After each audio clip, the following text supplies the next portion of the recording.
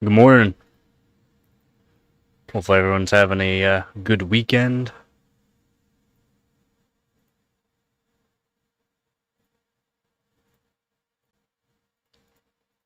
I had to switch over that. There we go. Hopefully everything looks all right.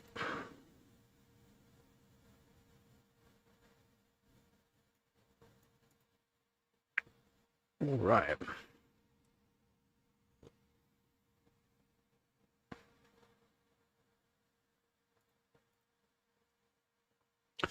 So this morning we're gonna go over Intel's Nova Lake, more about their Bllc. I've talked about this early this year,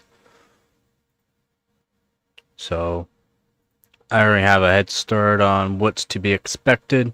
If you follow the timelines on Intel, AMD, and NVIDIA, you would know this stuff a year beforehand, roughly what they're going to be doing, if they're going to be doing something in the next coming years, generally about 4 years advanced. So you should know about this stuff already, or if you follow this channel, you should know as well that I keep up to date on this kind of stuff. I do have a couple of pages to go over, tech power up and video cards. More or less just because see if there's any extra info. I have already notes written down from earlier this year and not too long ago. Last night I was doing some more research. Not much has changed from the timeline, so I'm just going to go over everything that I know about it, and there's not really any confirmed, like 100% confirmed from Intel, just about their timeline, what they've already talked about. So if you're hearing a whole bunch of rumors, or people are saying a whole bunch of new stuff or stuff about Nova Lake that I have not talked about, it's just rumors. They're not true facts at all. So just be warned on who you're, you know, getting your information from.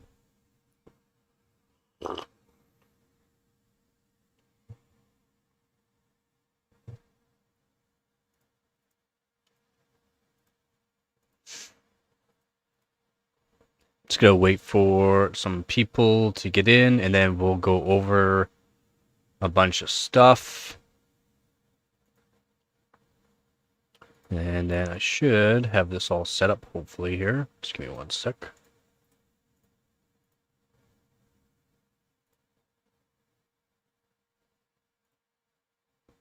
And hopefully the stream looks all right.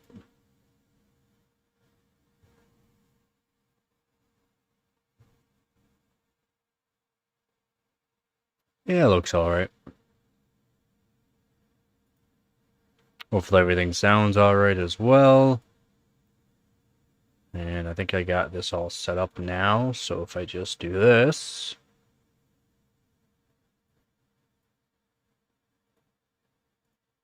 So that's way off to the side.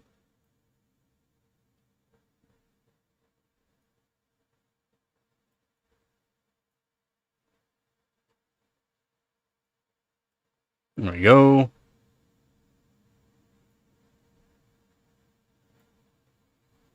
There we go for video cards here. And that will be that.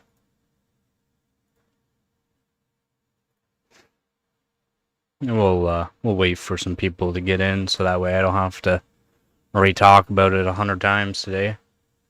Again, this is stuff I've already gone through early this year.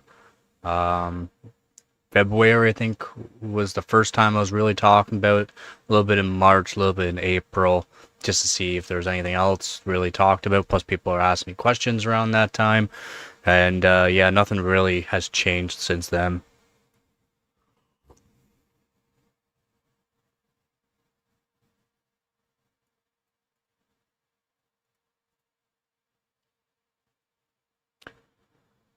But yep, I think the Bllc is going to be beneficial. Again, some people are talking about the 52 core CPU, like the 16 Performer core or whatever, is going to have, like the 52 core Nova Lake is going to have Bllc. From, if you actually look at Intel's timeline, they're not supposed to have the big last level cache in the 52 core CPU. And yeah, everyone's talking about the 52 core CPU gonna have 288 megabytes L3 cache. That's not what was supposed to happen. And there's no confirmation from Intel that that has changed. So I don't get where people are getting their info. Plus, why would you want a 52 core CPU to have big last level cache? It's not going to gain you any kind of gains for what you're going to use that CPU for.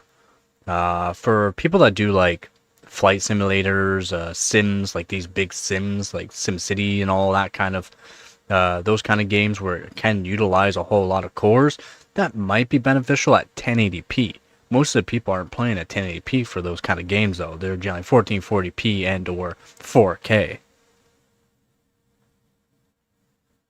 So really, it wouldn't be beneficial to have the big last level cache in the 52 core.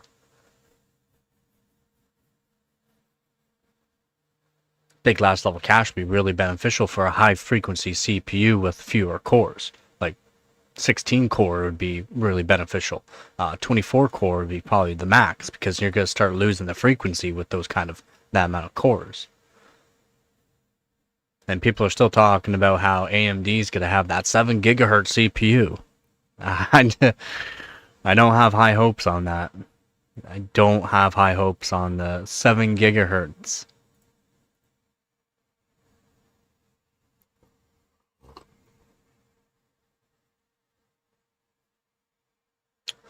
Coffee is good this morning.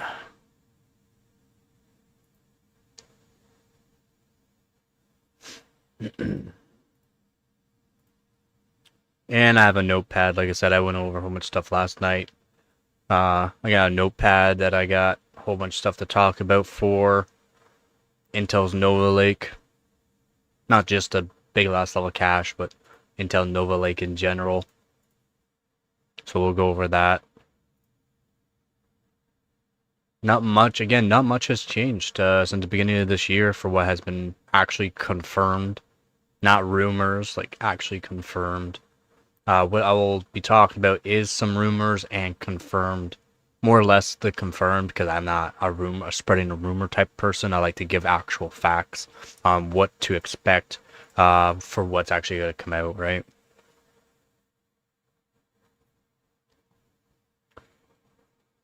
Oh yeah.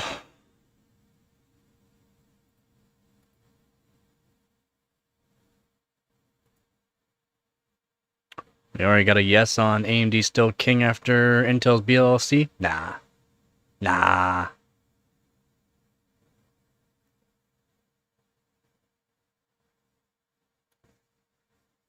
I don't think AMD's gonna. I think AMD's gonna have a big.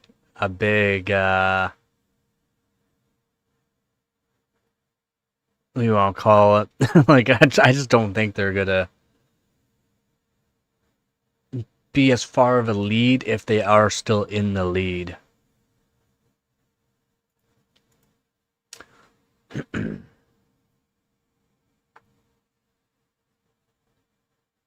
If they're still in the lead, I don't think they're gonna be in the lead at all for gaming. And then, but like I said, the 52 core CPU, oof, that is a lot of cores.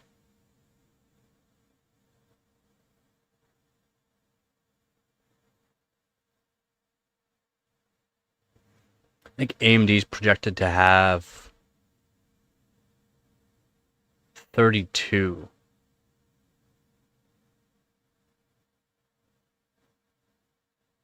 on one of their CPUs. That's if they're gonna do it. It wasn't confirmed that they're gonna do the 32 core CPU, but they would do it like a 24 core.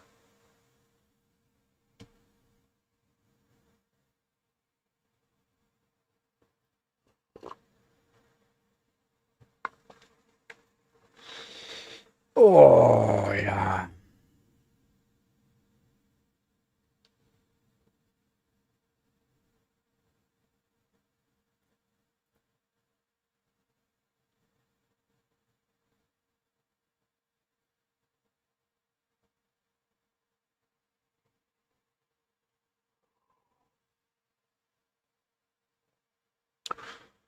Getting a couple of people in here now, so maybe we'll start talking about what we're going to talk about a bit today.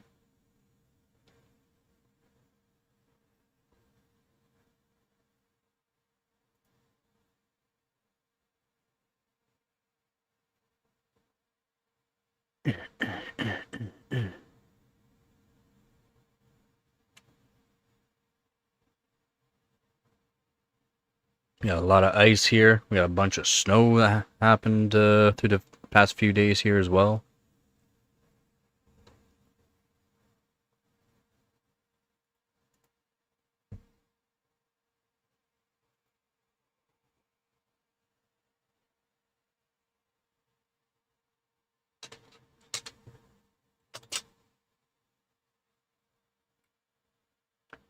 Yo, it's Joe. You got some snow this morning? Yeah, we didn't get any this morning, but past few days it has been snowing. Got quite a bit of snow now. Over a foot. Over a foot. Oh, yeah. Yeah, it only went down to about negative 13 last night. Minus 13 Celsius. Not too bad. Tonight's supposed to be like minus 20. Yeah, it's not going to last long there, man. Definitely won't last long there. So we weren't supposed to, because I follow on some things for checking out, see how the summer's going to be, how the winter's going to be, and we weren't really supposed to have a whole lot of snow this year. We're supposed to have it really cold, mostly cold, and it seems to be somewhat true, because right now we only have about a foot of snow, and that's not, well, maybe just over a foot of snow, which isn't terrible for this time of year. I mean, we've had a couple of years where we literally got snow on Christmas.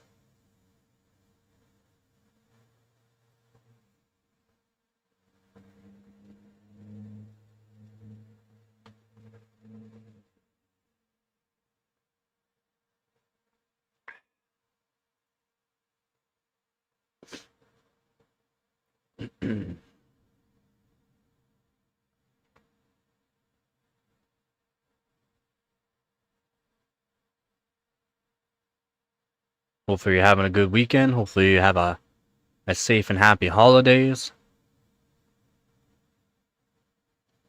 It's now the 14th. We got almost 10 days, 11 days now until Christmas. Brutal. Absolutely brutal.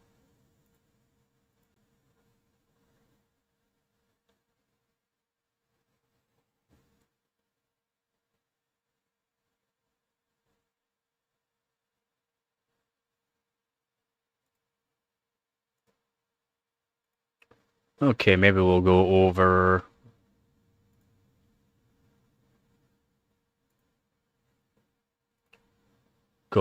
some of this Bllc now. So yeah, leakers disagree on Intel's Nova Lake S Bllc plans, but at least 2 SKUs seem likely. This is for video cards. I also got for Tech Power Up as well. A couple good places to get some information. It's just, yeah, so please note that this post is tagged as a rumor. Don't take anything from what I'm going to say here into full consideration. I will be talking about more on the confirmed and talking about some speculated rumors that I would seem or kind of deem more trustworthy. So, yeah, this guy here who's been wrong, I don't know, 70% of the time, I believe he's around 70% of the time he's wrong, this Copite guy. Yeah, and best known for NVIDIA GPU leaks because they're very... NVIDIA, when they say they're going to do something, they generally do it. That's why he's at 30% correct. Again, he's like 30%. He's like at 30-70, this guy. So, and he does a lot of leaks that are false. He's right a lot on the NVIDIA GPUs just due to the fact NVIDIA GPUs, things are... NVIDIA does what they say. So the same leaker has now shared some more details on Intel's Nova Lake S desktop plans, this time focused on the new Bllc cache. Intel's answer to AMD 3D cache. According to his latest post, Intel has at least 4 desktop SKUs on the roadmap. Again, I've talked about the roadmap earlier this year and how it's going to go down, and that's generally what Intel does with the roadmap. Like, they don't generally stray away from it. They'll add something in, but they generally don't take stuff away. That's Intel. That uses extra cache layer, all targeting the LGA 1954 platform and Core Ultra 400K lineup. These parts are still described as early plans, not as final product list. That's due to the fact that list will continue to grow. They'll add stuff in. They might change the actual Bllc cache on the CPUs. Again, there's a lot of rumors that people are saying that the 52-core CPU that Intel's going to be releasing is going to have Bllc. It's not supposed to have Bllc in it. It's just supposed to be more of a workstation style CPU for the consumer. Like, it's 52 cores, okay? So you're supposed to have like 4 cores for background tasks, which are 4 low-powered E cores. Then you're supposed to have like 16 E cores and so many P cores as well. And that's what they're supposed to have. And if you follow their roadmap, that is what they list. The new claims describe 2 dual compute tile designs and a single tile design, which would be really good. At the top are 2 8 plus 16 and 2 8 plus 12 layouts, with each compute tile paired with 144 megabyte of Bllc. That is supposed to be correct. That is correct. That's what's been talked about early this year. For a total of 288 megabyte on the dual tile parts. Below that sit 8 plus 16 and 8 plus 12 single tile SKUs, each with 140 megabyte of Bllc. That would put a possible 48 core configuration on the table, or 52 cores if you count the extra 4 low power E cores. You're supposed to count the cores, the four low power E cores to make it 52. That's supposed to be the 52 core that they talked about late last year, early this year, and I talked about in CES. This is what they talked about as well. So if you watched that live stream, and if you've watched me since early this year, you know I've already talked about this. Plus a large last level cache pool aimed at gaming workloads, not for the 52 core CPU. So whoever's talking about the 52 core CPU is supposed to have big last level cache. That's not a guarantee, and that might be in place. Like, they just say, okay, well, we'll just add in the big last level cache just because it might sell better. It's not going to give you more performance. It's not 52 core CPU is not for gaming. I don't know what game. There's only like, what, 2 or 3 games total that will actually use past 16 cores basically. And it's best that they don't add in the big last level cache, because that's just extra price on a 52 core CPU that won't actually be utilized properly. So again, 52 core CPU is not going to have that high overclock ability onto it, so you're losing the frequency, you're losing IPC. So what's the point of putting it into it? Especially if you're going to have a 52 core CPU, you're not going to be gaming at 1080p. If you're gaming at 1080p with a high-end CPU, something's wrong with you. Even though it's going to have lots of cache, right? Lots of cache. It's not really a lot of cache, but it will get saturated quite quickly, especially with 52 cores. This is Copite. There are 4 SKUs with Bllc. Yes, and that's not supposed to be the 52 core. So 8 plus 12, 8 plus 16.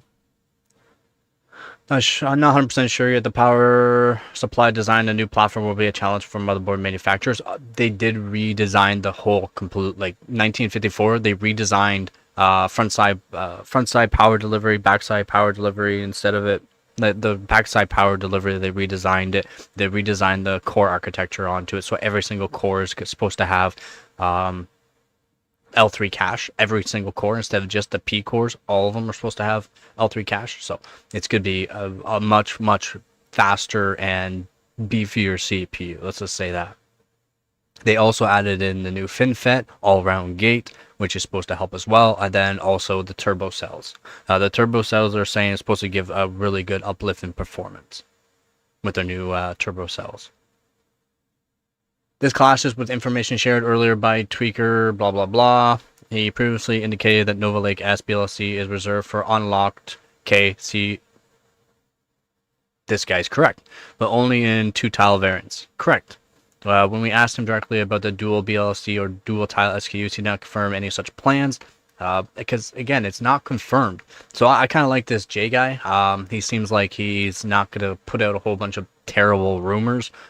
It's not good to have these kind of terrible rumors that are not part of what Intel's even confirmed in the past and what they've confirmed along the way. And if you're just putting out random stuff like a lot of these people do for rumors for clickbait, basically, Reddit morons, basically, then yeah, I kind of like this guy. His comments about positioning also hint that these chips might not sit as extreme flagships, aka Ultra 9 instead. They could end up closer to Core Ultra 5 or Core Ultra 7 tiers rather than a giant 48-core gaming Halo CPU or SKU. And well, the 52 core is supposed to be their enthusiast grade CPU, but more, it's supposed to be for workstation, people that need the cores, not for gaming. And that's the thing that a lot of morons are talking about nowadays. It's all about gaming. It's all about gaming. Why is it all about gaming? Why are everyone saying about gaming?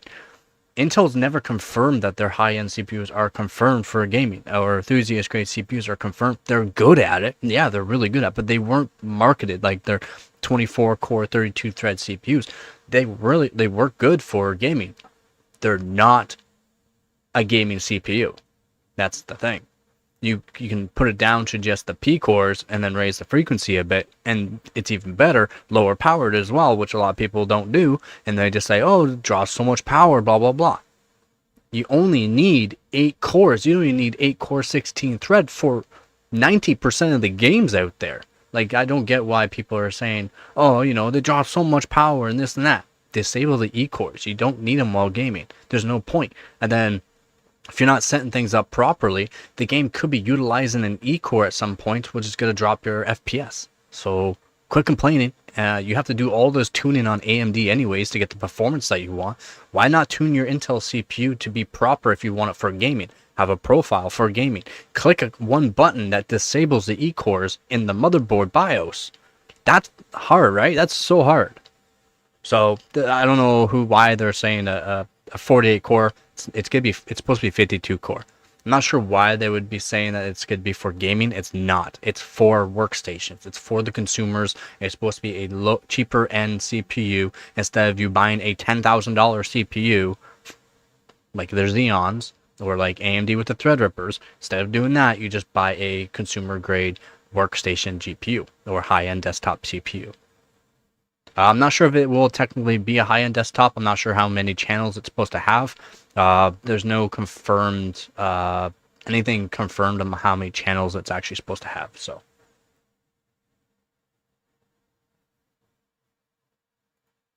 I'll just read the chat here. Yo, what's up, Dabatron? Yeah, I need all the cores. How's it going, Zardy? Yeah, and that's the thing. If you need the cores, then yeah, they're going to have one that's going to have performance cores, E-cores, and 4 low-powered E-cores, which is going to help. The 4 low-powered E-cores are basically just going to be working on the background tasks. So that way your P-cores and E-cores can be utilized to something else. And then you can actually utilize the E-cores for something that's not as intense, and it can be, not FPS kind of oriented, and the P cores can be used for something else, and that's why there's so many cores.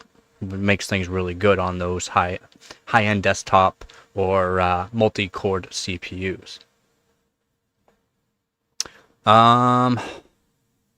Yeah, so yeah, they're only really showing the 52 core CPU here, which is just mind-boggling. Okay, so no flagship Bllc SKU. I guess Bllc is an i7 that competes. No. They'll probably have it. There can be more than just one i9 technically.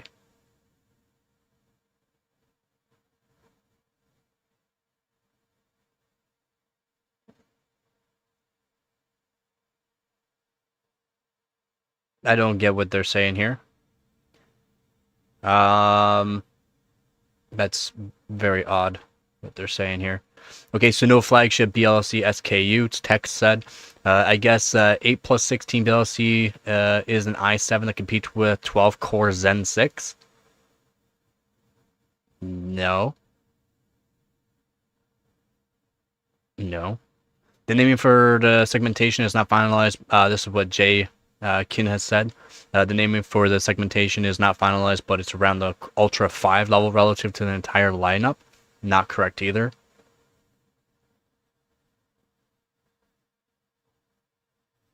And this is over at video cards. This is what they... I'm not even sure who got all this information. They're not saying the person who actually found this information. Just put it up here. Oh, published by Ycry and Smithy. Ycry and Smithy. And then we'll go on Tech Power Up as well. Tech Power Up I like a lot more. They're a little bit better on this kind of stuff. So exactly, more isn't better. More cores is better for people that need more cores. It's not gonna have the high frequency. Now, even though it is, has so many cores in that, you can disable cores and maybe raise the frequency on some P cores and see how far you can push it. But how much gains with the scalability. Now, because of their new FinFET design, their all-around gate FinFET 2 design, their turbo cells, and their new backside power delivery, they are projected to be very good overclockable CPUs. So I'm hoping that actually comes out true. Good morning there, Aaron. Yeah, again, we have a poll, everybody. If you want to participate in the poll for if AMD is still going to be king or not, just say yes if they're going to be king, no if they're not going to be king. For gaming, we're not saying all around. For gaming.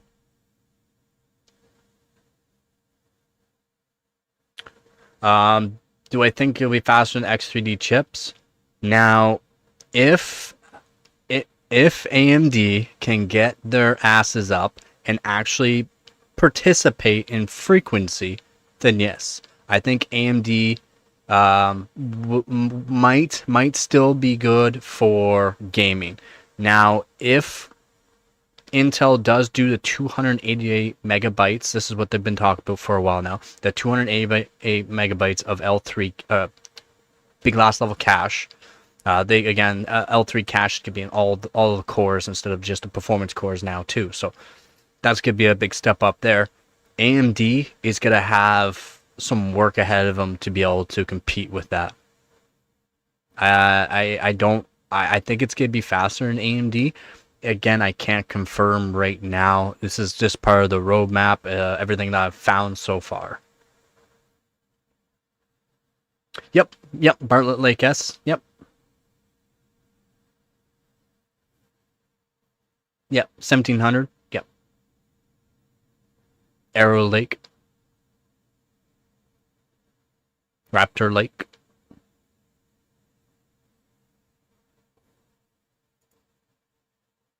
Show you here. I think they had a... Sorry, not Arrow Lake. Raptor Lake and Alder Lake. My apologies. So, and then now we have another part of the 1700, so socket 1700 here. Not with 1851, but 1700 is Bartlett Lake S.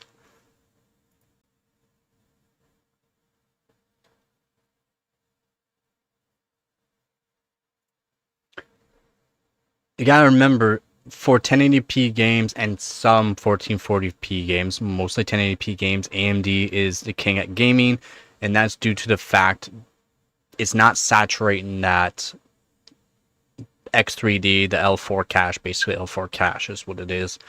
Cache right there on the chip, or right beside it. What up there, Vep? We chilly, man. We chilly. And since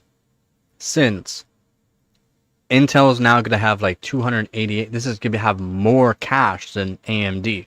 And AMD is not confirmed to raise their cache to 288 megabytes or 300 megabytes of X3D cache. Then if AMD does not have the frequency and the IPC to go along with that, they're not going to beat Intel for gaming. AMD for their Zen 6 is basically Zen 5. There's no actual real architectural upgrades or redesigning the whole way that the CPU runs. So it's literally just gonna be an uplift from Zen 5. Zen 7 though, that's a different story.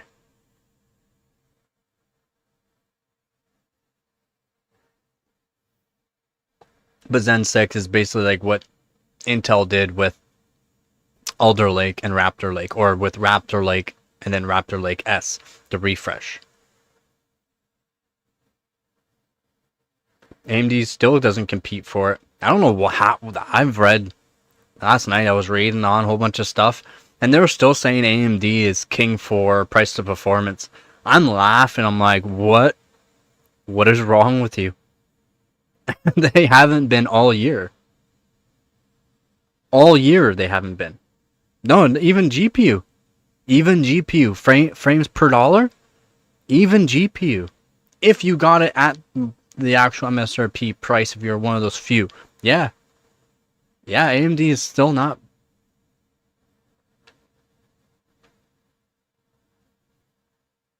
Now, that's the thing there, Dab. That would be due to motherboard manufacturers. That wouldn't be Intel. Because of Intel's CPUs being able to do that at Gear 4. But you gotta remember, Gear 4 at 9600 megatransfers per second is basically like 7000 Gear 2. It's not gonna give you an increase in performance for frames. Bandwidth, yeah, but it's not going to make up any kind of performance. That's why I try to tell people, just buy yourself a decent kit of RAMs. Just don't buy a RAM right now. Buy used if you can, alright? Buy used. But then just tune it. Tune your RAM. If you need help, again, we got a Discord channel that can help people tune out their RAM as well.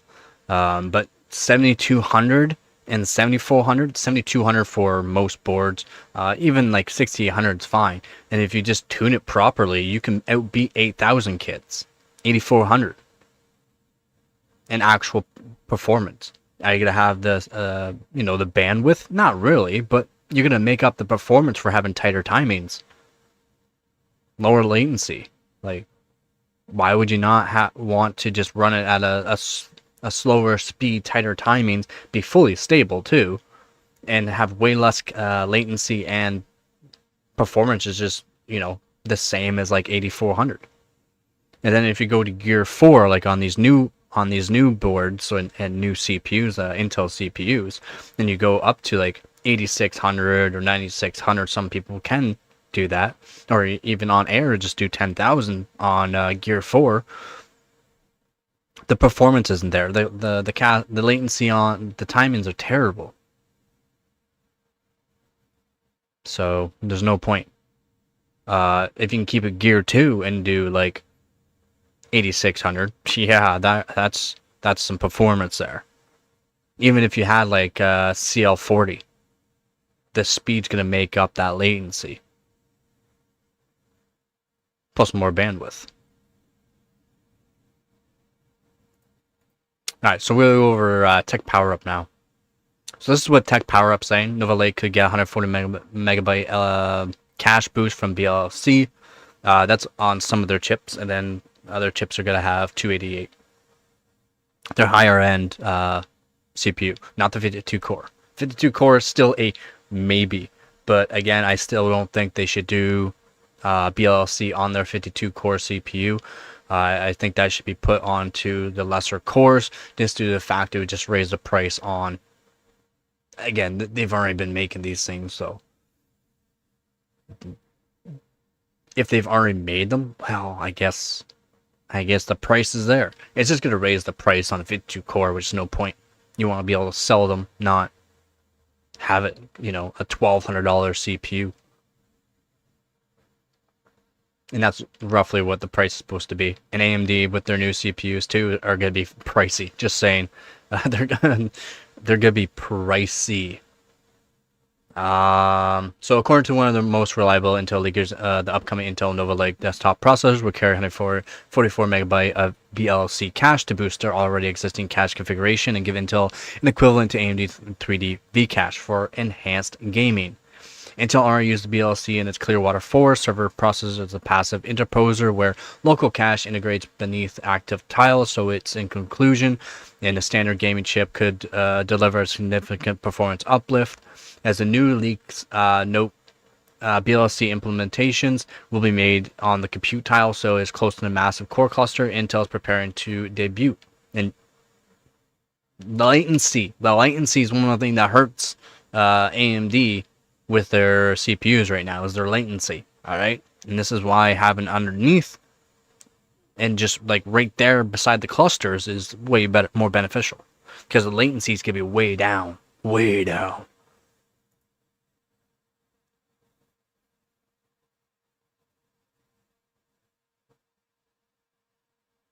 Oh, Vep. The 52-core top SKU is a tile design that pairs two compute tiles with a single SoC tile. Each compute tile houses 8 P cores based on Coyote Cove and 16 efficiency E cores based on Arctic Wolf. Correct. While these SoC tiles contribute 4 low-power Arctic Wolf low-power E cores, that gives Nova Lake S a 16P core, 32E core, and 4 LPE configuration, totaling 52 cores for top SKU. One of the top SKUs, with single tile variants offering 28 core option. And that's where the big last level cache could be put in for that 28 core. And this is why I like Tech Power Up, because a lot of other places that I've looked, like video cards, they're not talking about that 28 core option. They're talking about that 52 core, or could be 48 core. Because they're not classifying 4 cores for some reason. It's still full cores. They're still full cores, they're just lower powered. Since there are 2 compute tiles, we have to wonder if Intel will implement a single 144 megabyte Bllc block for entire dual tile chip, or if it will come as 2 72 megabyte blocks.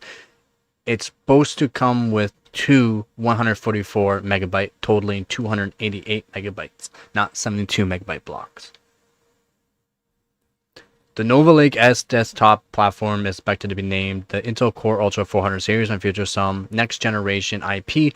This includes NPU 6, which is rumored to reach up to 74 INT8 tops. Additionally, significant platform changes include the support for reintroduction to the AVX 512 subset, which would be awesome. I mean, awesome for people, especially if you're on that 52 core and you need that AVX 512.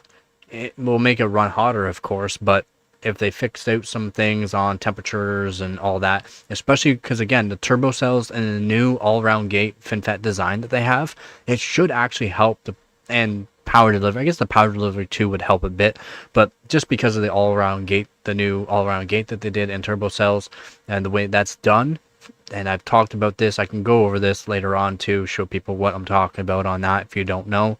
It should actually help temperatures and make it so power delivery is not leaking as much, and that would actually help temperatures too. This development puts an end to months of rumors suggesting that Nova Lake would not support AVX 10.2 and other advanced x86 technologies like APX and AMX. Finally, Intel will use XE3P, GPU IP, and various flavors. We got some comments here we'll go over. That's very impressive, although I imagine having 2 compute tiles will have a similar performance and complexity penalty that AMD's dual CC SKUs have. That is true. It depends on how they can actually interlink them, as in their pipeline. Their pipeline is what's really gonna differ on performance wise. Latency, it's more or less latency. However, an 8P core, 16E core Ultra 7 SK with 144 megabyte of cache sounds absolutely, yeah, yes it does. It's extremely unlikely that it will support AMX. Yes, very unlikely. Zone Dymo just sounds messy to me. Some moron.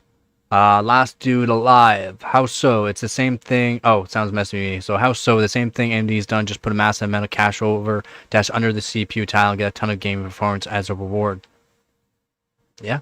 It depends on how you're doing it. And since Intel technically did do dual tiles or chiplet designs on their Arrow Lake, the last gen 200 cores, 200 core ultras, then yes, they have knowledge on how to make things better, tighten the gap up, redesign the pipeline, and that will lower the latency.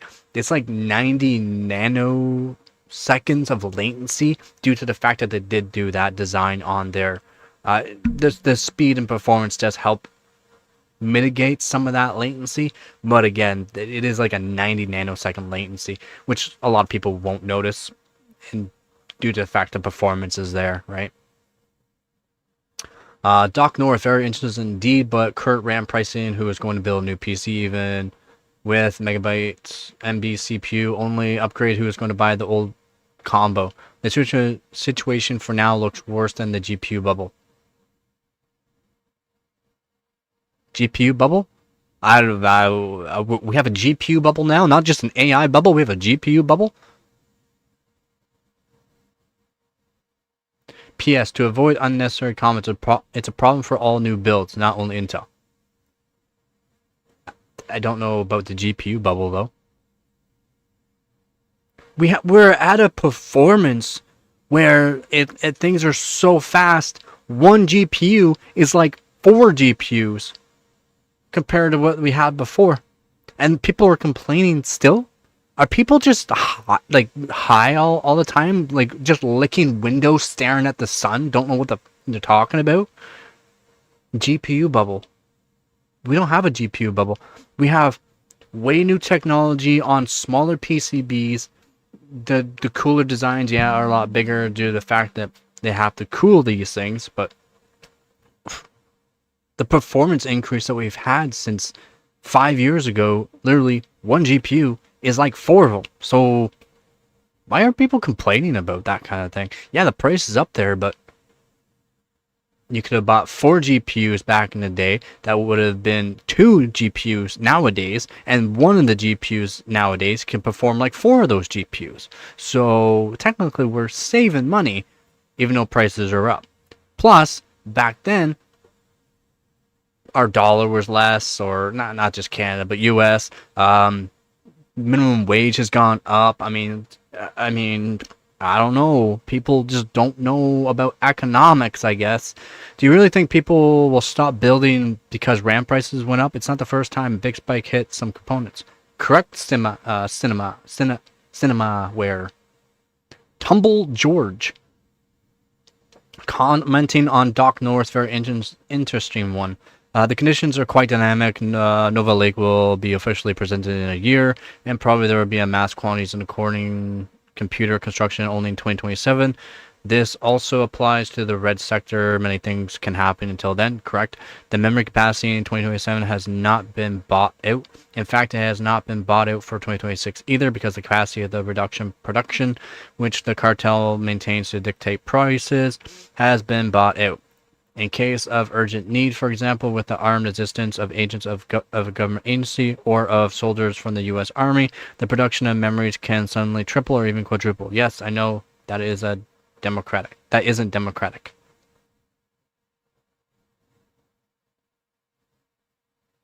And doesn't really equate to the prices, but whatever. Oh God. I'm like really dark now.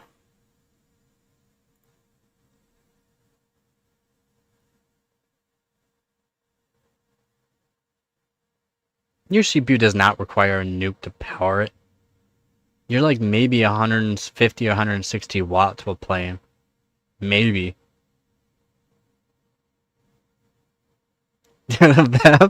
No, I have not played Skyrim, okay? God damn. They must, like, I don't know what they're smoking, man, some people.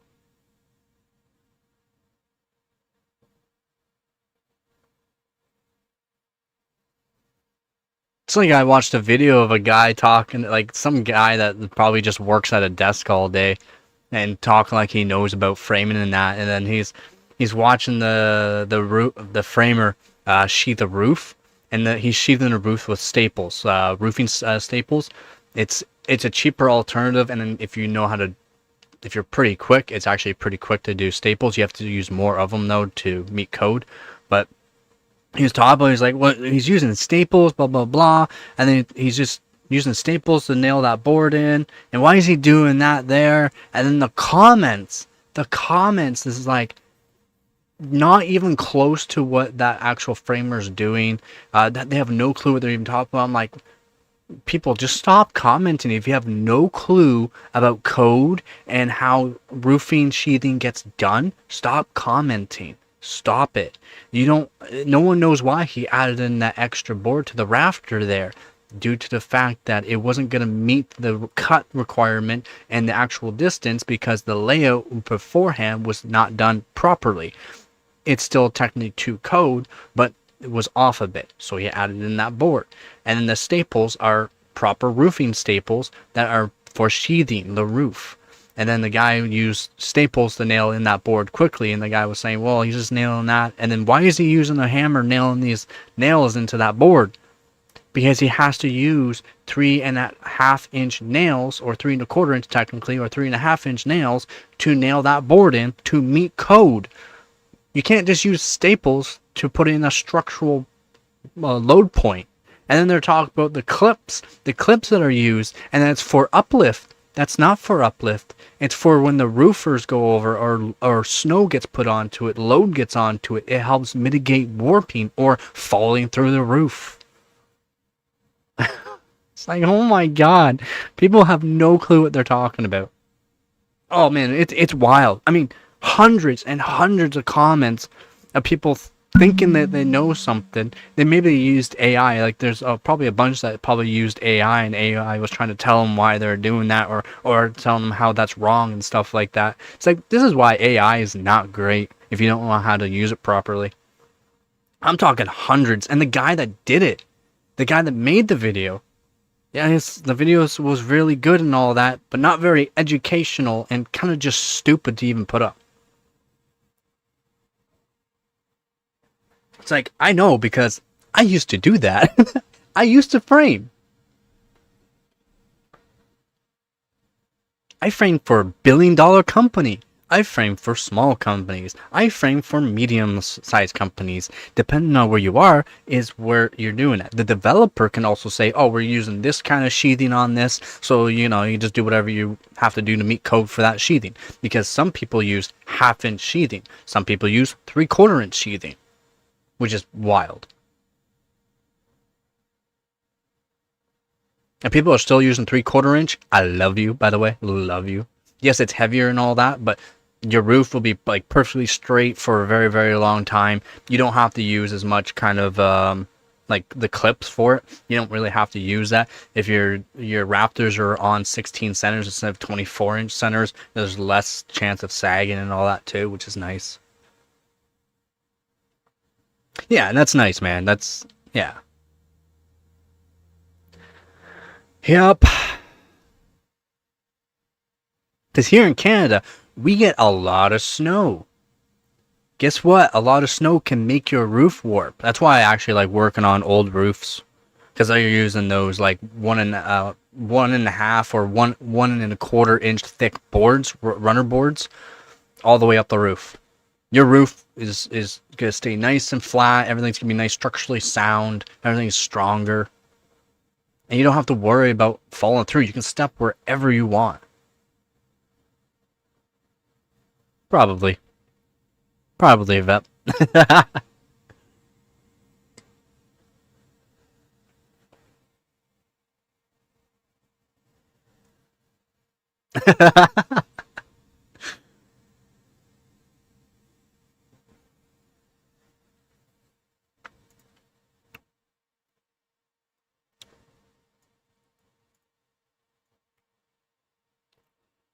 Go.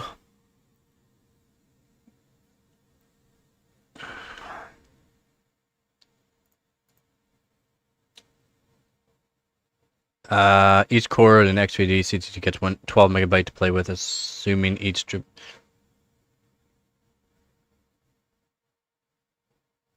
Yeah, it's shared cache. Yeah, I don't know what this guy's talking about.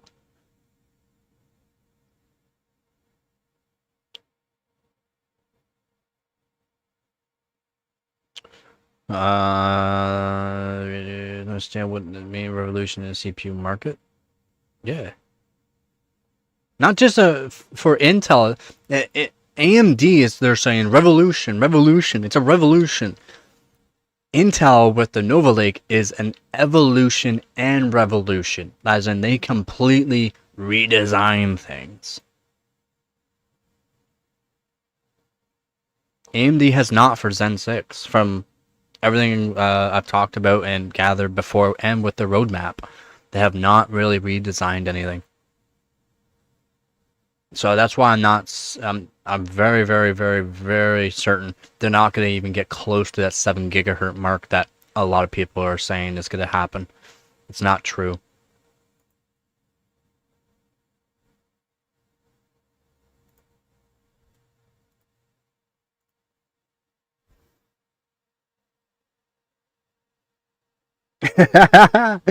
Somebody's tired. That's all that matters, man.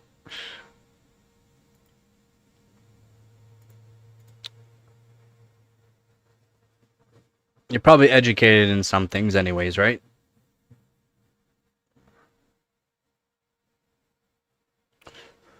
And just give me 1 minute here.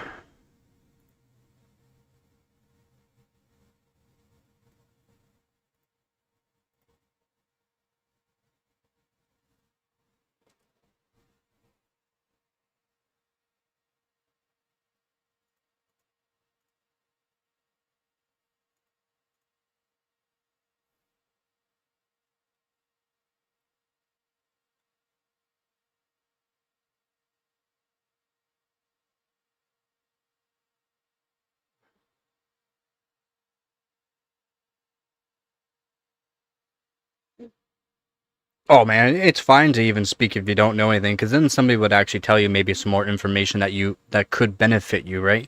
That's why I'm fine with people asking some dumb questions and stuff like that too, because they could be educated. That's why I also say a lot of dumb things, because maybe somebody can educate me more on the topic that I might not know about that specific point of what I'm talking about, and maybe they can point out some things. But when you got people that are saying you're completely wrong, this and that, it's like you're not helping out anybody just by saying you're wrong. You're supposed to be able to say why you're wrong, or give information on the topic that might actually help for what point of what you're talking about is wrong, or partially wrong, or isn't necessarily 100% true.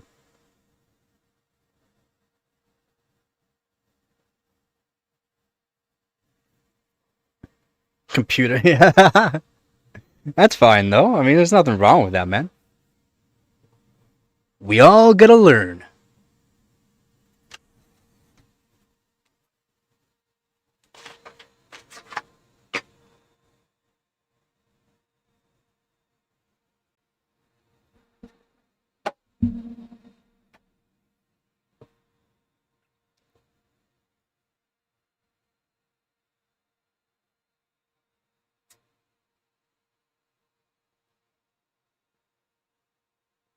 More like if they're not going to support what you're saying or can believe you and don't want to be a part of it, then that's fine. If you don't want to be a part of it. If you just want to be part of the masses that does not want to learn about something, then don't. Then that's fine, right? That's why it's nice to have a smaller group. Oh, by the way, yesterday I got 10 subscribers. 10 new subscribers yesterday. From those couple of videos I put out. Well, the one video and the couple of shorts I put out. 10 subscribers. That's kind of nice.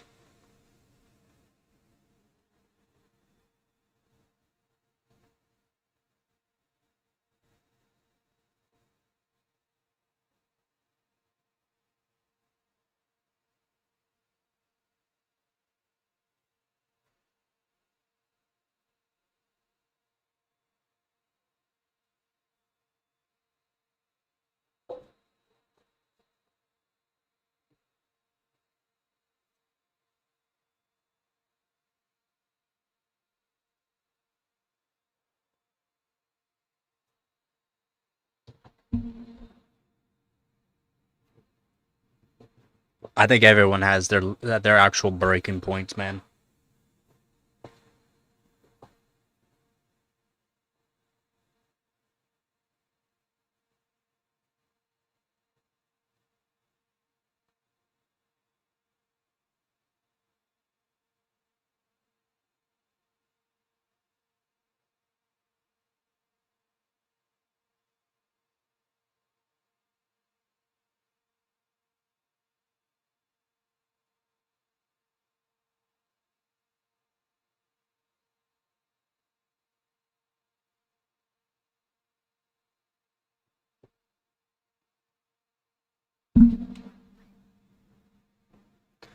Everyone has limits.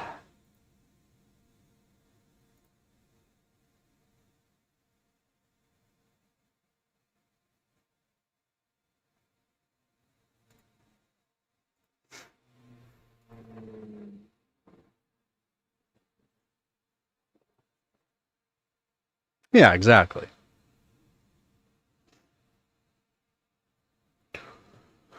All right. Now I'm going to talk a bit about stuff that I have for this.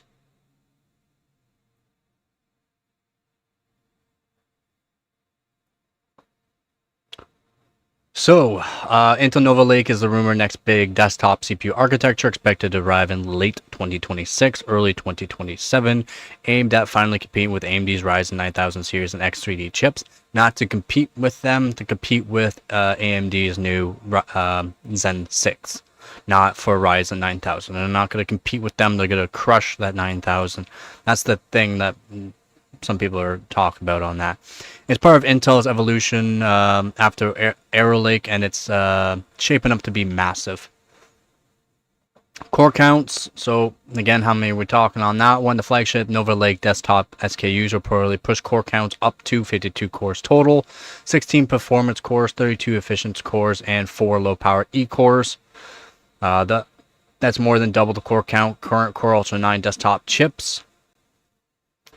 Intel will also offer small variants for mid-range and mainstream users. Oh, you can find that information and all that over at Indie Kings.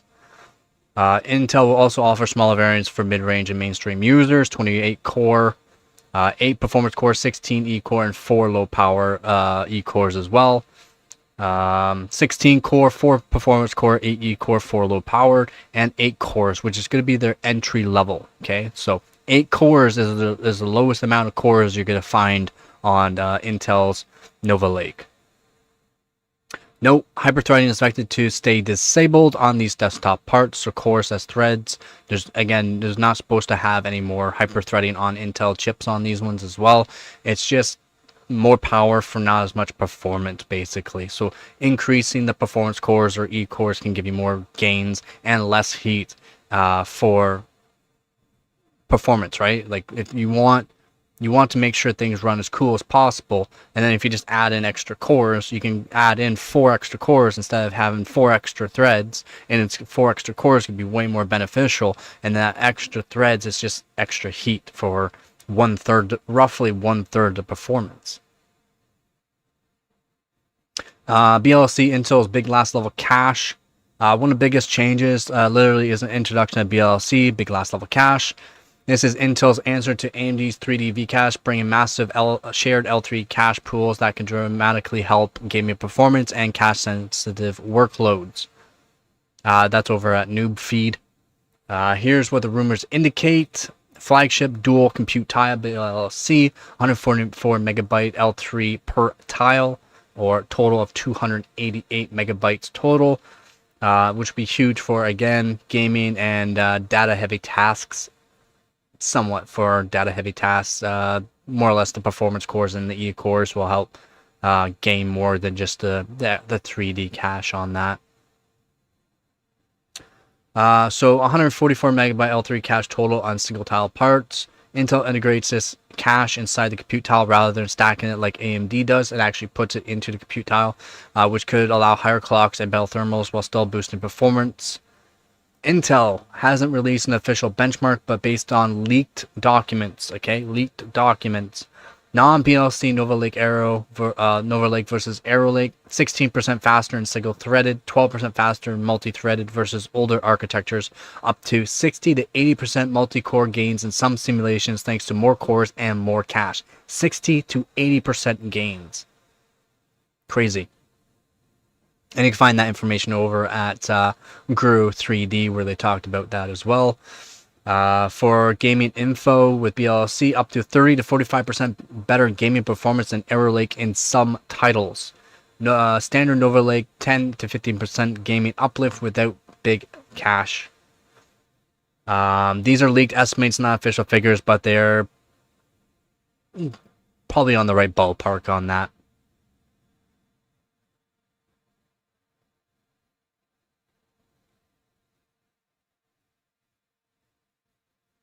Yeah, it's nice to get, makes you feel like you have some sort of information and feel useful, basically, right there, Vet? I hear you on that.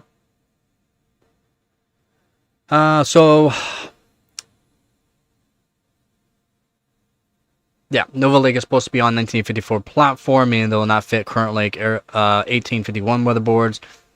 So, new platform, but big upgrade and completely redesigned, basically. So that's nice there. So that's a platform reset, new boards, new power delivery specs, and fresh ecosystem for DDR5 8000 plus memory support. What this means for you, so what this could mean real world for gamers. Big last level cache could finally let Intel close to the gap with AMD X3D. Massive cache means smoother performance and cache heavy games, as long as it doesn't get saturated, right? Creators that multitask 50 cores a massive advantage in workloads like video editing, rendering, and compilations. Efficiency cores help keep track background process light, and that's more or less for the 4 low power E cores, or the Arctic low power E cores.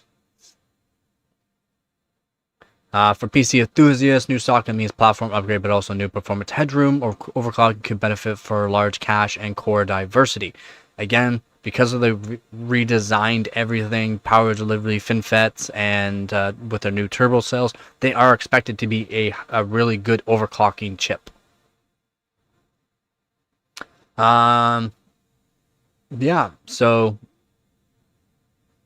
these are just, again, these are not necessarily leaks, but rumored leaks, and some of these are more oriented to what I would believe to become true.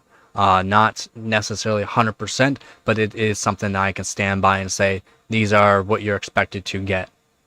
Like those performance increases, the 16% faster in single-threaded, 12% faster multi-threaded. For gaming, 30 to 45% better performance than Arrow Lake in some titles. I do believe that will be true.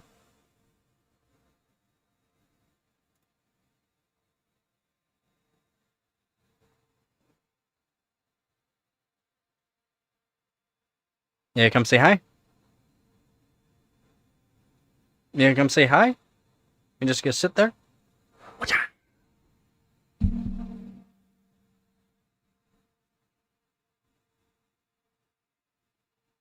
Yes, hello. Yeah, say hi. No, not the wall. Yes, that's a shadow. That's a shadow. It's like we're glowing right now because the sun's coming in from the window. Kitty, that pretty kitty. She's looking at the shadow on the wall.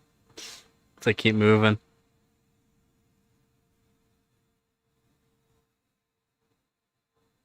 You good?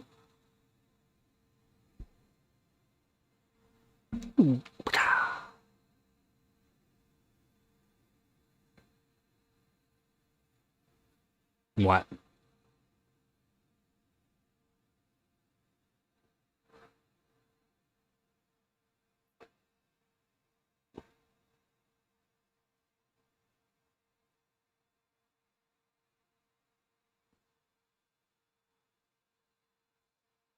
You lay there? What are you doing?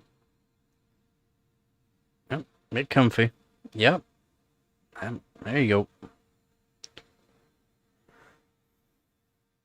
But yeah, Intel's big last level cache looking quite promising.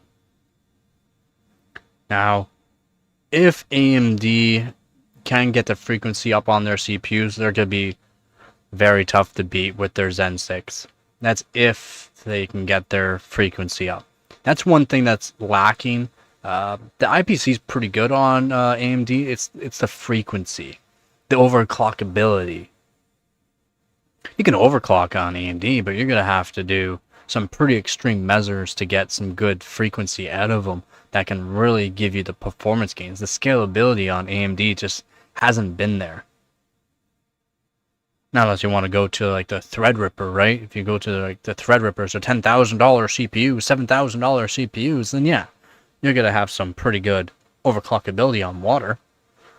On air, no.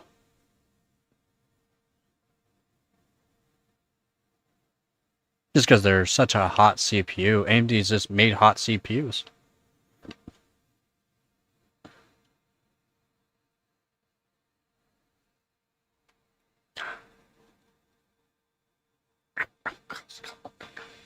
Those are sharp.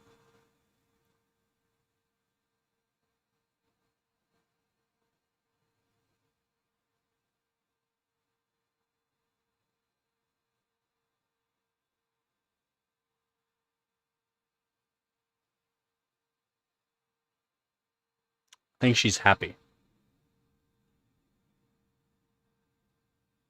Yeah, you won't see much higher than that. And that's due to the fact that they don't have the hyper threading. That's why they took it out, because it lowers the wattage and it lowers the temperature, and it's not really giving. It's only giving you 1/3 of performance having hyper threading. That's the thing. The hardware monitor is fairly accurate for that. Fairly accurate. It's not perfect, but it's fairly accurate. Once you start modifying things, that's when the hardware monitoring doesn't work as well, like what I really do. Yep, and it should be about that max. While I'm doing all of this, like my whole setup is 100 watts.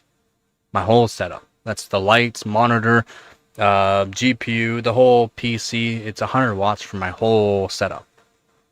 CPU idles at very low wattage. GPU gets more utilized when I'm doing the back screen, but still 100 watts max.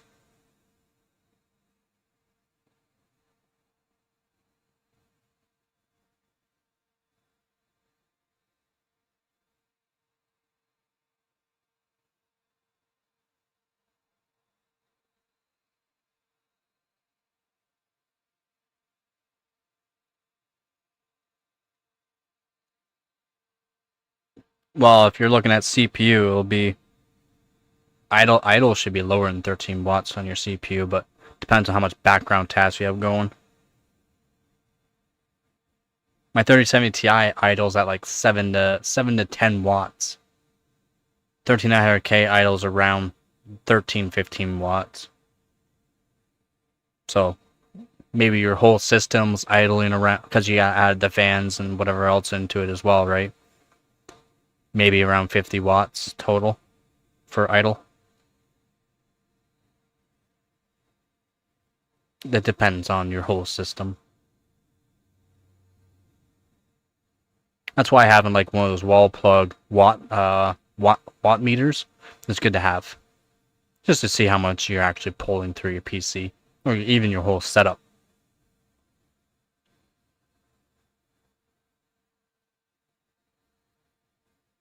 I just know for My lights, I just add on the max wattage for that, the max wattage for my monitor, even though my monitor is not at max. I could use more power through it. I just add on the max. Same thing with my PC, add on the max, add on the max for the fans, the pump, everything. Then if you look at the efficiency rating on PSU as well, you can kind of factor in more accurate numbers.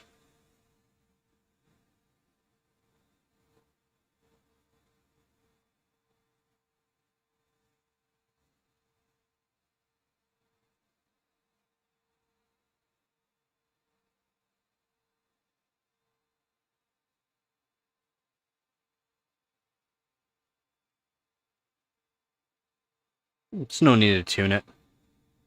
No need to tune it.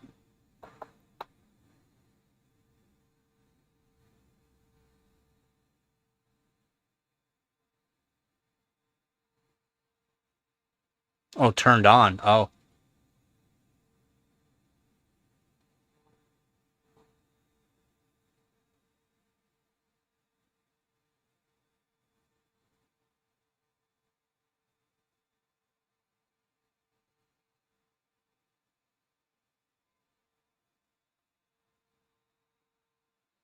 That's good. Be busy is always good.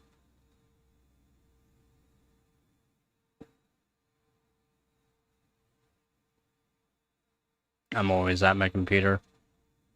This is the stuff I do.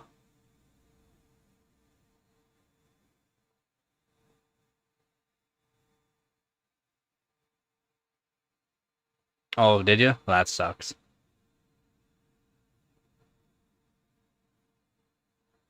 There's always more, though. That's the thing. There's always more.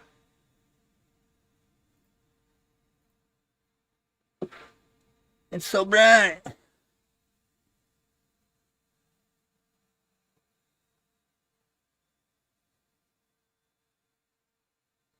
Blinded by the light.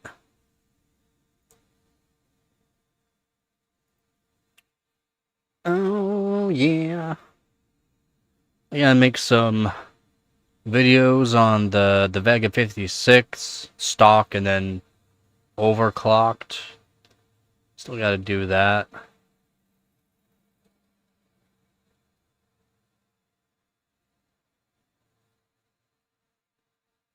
I tested it in Marvel Rivals.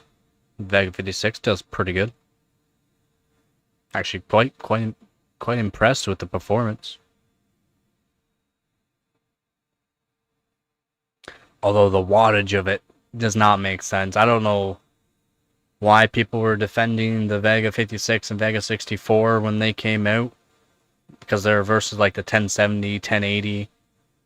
Can't even get them close to 1080 Ti, but that's what they're going against. People are trying to, like, holy moly, like Timmy Joe did reviews on it. He did really good. Like, I thought he did really good review on what you can expect and can get out of it, and he did really good.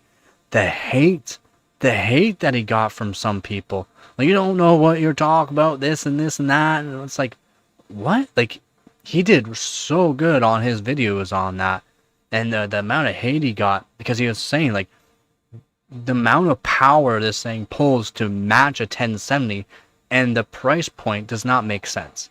To even get that performance of like a 1070, not even a 1080, a 1070, you would have to do like almost double the power of the 1070, and then you'd also have to put on a water block really to get that performance. And it's true. That's true. I guess that's also true there, Vep. It's just holy moly. He did, I mean, amazing reviews, I thought, on it.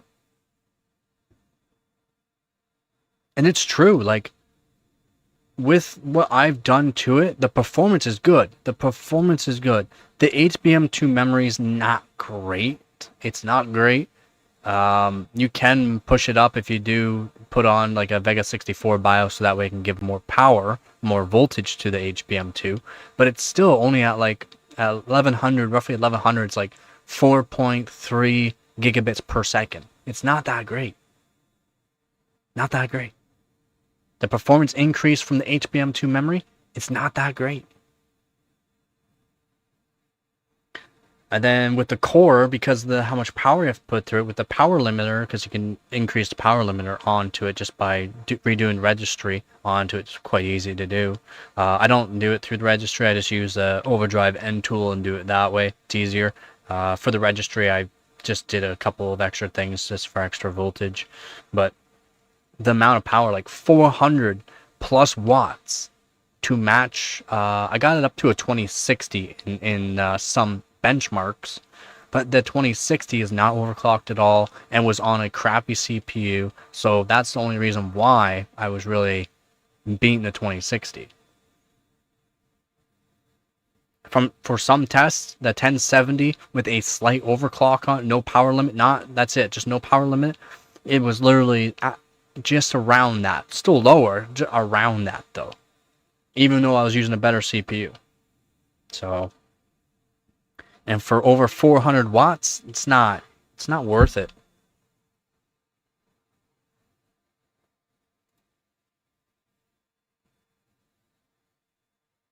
And it's true, you're going to need to put it on water. An air cooler just won't keep it cool enough.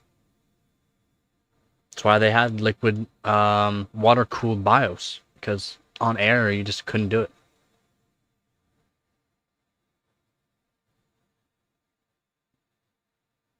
Still, I was quite impressed with Marvel Rivals, the FPS, but again, I was pairing it with 1300K, not overclocked and on stock RAM, but it did pretty good. Then I redid the resistor divider for the VRM frequency on the GTX 460. It was working fine, and then I wanted to test it out with Firmark. That was kind of a stupid thing. I think the VRM was fine. I think maybe a capacitor went on to it, like an MLCC cap. So I just don't have a multimeter anymore because I kind of burnt it out. But I'm pretty sure it's a cap. I was doing 900 kilohertz on the VRM though. I should have used a 20 kilo ohm resistor instead of a 10, but I wanted to test it out. Even a 15 kilo ohm or around an 18 kilo ohm would have been better, but I used a 10. Give me just over 9,000 kilohertz, and that's a little much. Did good though. It did actually really good. Quite impressed with the performance increase just by going from 330 kilohertz to 9,000 or 900 kilohertz. Sorry, almost 1 megahertz. The controller VRM handles 1 megahertz, so that's why I'm pretty sure the VRM and the controller is fine on it. It's just something else burnt out. That GTX 460 I got free. And from looking over the board when I got it and still looking over it now, someone did like a reflow probably in the oven, I'm pretty sure, because all the solder points are balled up when you don't see that from factory at all, the balled up solder, and that's generally from like a reflow of putting it in the oven or doing like a reflow of a hot air of some sort to make the solder joints bubble up like that. So I'm pretty sure someone had issues with it beforehand. Whoever, again, thank you very much for giving me that. Got some really good scores with it. But yeah, a lot of things probably wrong with the card. Could be resistors that are gone on it too. But I don't have to check stuff over. And then my next card I got to fully modify is a 2080 Super. I got a voltage mod on it, but I need antifreeze so I can go cold enough to, because I want to run it over 2.3 gigahertz. I've gotten it close, but just haven't been able to get cold enough.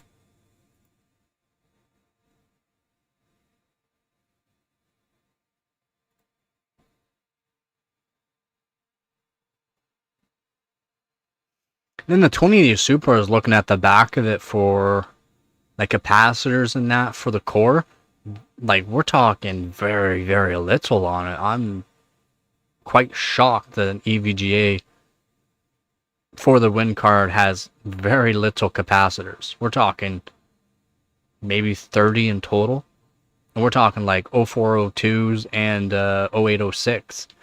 They're like a total of what, 40806, and the rest are small caps. And there's so many blank spots that could add on capacitors, which is very odd for a high-end EVGA card to have very little capacitors. If I can buy bulk supply of capacitors, 0402s and 0806, and I would definitely add on a whole bunch of capacitors to it, which would help the frequency for sure, because it's just missing so many. I'll make a video about what I think is good about this card and what I don't think is good about the card. It's a 12 phase. It's a 12 plus 2 phase for memory and 12 phase for core. Like it's got the phase. It's got the good VRM. It's just the core itself does not have the amount of capacitors it should to help with transit spikes and loads and that. If anyone has any questions or just want to say hi, say hi. We're just chilling today. We are talking about Bllc. You can go back in the live stream. Probably do another short live stream. Might live stream later on, or if I start getting more people coming into the live stream, I'll just live stream all day and see how things go. I gotta work on some videos, some more shorts to get them out there, since people are liking my shorts and videos for the past few days now. So. And I've had a lot of people requesting me to do videos and more shorts. Shorts I used to do, like CPU facts, GPU facts, motherboard and RAM facts, all those kind of facts. And then also they want me to do like how to show people how to find data sheets for controllers if you want to modify your GPU, more or less GPU. And then I can go make some videos on modifying RAM, CPUs, GPUs, and motherboards.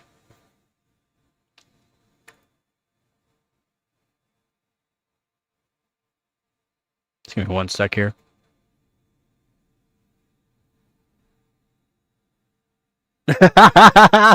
Everyone has a plan until they get punched in the face. What's up there, Guh?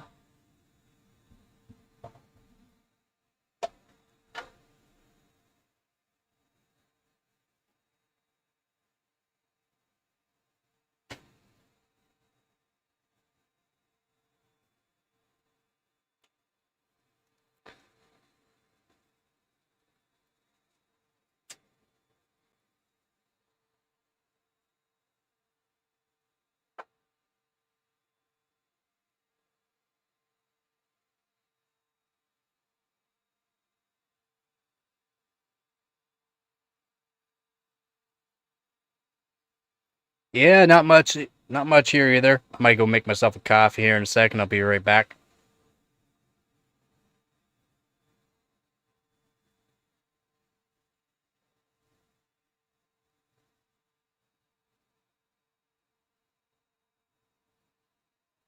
I have plans for neither.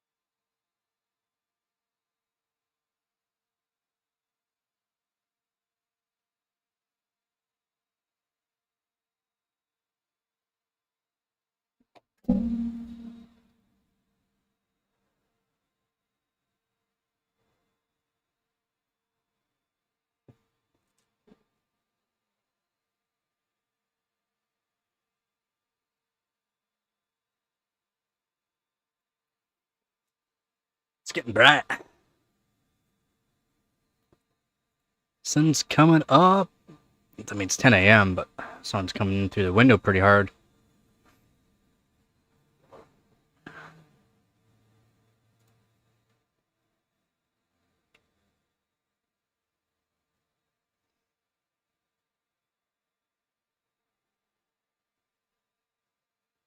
I need to make coffee.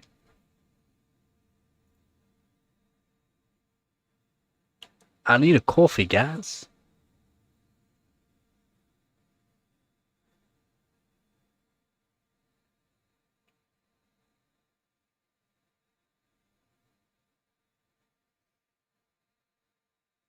Oh, I hear you on that.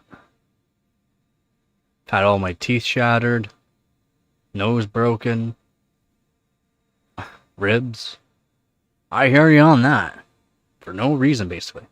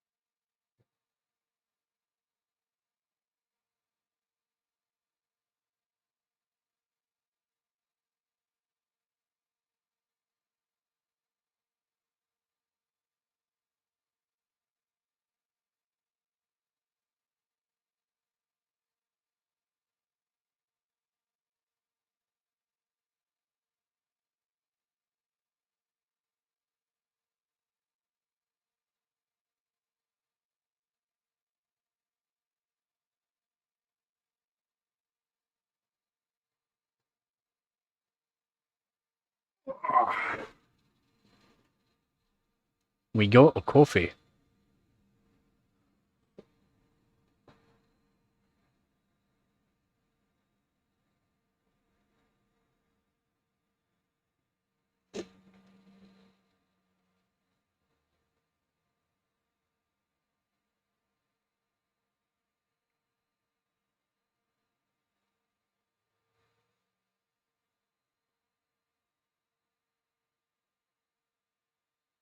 Oh, yeah, 2000 CL999, 2490. That's not bad.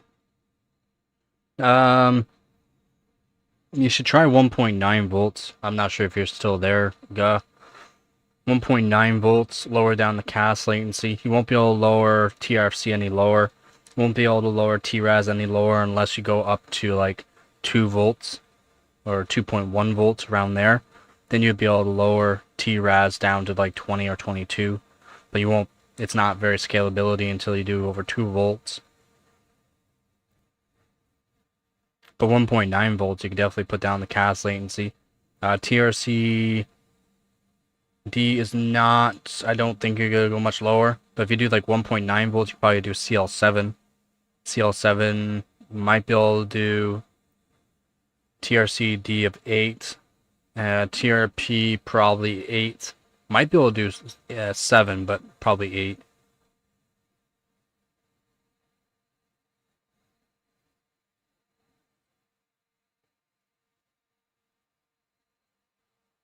Yeah, you're not gonna go any lower than 90. Maybe 86, but that'd only be for a few tests. It wouldn't be a stability at all. 90 is good. 90 is pretty good though. I don't think they're AFR though. AFR doesn't usually go that low. Maybe 88, yeah. Like you can probably do like 84 or 86, but then that'll just be for like your Super Pi and all that. TRAS won't go lower unless you crank the voltage to 2 volt plus.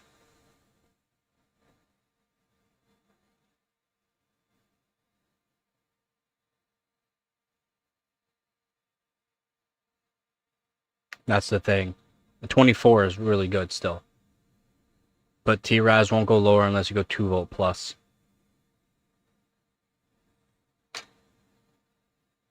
Which isn't the worst. Like 2 volts isn't terrible. It's just you gotta have to make sure you keep them nice and cool. Yeah, not bad. Not bad. I mean, not bad. They're basically like my crappy Samsung that I have. The one that I got to over 2600.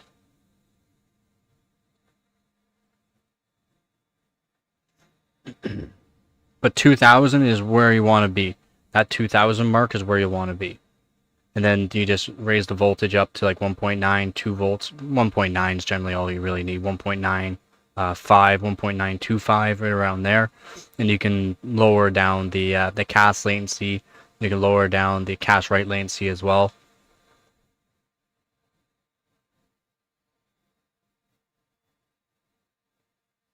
Doesn't matter about frequency. You don't care about frequency.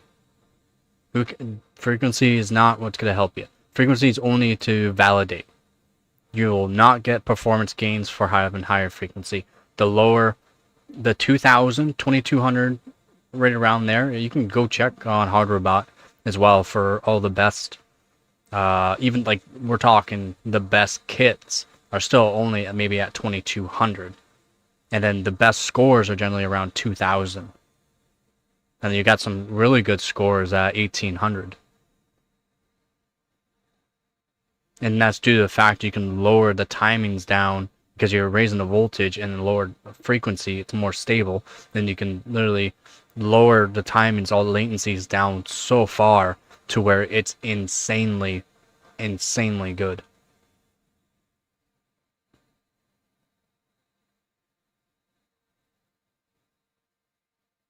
But yeah, frequency is not going to be what you want. Timings. It's all about the timings. If your Viper kit does not do good timings, don't. They're kind of a waste.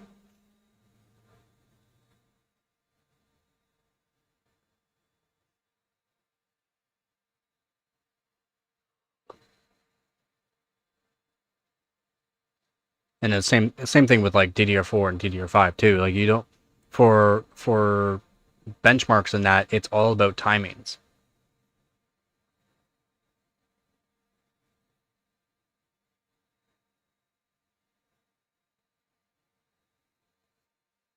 Your computer isn't good enough.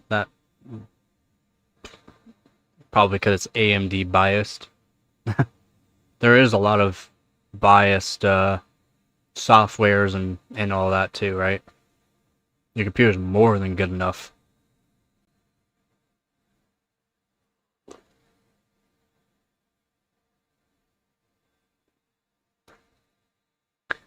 And that's why I like Benchmark.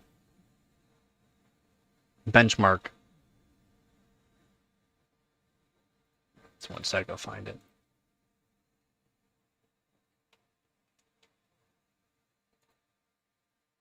User Benchmark.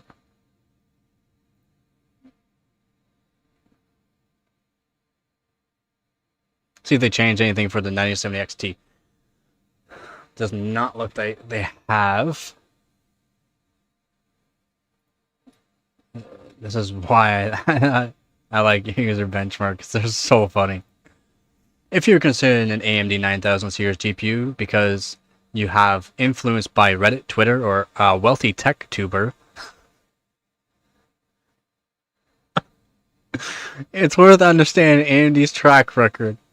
While their GPUs are often great at beating cherry-picked benchmarks, they normally fall short real-world gaming performance. Every year, an army of influencers target first-time buyers, declaring AMD a godsend for PC gamers. Every year, a small percentage of users gets duped. Since almost all PC gamers use Steam, the February 2025 Steam statistics are relevant. AMD's combined market share for discrete 5000, 6000, 7000 GPUs is 3%, when NVIDIA's 4060 alone has 9% market share. This reality starkly contrasts with influencers' hype. The reason is simple. Influencers are rarely play games, and gamers rarely buy AMD GPUs. Experienced gamers know all too well that high average FPS are worthless when they are accompanied with stutters, random crashes, black screens, excessive noise, and a limited feature set. It's notable that AMD GPUs have not historically had these problems in consoles, because unlike PC, consoles operate in a closed environment, which is less dependent on robust drivers. Using influencers for hardware performance data is less effective than using foxes to babysit chickens.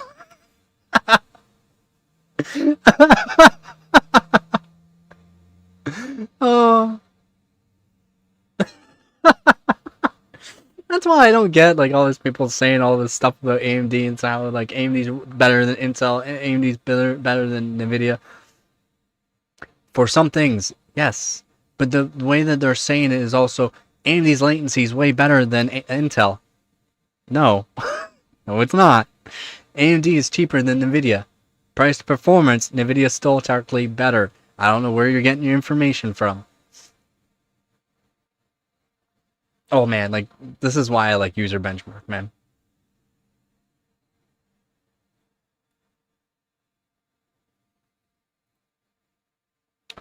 Oh my god, everything's so bright.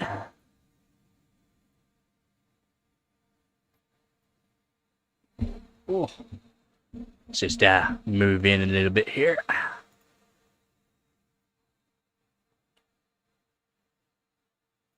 User benchmark's been around for a very long time, they got a lot of hate, more or less because of Gamer Nexus and that. They got a lot of hate because they speak the facts and truth on a lot of things, and they're really funny. Like they're really funny with the writing and that, and they'll even say like whether or not Intel is better, like with the performance. And that's the thing. That just they get a lot of hate because what they say. Okay, what they say. So we got AMD Ryzen 7 9000X3D for $640.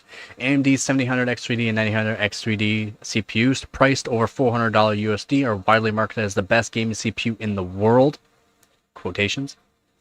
This is demonstrated at low resolutions with a 4090 class GPU, while it's conveniently ignoring the 1.1% lows, which is very true. Under cherry-picked cache-bound conditions, the X3D chips do excel, but there's a trade-off. The additional cache results in 6% lower boost clocks and 50 to 80% higher prices than the regular counterparts like the 9700X and 7700X, which is true. That's why I'm saying Intel, if they're smart, did not put the Bllc in like their 52-core CPU. And they're projected to not have the big last level cache in the 52 core, the high end enthusiast grade multi-core CPU. It's not projected to have it. It was never projected to have it. And it'd be smart if they didn't, because the price will just go up for about no reason, because it's going to be a workstation CPU. People that need it, content creators, editors, and stuff like that. People that need that, and people that want to get into AI, great CPU to have. Bllc will just make the price go up, and people will probably sway from getting it.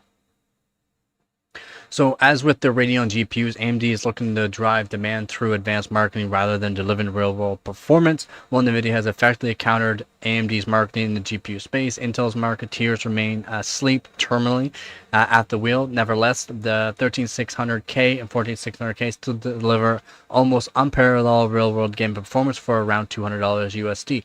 And people are wondering why I actually recommend these CPUs. If you are on somewhat of a budget, these CPUs are amazing. Why? Because they're amazing. They're fairly good price. They are up in the top 10 CPUs for price to performance, okay? Top 10. AMD's not in that top 10, by the way. The top 10 for price to performance, the 13600K and 14600K are up there. Same thing with like the 12400F. Spending more on gaming CPU is often pointless, as games are normally limited by the GPU. Not necessarily. Some games are CPU-oriented games, but they're only going to utilize so many cores, right? So 6 cores, fine. 8 core is technically better for some games. You don't even need hyper-threading, like I said, but they're generally going to be 6 and 8 cores, which these CPUs are great because they're 6 cores, and they have a decent frequency, and you can overclock them even further, because they are P cores, just like 13800K P cores, the same P cores. Without significant improvements in social media marketing forums, Reddit, YouTube, etc., Intel now faced the very real risk of bankruptcy. Third worst performing S&P 500 stock from January to August 2024. Since the summary was published just 2 days ago, hundreds of Twitter's threads, thousands of PC Master Race Reddit posts, multiple magazine articles, and several YouTube videos have emerged in anonymous support for the $480 US pricing for $480 9000X3D. All these poorly disinterested actors are working the weekend to convince you to pay their favorite billion-dollar brand an extra $280 this holiday season. Gotta love people that are paid. Yeah, I hear you there. Bring back the unlocked i3s. I hear you. And that's the thing. With the Nova Lake, that could be a projected, like, that could be an actual thing.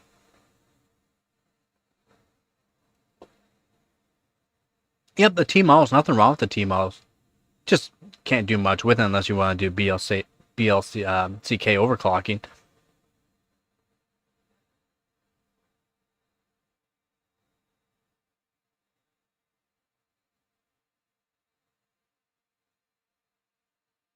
Yeah, Micro Center for US, yeah. And they're big, they're huge, so yeah, it makes sense.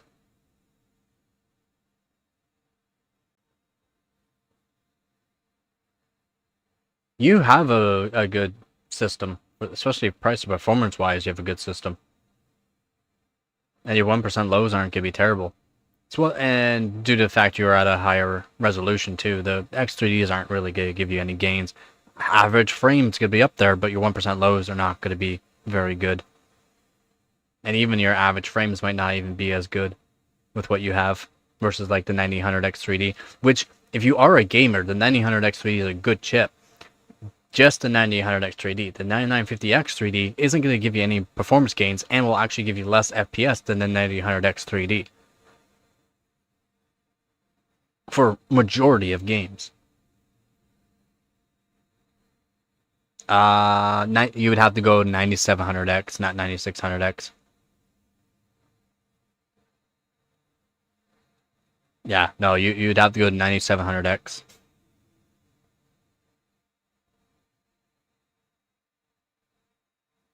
How's it going, Sky?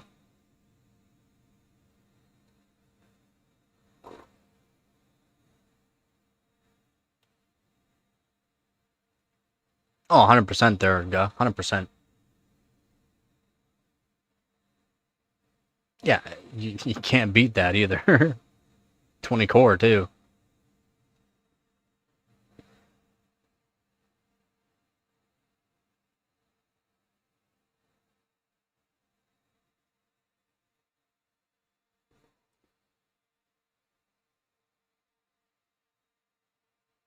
It's so bright, man.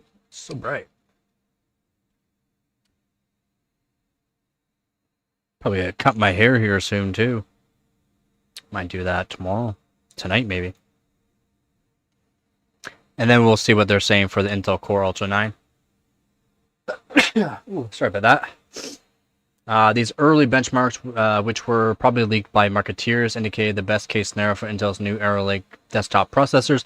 The new chiplet-based design results around 90 I know my stuff. 90 nanoseconds of memory latency compared to around 60 nanoseconds on Intel's 12, 13, 14 generation. It's around 50 to 60. It's around 60 on the 12th gen. 13th gen's around 50, and 14th gen's around like 55, 60 as well. 13th gen latency was actually a little bit better. So consequently, give me performance on the 200 series like AMD Ryzen. You're not gonna notice that difference anyways. That amount of latency from like 60 to 90 is, you're not gonna notice that. You're not a robot, okay? We're talking nanoseconds here. You're not a robot. So consequently, gaming performance on the 200 series like AMD Ryzen is susceptible to frame drops. Meanwhile, Intel's the frame drops it's the 1% lows and the 0.1% lows, more or less the 0.1% lows. The 1% lows aren't bad with the Core Ultra 200s. Real-world gaming performance for around 200 USD. Spending more money on a gaming CPU is normally a waste of money, as games are rarely CPU bound under real-world conditions. Depends on the game. So, without significant improvements in social media marketing, forums, Reddit, YouTube, etc., Intel now faces the very real risk of bankruptcy. This is actually old. Back in October. NVIDIA bought into them. AMD was going to as well. I don't know why they never did. It would have helped AMD in the long run.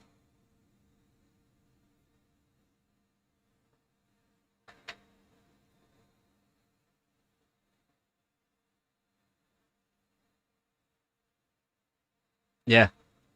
He also got two RAM kits for very cheap.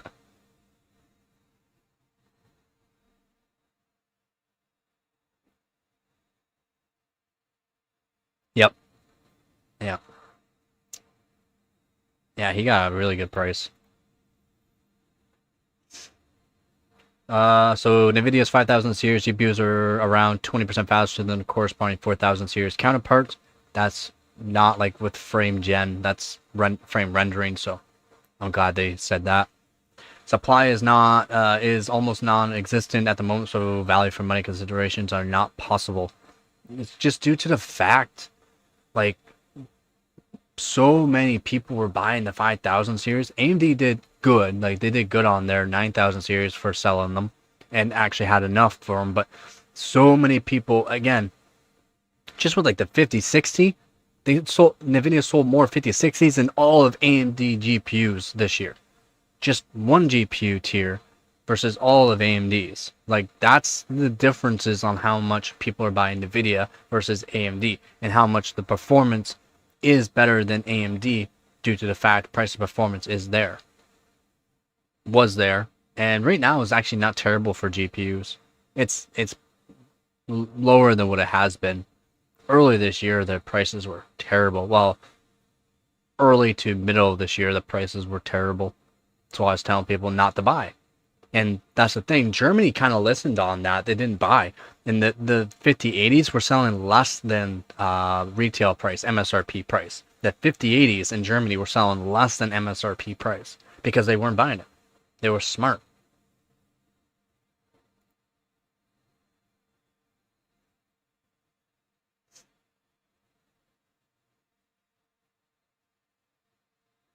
No.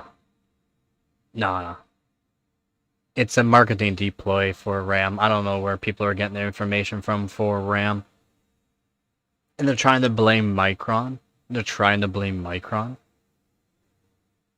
It's like, man, drama. People don't know what they're talking about. It's just odd. You gotta remember, data centers use HBM memory, not the same. SSDs do not use RAM chips. GPUs do not use the same kind of RAM chips. And yet they're trying to say GPU prices are gonna go up because of the RAM shortage. They're not the same. They're gonna say NVMe prices are gonna go up due to the fact it's the same. It's not the same.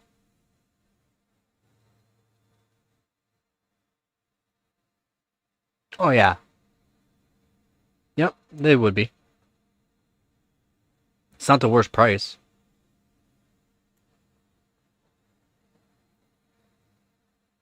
That's why I wish I didn't have to sell my RAM back in summertime, because I could have basically got double what I sold it for.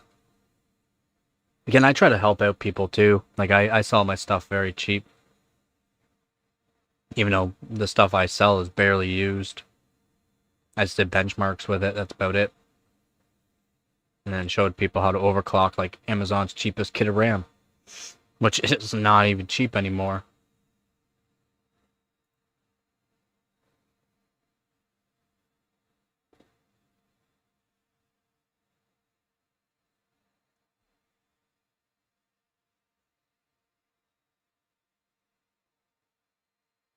Yeah, exactly. Both parties are happy. That's the main thing. That is the main thing. Man, the sun's just blinding me.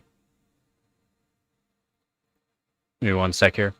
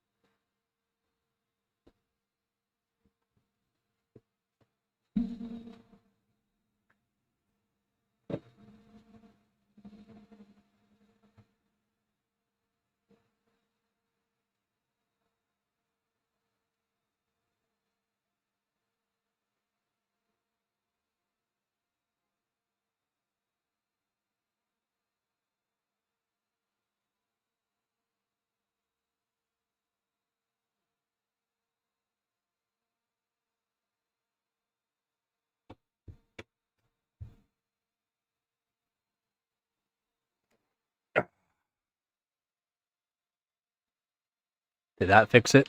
Yeah, there we go. Not being blinded by the light anymore.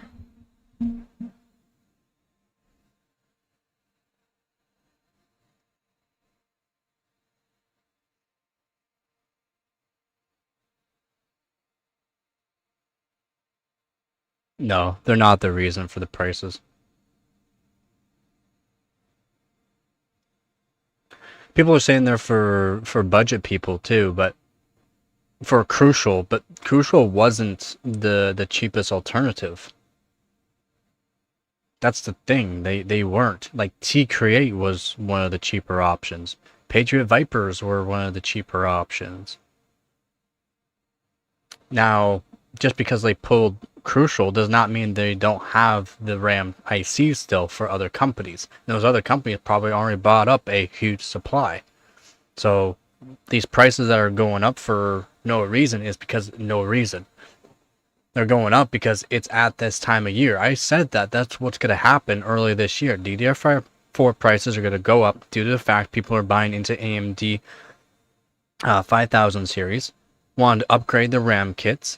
More people are switching from DDR3 now to DDR4, and a lot of people have, and there's still people on DDR3. That's what a lot of people don't realize. A lot of people are still on DDR3, and DDR4 is going to go up due to the fact there's no more, that they weren't making any DDR4 ICs. No companies were.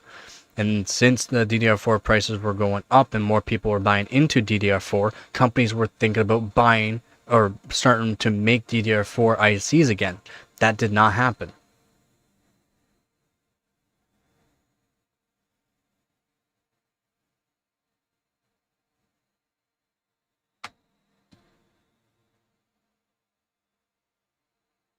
Yeah, exactly. Yep. Now there were probably like pre-built manufacturers buying Crucial, but that's about it. Not a whole lot of people were buying into it. But then also pre-built were using a lot of Patriots or Team Group, which T-Crate. Why? Because those were the cheaper alternatives. But then also that Bang company was really good for cheaper alternatives as well.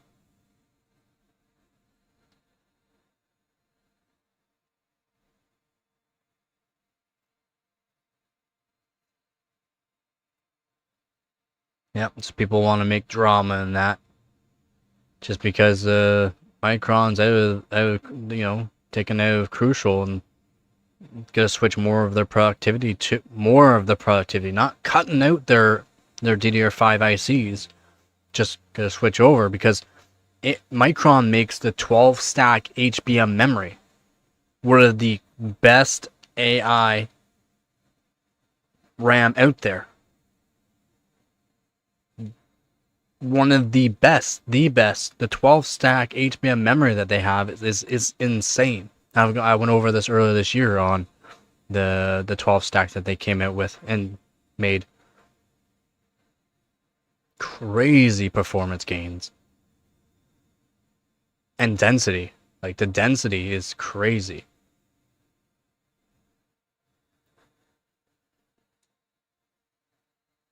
So smart for them to do that.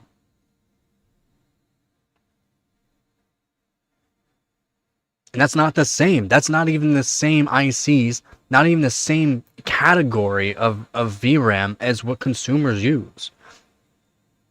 But yep, people are going to blame Micron, or people are going to say the prices are going up because of that. How's it going, Z? Yeah, man. My RAM kit that I bought for almost $400 is like $1,200 now. I won't sell it though, just due to the fact I will never be able to find that kind of RAM kit again. How's it going, Jimmy? Yeah, my 48 gigabyte Corsair Dominator Titaniums are like $1,200 now. It's just, you can't, and people that have these kits won't ever find a kit like this again. Just due to the fact you can get crazy good timings and good frequency out of it. Yeah, of course they're going to be out of stock. They're bought out before.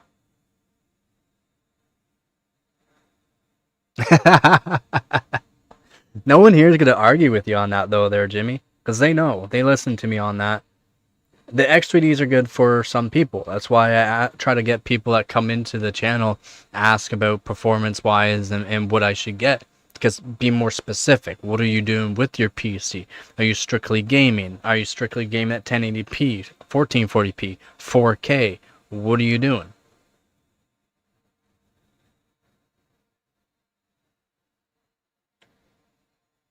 Yes, X3D is for gaming. But you don't have to get an X3D to get the best. And X3D is only going to be really more beneficial at 1080p. Yep, it is the king at that for right now. For now.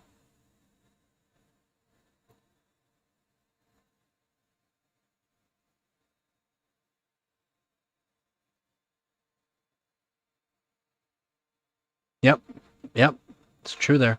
That's why I said people should be buying DDR5 back in summertime.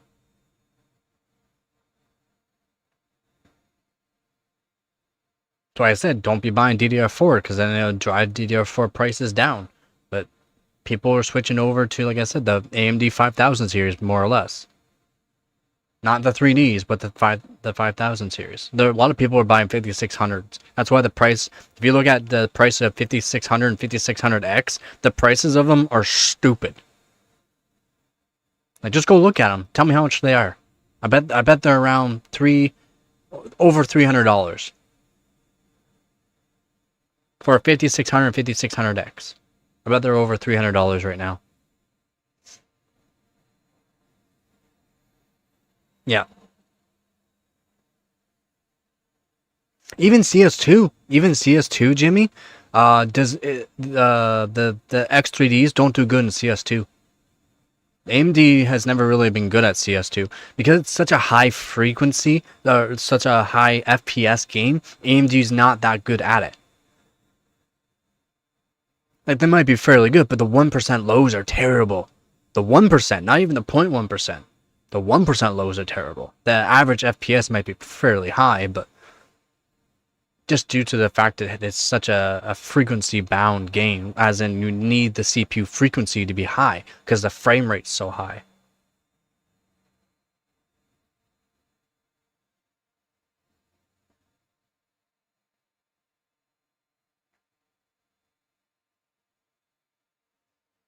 Yeah. Oh yeah, the 9900X is a beastie CPU, to be honest.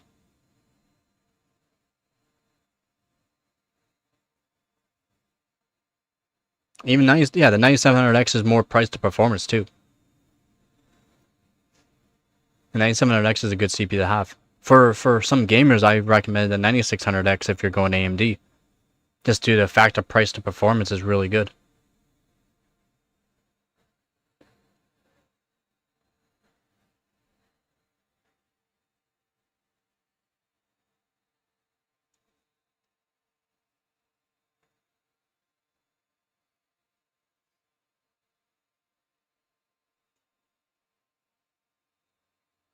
Yeah, well, he corrected himself.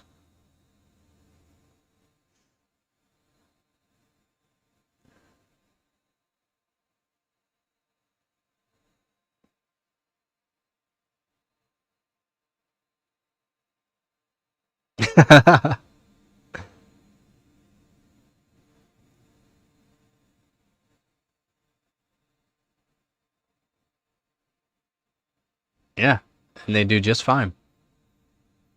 That's what I'm saying. Like the 13600K and 14600K can match a 9800X 3D in a lot of games, just due to the fact it has that the CPU frequency and a good enough IPC just on the performance cores.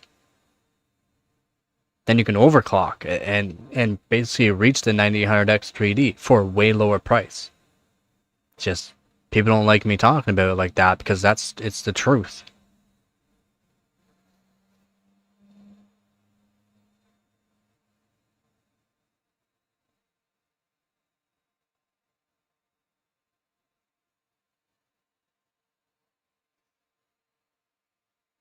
It's like what people are. I have to go through a bunch of extra stuff. Ooh, $700. Yeah, I love that. It's not cheap.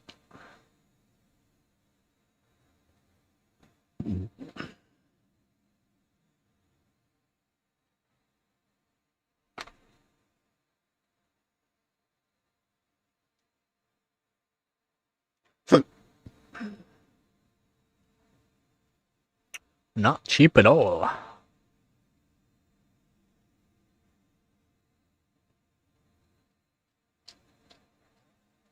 Oh, brutal.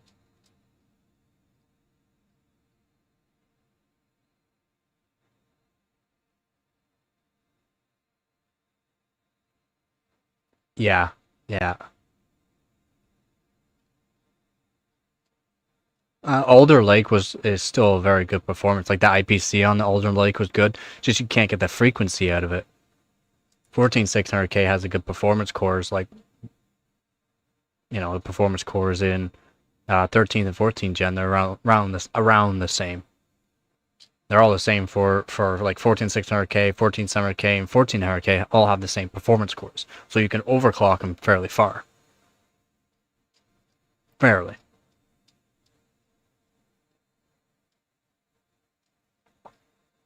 Yeah, 5060 is good. But performance price wise, pretty good. It's just I'm pretty sure they are not making the 8 GB models anymore.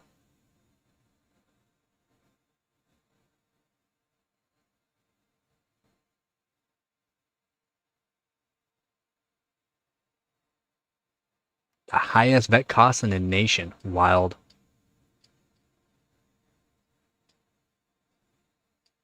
Yeah, but they stopped making them though, and they're on the shelf because they're not selling. That's why they are not making the 8 GB models anymore. I'm pretty sure AMD did the same thing, but Nvidia for sure is not making, like, they stopped production on 8 GB models, and that'd more or less probably be AIBs as well.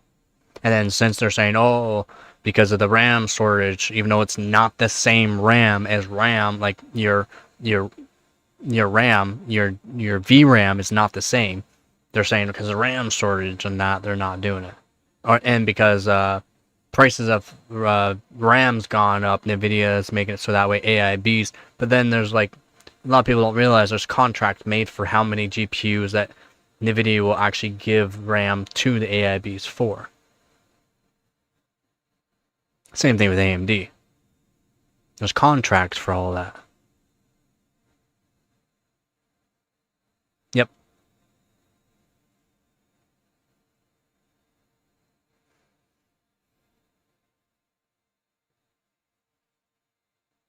He's not number one in the comments.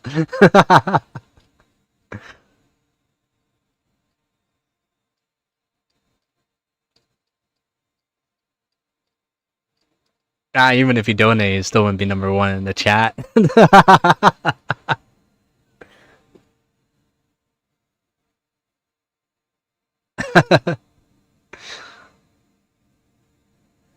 Oh, we got more no's than yes on the poll.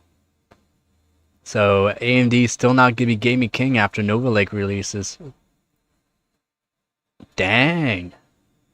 We need more people voting. Yeah, because the bandwidth is still up there, right? You gotta remember, there's still got a lot of bandwidth. GDDR7, man, it's got a lot of bandwidth.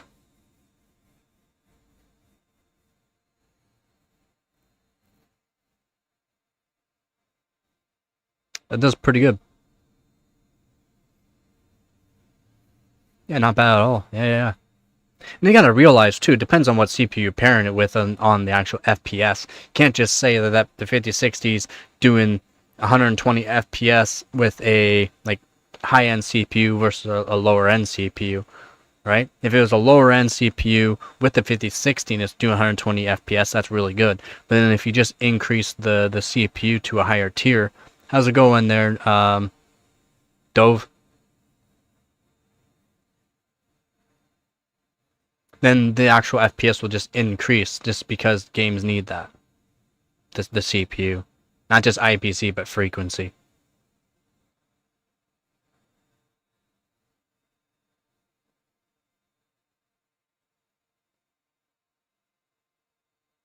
Their cards are good, alright, but you gotta remember, they weren't marketed towards gamers. They're marketed towards people that need a GPU that's not gonna be, destroy the budget, and you can spend more money on the CPU, RAM, motherboard, that's going to give you more performance to what those GPUs are supposed to be used for. They weren't not necessarily marketed towards people that are going to be gaming. They can game, yeah. They're the greatest? No. But the price to performance is pretty good.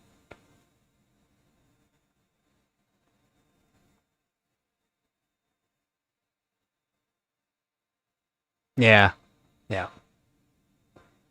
Yeah, that's the main thing. Using that Gen 5, you got all the bandwidth that you can need.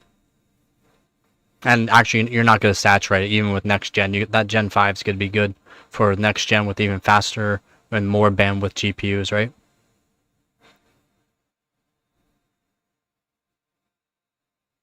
Skyrim shit.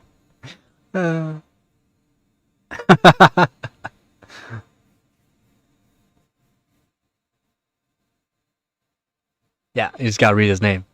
I don't know what his name is. That Skyrim or something?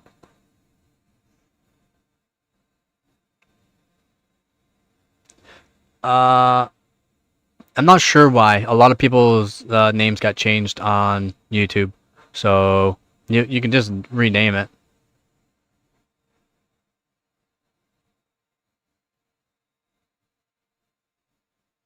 That's the thing. It's people saying back up top. They're not bad. for gaming, yeah, your average FPS might be a little bit lower, but that's it. That's it. My 1300K still does better on multitasking than the 9950X 3D. So, like,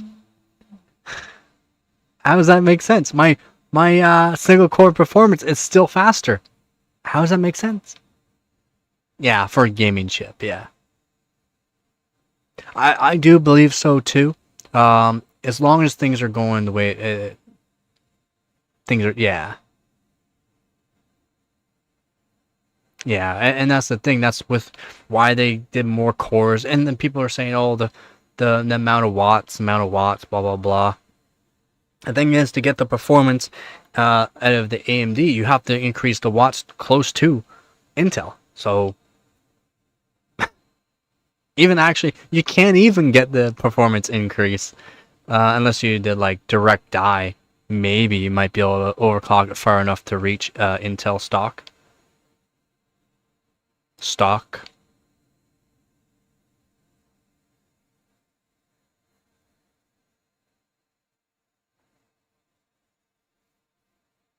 Yeah, that's honey garlic. Honey.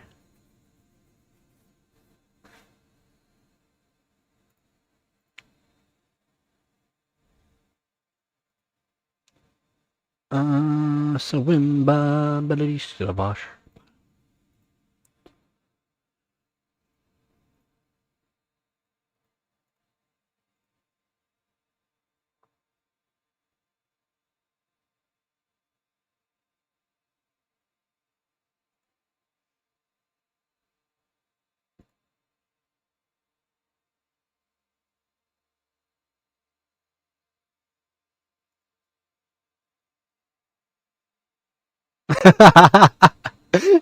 Intel just needs to do 7 gigahertz.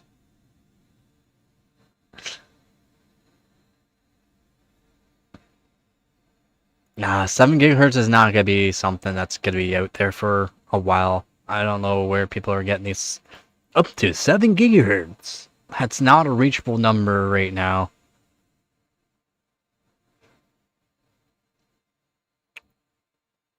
It's just not. Intel or AMD. AMD less of a chance than Intel.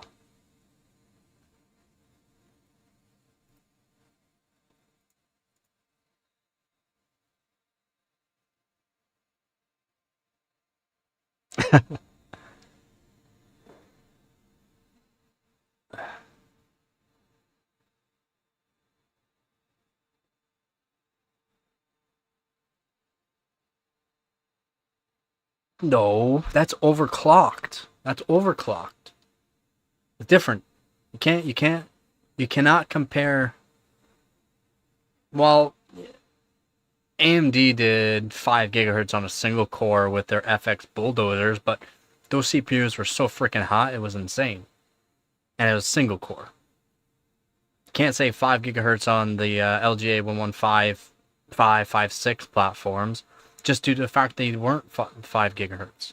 You can overclock them to about 5 gigahertz, depending on your cooling. But past 5 gigahertz was pure luck, or your CPU's got to run real hot. Yeah, and 6 gigahertz here is not overclocked territory. That's what Intel can do. Well, 5.8 basically, but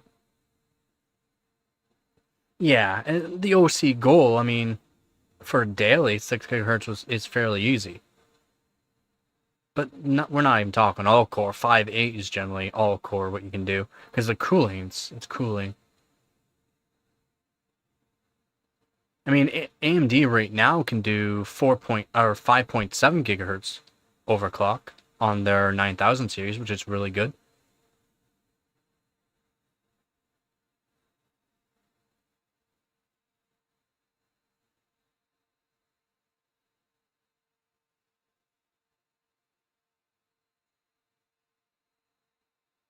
You should be about 5.6, yeah. I'm talking for 13th and 14th gen. Raptor Lake refresh. It's 5.8. All cores 5.5, 5.6. And then yours should be 5.6 as well. With the 2-core boost of 5.7, I think. Yep, 5.8 on 2-core, yep. Easily 6 gigahertz on 2-core, though. Easily 6 gigahertz on 2-core for 13th and 14th gen. And then easily 5.8 all-core. With AIO. For me, on my custom water loop, 6 gigahertz all-core is very hard. Works for some games, and the main thing I would do, too, is just disable hyperthreading. Just no performance gains for having the hyperthreading. 8 core is more than enough.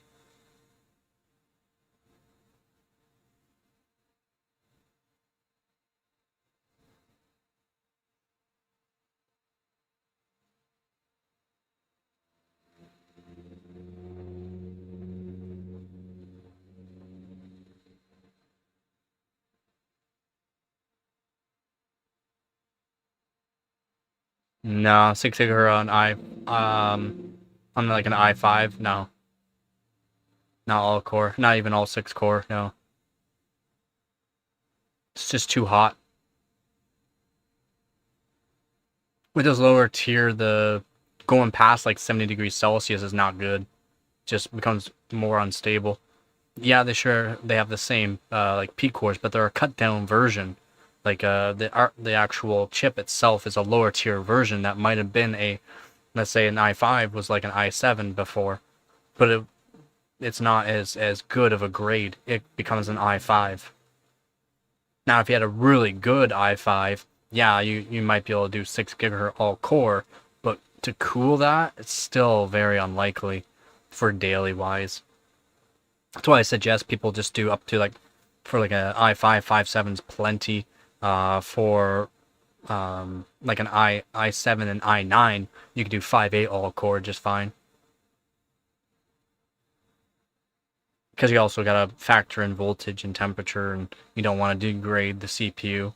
Because again, just turn it on your PC degrades your CPU. Degrades everything on your PC as soon as you turn it on. It's what a lot of people don't talk about. Oh, it doesn't degrade. Yes, things degrade just by turning it on, putting voltage through it.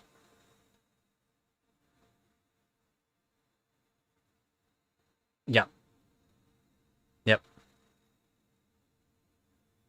And the P cores are the exact same P cores, so you technically can, get those frequencies up. And if you look on HardwareBot, you'll see that people have their like 13600Ks, 13700Ks at faster frequencies than a 13900K. It's just due to the fact of what they did to it as well. They had a super high-end 13600K or 13700K, disabled the E-cores, disabled hyperthreading, and got those frequencies up. But then they also had to do it on chilled or direct die chilled. It's the only way you can do it. That's why, like with CPU frequency, the 13600K, you can get it up there, especially if you're doing dry ice or LN2. You can get it up there. Because they are good. They're still the same P cores. It's just, for daily wise, no. No. Not daily.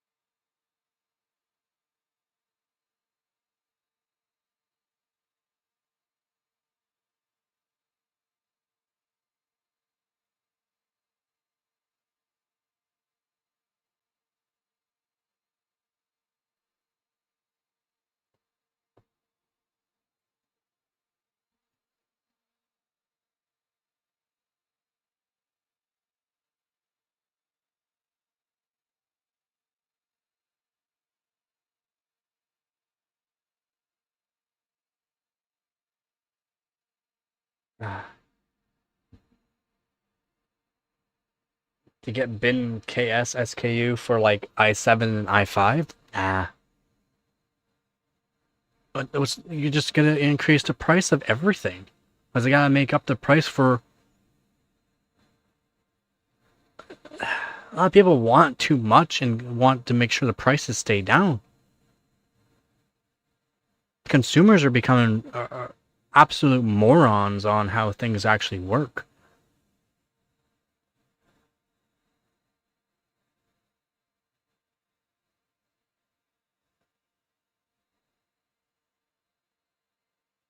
Because it's basically a hand bin CPU that you can buy. So that means someone has to take that CPU, put it in a machine to go through some tests to confirm it, and then they have to do every single CPU.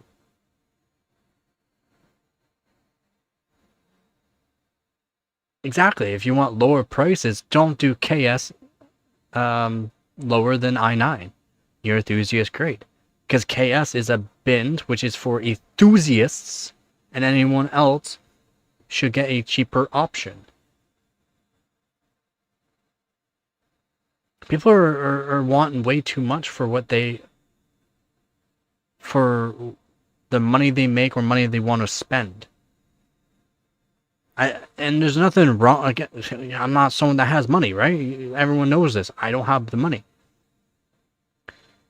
If you are in the medium tier bracket to the lower tier bracket of financial, even if you're in the higher tier, but you're very, very cheap on your price, you should not expect to get something that is worth way more at a lower affordable price. If you want an enthusiast grade CPU, enthusiast, which is not for everybody, enthusiast grade CPU, you're going to spend the money. That's why I'm saying, like, these people are getting information wrong with the Bllc in the 52 core CPU. If people are going to want that, the prices of it is just going to go to astronomical price for no reason. It's not going to give you the performance gains that people think, and the amount of price they have to add into it, because adding in that Bllc is going to make it so that way not as many of them are going to be usable, more or less. And that's the thing with making these chips and all that, and then testing them, is the grade. They have to make sure they get a good yield. I've gone through the yields of chips and all that too, and how each tier gets cut down to a lower tier if it does not make quality control after the yield. And then you need like a 98% yield rate for the actual chip, the actual big chip, before it even gets cut. Then those have to be tested. So just doing the KS SKU for a lower tier CPU does not make sense. You're just going to raise the price of everything. Not just the KS CPU. We're talking the non-KS CPUs will go up in price, just due to the fact they have to slow down the actual productivity of the CPUs just to bin them.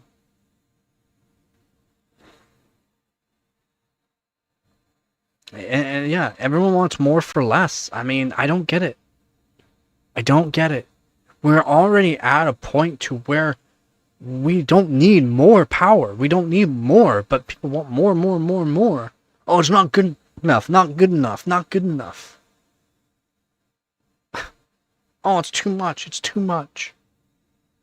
Then get a lower tier. But it's not good enough. But you said the higher tier wasn't good enough, but it's too expensive. But that's not... It's not good enough. It's like, okay, make your own. Make it cheaper. You get the $1 billion machine, or sorry, $400 million machine, get another $300 million machine just to make the chip. Not you know, even that's just to make the chip. Almost $1 billion just to make the chip, to get the machines. 2 machines. I mean, I guess for some architectures as well, you just need 1 machine, but it's still $300 million just for 1 machine.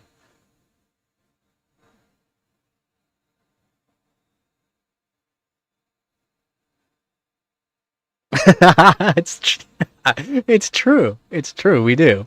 For overclocking, we do. We do. We really do. Yeah. And that's the thing, though. That's also calculating pi to 32 billion with a certain algorithm, too. Well, a certain math equation to do it that way. That's the thing. That's why there's multiple versions of that benchmark. It's because each one has its own different way of actually calculating pi down to the 32 billionth.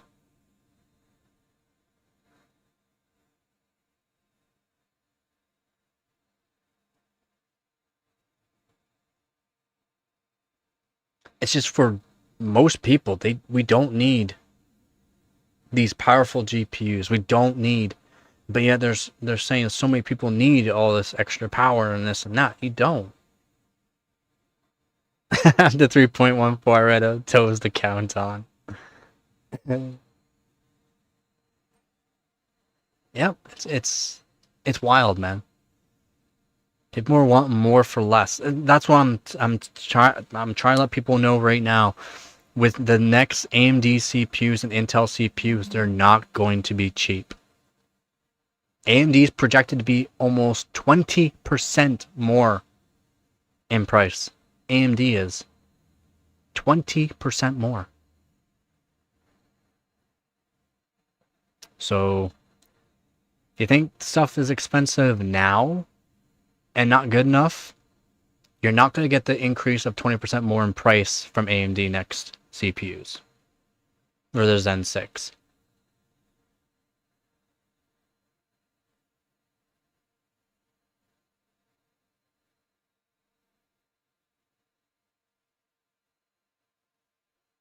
Even though with the technology, what they're saying about how the performance is... So, with the lower tier, the lower nodes or lower nanometer nodes, like the 1.4, 1.8, or 2 nanometer, right?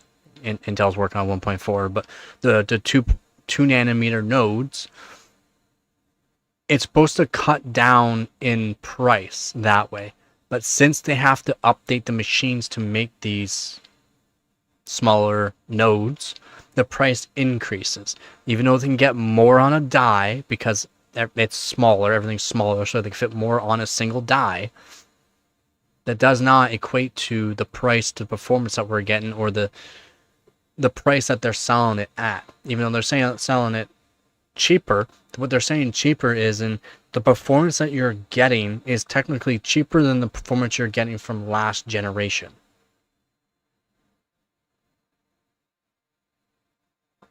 Even though it's not cheaper.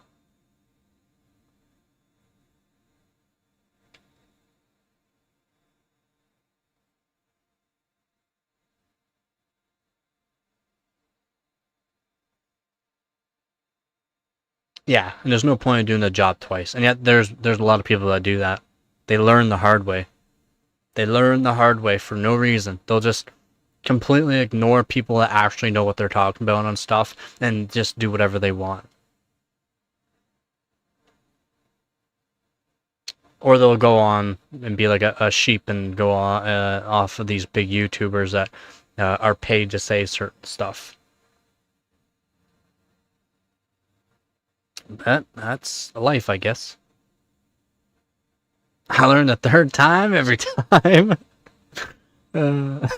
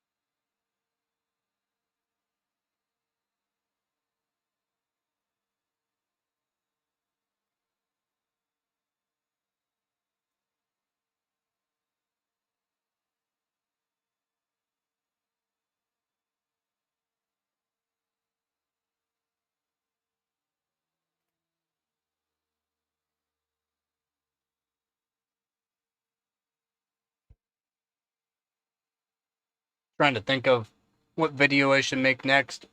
What kind of short?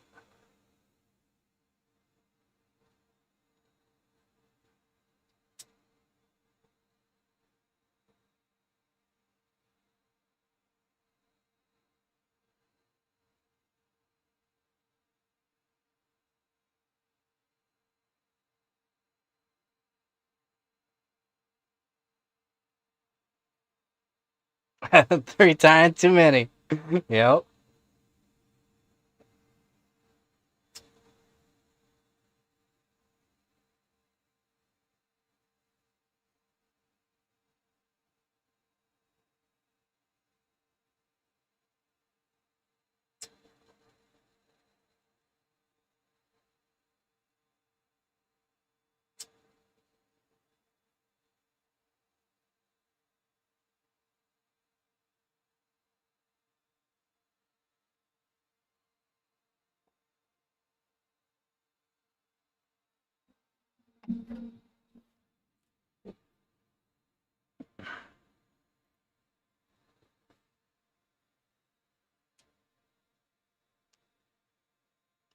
Yep, and that's why I made my PC, what, almost 4 years ago now.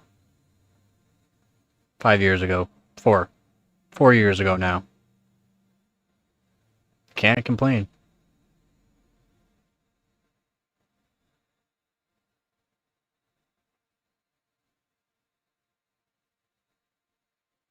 Yeah, for certain stuff, man. Like if you just get the higher tier, spend that little bit extra money, it will actually save you money in the long run. That's why I try to tell people, buy yourself a decent CPU. Doesn't have to be the high grade. Just buy yourself a decent CPU, a decent kit of RAM. Doesn't even have to be the most amount of RAM, especially depending on what you're doing. And buy yourself a more of a budget GPU for the beginning, because you can sell the GPU a lot easier later on. And to upgrade, you can literally put that GPU that you're selling towards the new GPU, a new GPU, or just to a higher tier one.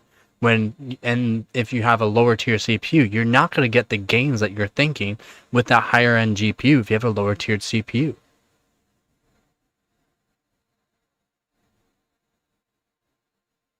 Yep. That's why I like people being specific when they come and ask me questions on stuff. If you're more specific on things, I can give you a better, a more detailed approach to your question. And that's what I like to do. I don't want to give people bad information on stuff. That's why Vep's very happy with his system. That's why I've helped out a whole bunch of people with their systems and helped them build systems, and they've said amazing, amazing, amazing.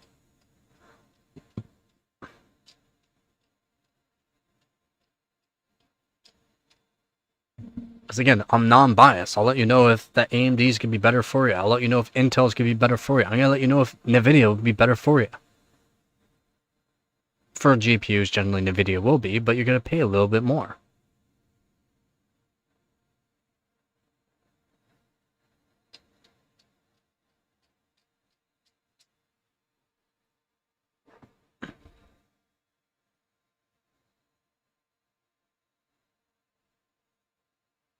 Yeah, yeah.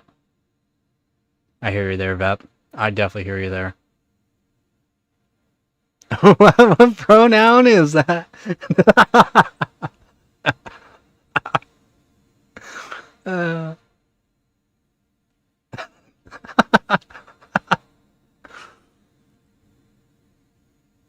that's the I do not give a fuck pronoun.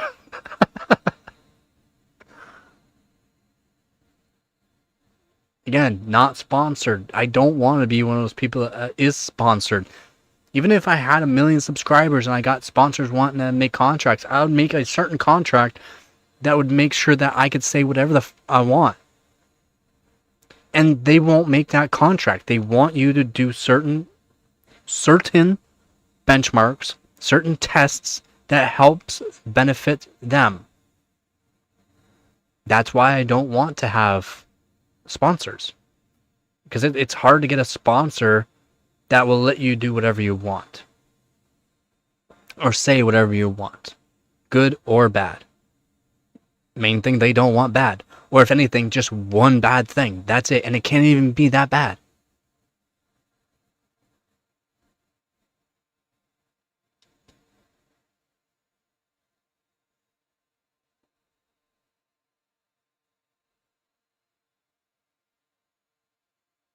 Oh yeah, it is. Because Battlefield 6 is an amazing game. Can run on a lot of on a lot of hardware too, where COD not so much, especially the new COD. And then the way what they did with COD now is just stupid. Oh, we're into the future. Giant robots. Oh, oh, oh. Yep.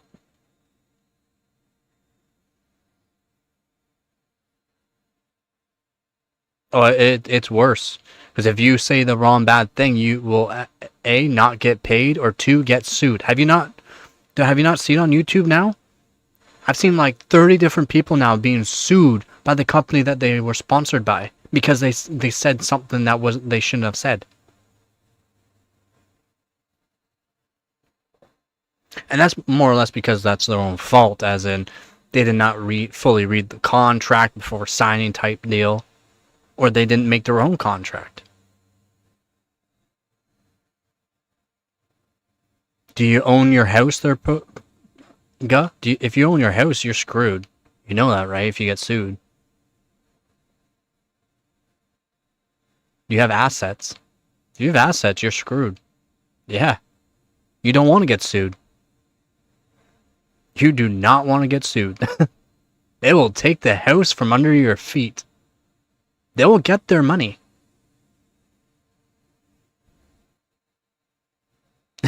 Hey, keep your eyes off my assets. It's you, Vep. Do you own your cars? Do you own your house? You don't want to get sued. People say, sue me, sue me. I can say, sue me. See how much money you get. See how much money you get. 0 assets. 0.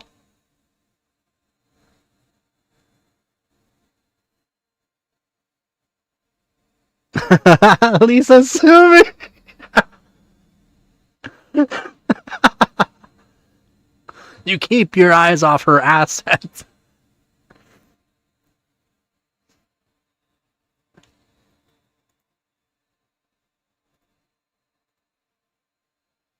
Your old cars are worth money. That could be put in towards what you owe. And then whatever you owe after what they deem the price of those assets will be on. So let's say you get a job or something. Well, guess what? Automatically out of your wage will become what will go automatically to what you owe. That's why a lot of people say, oh, sue me, sue me. Yeah, I mean, no, it will be. Doesn't matter what you're doing to them. Doesn't matter how much money you put into them. They'll just put, oh, it's worth $3,000, even though it's worth like $30,000. Oh, but the book says it's worth $3,000. Been looking at Jensen's coat. So shiny.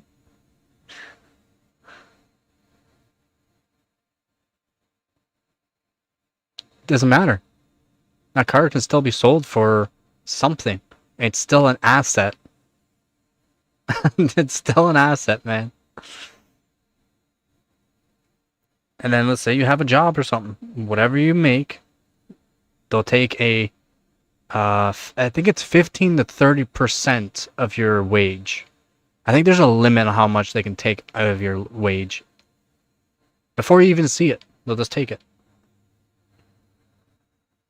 It's a collective debt or something like that. So that's what they'll put it as, basically.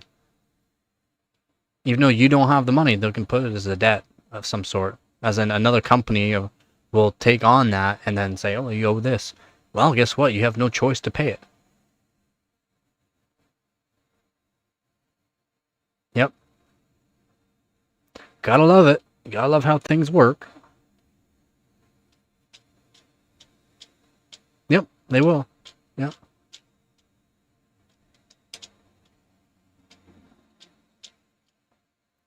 Yep, yep, yeah.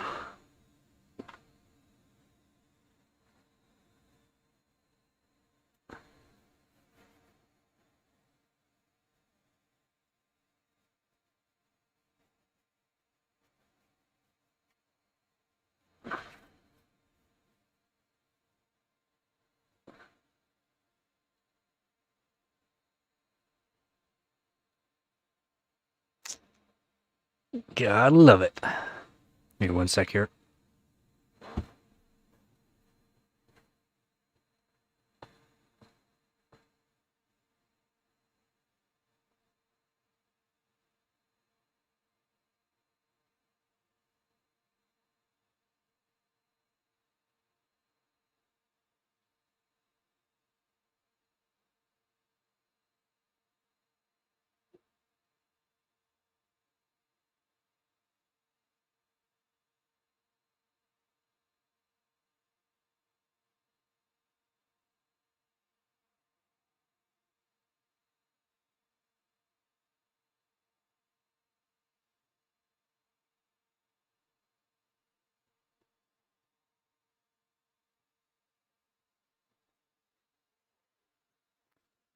Canada's pretty close to being the same for laws. It's fairly close for that kind of stuff.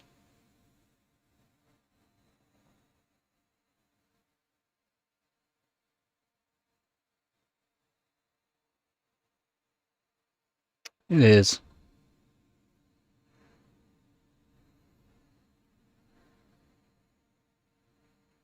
It's like how I talked about the GN drama with Bloomberg, on how Bloomberg has, like, could actually, say, you're using our information, you can't put up your video type deal.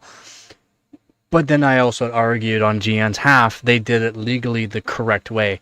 They made it's after a certain, like, if you make it like a documentary, you can do say certain things and put on, like, pictures and short videos. Like, there's a percentage of the video that could be shown, or a percentage of so much of that long video documentary can be shown. And that's why GN did very good. GN was very smart on how... GN's actually very smart on a lot of stuff that he does for his videos and that, so that way he doesn't get sued. He doesn't get his stuff taken down, although YouTube can just take it down because, well, it's a big company saying take it down type deal. And if you're very smart on knowing the laws and stuff, depending on where you are and what you're doing, what you're saying, even doesn't even matter where you are, it can be taken down. If you're smart like what he did, and make it into a long documentary and then show short videos and pictures, and the pictures, if you cover up or write on stuff on top of the picture, even though Bloomberg owns the rights for those pictures, but if you write on top of it, it's technically a altered version of it, which makes it so that way you're not copywriting basically for that, and copyright infringement is what it is. And that's the thing, the laws are here for that to the states where it happened, or it doesn't matter where it is, are the same here as it is in the states. It's a movie, and so it's movie, music, and some other copyright law. Yes, if done in a yep, correct, yes. And that 30 seconds has to be a split up 30 seconds if it's on a certain, like, so some movies are a little bit more different because YouTube allows that 30 seconds, but let's say you slightly speed it up or slightly change the vocals of it. That's when you can get a longer run of the movie, right? That's why you'll see these shorts that are like 3-minute long shorts of like a certain part of a movie. It's slightly changed. There's words on top of it or whatnot, or something slightly changed. That's how they can get past that 30 seconds of copyright. Or like, there's a lot of like movie type channels in that too that have these really, like, the whole movies in that. But that's also, those movies are older movies and are not newer movies. The copyright changes after a certain amount of time, basically. Yes, but they're not... Yeah, I remember that. They're not monetized. They're generally not monetized. You can't monetize that. You cannot make money off of something that has copyright onto it. You can get subscribers and viewers and all that, right? But it's not... You can't make money off of it.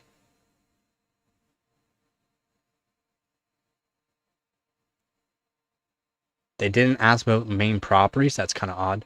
Maybe they want to add on to it though for rental properties, because rental properties won't be part of what they can see from your dad there, Vep. Yeah, that they already know about his main home. That's the thing. They don't know about his rental properties though. That's different. That's something that they probably can't find or see legally.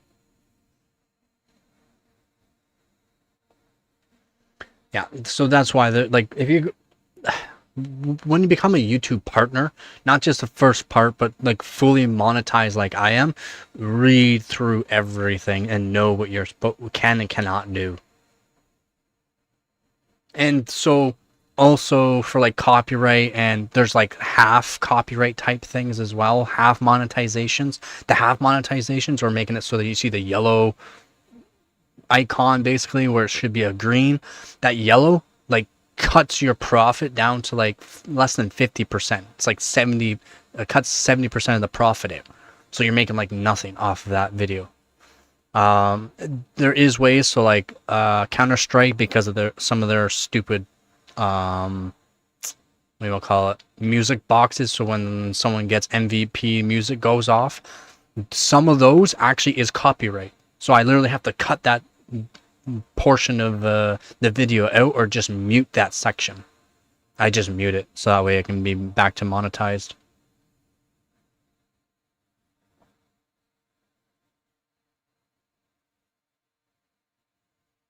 Yeah, exactly. Unless you've been through it. Yeah. See, I've been audited and stuff like that too. And since I knew that that wasn't my fault for anything, I just let it be, and the audit ended. They wanted to audit me. I do my taxes. I don't do my taxes every single year. Since I'm doing YouTube and all that, I have to do that now because it is a business. It's different now that I have a business. But before, I do my taxes like every 3-4 years. I had 1 year I did get audited, but my taxes is perfect in order. I make sure for every job I've had, I've always had more taxes than needed taken out. I always make sure I have all my proper documents and everything all saved up in a tote type deal. So when I go do my taxes, there you go. But now I have a business, so a little bit different there. I have to make sure I stay on top of it. And I get a monthly thing for my taxes anyways from YouTube. Well, every time I get paid, basically. So, not every month, sometimes. Like last month, and the next upcoming months, from what I'll be making for projected income, it's probably going to take me like 4 or 5 months to... 4 or 5 months, roughly.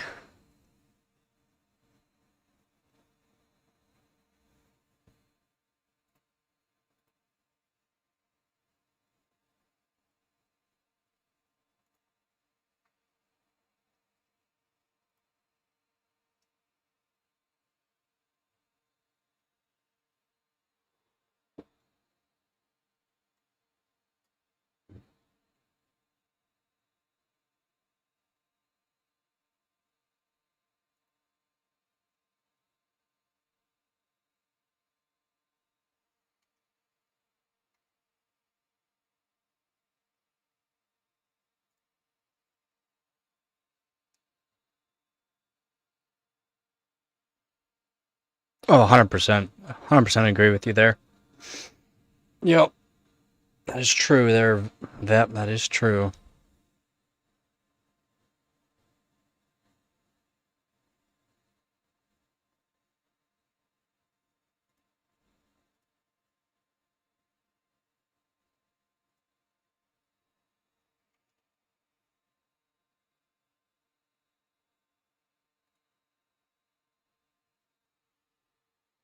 That's the way it goes, though, man. That's why it's good to learn about laws and that. Learn about what you're doing. Learn the repercussions of doing certain things or saying certain things. That's why I read through the YouTube contracts I read the guidelines and that. Just like how YouTube back in like 2023, they made it so like the first 7 to 30 seconds of your video you cannot swear, and now they're really starting to crack down on that. There's a lot of things they're starting to really crack down on YouTube that some people are starting to notice that is causing issues for them. Oh yeah, no, school's just to educate us on certain parameters, right? Just living though will actually teach you more than what school teaches you, especially depending on what you're really wanting to do, what really actually you like to do.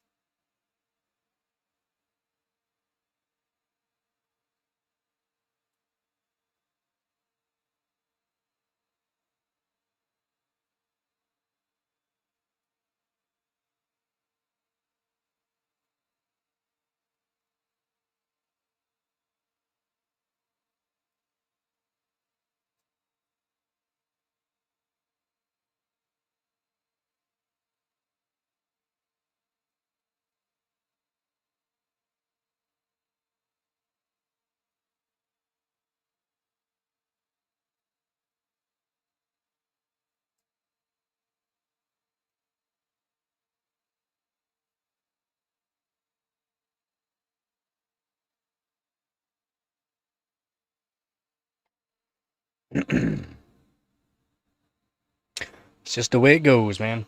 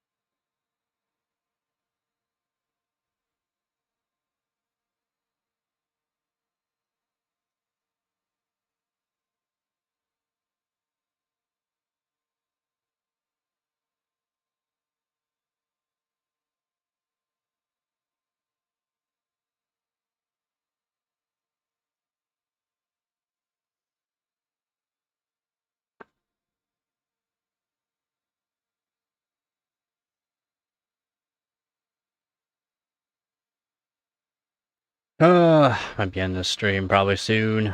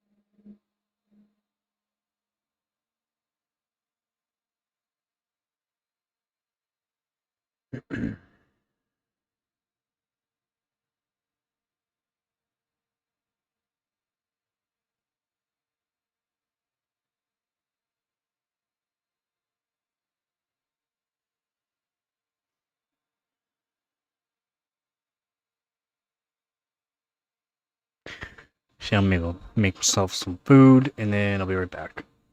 We'll be right back.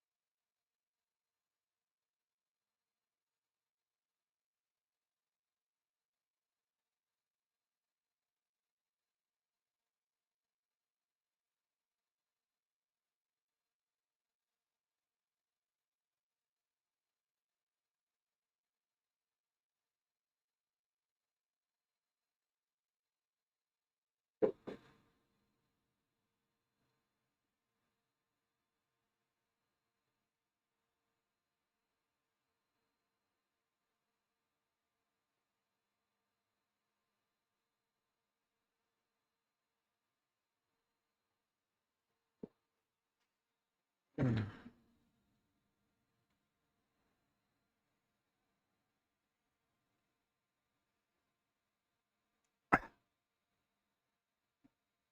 it going, Hart? Yeah, I never really liked the Cybertrucks. You mean WB? Yeah. There you go.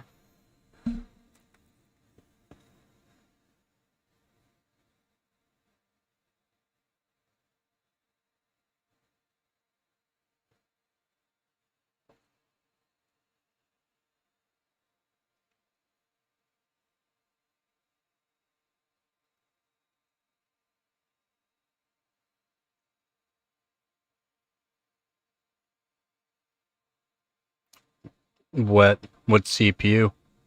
How much did you pay? I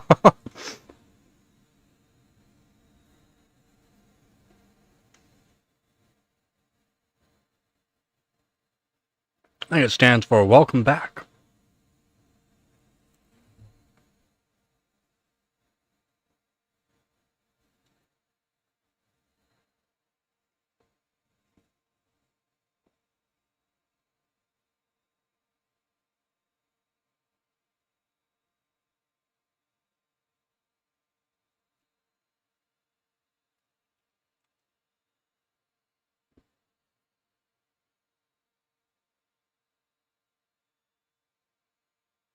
Made a couple toasted bagel with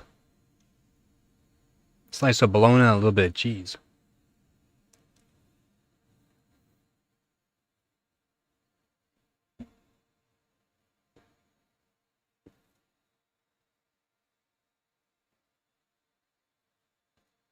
Fairly cheap.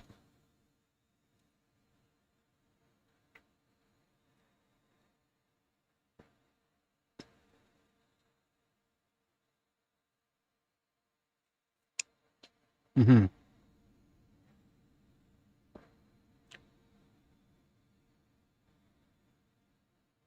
I only really got the cheese because it was on sale.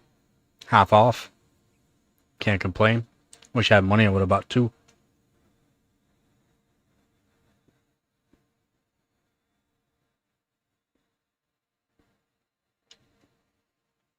She was here.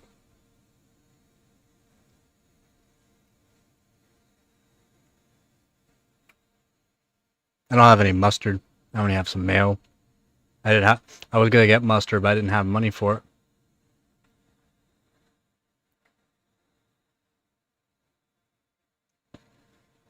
it. Gabby's laying on the bed right now. She was here earlier.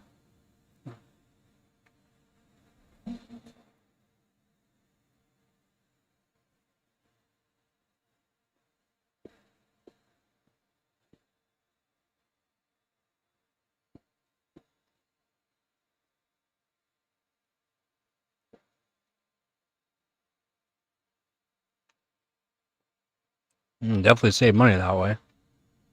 Food's getting more and more expensive here.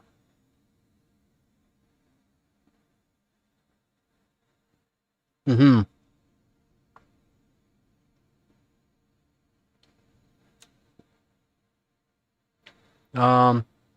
Here they actually sell 24 hot dogs. There's one company that sells 24 hot dogs for like $7. They're not good though, but they're cheap.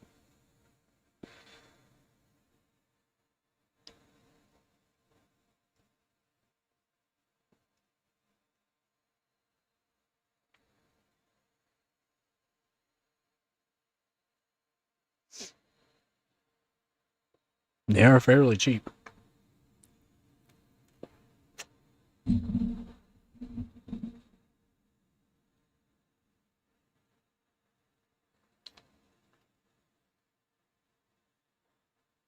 Yeah, the food prices just seem to keep going up. It's actually wild. It went up in October, end of October. More prices of things went up. Just wild.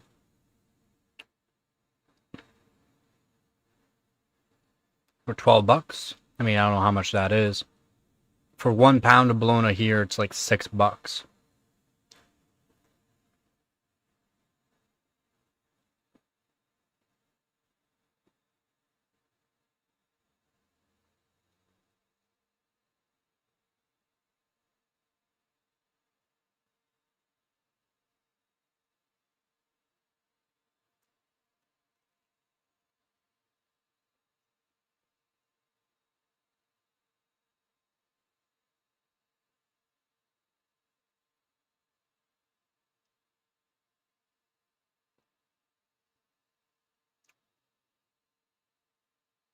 You talk about like the full bologna you gotta slice up yourself.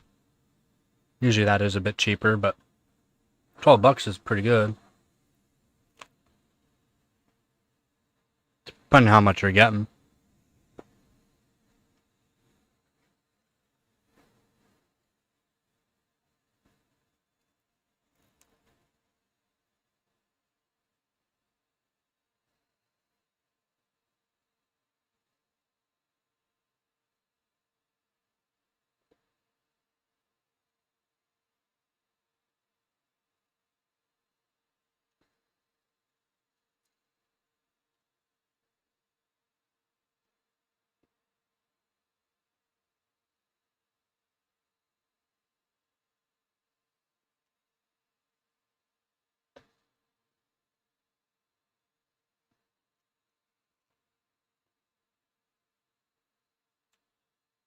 Yeah. They're more than that here though. $12 for a big thing of bologna. They're more than $12. Like 20, over $20.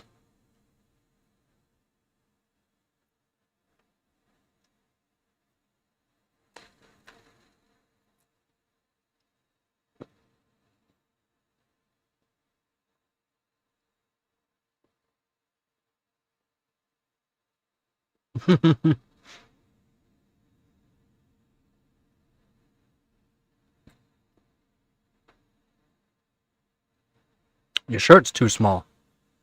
Well, yours is getting too big.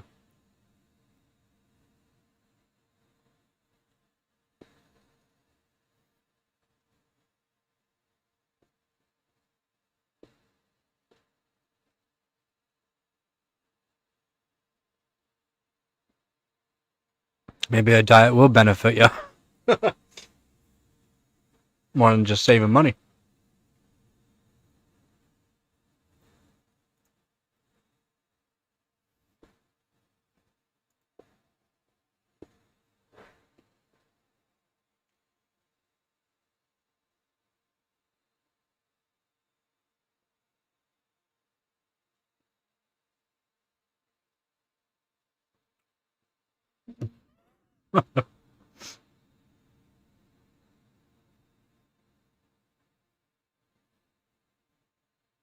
Yeah, new clothes, man.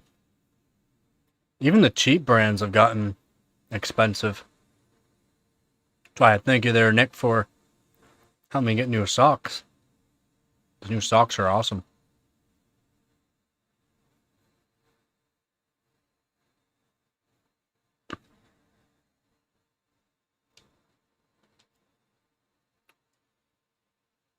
I was thinking about getting some custom hats because you can get them cheap. They just take a while to get in. Cheap. Whenever I have money, maybe I'll get some custom hats. One for like AMD whenever I do an AMD stream. One for Intel whenever I do Intel. One for NVIDIA whenever I do NVIDIA.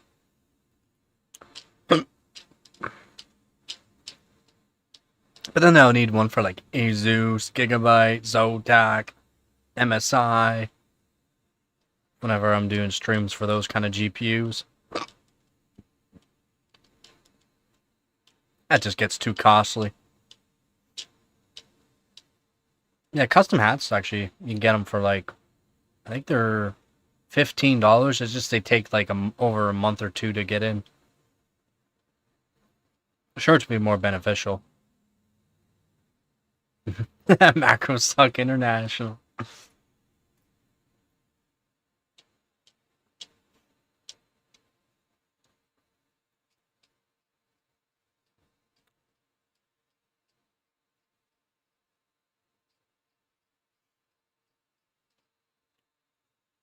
And custom shirts you can get fairly cheap too.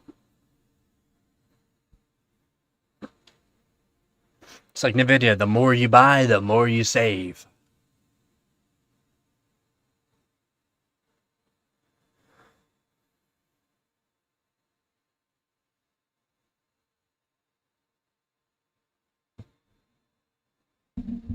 I lost my pointer.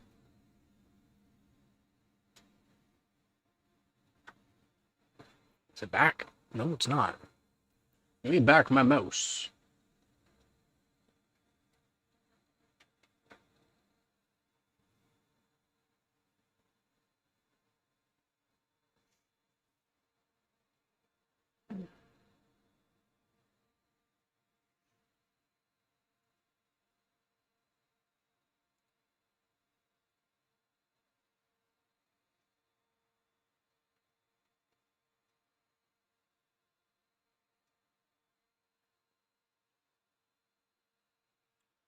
The more you buy, the more you save.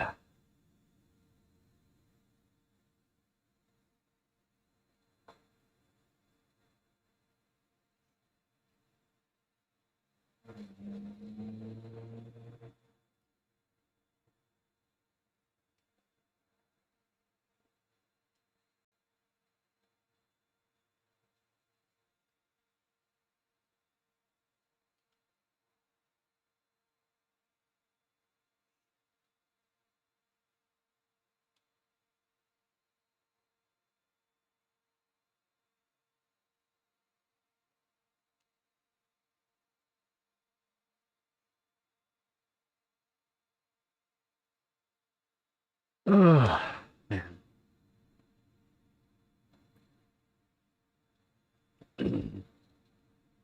Wish there was more to talk about in the PC world right now, but there isn't. How are we doing for the competition?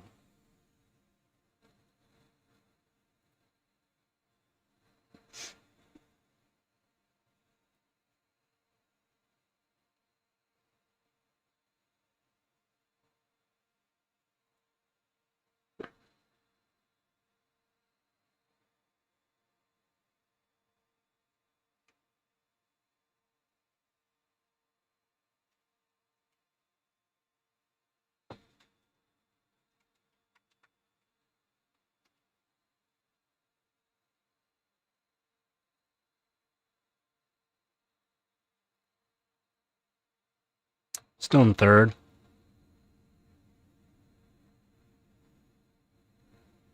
Still in third. Not bad.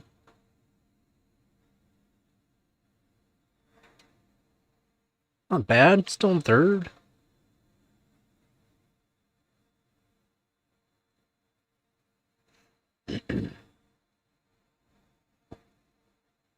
For next Christmas season.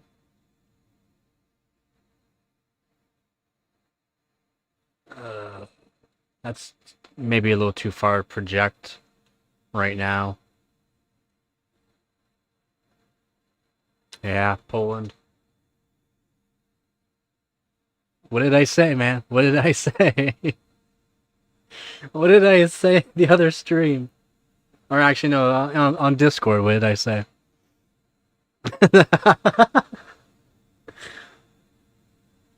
Again, I've already went through all the countries and roughly for each of the stages on what GPUs are going to be and what country has the good GPU for clocks.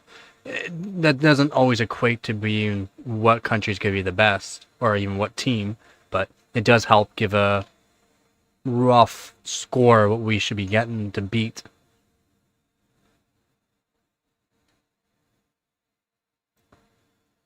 I did say that on Discord though.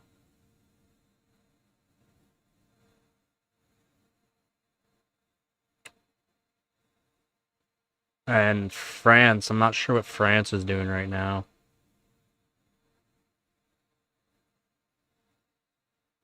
Trying to find where I said that.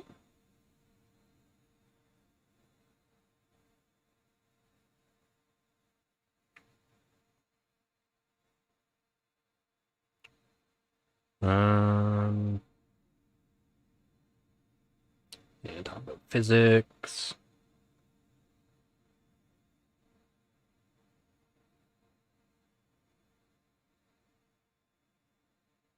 Yeah, the pencil mod.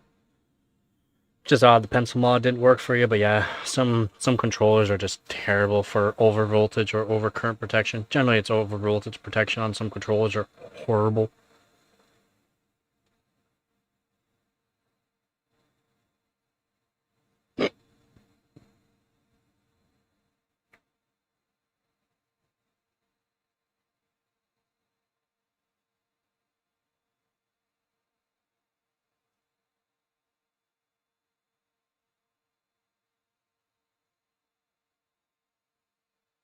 Nick's little USB keyboard for his mouse.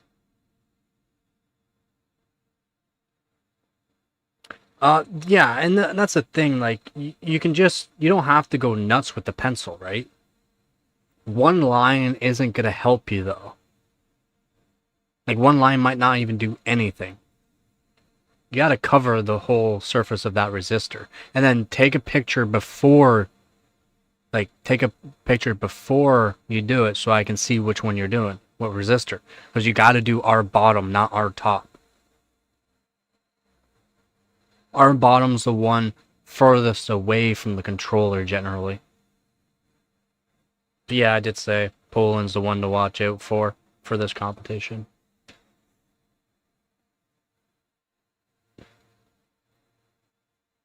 Because the pencil mod's very easy. It depends on the pencil you're using, but since you're using the same pencil I use, which is a carpenter's pencil from Home Depot, they're like a semi-soft. Rona's different. They have a different makeup of theirs. Theirs is more of a softer, which is good for like wet surfaces, more or less. But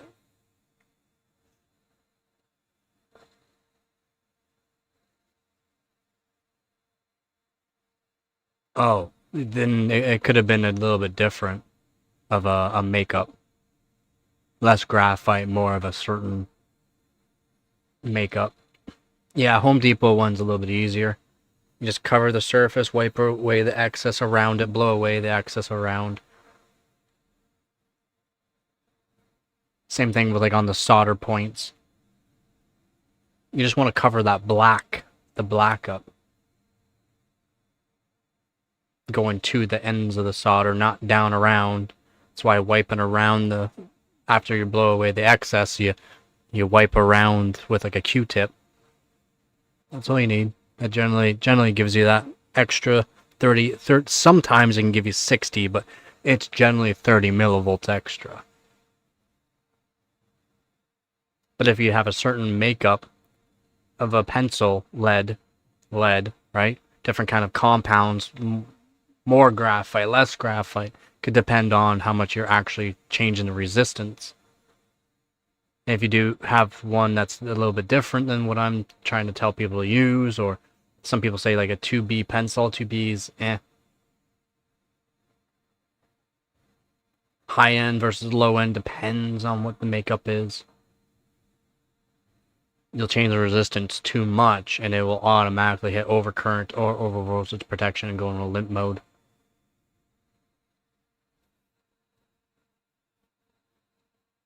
No, I just use my eyes. I have very good vision. That's why I had one of my live streams when I was doing all the soldering on those 0402s. Someone was saying like, "Dang, like you're doing this just with your eyes." Yeah.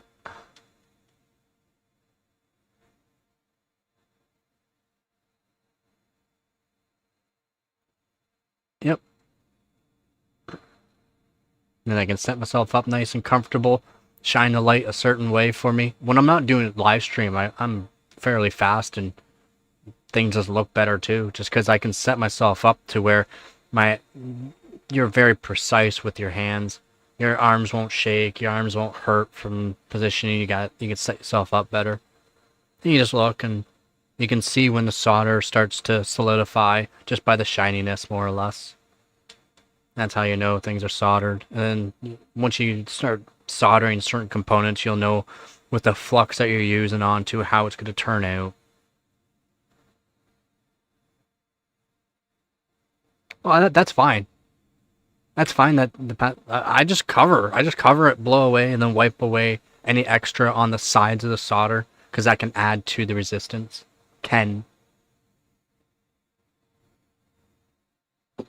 Yeah. Give me 1 second. I'll show you what I use.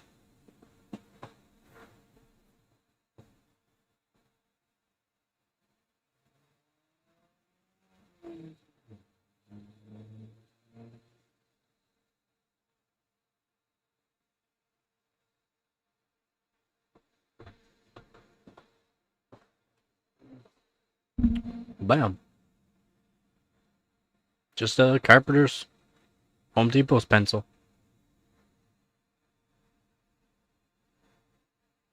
I'll make a video. I'll make a video and show how people do pencil mods to show. Just I need a new multimeter. I burnt out the 3.3 volt diode with a. It's just probably because the lithium battery had too high of a amperage.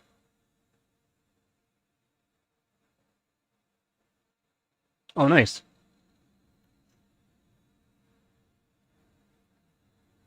Just gotta remember, there's some people that might not even have that GPU anymore, or is in storage, so they have to get it out and get things set up.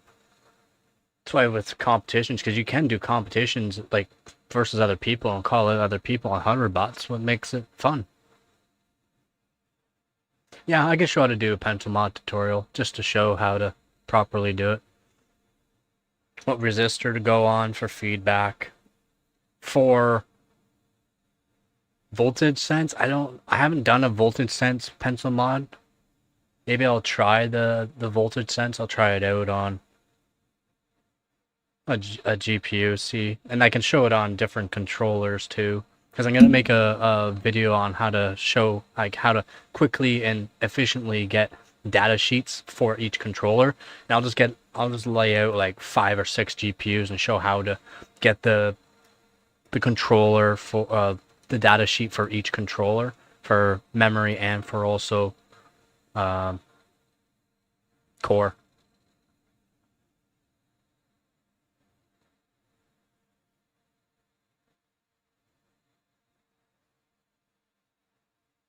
I'm gonna make a video here soon to show how to do the resistor divider for switching frequency.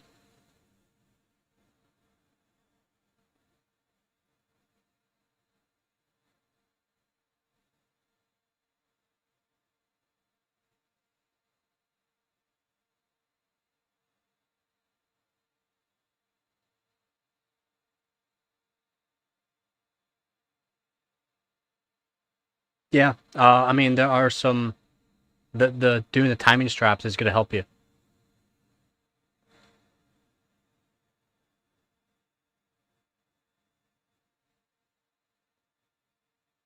Doing the timing straps, loosening the timing so that we can get more frequency can be more beneficial too. Not just tightening anything, but loosening timings give you more frequency. And yeah, it takes a long time to do that. So if he has some good ones, definitely. Yeah, it's awesome.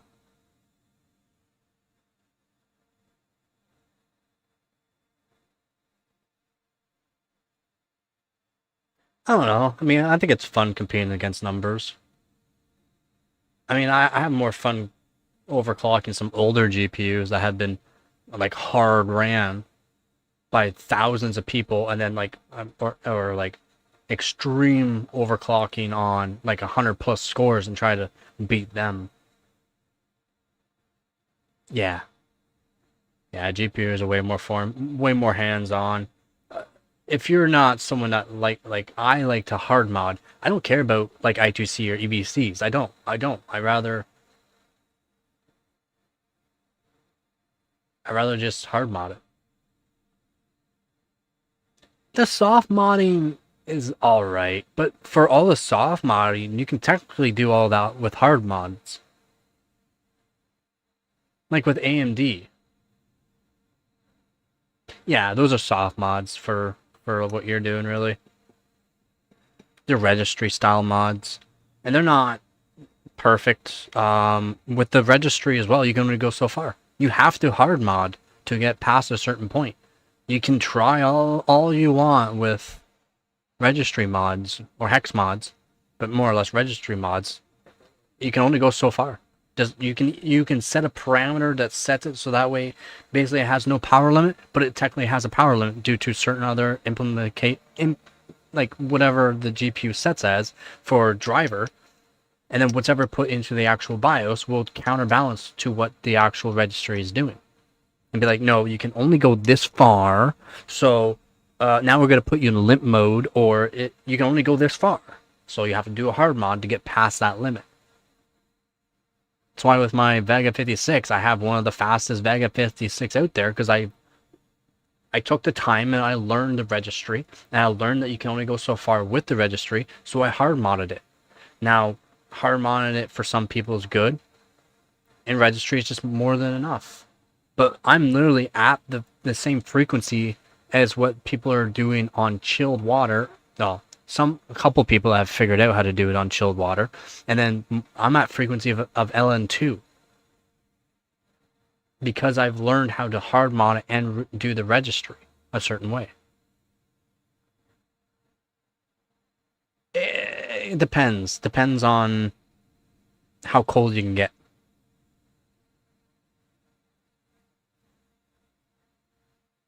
Again, soft mods for voltage is a maybe works. There's a lot of GPUs out there, especially AMD GPUs out there, that won't actually give you the more voltage. It's hardwired into it to not give you more voltage than 1.2 volts. Or it's technically 1.223 volts for AMD. That's their max. Whenever your software is saying, or whatever mods you did is saying 1.4 volts, does not mean it's actually going to take. It will only go up to 1.223 volts. Now, for the spikes and whatnot, then yeah, there could be some spikes of higher voltage, so that way it doesn't hit a over voltage protection. But that's it. It will not hold that voltage at all. The spikes are fine. And that's the thing with overclocking too, is you want to set parameters much higher than what you're actually going to go to, so that way you're not going to hit certain registry or certain BIOS limitations. That's where hard modding or an EVC, an I2C, an I2C or EVC is going to help you.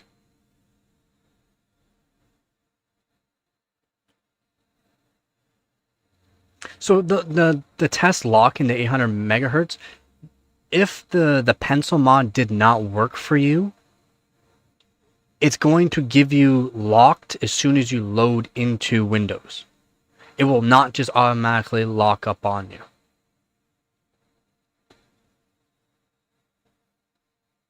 Yeah, and it will get very hot. The 1.336 volts on AMD, you basically have to be on chilled water or LN2.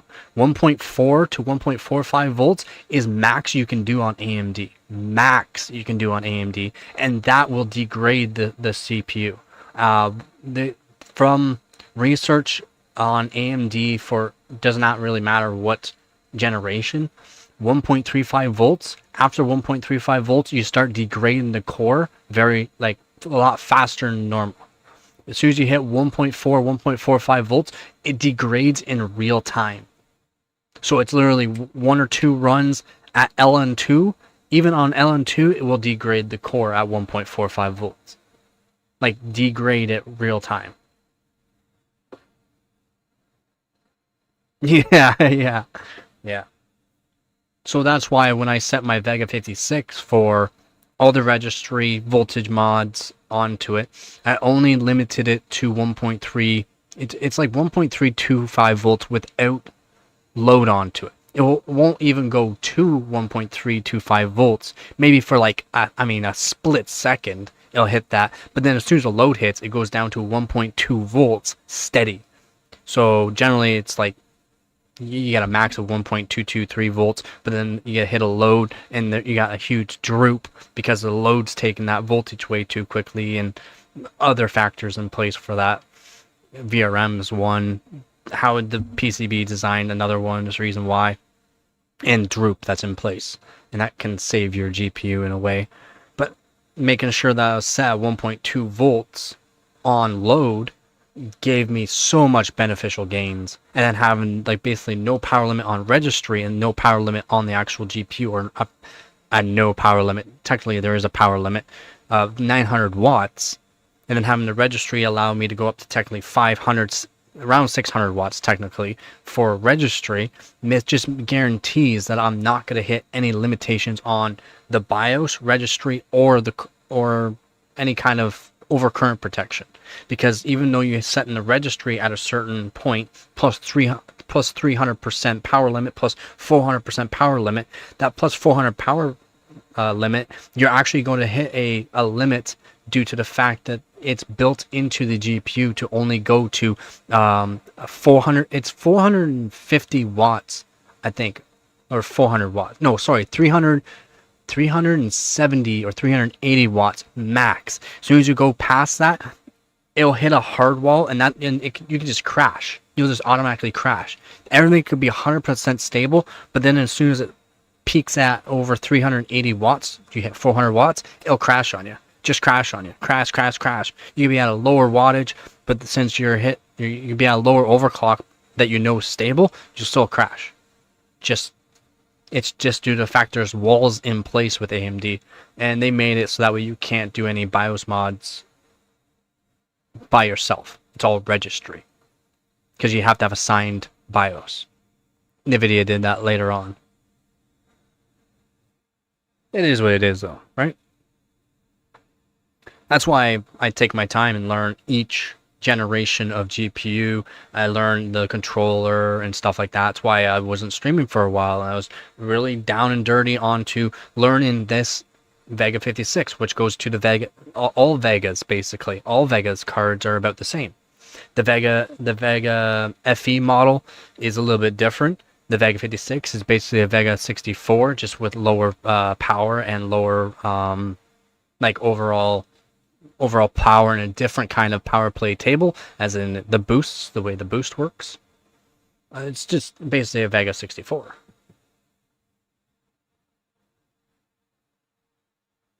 Yeah, there's a lot of limits that are just hardwired into it. No way around it without hard mods. That's why learning hard mods can be very beneficial. And then once you do certain hard mods, you can just do your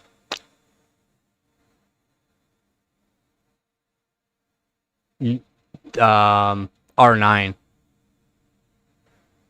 not Vega, R9s,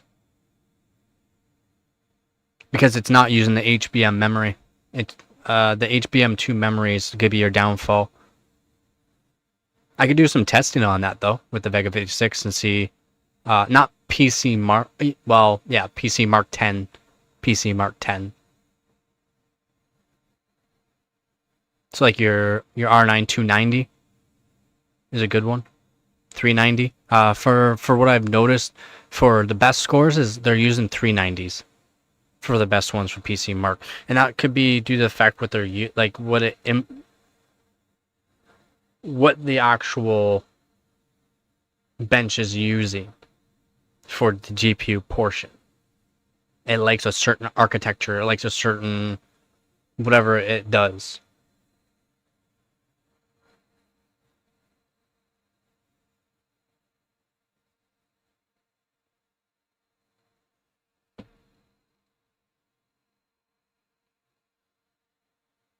Yeah, R9 390, and I need to get one of those because then it'd help my PC Mark score. And I need one just to learn some more about it because it's completely different than other cards from what I've read on it. There's a lot of differences on that card than any other card. One day.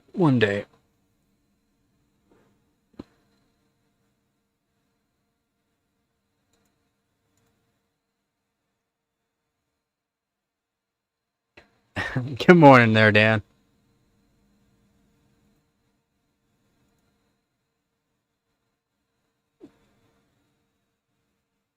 Yeah, I mean, just a fun to overclock. For me, I want to hard mod the crap out of it.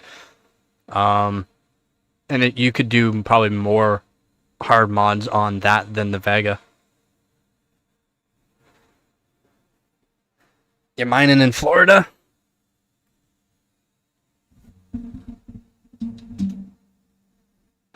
I'm here, just I'll be right there.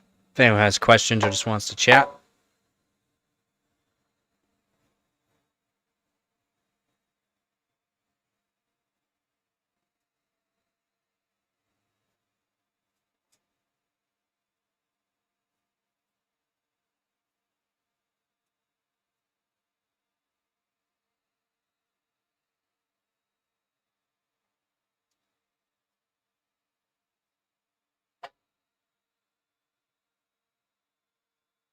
Yep, this is Nova Lake.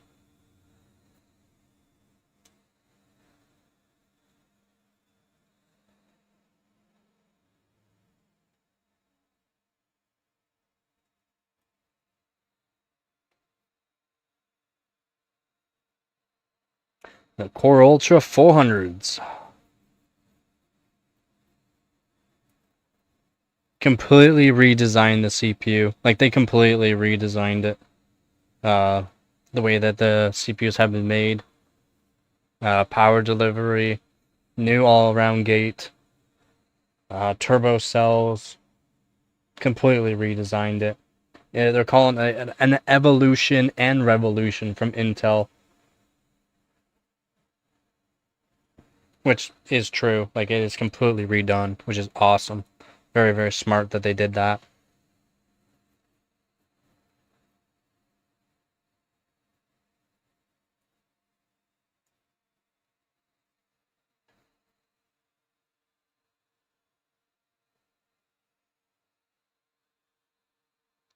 Yeah, because now NVIDIA is partnered, right? They'll help with the marketing probably.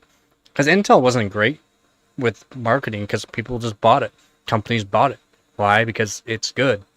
But since the Intel, kind of got slandered 3 years ago there, I mean, now it's yeah, now they really need to market it so that way they can get their good reputation back, even though they technically have a good reputation still. They did good by saying that there was an issue with the microcode and gave higher warranty and was an easy warranty.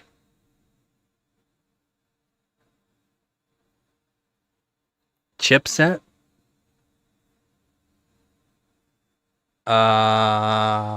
I'm not sure if they're gonna do 900 or not. We're not sure what they're actually gonna call the new chipset still.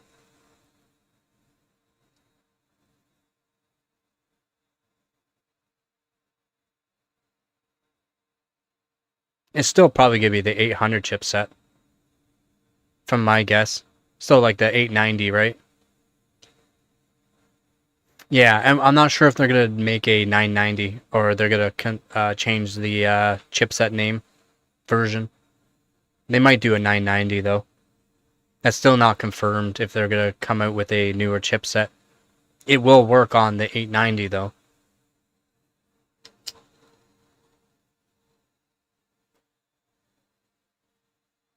Oh, wait, my bad. Not from Nova Lake because it's new socket, right? They might come out with a different chipset altogether. My bad. They're not going to be using the 890. I don't think they're going to be using 890.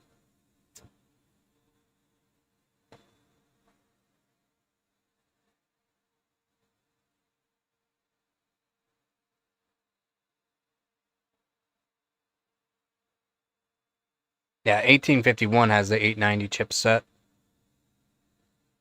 That's why I don't think the 1954 platform's going to have the 890. And that's the thing, right? Because Intel didn't know exactly what was going on with their chips failing at such a quick rate for some people.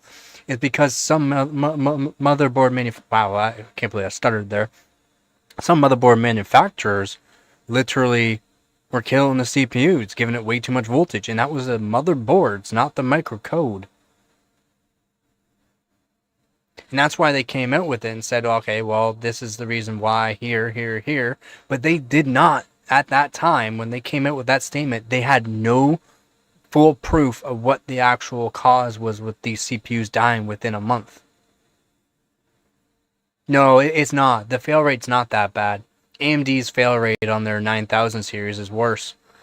But they don't sell as much. They haven't sold as much. Intel sold like 100 million of those chips, of the 13th and 14th gen chips. 100 million. AMD sold like, I think there are 6 or 7 million now of the 9000 series.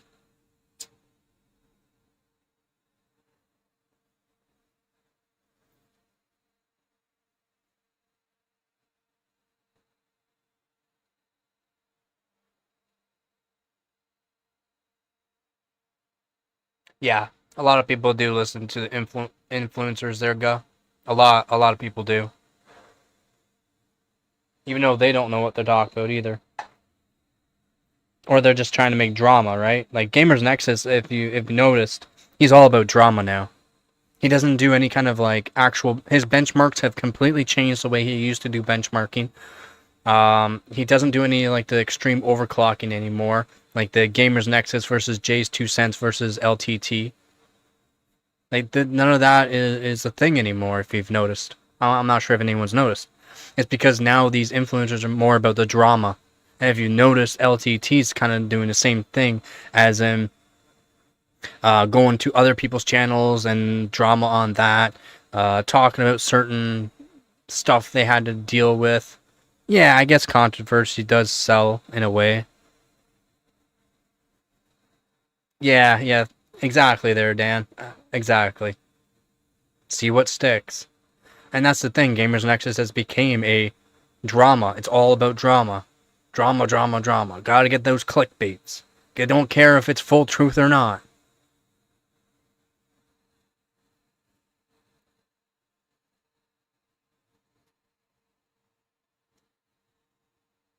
And I don't know. I guess a lot of people like drama. I don't like drama.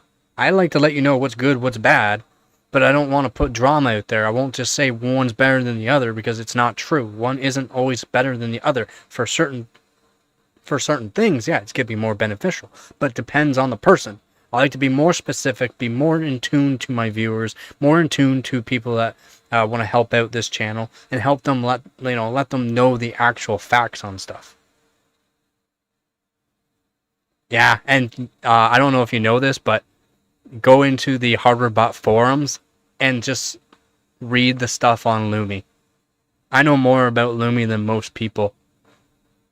He's one sick mother. He is, man. I mean, he's a great overclocker, but man, he's a party animal. Let's say that. But yeah, no, there's literally like thousands of people that hate Lumi. They actually hate him because he's such a troll.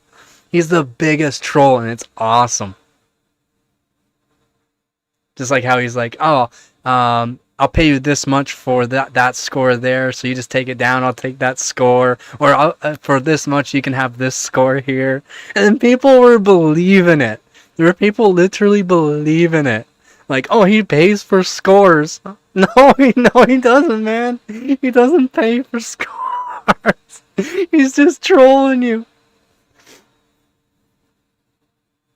He does a lot of LN2, and he gets a lot of really good bin CPUs, but he has to bin a lot of them. He does a lot of testing on RAM and older CPUs. He's really good at older CPU overclocking and trying to get those new records. He does serious binning, yeah. Lumi? Yeah, Lumi's he's a benchmarker. He does XOC. He's been doing it for a long time. I do believe he's in Taiwan. If I remember correctly, I'm pretty sure he's in Taiwan.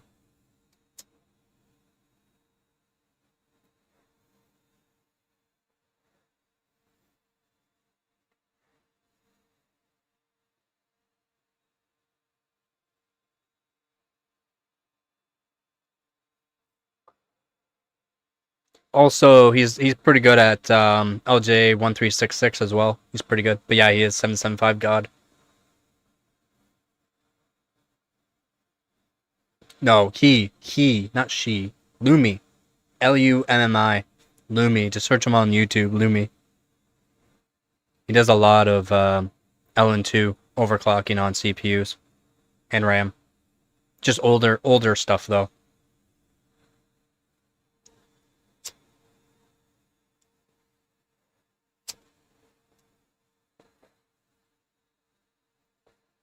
It'll be boring for a lot of people, but if you're into overclocking stuff, then it's kind of entertaining.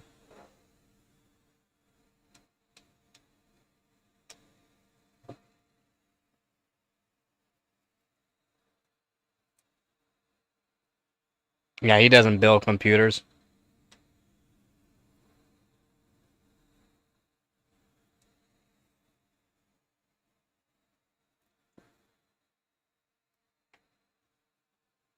Yeah, exactly. Yeah. Yeah, for nerds. Yep. Yep. Yep.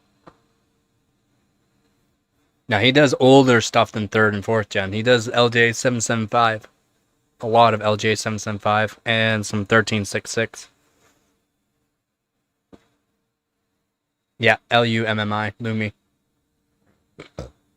No, he's not for PC gamers or anyone like that. For people that like to overclock.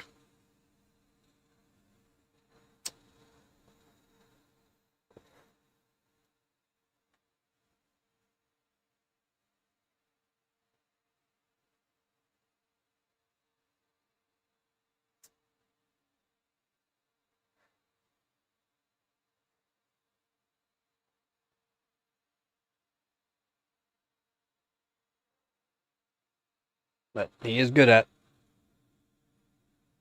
Oh, sorry. Yeah, 2 U's. My bad. Yeah, 2 U's.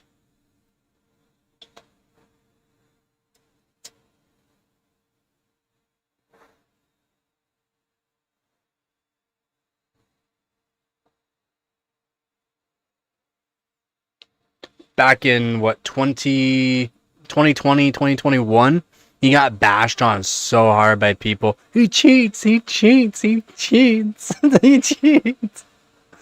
Oh man, it's so funny.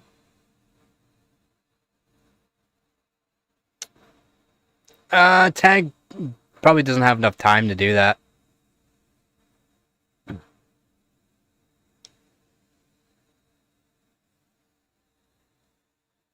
Oh yeah, he's very good at what he does.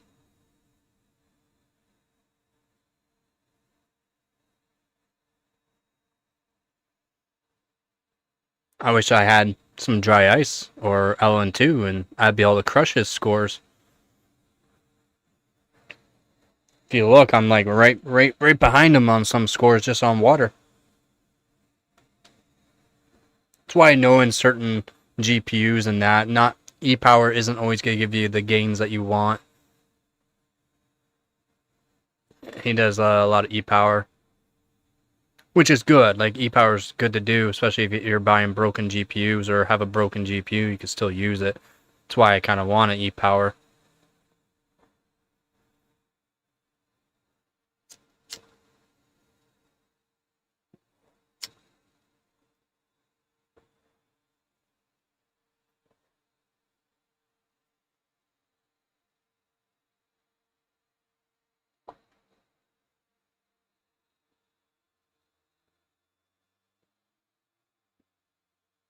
Like a dry ice with the X5650 I have would do really good. I'm gonna be doing it here probably on water soon, like on chilled water, and I'm hoping to get some pretty good frequencies out of it. All core on air, I can do 4.8 gigahertz, which is really good at low voltage. So I'll be able to even lower the voltage more and hopefully raise the frequency.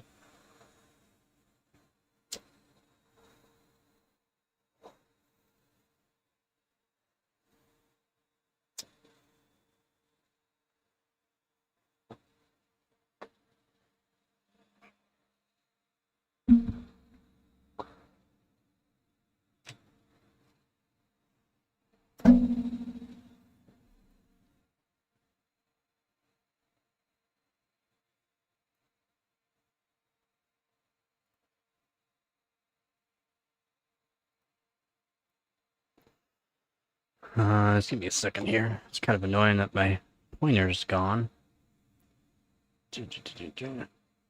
Let's go. Let's go.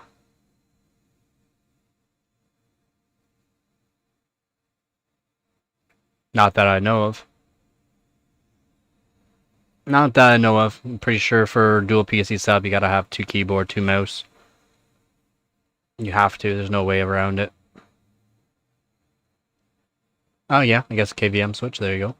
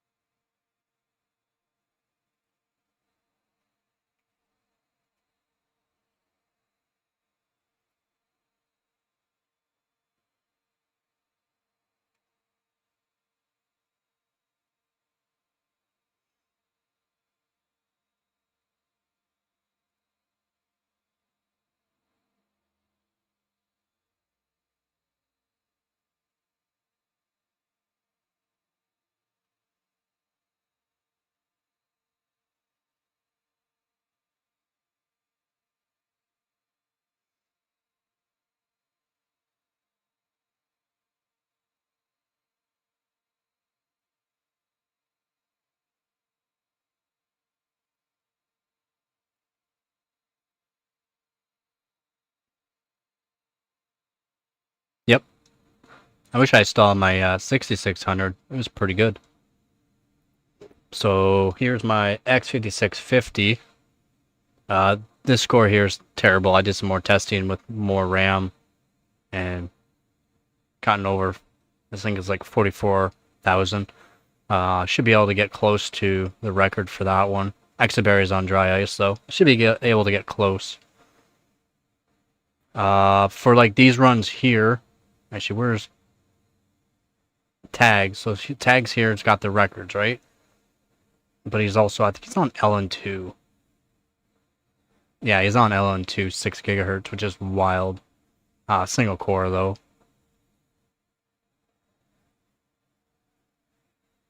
I only got one record with it, but that's on air.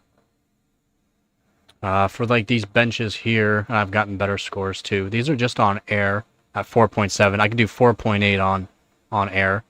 Temperature is really good. Hit 69. Nice.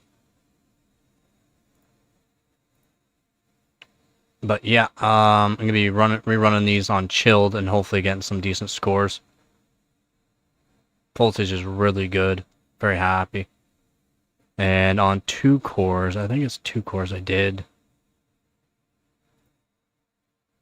5 gigahertz. On 3 core, sorry, 3 core, I did 5 gigahertz. It did go up to 1.672 volts, which is quite high. It was not set at 1.672 volts.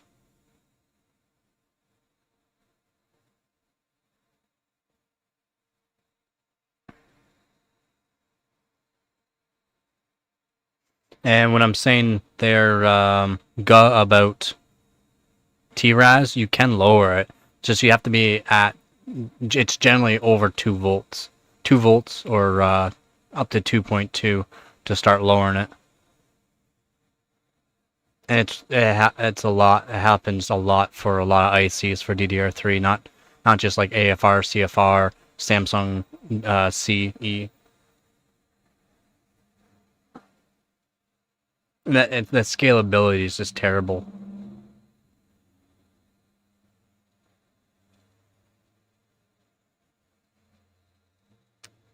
Wait, what?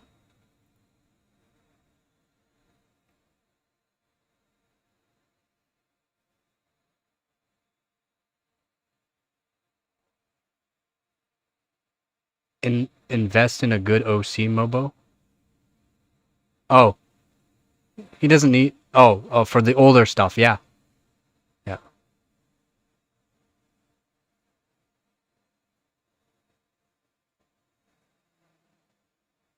Get yourself a Z97 Asus Pro.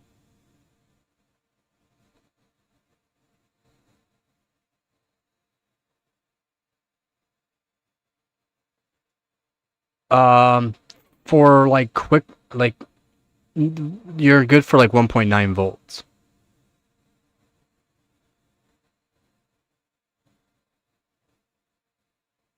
When you start going up, okay, this is the reason why Ducky got kicked out, because Ducky was trying to argue with me some things, and then there's literally like 4 people that literally don't know anything about overclock and have like 1 or 2 posts done on HardwareBot, and the scores were terrible, and yet they're trying to say that up to 2.6 volts on certain ICs won't degrade. It will.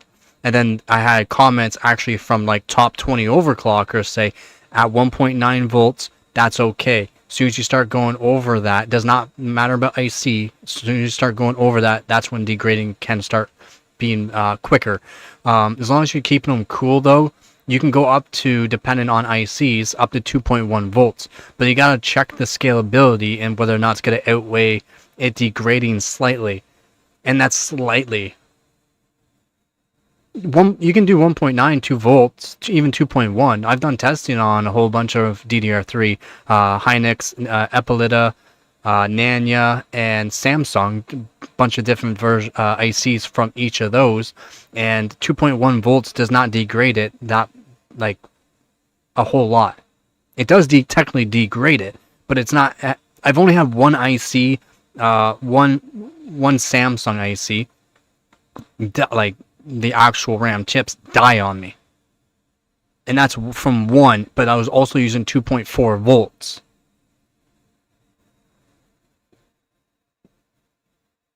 And I used it for a quite strenuous amount of time at ambient. So if you can keep it fairly cool, 2.1 volts for benchmarking is fine. And then at 2 volts to 2.1 volts, it's going to be really good for you for getting that little bit extra out of the RAM kit. Because you won't be able to get certain timings down, like TRAS, down past where you are, like at 24. You won't be able to get 22 unless you hit about 2 volts. You can try 1.9, 1.95, but it might not even work. You have no choice but to do over 2 volts to get certain timings. That's what a lot of people won't tell you. You will have no choice but to use 2.2 volts. You'll have no choice but to use 2.4 volts to get this. But when you're using that at ambient, even on cold ambient, your ICs will degrade. At 2.4 volts on LN2, technically is degrading it still, even though you're keeping it really cold. But since you're just benchmarking it, the degrading it is not going to be like daily in it at 2.4 volts, right? Because temperature and a lot of things go into place on degrading. But Samsung ICs can handle the voltage better, as in they don't degrade as fast. All of them will degrade. You don't care about frequency. 2000, especially for the kit you have, I'm pretty sure it's not AFR. I'm not sure what dot like IC yours is like right off the bat. Send pictures in. I can check it. I can actually check the guarantee. I don't think they're AFR, just due to the fact you got your TRC so low. AFR is not really known for that really low TRFC, especially at the voltage you're at.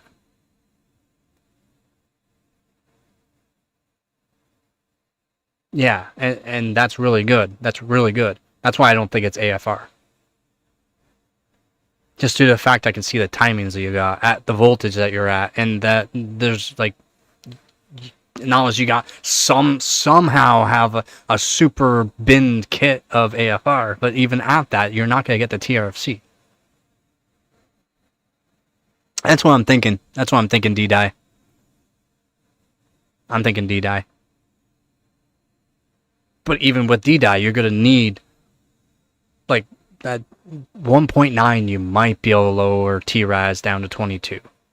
Might. But generally, you have to do 2 volts and up to start lowering TRAS farther than that for some ICs. A lot of ICs. There's only a few known ICs that will do 18 or 16 at about 2 volts. So whenever you're seeing these, and you don't care about frequency, 2000 or 1800 is going to outbeat that 2400 looser timings. Always. Always. You want the tightest timings you can. Even if you can only do 1600 or 1200, get the tightest timings at the highest voltage that you will use on your RAM. That's what you want. You want the tightest possible timings, always. And you'll see how much better it is. That's why there'll be a lot of people like the people that think they know stuff about like 775 with DDR2 versus DDR3. DDR3 has, like, for LGA 775, DDR3 is always going to be better because you can keep the frequency down and have almost basically, it's going to be higher frequency, but about the exact same timings as DDR2. That's why DDR3 775 always has the records.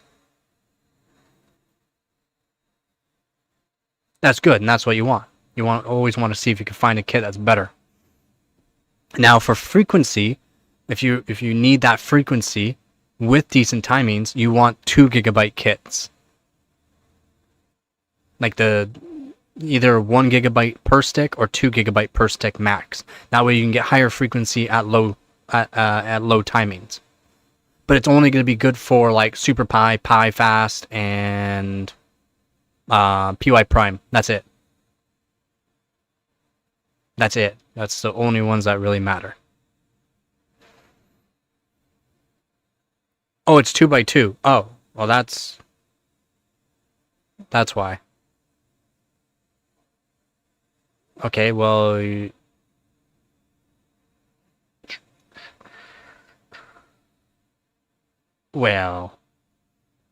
is 2x2.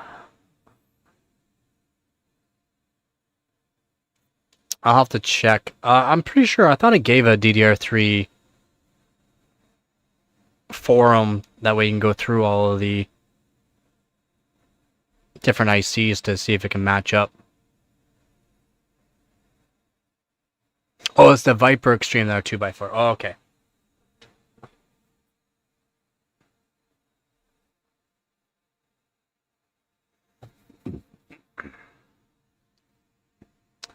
Well, I mean, your frequency is not very good for the timings for the 2x2. And that's probably because you're not using enough voltage. If you're just benchmarking, man, just use the max voltage you can, that 2.1 volts. As long as you got a good fan, cool fan on, and you're gonna run them, when it's cooler, like what you've been doing, then you don't have to worry about them just dying out on you. It could just happen, but that's real rare for DDR3. Just them dying randomly.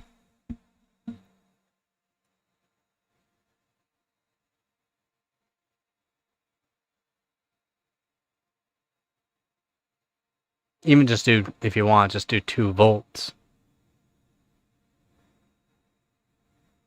Yeah, well, I mean, cool as you can get them. That's more than enough. It's more than enough. I run all mine bare die. All mine bare die with the fan. The max voltage I generally use now, again, because I have killed the RAM stick at 2.4 volts of long duration of use, 2.4 volts. But there's only one stick out of the 4. The other 3 are fine.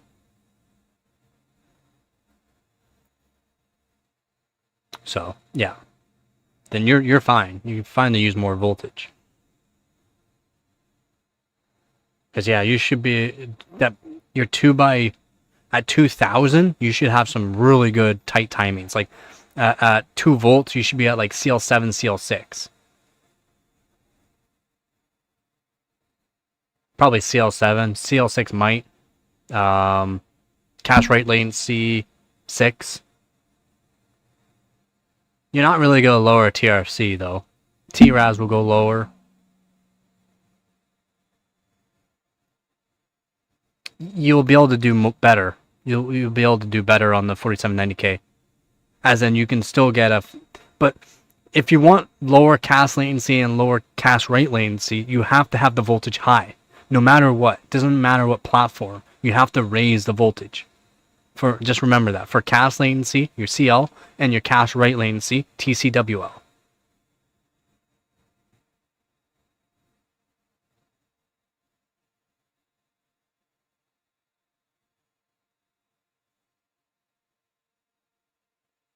Yep. Yeah, do some testing now and save yourself a profile. And next year, early next year, whatever you're going to do it. And whenever you're going to do it, let me know. I'll try to help you out. I'm pretty sure you know.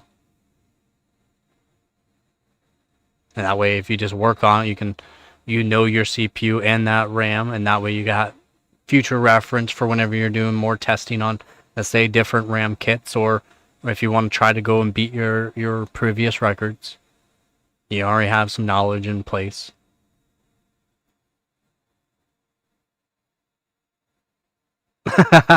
No low ballers. I know what I got.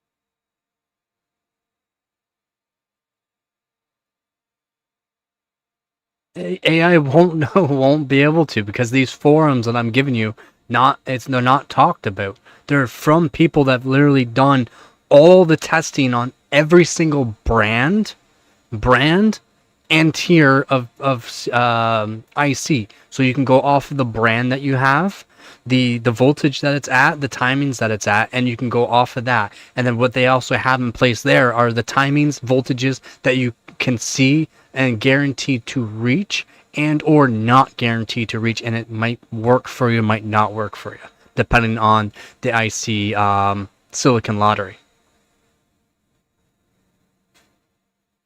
Yeah, that's why AI won't be right.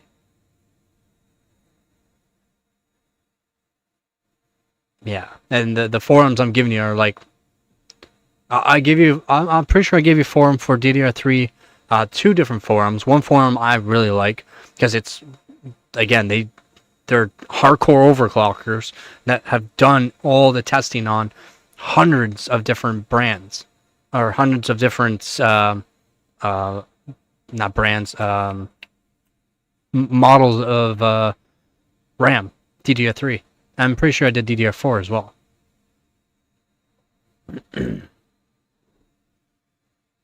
Team Weg's good because they did that too. They helped me out with that. But then I already knew a forum that I just used the forum, and yeah, they can give you basic timings that are guaranteed to work at this voltage, up to this voltage, scalability, whether or not they're going to be good for overclocking, what like perfectly.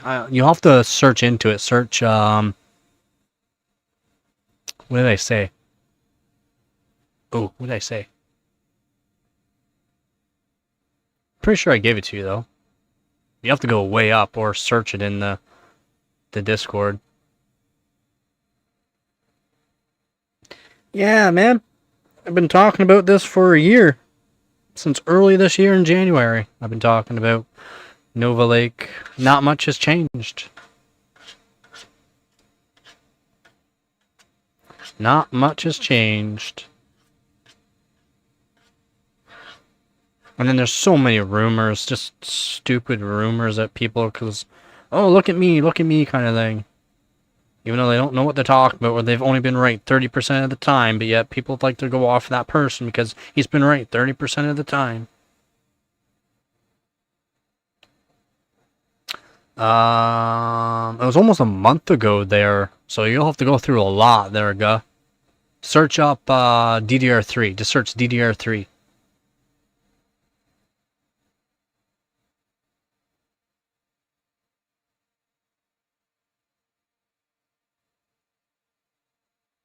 He's gonna get a late 2026 Christmas present.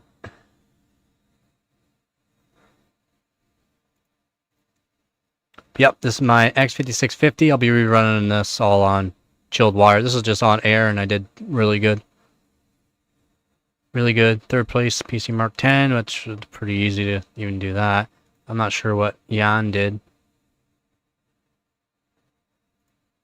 Oh, he's using an HD card, that's why. Results from Advanced or Pro Edition benchmark cannot be saved to a free account. Product key must be used tied to the account. Virtual mark system info update unavailable. Download latest version. This is not, this right here cannot be classified. I'm not even sure why this is even up, because this is not valid. Just due to the fact of system info. You have to have system info. I'm pretty sure. Benchmark. PC Mark 10. Rules. System info, and this has always been a thing, must be enabled. Since you didn't have any system info, this is not so many things that people, I don't get how scores are up. I just don't get it. I don't get how. Just go into the 2080 Ti's, you'll see top 20. There are a couple of good ones, but like in top 20, there's literally failed validation. Failed validation. Use this. Didn't add this. Not even a screenshot in the top 20. But yet, somehow, it's still up there.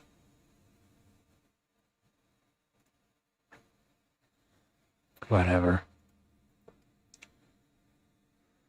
Apparently. But it's even the rules. I mean,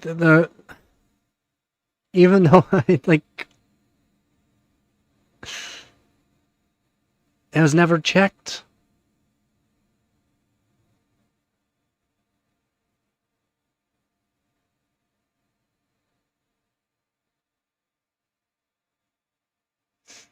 Yeah, they're gonna have the 52 core, 28 core,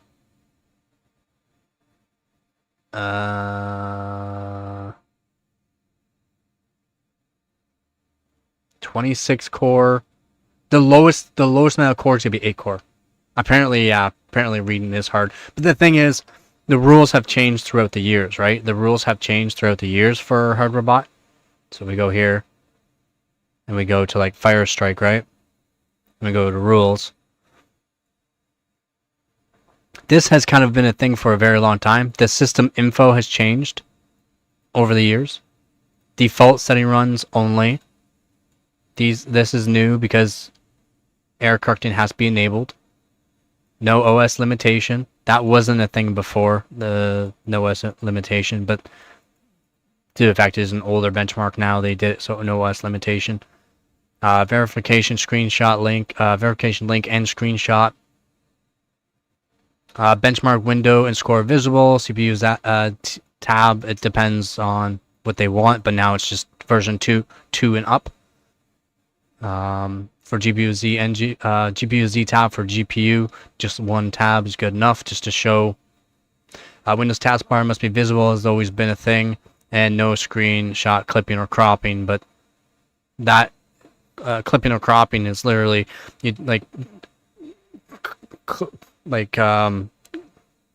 screenshot's not a full screenshot basically, and then having your tabs cross over one another is a bad thing, but it's more or less to cover up certain portions, and there'll be so many scores taken out. But the LED test allowed is a new thing for Firestrike. It wasn't a thing before.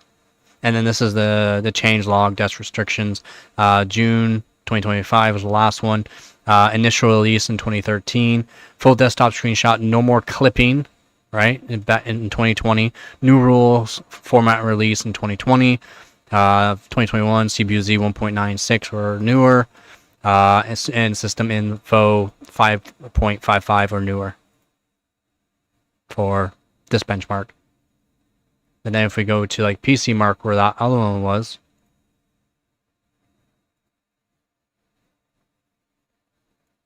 I guess you don't have to worry about it.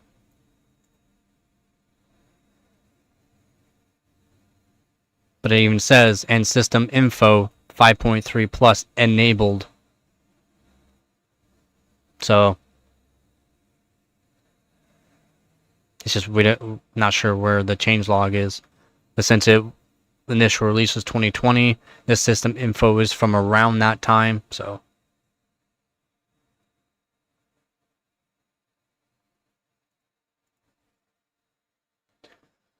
Yep, that's why it's good to read the rules, because rules do change. The rules do change, and then like some of these benchmarks, like the ones I've done, with like the 8600 GT, 9500 GS, are from like 2011, 2012.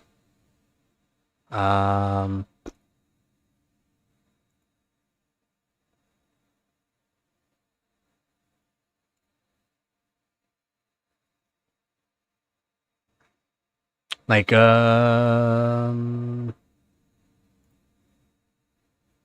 gonna remodify it up and see if I can just voltage sense it to give me enough volts to go through to give it to power enable on it.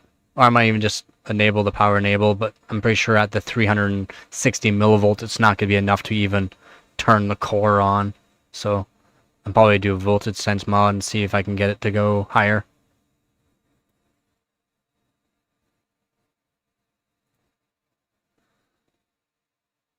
Because this is nothing. This is a weak score. 620 megahertz.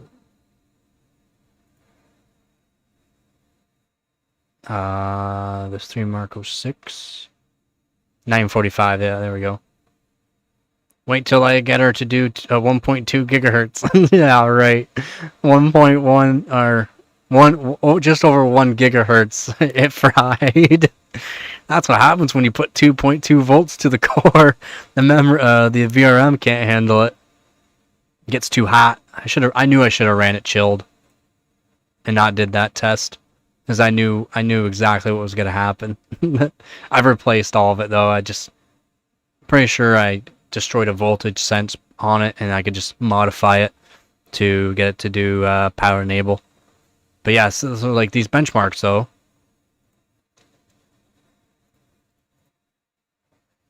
like the top scores and all the scores I'm around are from like 2012, 2014, 2011, 2012.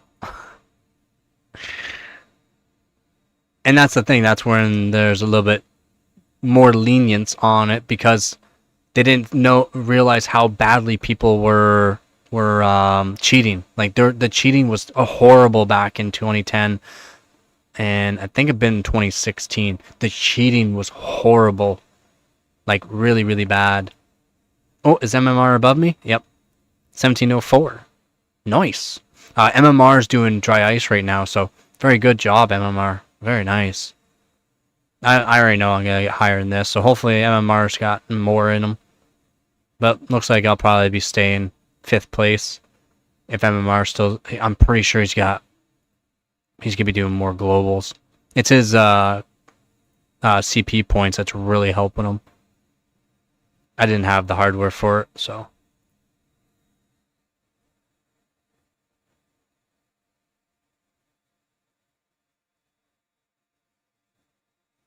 For the higher end boards, yeah, $500 range for the higher end boards. Yep. Yep. The Guru 3D is one. You don't have to join. You don't have to join join it. Or maybe I am part of it. But that's an like that part of the forums is really old forums. I like to go to the old forums for a lot of my older stuff. They really helped more than the newer stuff. The people that say stuff nowadays. Just they actually took the time and wrote stuff out, did the actual tests, let you know whether or not it's good or not.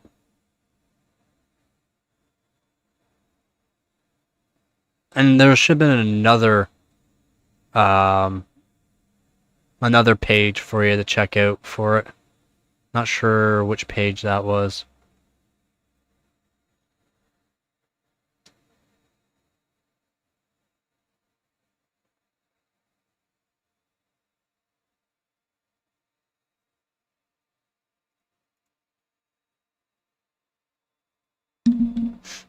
$15.43. Yeah, you are heading towards Feltingham. I wish I had more competition points. I don't have a whole lot. I didn't get to do a whole lot this year.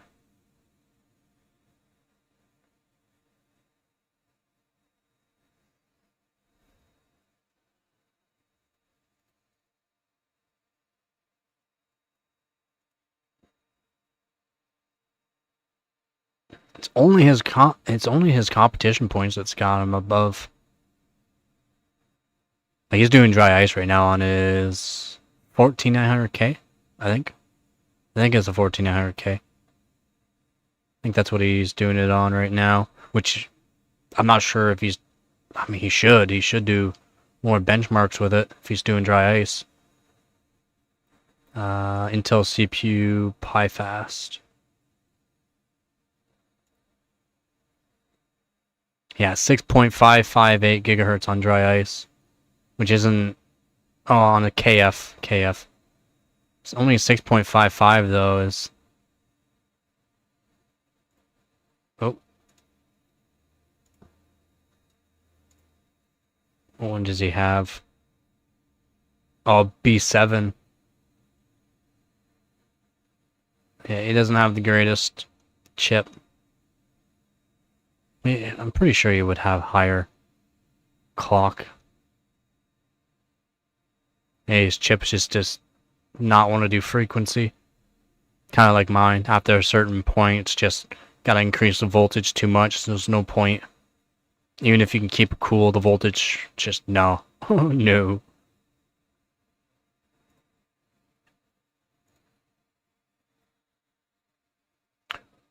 Hell yeah.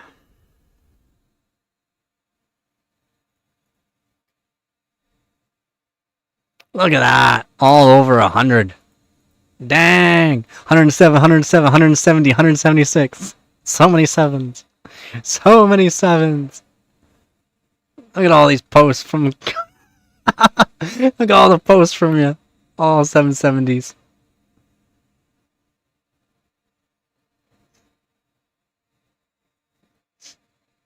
That's the best you could do on one stick?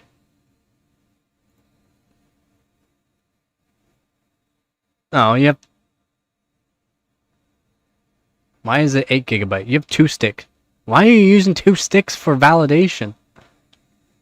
What are you doing? What are you doing? What is this? What is this? What is this, man? Dual chan? Dual chan? What are you doing? For a valid RAM frequency.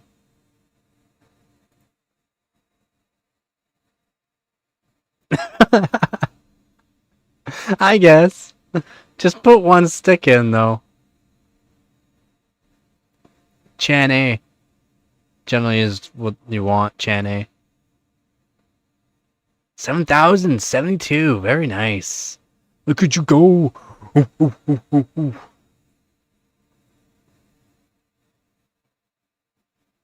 Look at that hardware points there. Dang. How am I above you for global, though? You have way more for contribution to the team. You have way more. You should have more than me.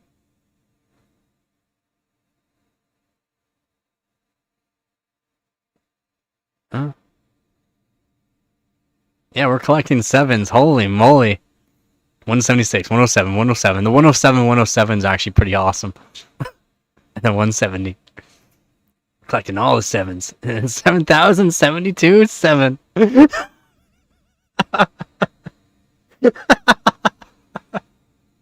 So many sevens.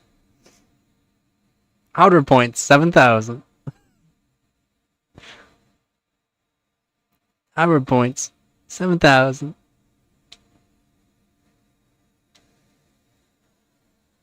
Lucky number 7. Yeah, we're doing pretty good. Not far from 25th. Not far. Not far at all.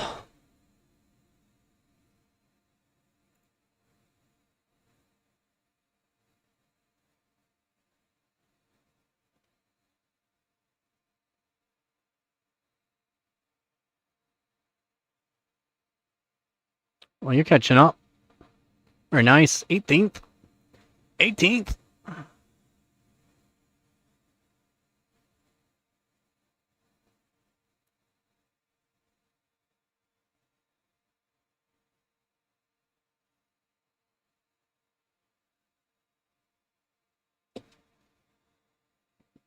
Hey, Nugget.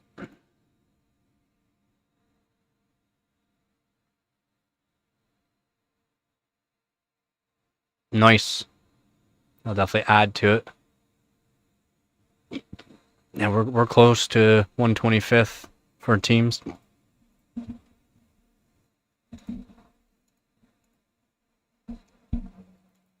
We are close.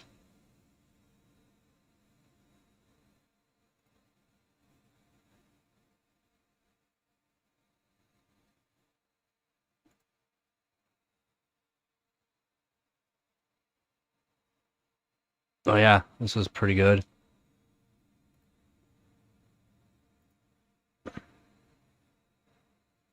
Third place. He's not really at 1.1 gigs. He never put in his frequency.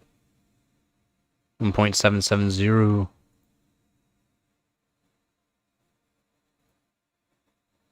Once I can do chilled, I should be able to get first place for that at least. Yeah. These are low scores. I do have better scores, but for some benchmarks, I was able to do 1.9 gigahertz on water.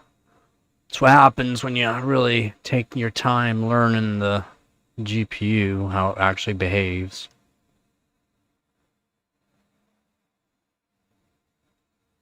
Then I need to get a Windows 7 operating system.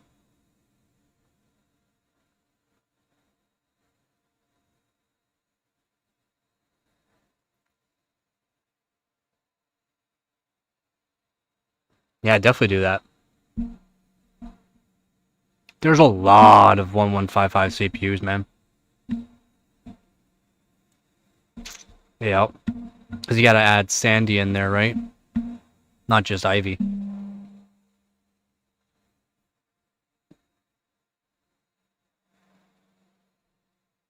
It's a lot.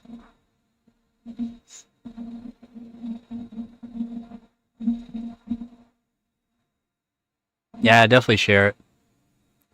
I'll use it, and then I'll trim it if need be. You have NVMe drivers too? Yeah, that'll save me some time then. If you want to have that all, if you want to put that in, you can put that into. Hold on, Doug. What channel? Whenever you have time, put that in.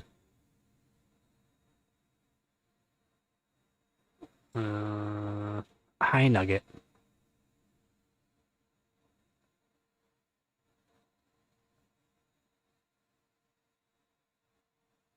It's PC stuff. You gotta click on PC stuff. And then go down to...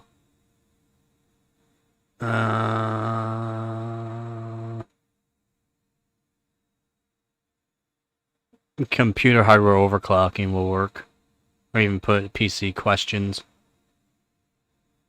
But yeah, PC stuff, click on PC stuff, and then put it in like computer hardware overclocking or PC questions.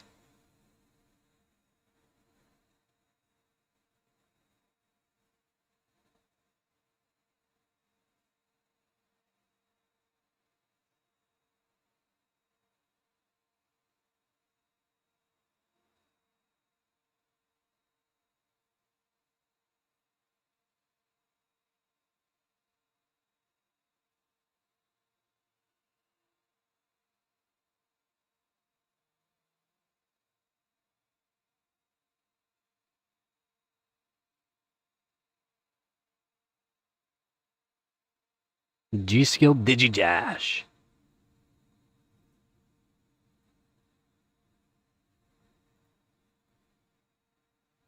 Yo, it's Joe. How's it going, man? Ow! You have it built into the... Okay, if you have it built into, yeah, definitely put that one in. That way I can make one up.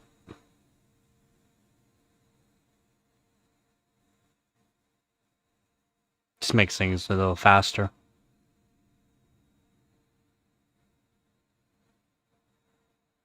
I mean, I could use my trimmed Vista, but... Or XP, sorry. Just upgrade it up, but... Takes a while to do that.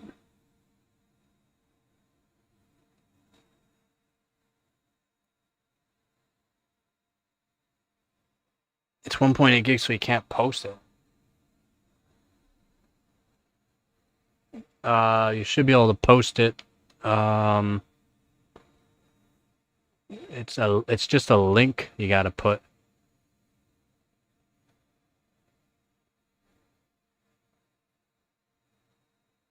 I guess you would have to do it a different way. Well, that sucks.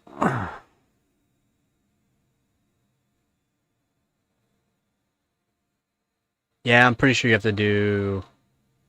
Oh, hold on one sec here.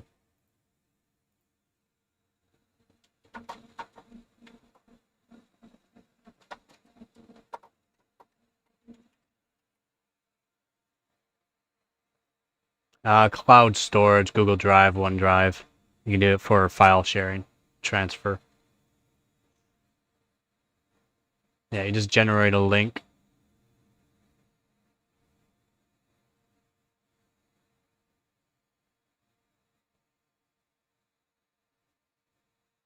Dropbox is more or less what people use.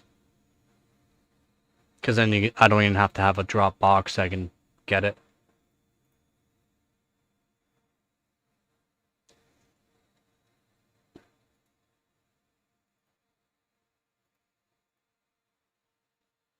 That's one way to do it.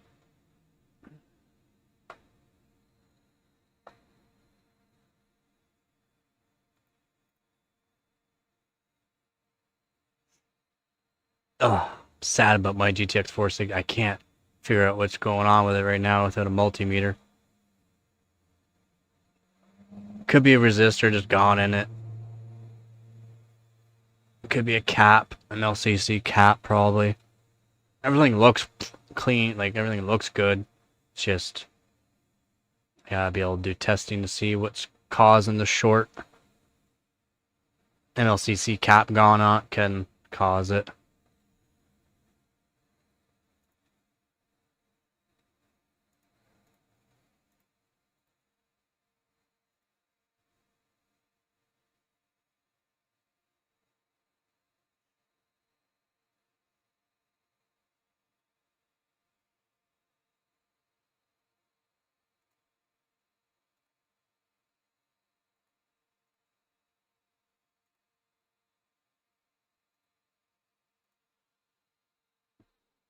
I'm here, just give me one sec.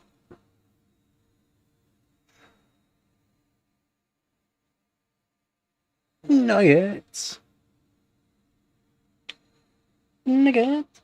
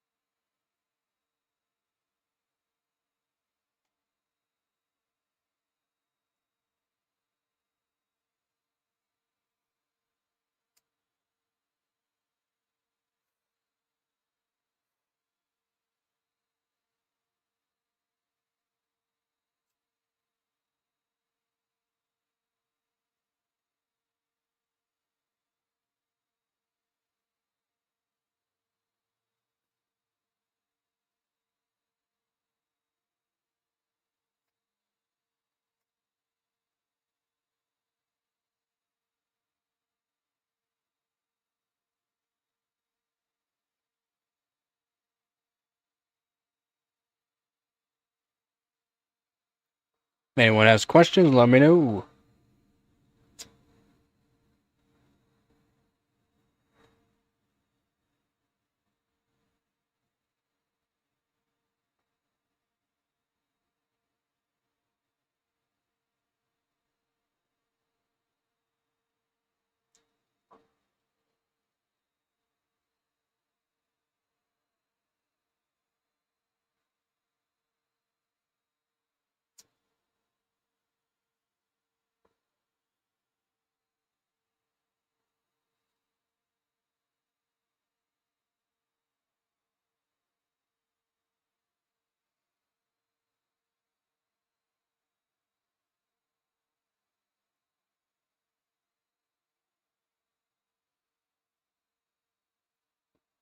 Perfect. Yes, probably one of the better ways to do it.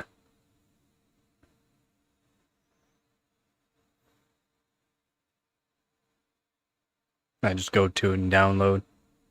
Yeah, it will take a while.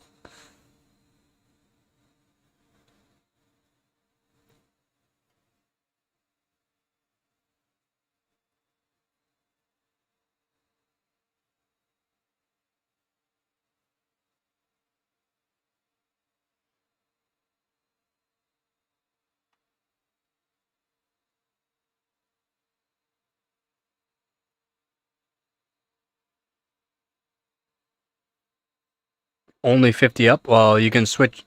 We're not here when I showed Dan how to. No, your internet speed will be 150 up, but you're limited by your settings on your PC. You can switch over some settings on your PC and make upload speed faster.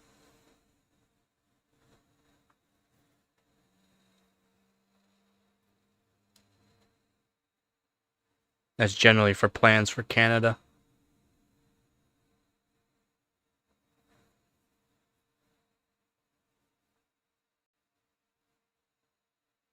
That's a weird plan. That's a really weird plan. It should be 1 gig down and 150 up. And they say that they cap it, but they probably don't cap it.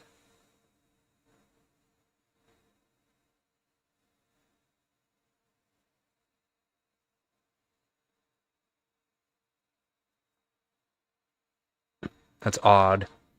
It's a very odd plan if that is true. It's just that's generally not the case. That you can do 150 up.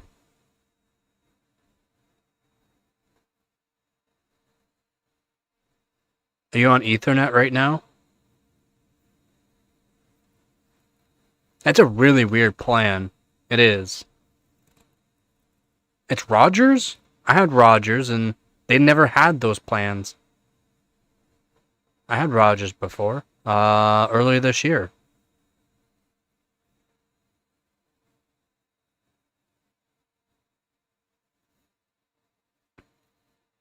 Yeah, it's 440 down's really odd too. Rogers though, I'm pretty like Rogers. I want like their lowest plan, one of their lowest plans. It was 1 gig download, 150 upload.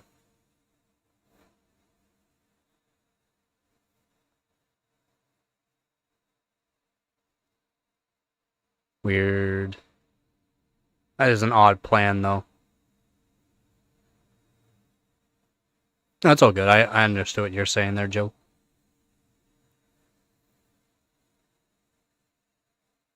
No, no, no. The one, yeah, yeah. It's not just a 1 gig. The upload speed can be part of the tier to make it a different tier. And the 150 megabyte upload was one of the lowest tiers.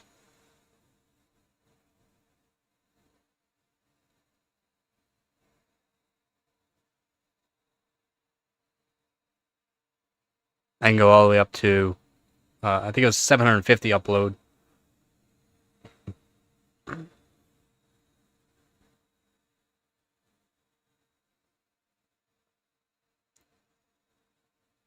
I hate them all.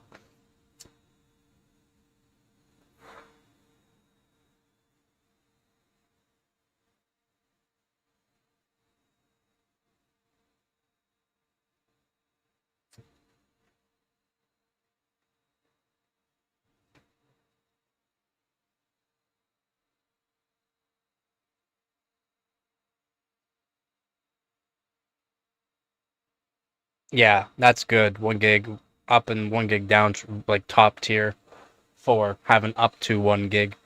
If you get like the 5 gig download, 1 gig upload, that's 1 gig uploads generally as far as they go.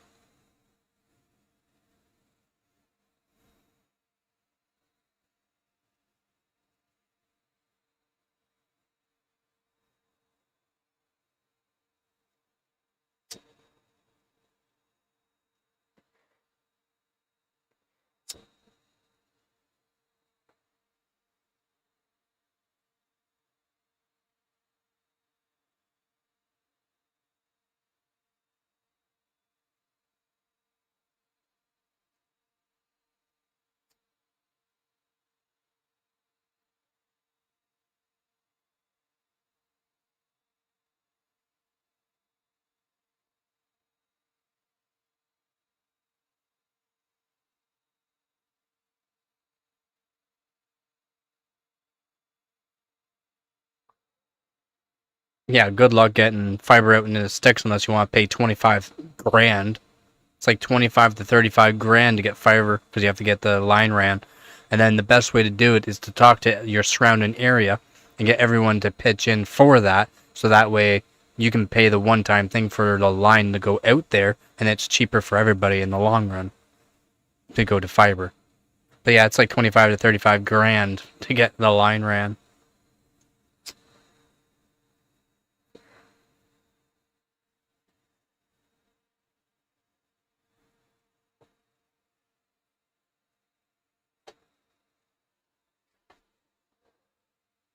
All right, give me a sec. I'm gonna make coffee. Oh, thank you, Joe.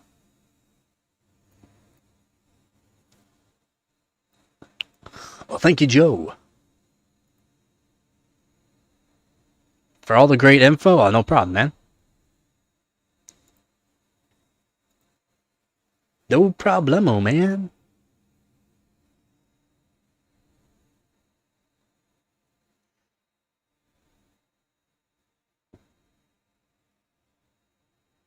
Yeah, I heard you and Nick made a good deal. Benefit both of you, which is good.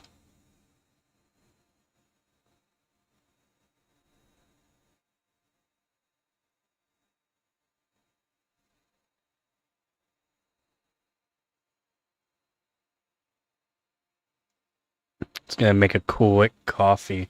Yeah, again, thank you very much there, Joe.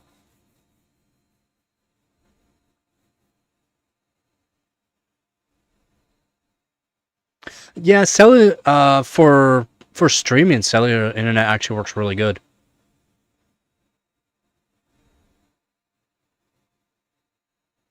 Oh, no problem, man. No problem. I know more than just overclocking on PC hardware, so I try to give people the information they need for what they're doing.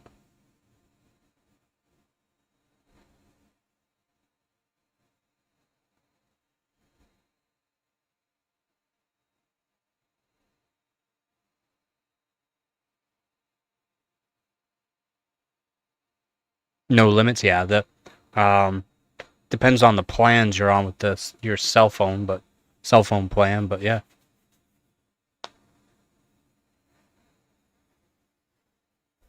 Reading out? You mean reaching? Yeah. Kind of figured.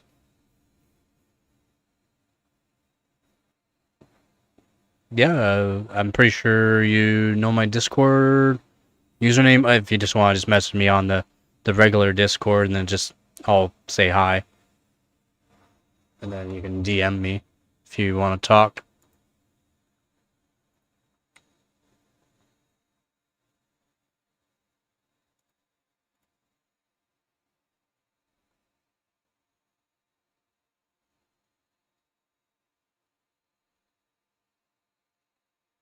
Yeah, something simple, easy to do there, Vep. Give me 1 second, I'm gonna make coffee.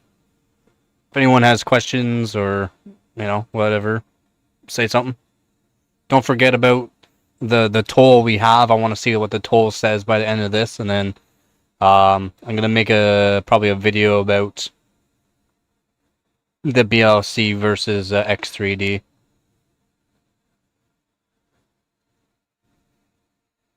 I have a new Discord name. My other one got hacked.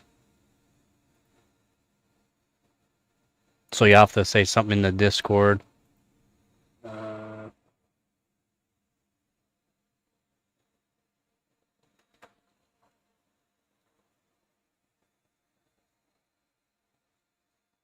There's so many Joes, so I'm not even sure which one yours is.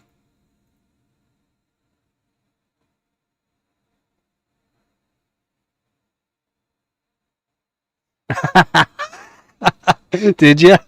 Alright, yeah. Definitely post something there, I'll let you know.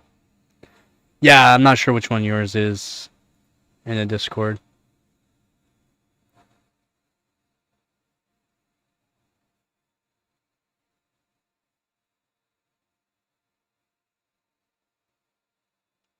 Hey, look at Nick helping out. So he knows some things for stuff I don't do, which is nice. Nice when people know certain parts of the PC stuff that I don't do.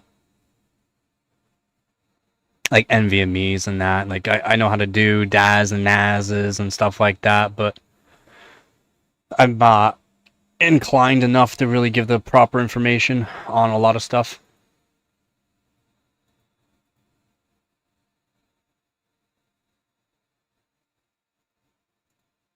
All right, I'm gonna make coffee quick. Give me 1 sec. Again, thank you very much there, Joe.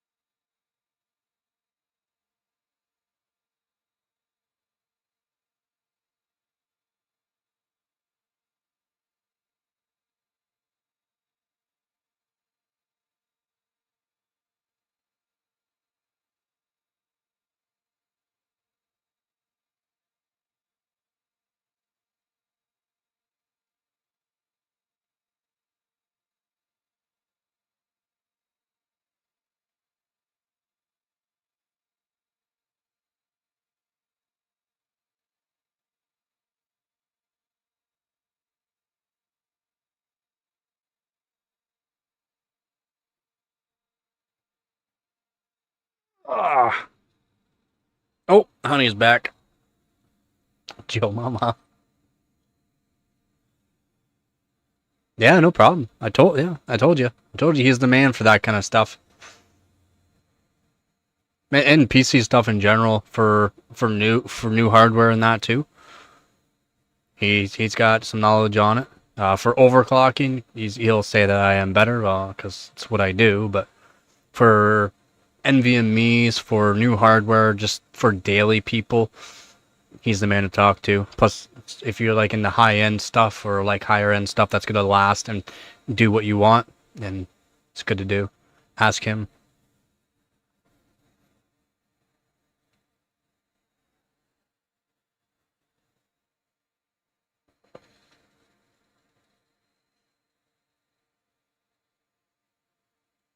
Yeah, he's very knowledgeable. Yeah.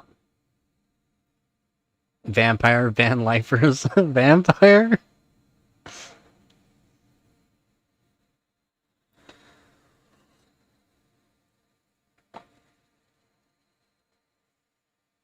It's not gonna last long. It's just more or less a marketing deploy for around this time of year, so people buy it. People are spending money at this point, right?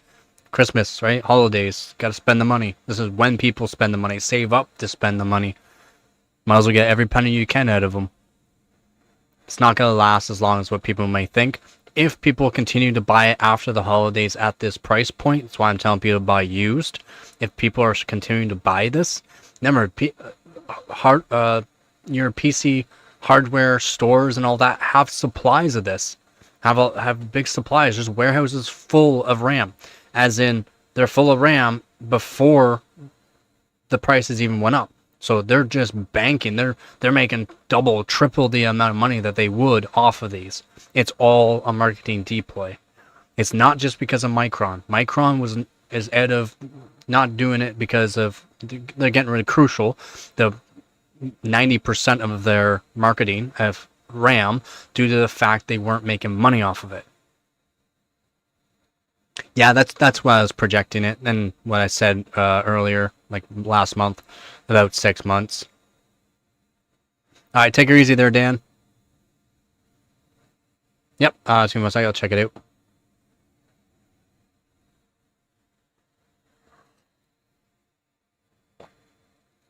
Get her done there, Dan. Get her done. Sweet miss. Sweet miss.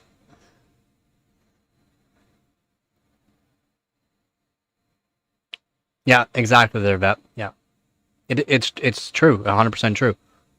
And then you got these other like big YouTubers like Gamers Nexus and them trying to say it's this, it's Micron. They're abandoning us. It's all because of Micron. It's Micron, drama. They're just they want clickbait. They want people to be like, oh, Micron's the one that's doing this. It's not. It's AI that's doing this. It's not. AI does not go into retail stores and buy RAM kits at that price point. Plus, they're not even using the same kind of RAM as gamers. So, just a bunch of bullshittery. Yeah, check that out. You put that in PC stuff.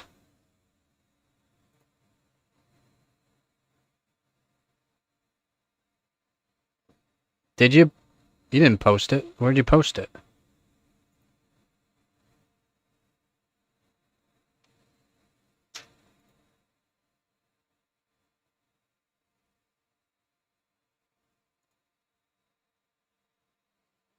Where'd you post it? You did? It's not there. Did you put in PC questions? Nope. Computer hardware? Nope. Maybe it'll take a minute. Computer hardware overclocking? Oh, yep. I found it. I found it. Oh, buddy. Thank you very much. Thank you kindly.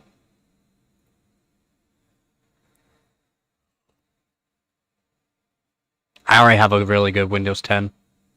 But yeah, the Windows 7 is what I really want. The Windows 7 Ultimate with NVMe. Perfect. Thank you very much.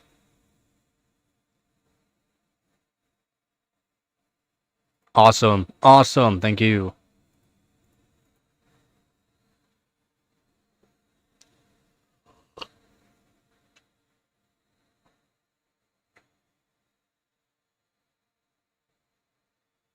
Correct. It's yes. Yeah, Vep. You're right. That shows that IC manufacturers, RAM manufacturers, and retailers can market stuff up and just say whatever they want to say, oh, well, the price went up because of this. It's happened in the past, and it'll continue to happen. It's happened many times with different kind of parts of hardware, many times. Yeah, gotta love YouTube with that there, Nick. I put it in the Discord that I was gonna be live this morning. Yeah, I've been live for 5 hours now. Let's go.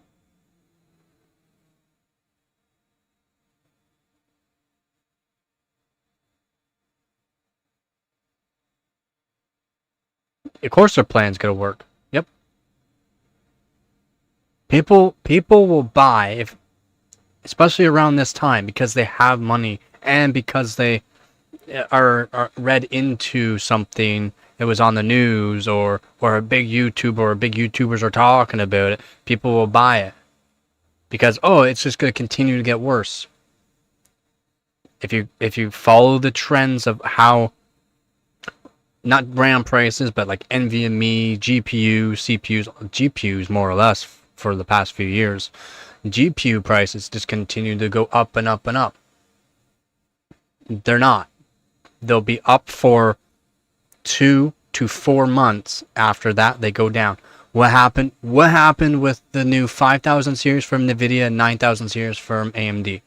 AMD at the beginning, the prices were MSRP because of AMD saying we'll give you incentive, blah blah blah, so they could sell A lot wasn't a whole lot. It was a lot at the beginning, but then that incentive went away. Prices went up.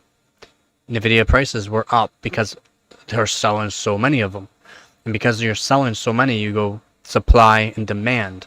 MSRP is just MSRP. It's not, it doesn't have to be MSRP price. You can sell however much you want to.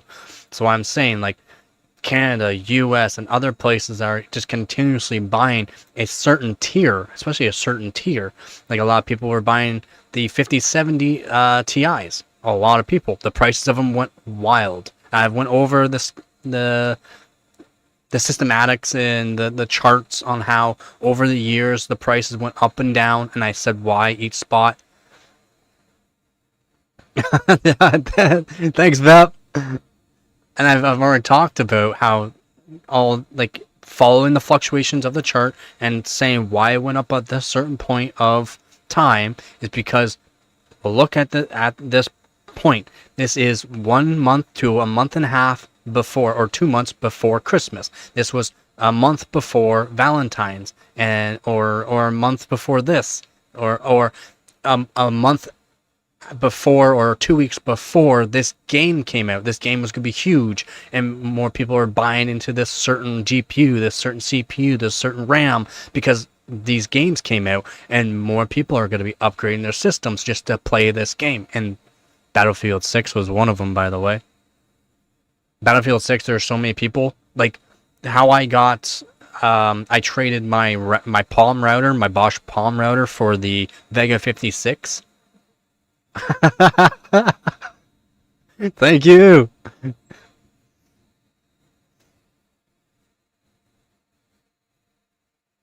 The only parts that have, yeah, exactly, is nothing. Exactly there, Nick. Thank you guys very much, very much. I should heart these. Thank you. Thank you. Or maybe not. It's still number one. Yeah, it says number 2 until you message.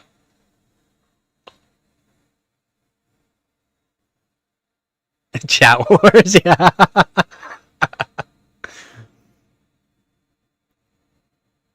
Wait a minute. You have the power. Just mute him for like 5 minutes. No, don't mute him.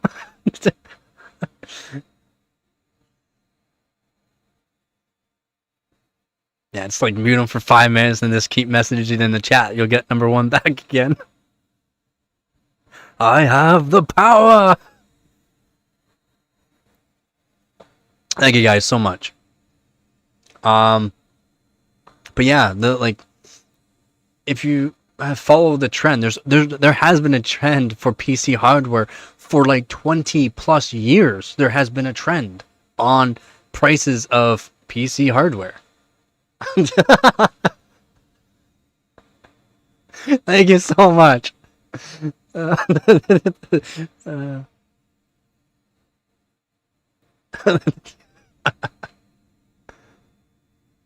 all good there, Heart. It's all good. You do what you gotta do. He's got number 1 back.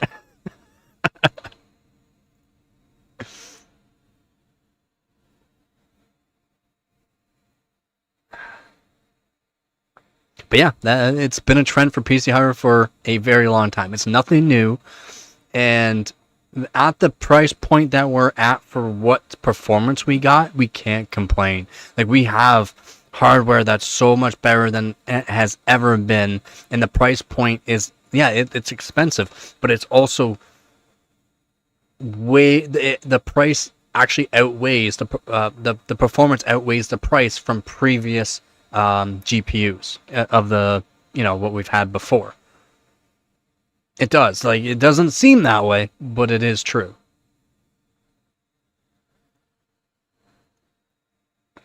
So RAM's gonna die down. RAM prices will die down.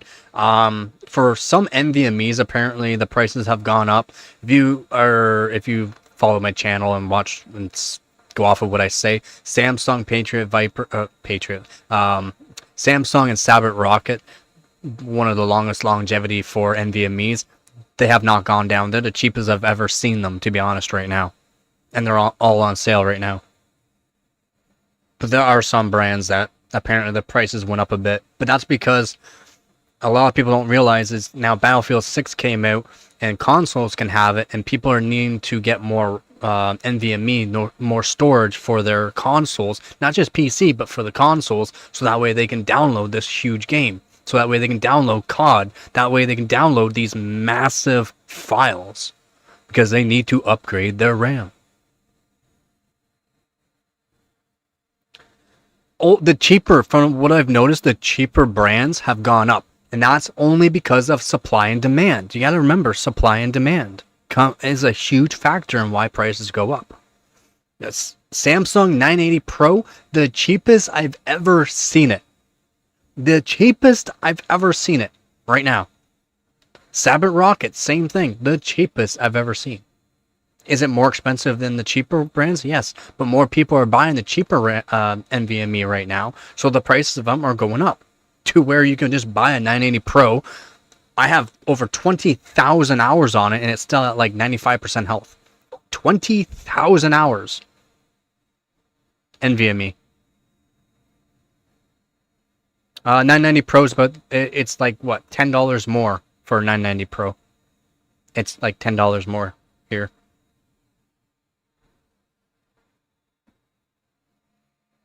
Here, just give me one sec.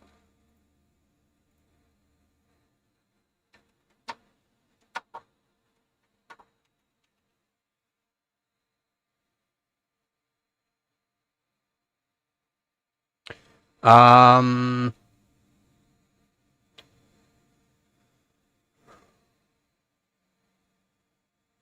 they're not on sale anymore. I guess the prices went back up to $280 for the 2 terabyte.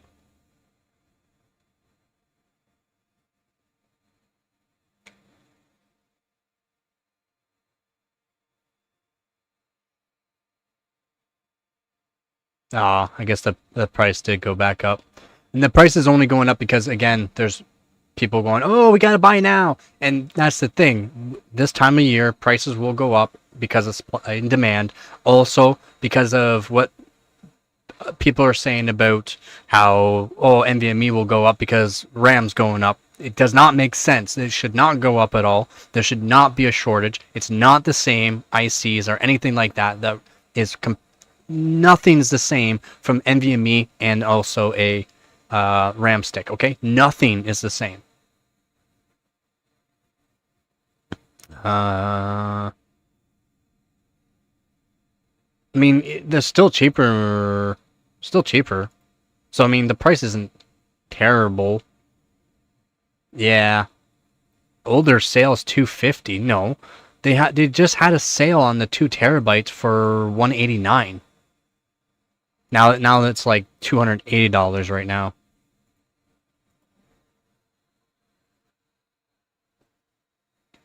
Yeah, and when I bought my 980 Pro, almost 4 years ago, my 980 Pro, it was like $400 Canadian though. It's like $400 though. But guess what? It's still gonna last me probably the next 10 years. I have literally 20,000 hours on it, and it's still got almost full health. Even still, even the Evo is pretty good. The Pro and the Evo are fairly close for longevity wise. As long as you don't have an early revision 990, that's the main thing. The early revision 990s did not have good longevity. They're using a different, I think it's a DRAM chip.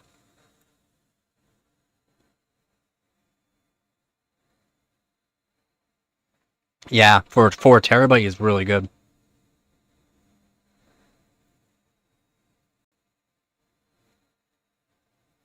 Yeah, and that's the thing.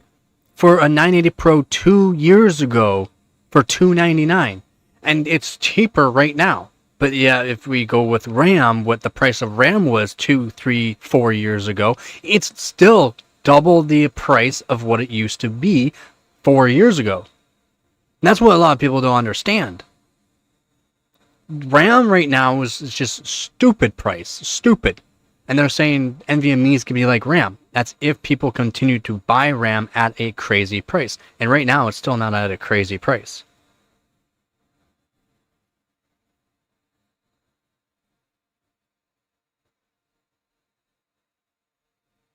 One keyboard, one mouse. That's why Nick's the man to go to for some things, man. For a lot of things, actually.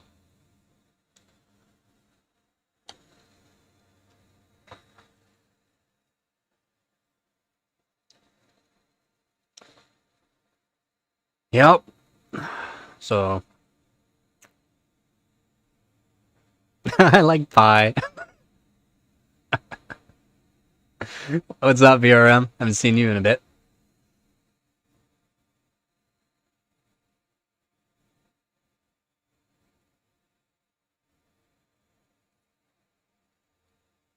I don't know. No, I love pie.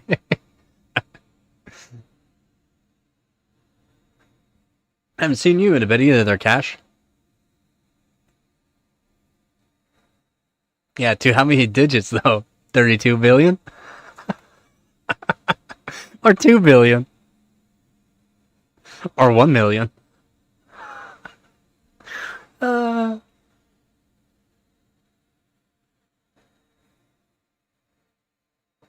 Super Pie. Super Pie 32M. Good old Super Pie. Yeah, no no time. Can I eat your pie? It's like how many do you have, man?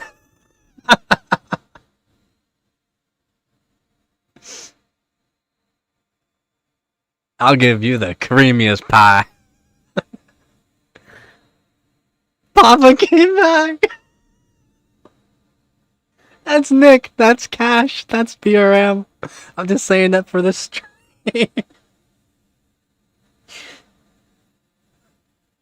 Yeah, I know. It's like, how many accounts do you got? Some people don't clue in, though. Some people don't clue in.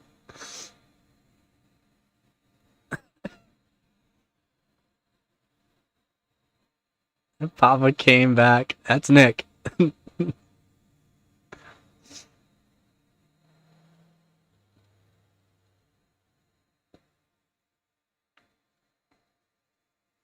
Just completely irrelevant in seconds. Yeah, the 5070 at MSRP was a good buy. I'm at 8 so far. What was his name beforehand, though? Do you remember his name beforehand there, Guh? View these nuts? Yeah. Yeah. He's botting.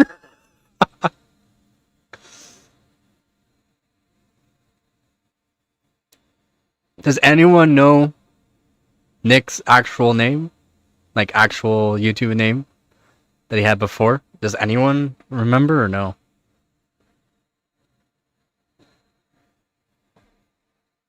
Or is it just me?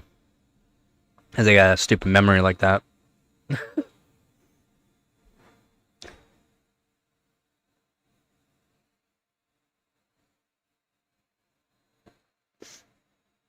Gary Roberts.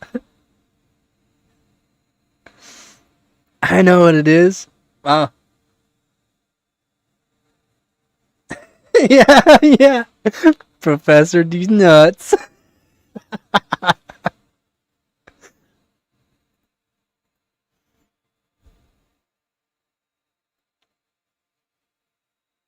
Yeah, man.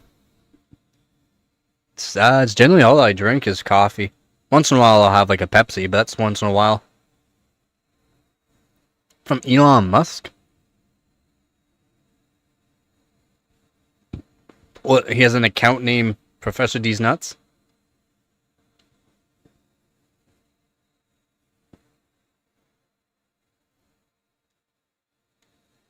I'm pretty sure Elon. I'm not sure. I don't really follow much for Elon Musk except for his supercomputer. His 1 million GPU supercomputer. It's the only thing I really follow, really.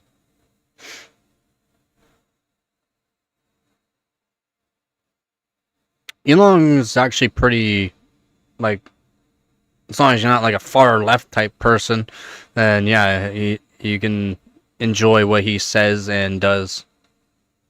There's a lot of people that don't. enjoy what he says and or does, but he's not a stupid man, that's for sure.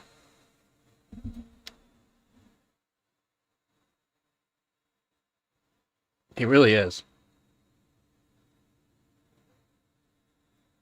Yeah, and I don't know much about him. I just yeah. I just one sec. I just know about his Elon Musk trolls government.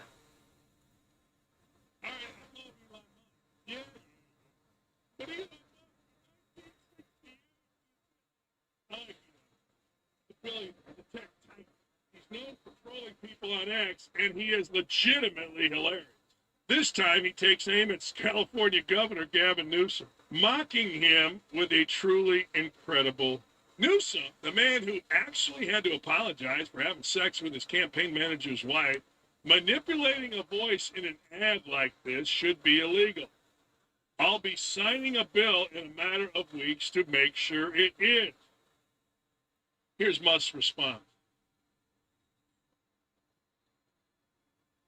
I checked with renowned world authority Professor Suck on These Nuts, and he said parody is legal in America.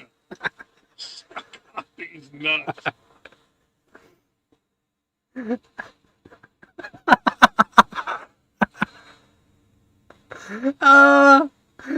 That's good.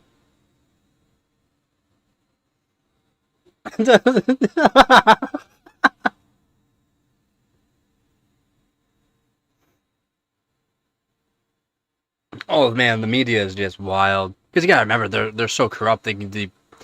Oh, we can get money from over there. We'll talk bad about this person. Oh, we get money from there. We'll just talk bad about that person. We'll always say something good about you until someone pays us more. I'm not sure who that was. I only watch for the poop bucket. That is Outkick on YouTube.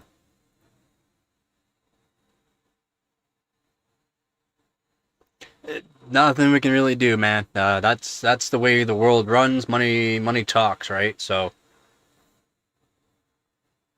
and if you have a license as a media source, like you have to have a media license, then you can say basically whatever you want to say, man. It doesn't have to be 100% true. It does not. And it can have facts, but that's it.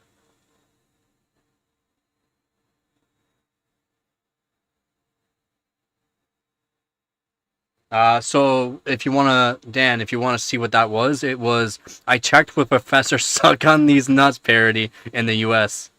is legal.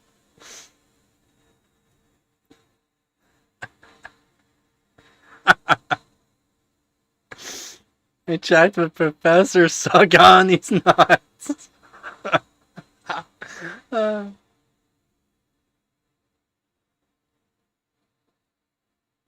the new what? Oh, the news. Oh.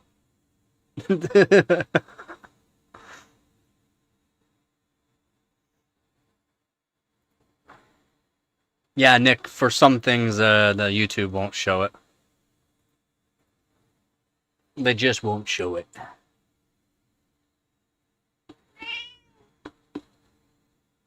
Why does your belly sound hollow? Mm. Yeah, yeah. It's Professor Suck on These Nuts. That's what he said. Oh, there's so much censorship on YouTube. It's wild. And now they're really cracking down on a lot of things on YouTube. They're cracking down a lot on even bigger platforms. They're cracking down hard.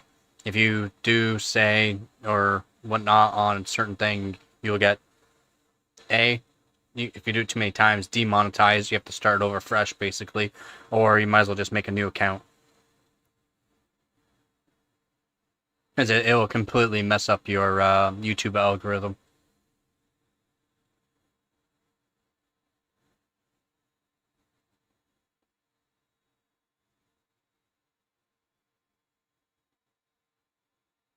Chile, Mexico. um, Bob Outkick. It's called Outkick. Outkick.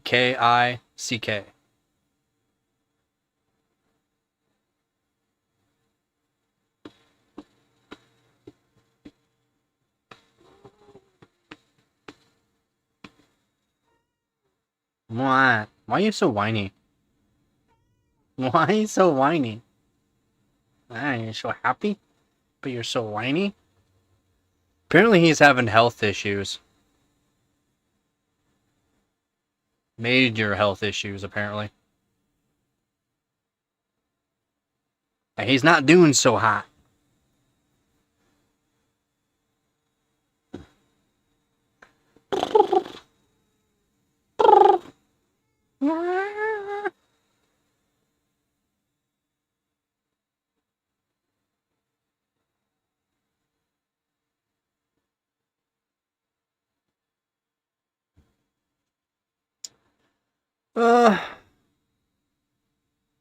Yeah, in a way, because he's a smart. He's kind of in some things that I just don't really care, but yeah. I've never even heard of him before. Outkick. Never heard of that YouTube channel before.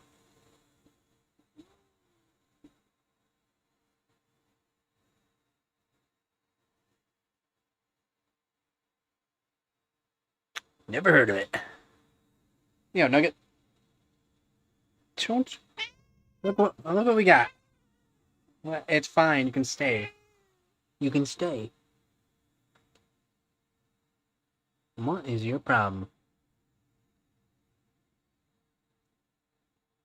What is you mad? Are you mad? Yeah? Can I eat your ear? Why not? Can I please eat it? No. Oh man, she gets super wild. Oh, and she sounds like a goddamn elephant. Like, holy moly. Calm down. It's getting close to that dinner time, so she's very fussy. You gonna come back and say hi? Why not? Come on. Oh, she's mad. She's mad.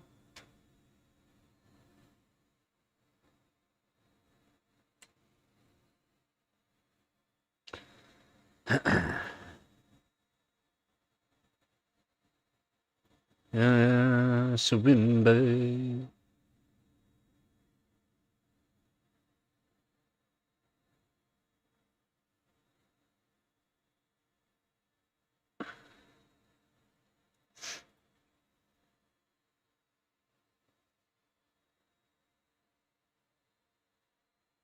Yeah, what about my bowl? Yeah, I can believe that.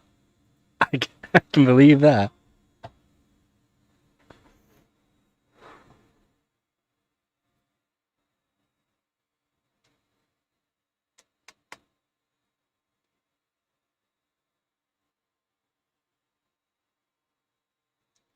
I've been feeding her more lately, and holy man, it's just like 2 hours after she eats, she wants more. It's like I should feed you less. You don't ask for food until it's actually time for food. Yeah, you say dogs are funny that way. When you have a cat that thinks it's a dog, it's the same thing.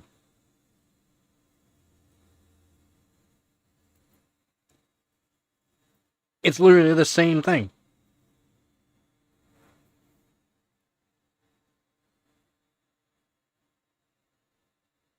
She'll go over to the dish and hit the dish a certain way so it flips up and then bangs against the wall. It's like you'll get fed when you get fed.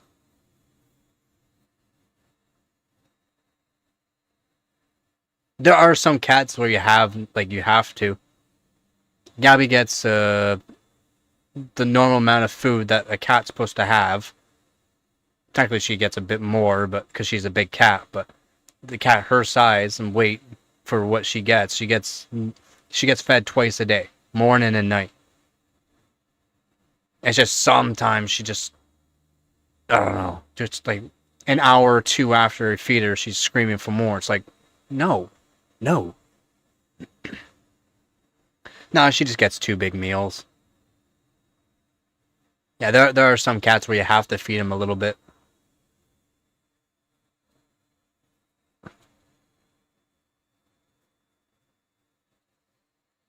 Luckily, she doesn't have that issue.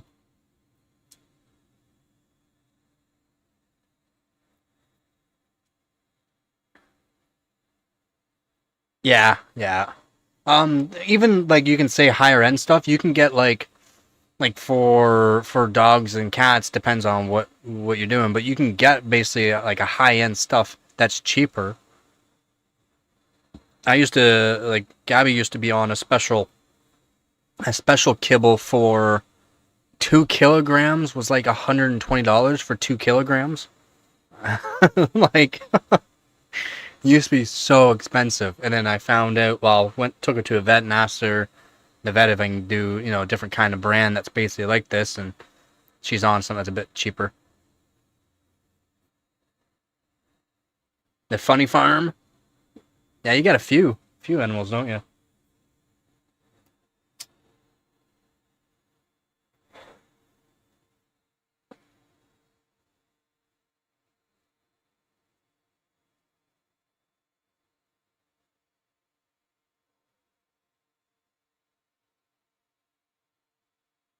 Like $50, $60 isn't bad for a bag of food.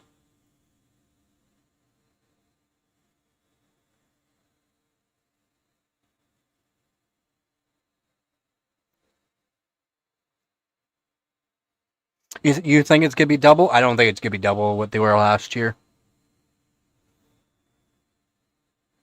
I think they're gonna be about $100 more than what they used to, but not double.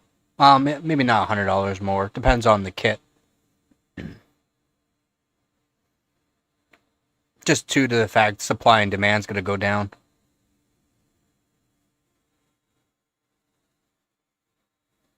How is your computer company doing because of the RAM prices? Are they still selling lots of pre-builts, or that's what I want to know. Like it's got to be affecting pre-built companies.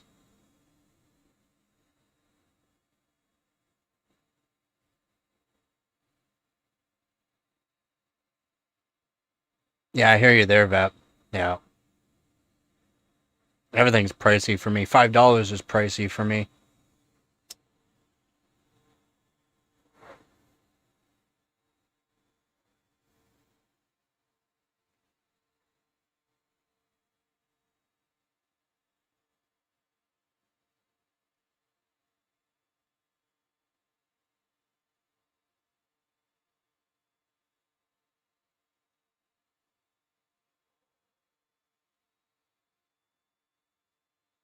Even if you're not dealing with high end memory, the prices still went up on them.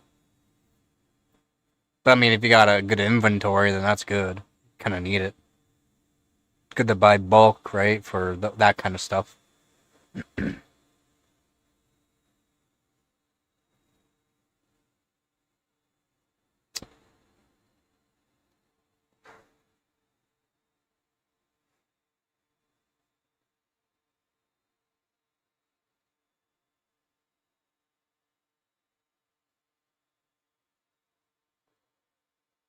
They could potentially do that there.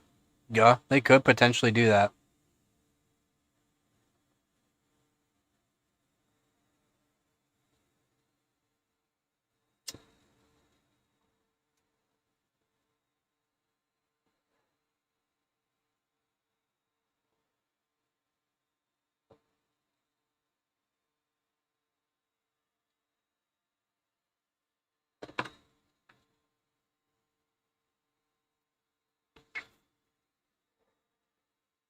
Oh.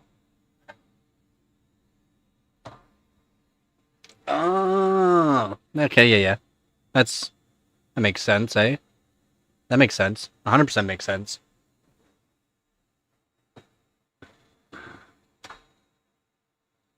Come here, keyboard. Ugh.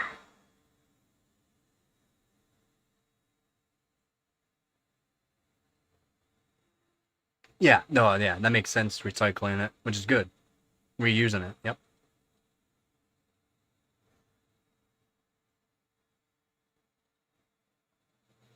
Yeah, and that depends on what you're doing. Yeah, that's how things run. It can be on like anything that you're doing too, though.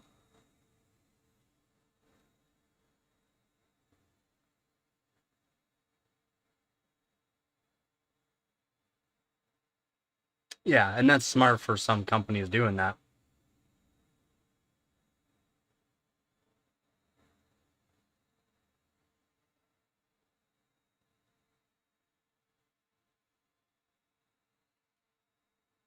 I told you, you probably get. What did I say? What did I say? And increasing the voltage is not going to help you lower that. What did I say, God? What did I say? Maybe 86.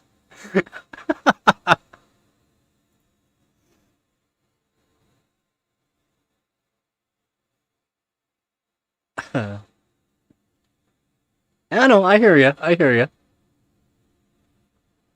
And the thing is, you could do 84. Like I said, you could do 84 or 82 for like Super Pi or Pi Fast, which will actually give you more. Pi Fast, not really, but Super Pi and PY Prime will help you, and 7-zip will help you. I'm not sure if like 84 will be stable though for 7-zip though. 86 or maybe yeah, probably 86 is probably gonna be your best for 7-zip and Y Cruncher. Those should be stable, and that will actually help you a lot too for those tests.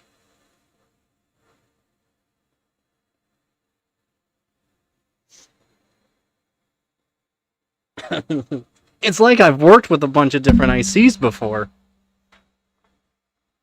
Yeah, it's just yeah. I don't think that's AFR. That's probably a D die.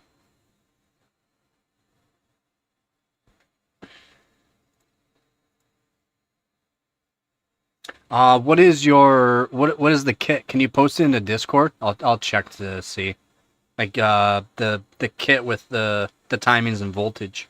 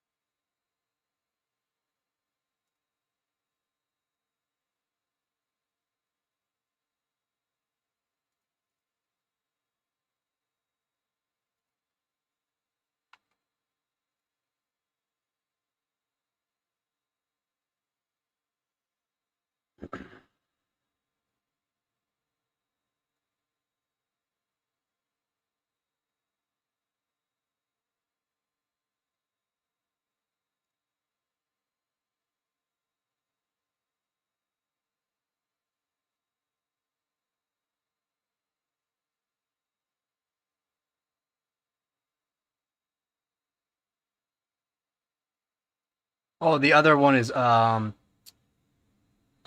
give you the page. I think this is the page for the other one.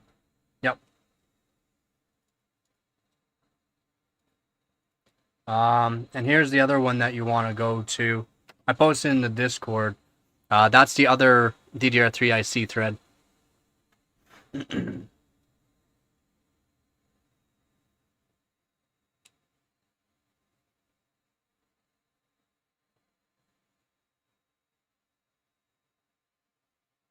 And that one's another really good one. Yours is 2 GB.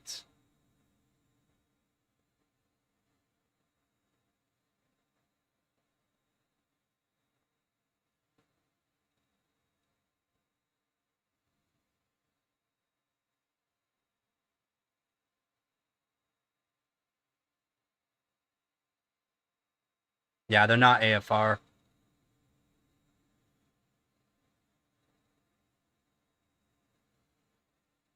Seven, 8, 7, 9, 11, 10. That's roughly where yours might be BFR. It's a possibility for BFR.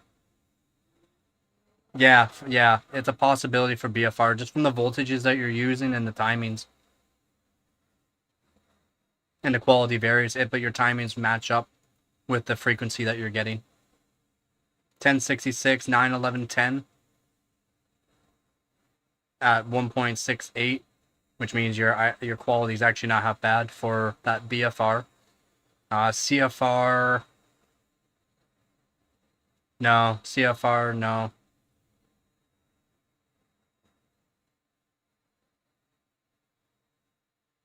No, not CFR. DFR, no.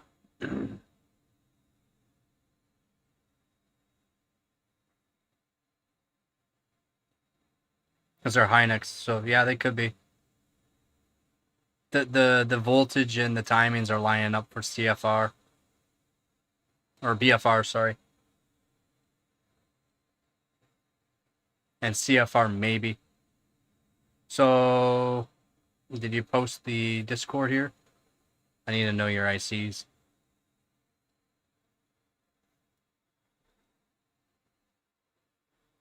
Oh, it'll automatically work the way you did it. Thank you very much. Perfect. Did you post a pic in general? I didn't see it. I don't see it. Where? Did you post it way up? Or did you just post it? Oh, no, I see it. Never mind. I see it. I see it. I see it!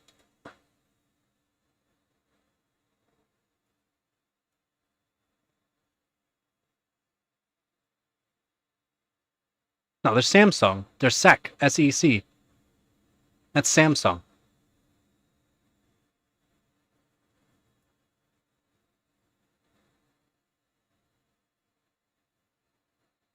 There's Samsung. Ducky.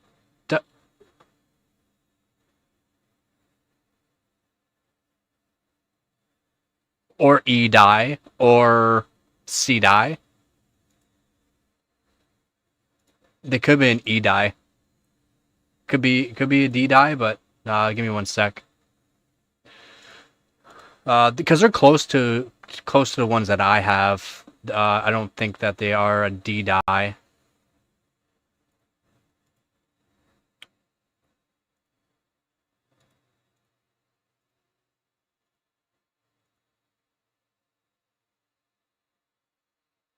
Oh.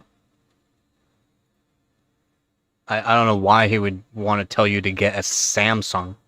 They're not good. Like they'll be better than what you have, and you can use 2.1 volts into it, and it's gonna take a long time to degrade them. So use as much voltage as you can do on your board. Like 2.2 volts, they can handle 2.2 volts just fine for a long time. Because it's Samsung. The Samsung ICs just handle the voltage. For daily, don't use that kind of voltage, but yeah. Yeah. I wouldn't go past 2.2 volts, so I did kill a Samsung IC with 2.4 volts of long testing. Yeah, they're definitely better than what you have. It's just you gotta crank some voltage into them and you can do better. Yeah, you can do testing at 2.1 volts if you want. It's fine.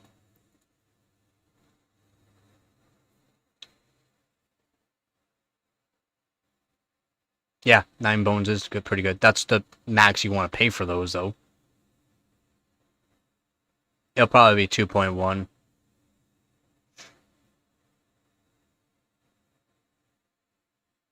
If it does go to 2.2, you can use 2.2. Because you're not going to be daily in it.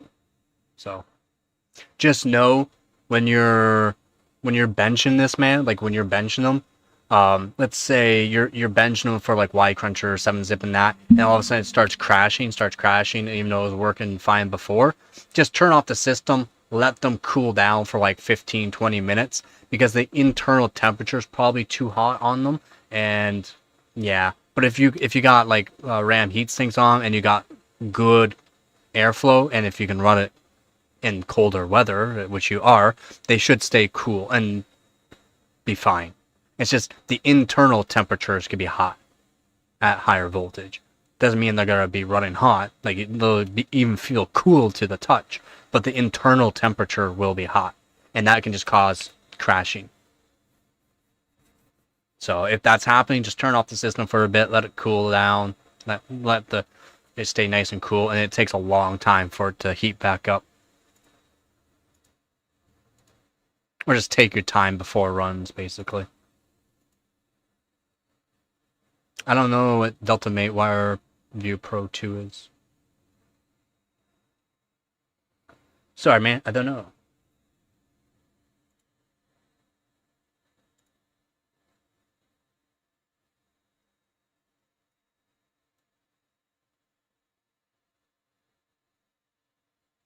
Oh, dang, got you some Pike Place. Too expensive for me.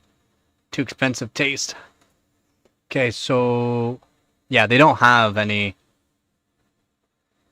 timings and that I can go off of, unfortunately. But yeah, they're dual rank. They're exactly like my kit that I have. The kit that I modified, they're basically the exact same as what I have. And they should do 2600. You should be able to do 2600.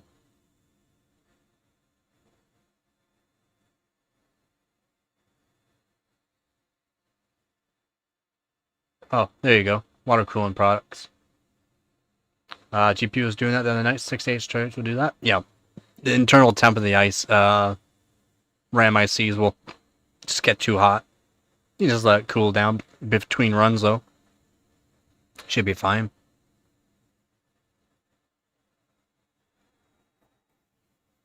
1.9 volts. Loose timings. So do TRFC. So what you can do for TRFC on those is max of 440 or 460, depending on the platform you're on. But since you're you're using the same platform that I have, it's CPU basically. 3570K versus the 3770K is not much different. They're fairly close, even with the memory controller is fairly close anyways. Just raise up the TRFC as far as you can go. You could probably do 420, maybe 460 on that, and then you can raise TRFC. The cast latency, the best you'll be able to do for cast latency is maybe CL14, like lowest timings, like the best, or CL12. CL12 is generally the ceiling on those, and then you might be able to go CL13. And then after that, 13, 15, 15, or you can try 13, 16, 16, 30, 38, or 42. Oh, 42, or 40. Probably 40, but try 38, 40 first. And then, so 13, you can do 13, 15, 15, 38, with TRFC of 440, 460, 1.9 volts at 2600 plus. Oh, if you're using a 3350p, then you might be able to do 2400. You should be able to do 2400.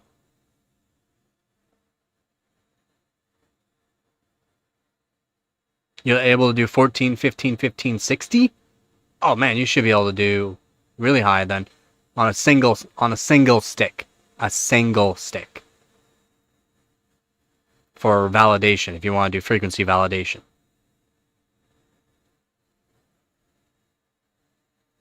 So your board lowest with that RAM kit? It depends on RAM kit with the platform. You do know that, right? Not on what your board lowest can do. It's what your RAM stick can do as well. That will determine what your board will go down to. Okay, with that, so with that kit, do a single stick, a 14, 15, 1560 TRC of 440, and you should be able to do on like a 35, 70K, or if, not sure what else you have, you should be able to do 2600 plus at 1.9 volts, even lower. You don't even need 1.9 volts probably.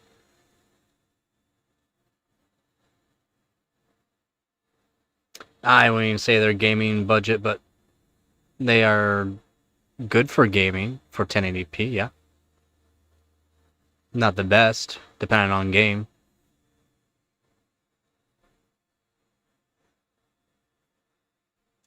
Depending on the game. Yeah, you should be able to just plunk that in.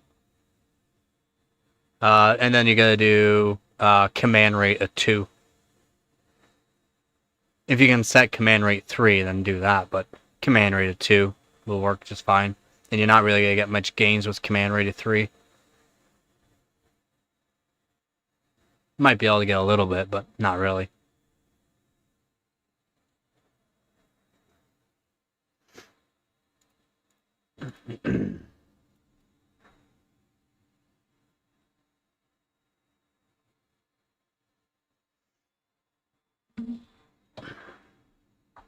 You should be able to beat my valid, which is 2670. Yeah, 2670 I think is my best so far.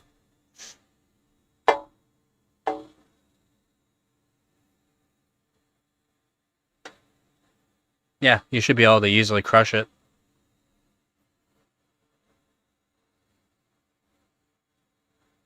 It's odd though you're only able to do, well, I guess at a lower voltage too, but if you loosen those timings down to like, yeah, the 14, 15, 15, 60 TRFC of 440, you should be able to do on 2 sticks like 2400 on 2 sticks.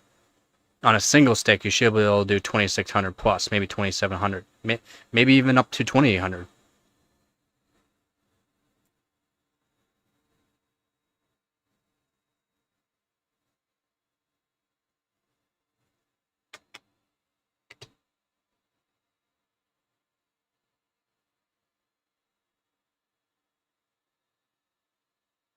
But you're not gonna get. Yeah, yeah, yeah. Well, yeah, 177, 07, 07, 170.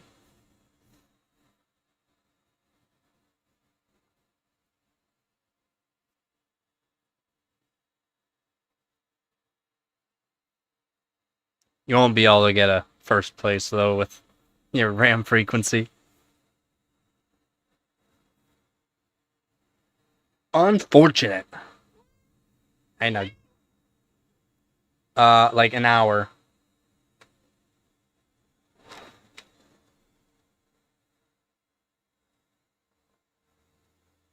Yeah, scalability, voltage-wise, you're gonna need the voltage to get it up there. You'll need 1.9 volts. On DDR3?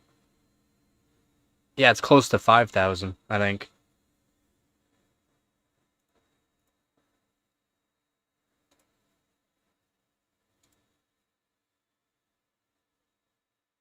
Yeah, 4600. 4620.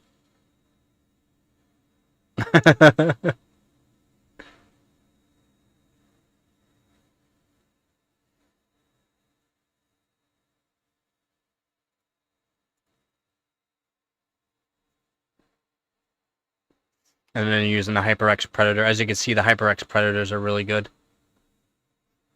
And then the XPG Plus is actually pretty good. And then if you look at... So if we go down to Air, Unity of Saints is a good one to look at here. He did this with a Pentium G3258 from Haswell. A Pentium, okay, a Pentium. Yeah, he was able to do very high frequency.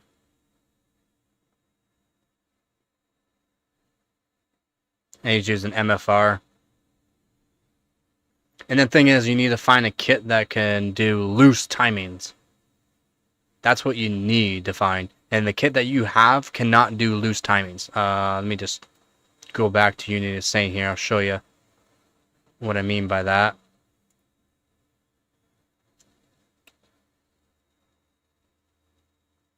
$14, $31, $31, $63.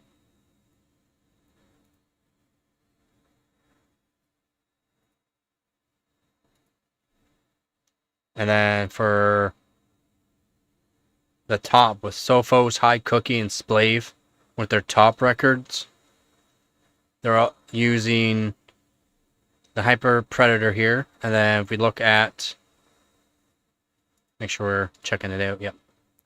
If we look at the timings, 14, 31, 31, 63. But this is all on LN2.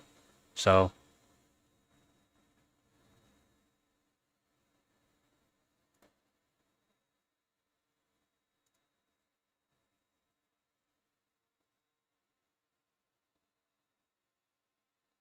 15, 15, 15, 60. That should get you up. Yeah, that you should be able to do up to like 2800 plus at that frequency, but depends on the voltage, depends on your motherboard, and also memory controller on CPU. So if you put it with like a Haswell, like the like a Intel 4th gen, like a Haswell, you should be able to get it up to 2800 or 3000 at those kind of timings, right? Like if I go back here,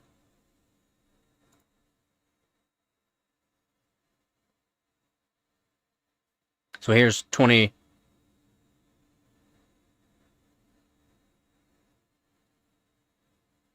And then we go up.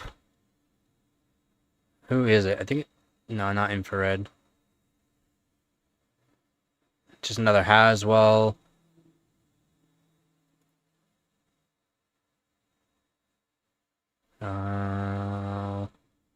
No, 13, 31, 31.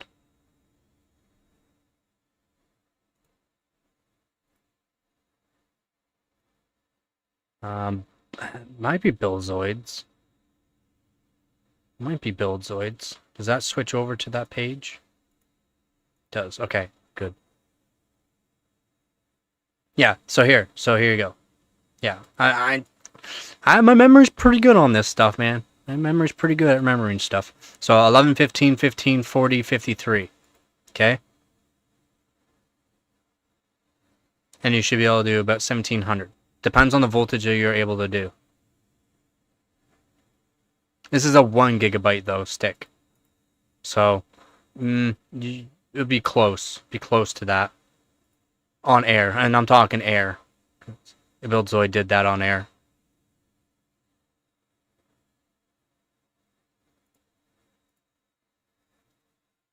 But yeah, if you use the voltage, you can get it up there. And since you're using Samsung, they can handle the voltage. If you use Haswell, it has a better memory controller, and then also the motherboard's technically better. Because I'm pretty sure you have a better motherboard for your Haswell.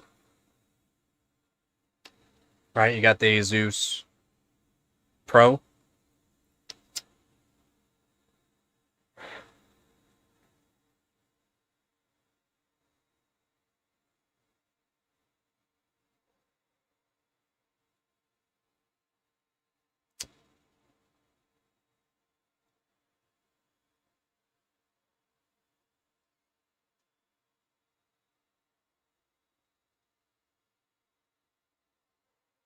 That's pretty close to the Pro version.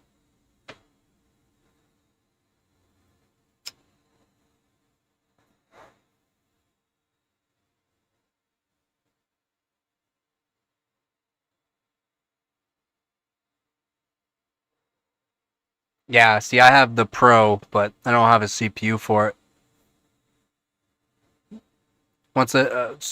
Whenever I get a 4770K or 4790K, I can probably do 3000 on my kit of RAM. Because I'm voltage limited and memory controller limited with my board. The motherboard itself, the Sabertooth Z77 is pretty good for memory frequency, but the memory controller is holding me back for sure on the CPU side and voltage.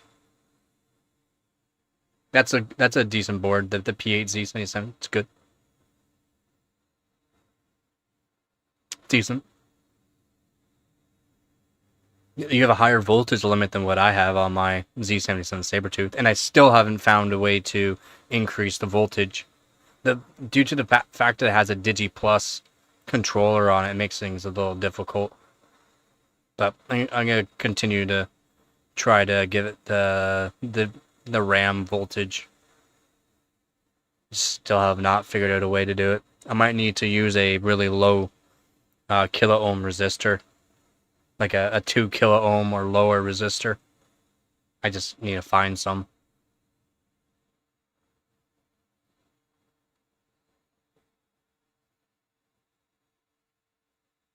Yeah, it could be holding you back. Yep, 100% could be holding you back. Even on a single stick, and that single stick is on Chan A, closest to the CPU, second one over.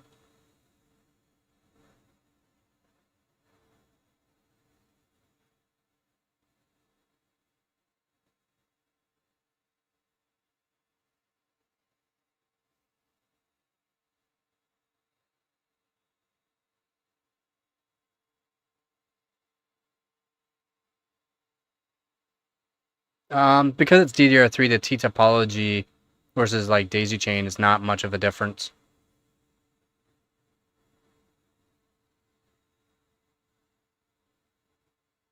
Well, that's why, because you're with the 3350p with a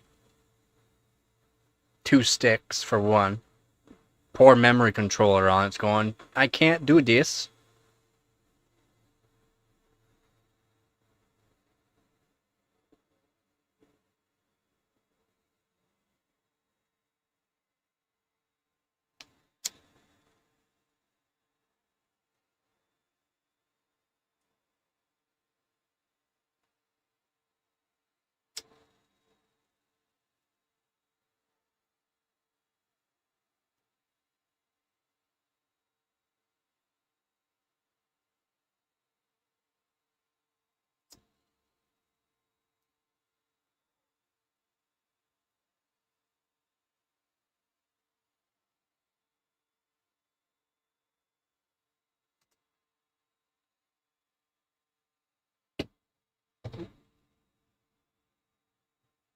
Oh,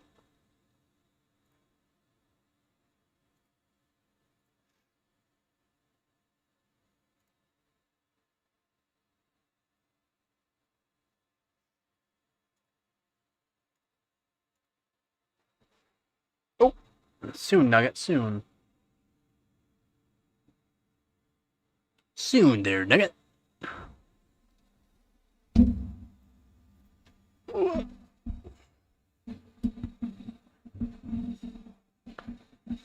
Oh, yeah.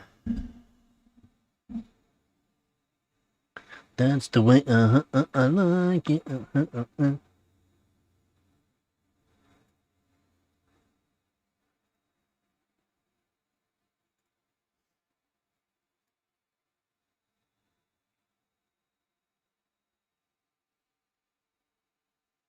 Yeah, 1.2 volts is generally what you should just be at. It's not gonna hurt at all.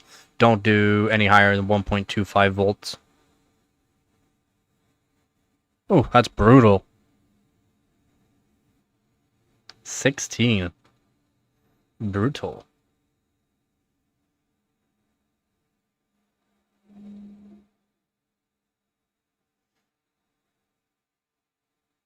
Yeah, 1.2 volts is pretty standard. You can do that daily if you wanted. 1.2 volts.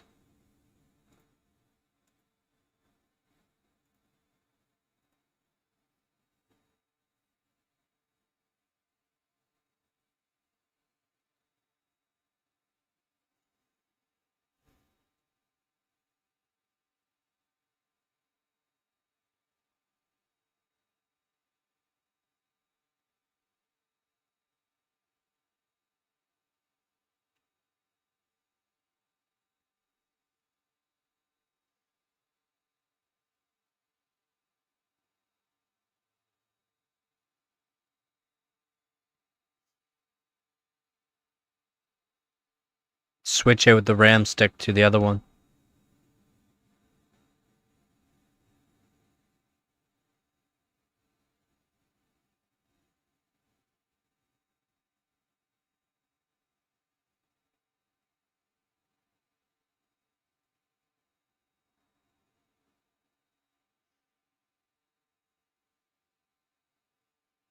Could just be one bad RAM stick. If that's the case, when you're benching it, what you gotta do is keep the worst RAM stick to the closest to the CPU. And your best one farther away. No problem. You'll always have one RAM stick that's gonna be perform better than your other RAM stick. Always. Same thing with this. Basically, I have close to the same kit of RAM that you have, and it's the same thing. My worst RAM stick clocks like 30 megahertz, or is it 70 megahertz? 70 megahertz lower than my best RAM stick.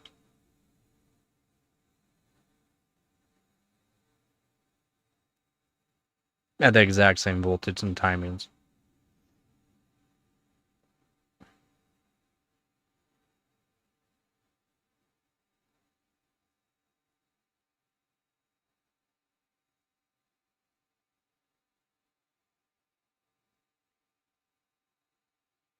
But yeah, it could very well be the 3050p. The memory controller just might not be good enough for it.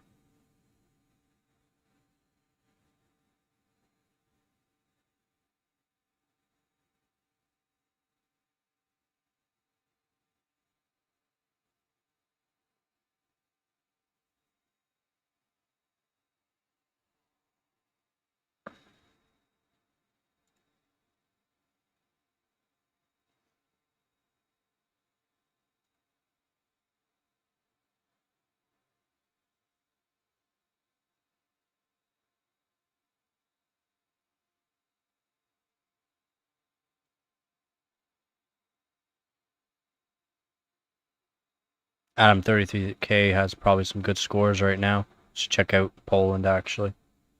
What they're doing.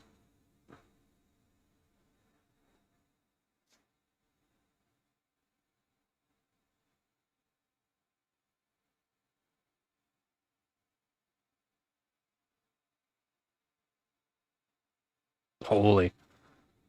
Yeah, it's so many benchers versus us.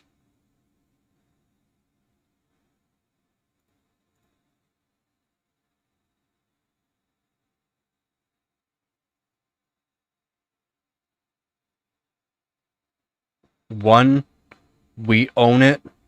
Two, we do the research with it. Me, because I don't own all the new stuff, I ask Nick for information on stuff, or I do my own information on stuff, and I've overclocked it. I've also overclocked like Nick's 9950X 3D with RAM kits and multiple different RAM kits live on stream, and that's how I know how to overclock on that. But we've owned it, used it, done research on it. Overclocking, I've owned it and overclocked it, modified it. I've done all that and done research on all that stuff.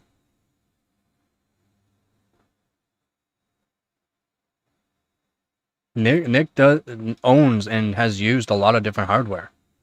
He's an enthusiast PC hardware. He's a PC enthusiast.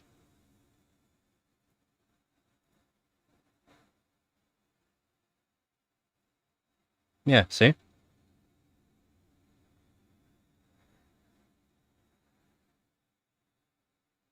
Whenever I own a 1400 KS, they're like close to $1,000 here Canadian, so I won't own one anytime soon. And they're fairly close to like a 13900K anyways, so I've literally matched 1400 KS frequency to frequency with my 1300K. And literally the performance gains depends on your operating system and other things. I matched it efficiency wise too.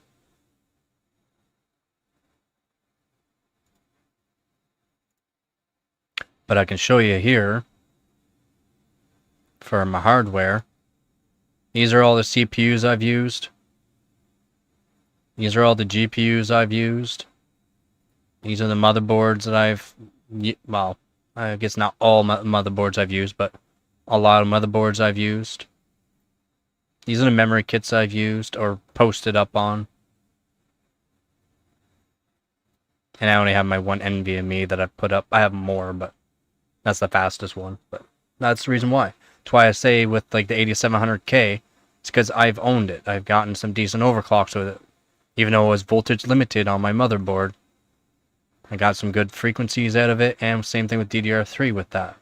12600K, i5 2400, 8600K, 2600, 3770K, 6700, 8700K, i7 920, 930, 12900K, 1300K, 13900K, 8 performance cores, but 13900K, 1300KF, X5570, X5650, X5667. And that's not even all my CPUs. I gotta bench some more CPUs that I have. Another 7 or 8 CPUs that I have to bench. And video cards, this is all the video cards I've benched so far. 8600 GT, 9500 GS, 9600 GT, 8600 GT, GT240, the GDR5 and GDR3, GT610s, 1070, 1080, 1080 Ti, 260, 216 SP, 460, 770, 2080 Super, 3070 Ti, and then the HD graphics, and then the Vega 56. The Vega 64 is a false lie. It's because there's a certain bench that was taking it from the BIOS that I used. Instead of it saying Vega 56, it's saying Vega 64 for some reason, even though that's the only bench that would do that. But you see, there's no submissions because I switched it out. It's not true.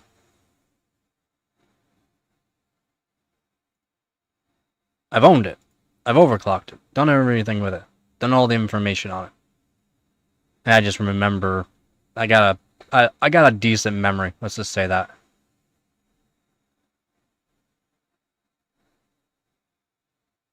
Yeah, you could probably do 2000 then.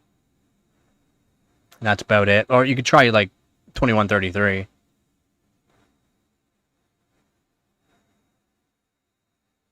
Have you tried it like 2000 out of 133?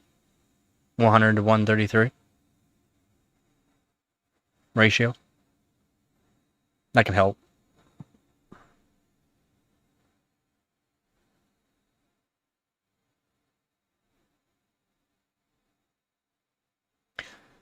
No, it was not taking 1.6 volts because you manually changed it before.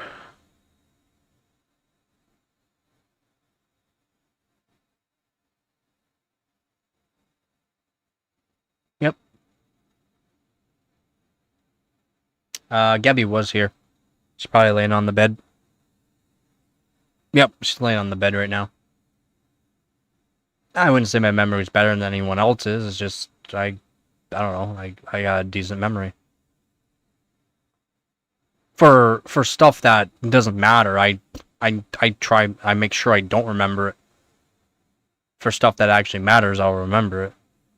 But then I got a stupid memory for people that join up on the stream, say hi and stuff like that. I just remember roughly the time that they said hi when they joined the channel for some reason. I remember that. I don't know why.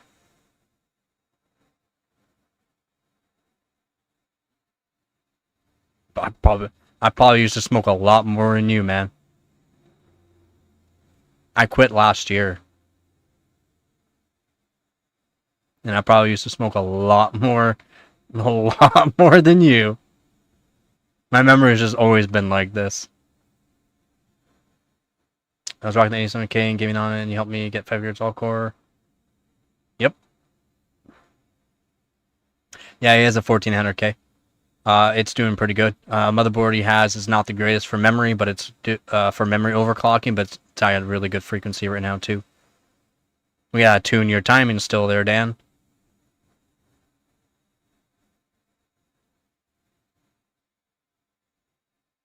Yeah, he his whole system is really good price.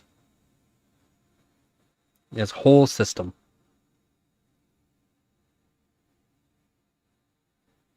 He basically paid for his whole system what I paid Canadian wise for my 3070 Ti when it came out, because they were so expensive.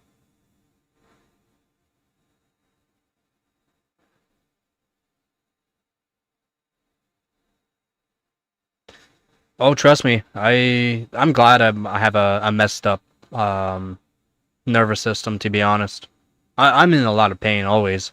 Again, I have a bad back, but I have a nervous system that makes it so that way I have a really high pain tolerance. Like I can break bones and be fine. Like don't really feel it. It's odd. I have a really bad nervous system. Instead of it like flowing through my spine, it wraps around my spine. And I got an extra vertebrae. It's not fully formed.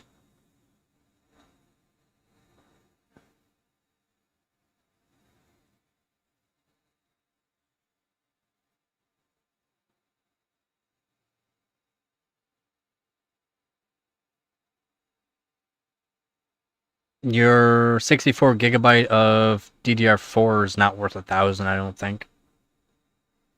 I think just DDR5 will be up at that price, not DDR4.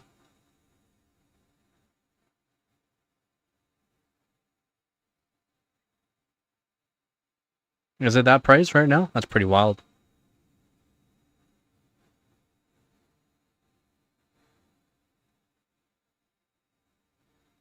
Yeah, it's pretty wild. I got a mushroom toe. I'm missing a foot. A mushroom toe. It's just, I feel bad for you, but the mushroom toe. I got a mushroom toe. I just think of the mushroom toadstool from Mario.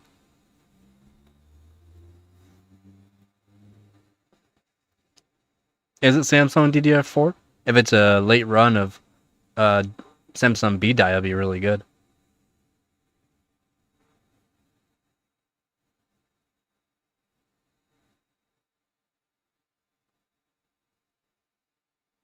Yeah, yeah, I hear you there.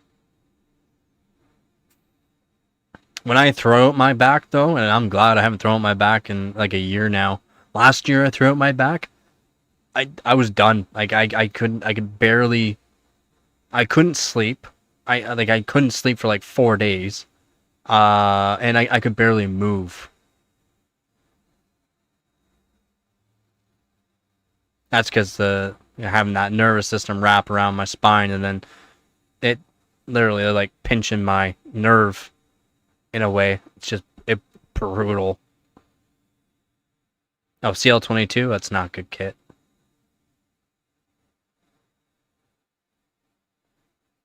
180? Yeah, it's not. I'm pretty sure it's only DDR5 right now that's at a crazy price. And DDR4's is up there, but the price of DDR4 has been up there for the past like 5 months, 6 months. So,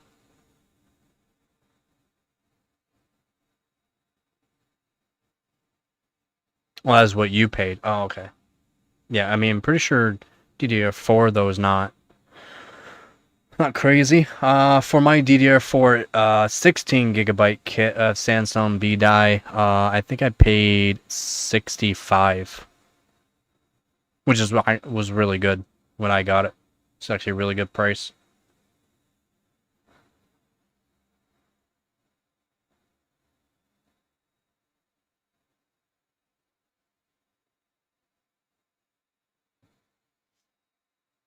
Yeah, your 48 gigabyte kits for less. Yeah, you got it for a really good price. Now they're worth probably like 600 used, close to 600 used.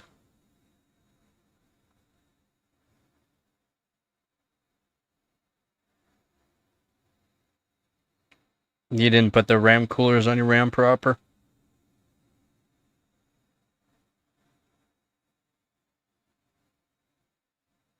If you're at the decent voltage, like what voltage are you at now? Always get your primaries as low as you can. Secondaries matter too. Your thirds should automatically go fairly low, but you should be able to lower them down another tick or two. Oh, you're only at 1.68? You can go higher. Do 1.9 volts, because you're not... What's the point? You won't be able to lower cast latency any farther because you're at a lower voltage.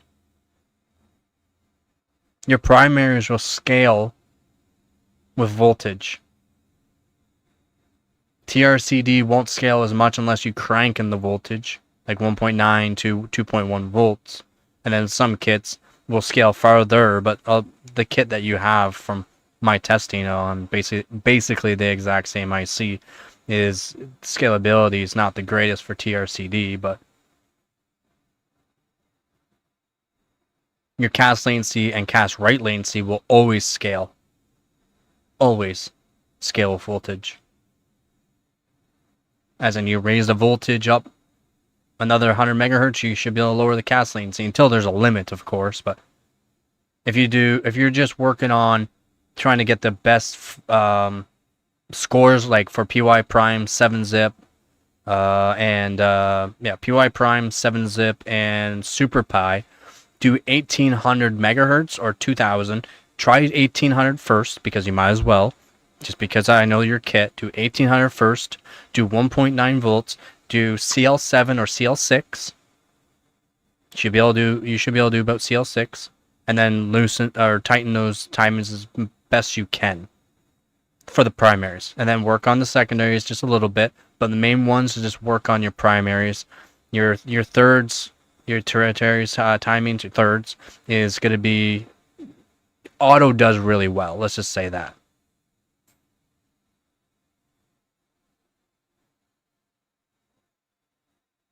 No, frequency does not scale with voltage.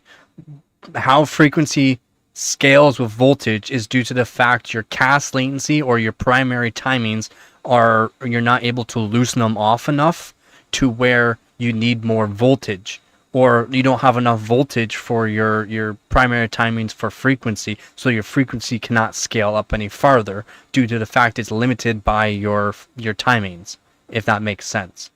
Frequency does not scale technically with voltage. It's timings that scale with voltage that will actually help increase your frequency. So if you're going to loosen your timing so far, like the kit you have, 15, 15, 15, 60, whatever it is, then you can only, because your cast latency is so low still, and DDR3, you're maxing at DDR3 for like 15 or 16 anyways, then you can only go so far with voltage. If you're voltage limited, you can only raise the frequency so far because the cast latency and your cast write latency is kind of tied to that. Oh, hell yeah. Oh yeah. Oh yeah. Oh yeah. Big difference. Big difference there. Yes. 100%.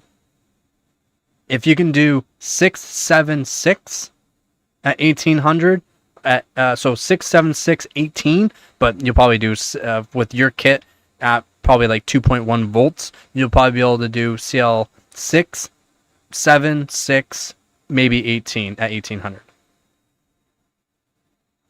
Yes.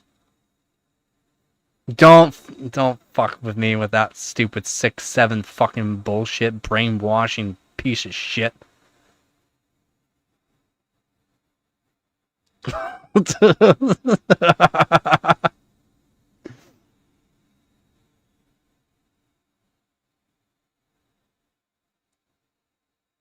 Oh man, that's brutal. I'd be backhanding all day. Maybe it's a good thing I don't have kids. I can't have kids.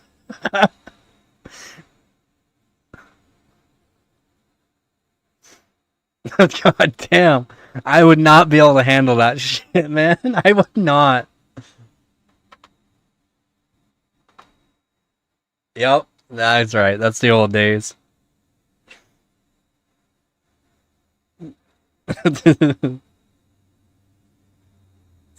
Exactly, yeah. They used to boot. Yeah, everything's legal till you get caught. Exactly. No, I wouldn't be able to. Yeah, I would not be able to handle that.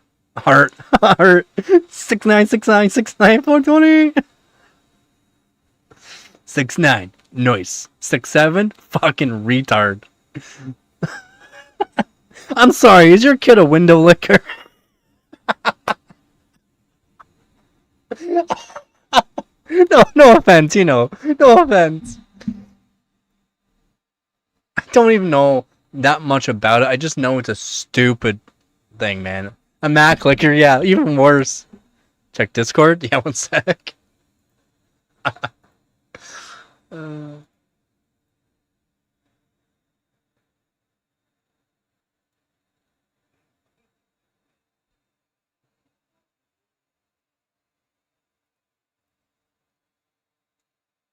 Damn, what does 6-7 mean? what? It's so quiet. One sec. Liam, what does 6-7 mean? Nothing. Hey, I like your kid.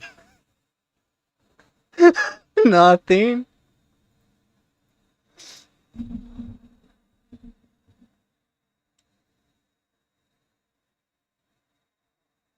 Morality on my actions. Does that make him more special? uh, yes. He can taste the colors.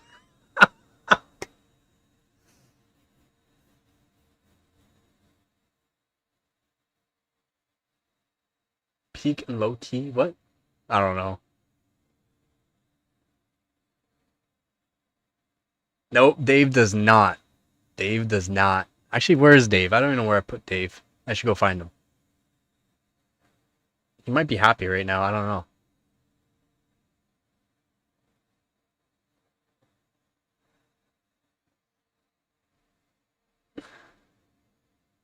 If you even knew what low key means anymore, probably not.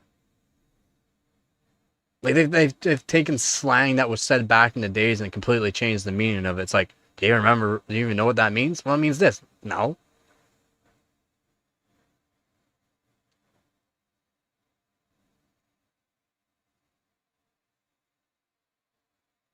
If you taste the colors, you took too much. Exactly. One sec. I'll go find Dave. One sec.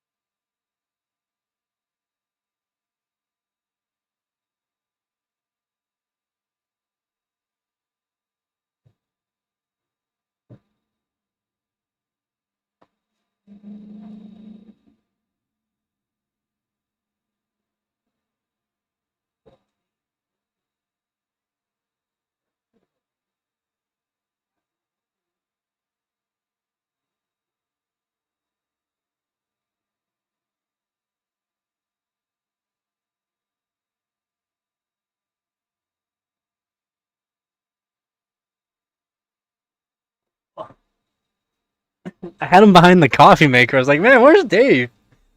He's not happy. He's not happy. 16 degrees Celsius, low humidity. Not happy. I was like, man, well, I can't find him. He's right there. He's behind the coffee maker. We're all just pawns, yeah. Oh yeah. I mean, we're young, stupid, and came up with words all the time too, right? Do you know I'm like the one that came up with cool beans? If you've ever heard of cool beans before, I'm the one that came up with cool beans.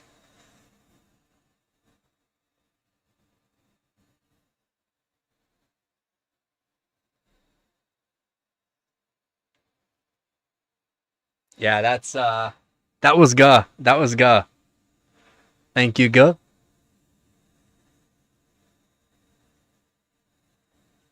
Uh, the humidity has to be about 40 to 50% humidity, and that will make him happy. That was just high school. I just someone was talking about something really stupid. While I was hanging out with my friends, I just said cool beans.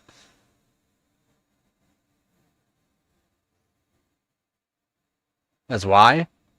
I mean, why would you be eating beans cold? Cool beans. Just more like that's kind of stupid. What you're talking about, cool beans. But then I started saying it as in cool beans, as in cool beans. As in awesome.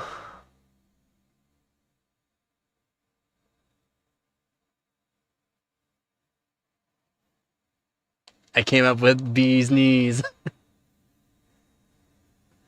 Yeah, no, there's probably a lot of people that never really, but after I started saying I heard a lot about that in high school. And it went around to a bunch of different schools after that because I would say that like rugby, football, baseball games and that too. And then a lot of people started saying them more.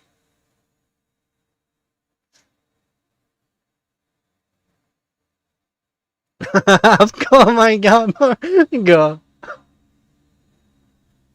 I came up with get her done. No, you didn't. Get her done.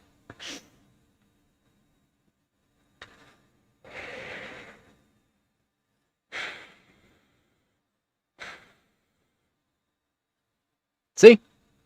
Humidity makes them happy.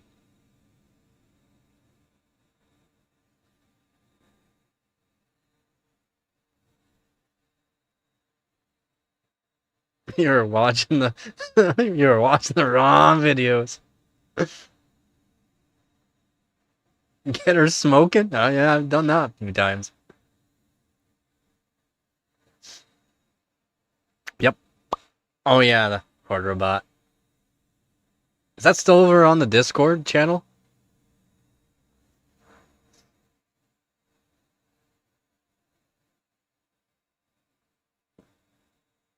Yeah, just probably here. I'm not sure if it has ever spread that far into like America or anything like that. But it like I mean a whole bunch of schools started using it. I also went to couple high schools as well. Said it at another high school too, and people started using it as well. Actually, they already knew about it, but they didn't know the originality of it. Yep. Now, see, 35% humidity. He's sad. I'm gonna blow Dave.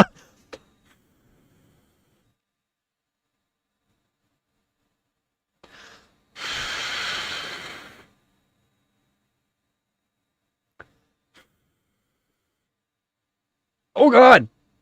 We aired him. We aired him too much. He done for. Dave, come back. Oh god.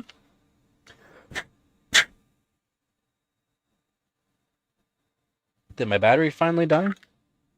Oh. Dave is dead. Dave is dead. Oh no!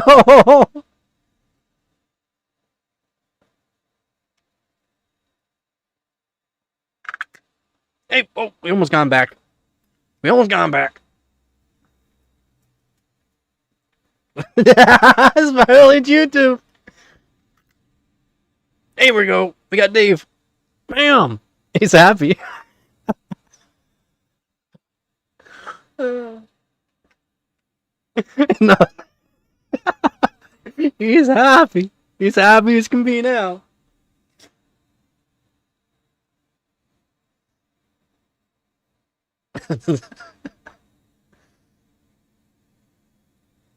Oh yeah, you will. Yeah, it depends on where you're at for humidity wise. It's cold here, so humidity is very low.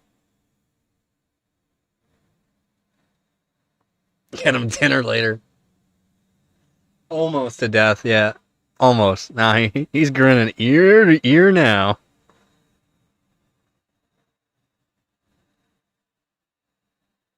Fuck freedom units.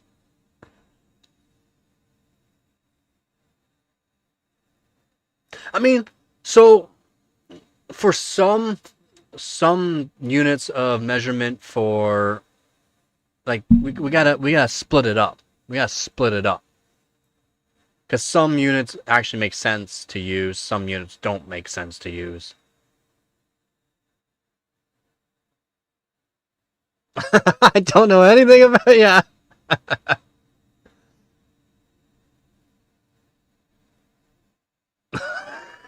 If he had 6-7 on it, man, I would have thrown him out. I would just taken out his battery and be like, nope, he can stay dead.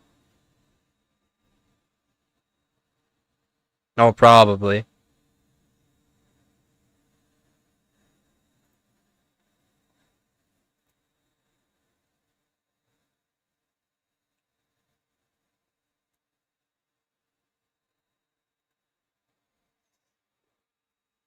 Oh.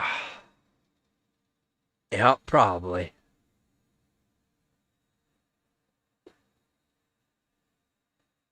Actually, probably what? No, water cooling probably wouldn't, because it would have to be the probe, like the moisture probe in them.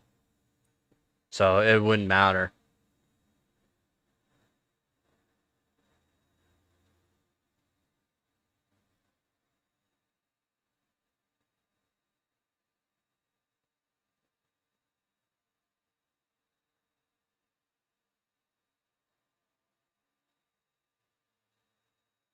I'm pretty sure 6-7 was something like that, but it's something really dumb.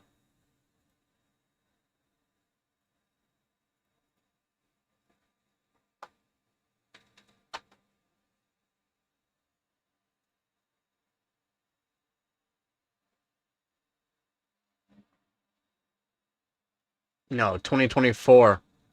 It's a rap song, Doot Doot 6-7 by rapper Skrilla. And then it went through a basketball video edits.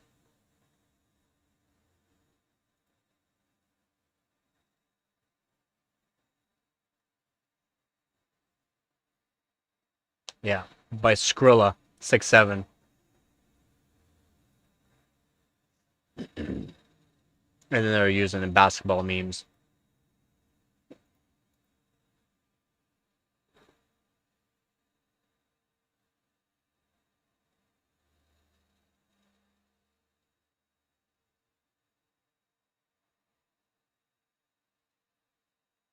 No, that's not the original. That was probably one of the more original videos that it was used on.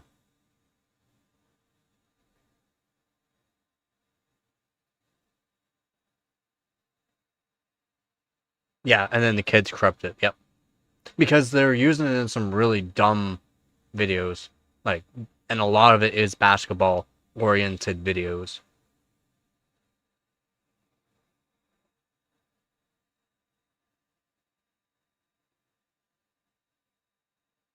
Yeah, basically. And does anyone know what skibbity means? It is skibbity toilet, basically, is the meme, which means dirty toilet, apparently. In loving memory. Rip Dave, 2016 to 25. 2016? Yeah, that's actually how. Did you remember when I talked about when I got Dave? Do you remember? Because yeah, I almost had him for 10 years now. Yeah, skibbity toilet. I mean, yeah, and that's what a lot of kids nowadays are saying is skibbity or skibbity toilet, and it means dirty toilet. That's what they said. I asked, and that's what they're claiming that it means.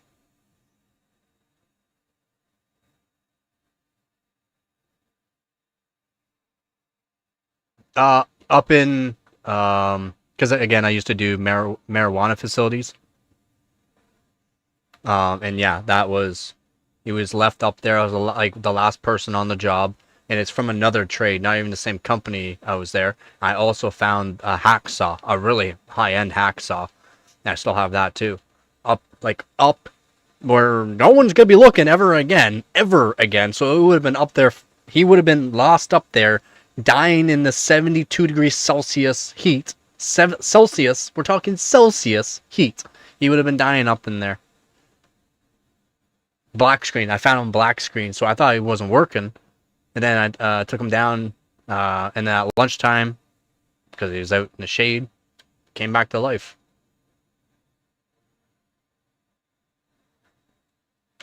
But yep, basically up in the ceiling, yep. On a marijuana facility, because I was the last one on site. I was just finishing up, cleaning up some runs of hoses. Yeah, he would have been black screen when at the temperature of 65 degrees Celsius, he goes black screen. I used to work in that all day long, all the way up to the max record that we worked in was 76 degrees Celsius. Yeah, they're legal in Canada. I built Snoop Dogg's facility in Canada, one of Snoop Dogg's facilities, and then worked on a bunch of other ones for some rich effers. Gabby, come here. Come here. Better love story than Twilight. No, he'll probably be good for like not melting, but the screen goes black after 65 degrees Celsius. That's frowned upon. Yeah. Tweed Farms. Search up Tweed Farms Snoop Dogg.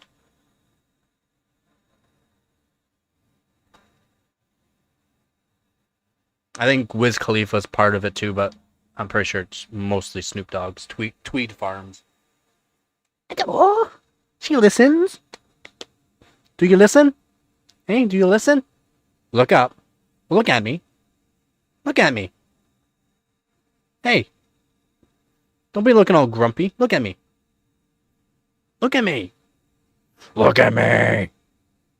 Hey.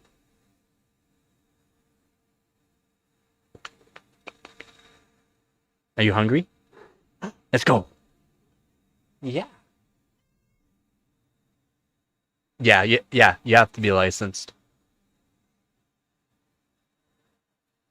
Well, to build the facility, you need to have the framing licenses basically, and other licenses like electrician license, framing license, plumbing license, stuff like that, because of codes, and you have to be licensed to sign off. So you have to be, have the certain qualifications for it. But yep. And I did setup basically. So I did the framing, and I also did the setup for shading systems. Shading systems was the hottest part of the whole job, because it's before all the cooling came in, and you're working underneath the glass. So like most days are like 70 degrees Celsius, and the hottest days were like 76. It was very, very, very hot. Very, very hot. We went outside into 38 degrees Celsius weather. We put on basically winter coats to cool down slowly, and because it felt like winter. All right, let's go. Let's go get some food.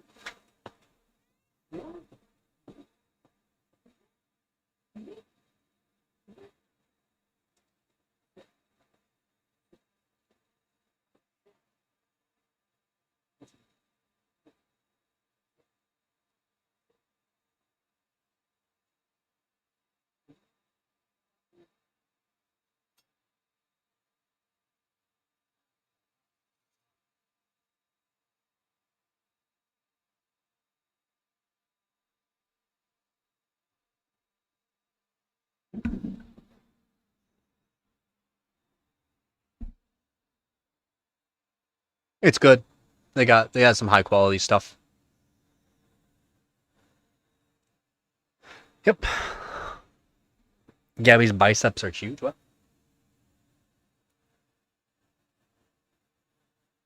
Yep, it's legalized like a cigarette. Here in Canada, you can buy cigarettes. You can buy marijuana. Is a flower vase? Yeah, not my parents. They knew. When they found my stuff in high school, they took it and kept it for themselves. I'm pretty sure my dad still has the. I had a stainless steel. You can unscrew everything, and the bottom had its own built-in buster. I'm pretty sure he still has that. And that was mine. That I paid like $200 for back in high school, which was a lot of money back then. But you can literally unscrew it all. You can even screw in longer stems. It weighed a lot. It was awesome. Like you can literally run over it with a transport truck, and the transport truck would break. It was beefy.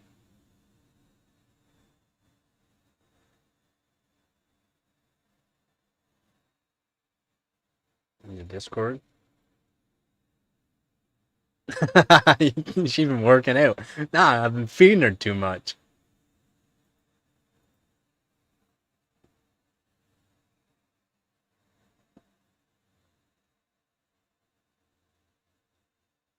RNs make good money. They both actually have some pretty good, what I'll call it, whenever they retire type deal. They have some really good stuff. Pensions. They have really good pensions, both of them. I already seen the Dave pick. I already talked about it. I said, I like, how do you? I didn't know if you remembered the 2016 is when I got Dave. I didn't know if you remembered that or not.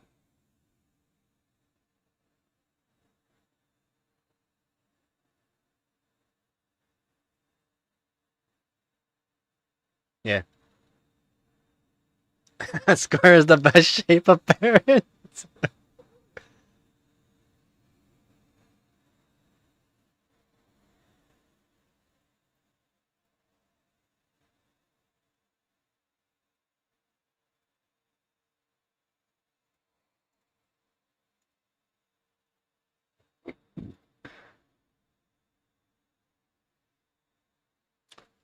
My GTX 460 video did all right. Just over a day, 688 views. That's pretty good.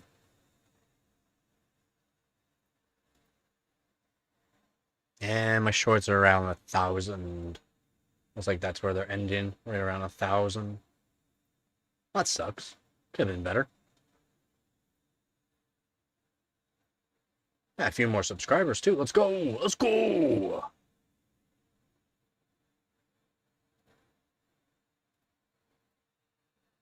All right, take her easy there, Dan.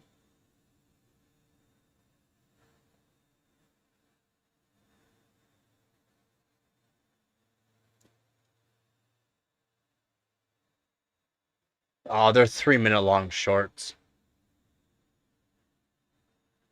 And you're probably doing shorts on like movies or I don't know.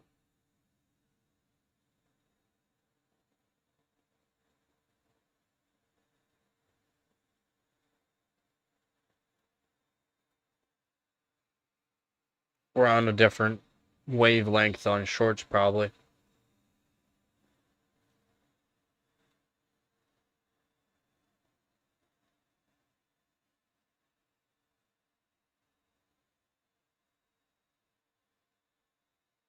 Yeah, Minecrafting? Yeah, no, he doesn't play Minecraft.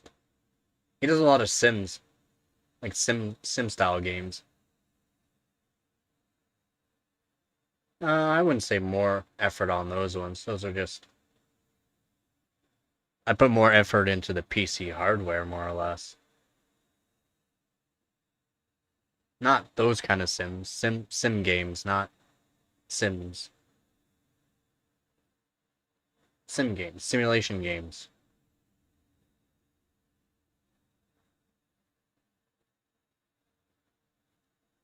Are ya?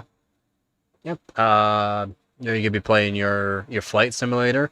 Do you have your system set up yet there, Joe? Like your whole system set up now, or still working on getting components? I don't know. There's a lot of stuff you got to get for those flight simulation stuff. Not set up yet. Hopefully you can get set up here soon.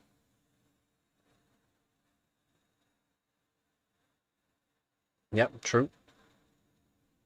Yeah, he plays a whole bunch of different games. A lot of them are sim style games though. Simulation games.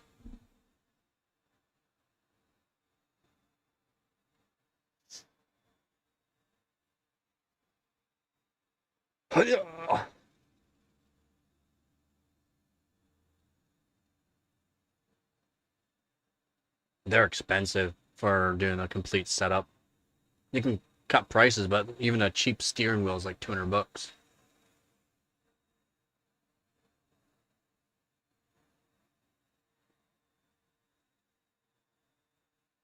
Oh, I mean, yeah. Yeah. I mean, the Minecraft, not so bad. Roblox is just brutal, but Minecraft, that's fine. Especially if you can just keep them away from certain servers. You can put them in certain servers and it's fine. Or just do your own server and it'll be like monitored basically.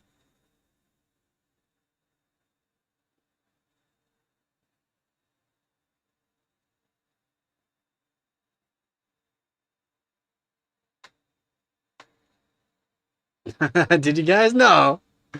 I think they do.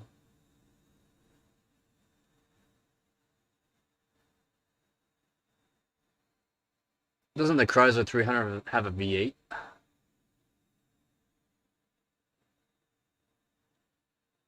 Yeah, yeah, just host your own server and whatnot.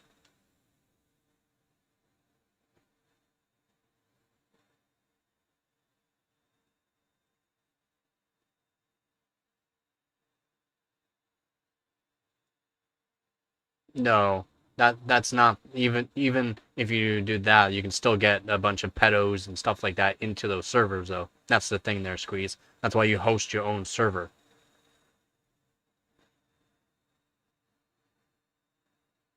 BeamNG? No, I've never no. Same thing, never no. No, thank you, man. I'm not into those stupid games.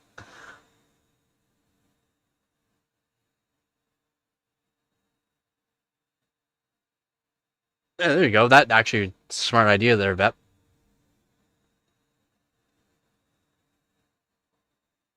Oh, they can't. Oh, okay. There you go. Then that would work.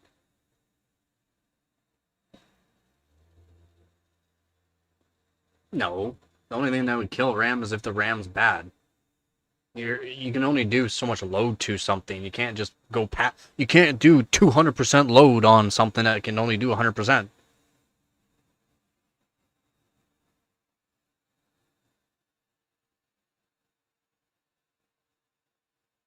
You can't degrade RAM. Well, I mean, you can degrade RAM, but if you're on normal voltages for the RAM, stock voltages, it's gonna degrade in time. It's not like it's gonna degrade at real time just because you're putting load to it.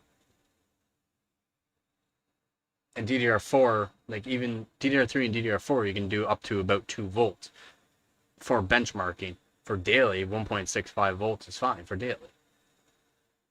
For DDR5, still hasn't been confirmed, but 1.5 volts is max where you should be. Most kits you can just do 1.35 volts to 1.4 volts is fine. I've never played that before either there, Guh.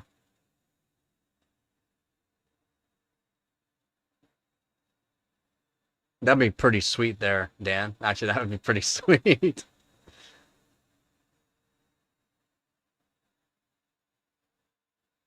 Nah, I've never heard of it.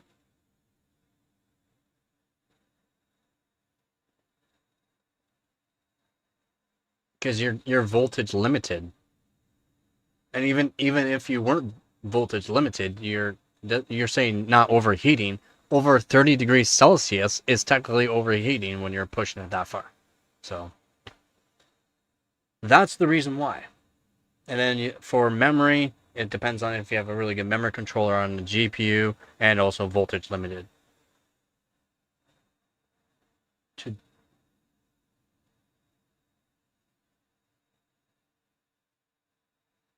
we did that earlier this stream. You weren't here when Joe was the first one on. And yo, it's Joe. The first thing I say, even though his name changed, I knew who it was. Because I don't know why it changed everyone's names on YouTube, or changed a lot of people's names on YouTube. Kind of odd.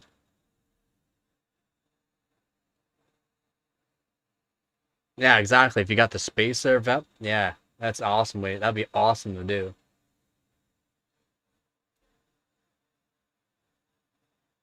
I mean, the most action it's seen in a while.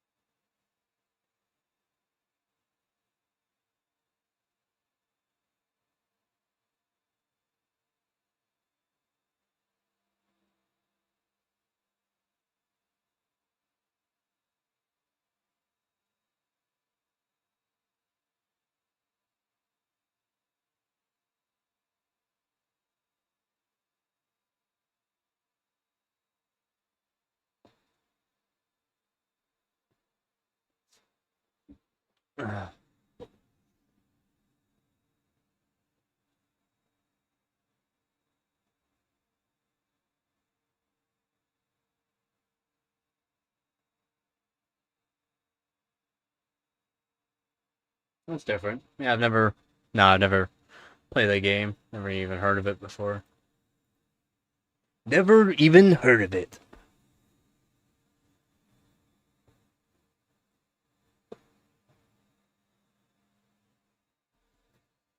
Nah, see, that's the thing. It could have been hacker, but it's probably just a modder. Hacks are just more like mods, anyways, for a lot of games. They were just deemed as hackers because something you didn't know about before. It's like how there's a lot of things implemented into games, but you have to know some things to even figure out how to do it.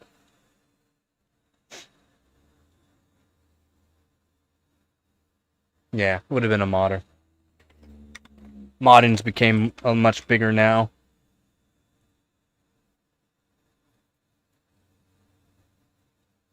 And my car was gone.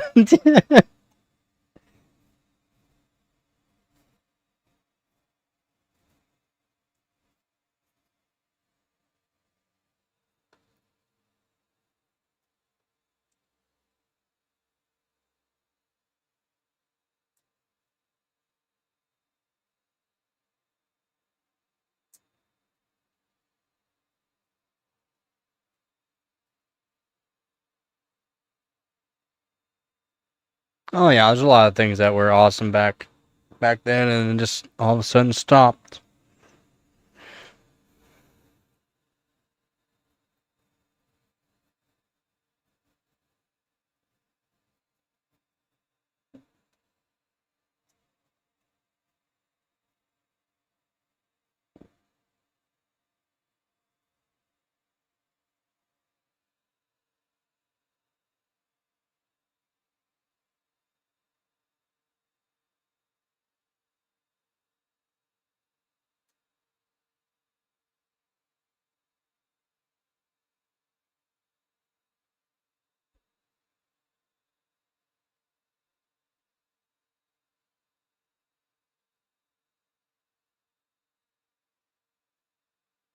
Blondie beach attack.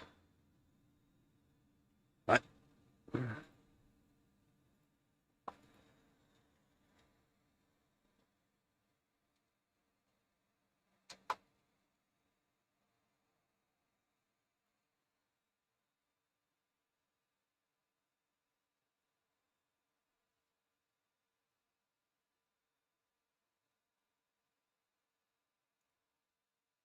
Thanks to Freedom Mobile's affordable plan.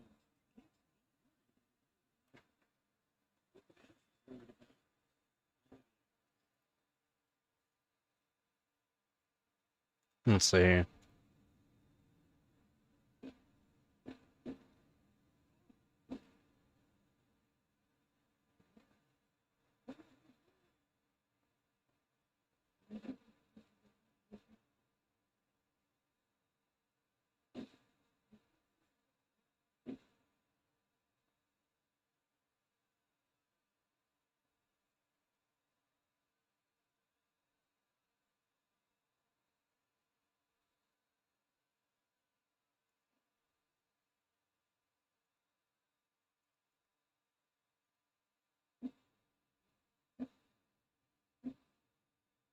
Wait, how many was there? Two?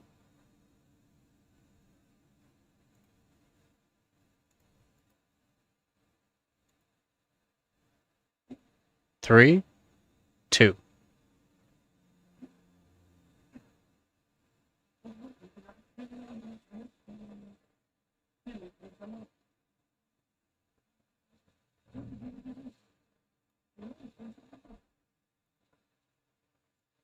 Wild.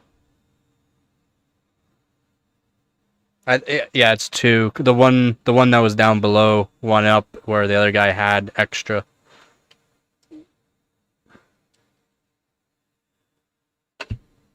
I mean, for the guy that actually went and helped, that's awesome. Like, went and stopped it? Stopped the one guy? I mean, hopefully in hospital he dies.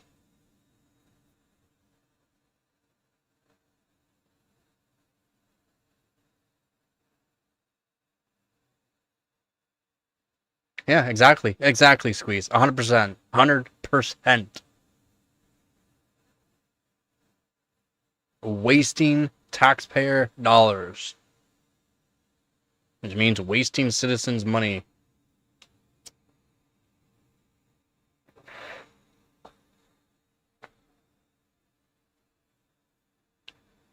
Yep. Cops didn't do a good enough job there. They needed to unload clips until they didn't have any on them.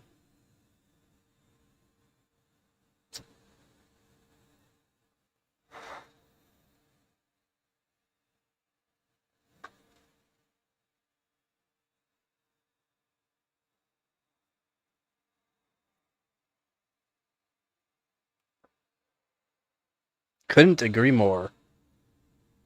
And you don't have to be nice in that kind of scenario. We just got random people shooting at a beach. For what reason? Like, what is wrong with them? Planned. That was planned, by the way, since they had one guy up, one guy down, and then the other guy had extra ammunition and another gun for the other guy? What?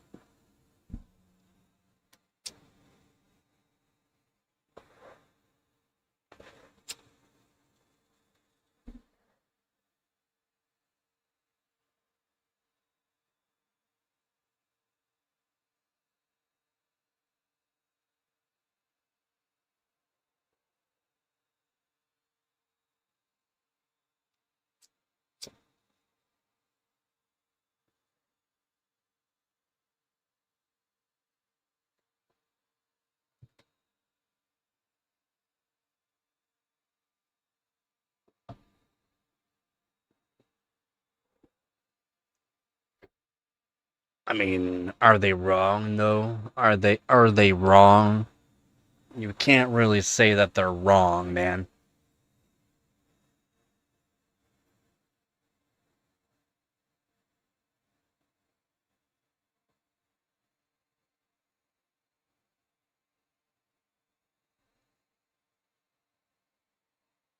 Three letters? What?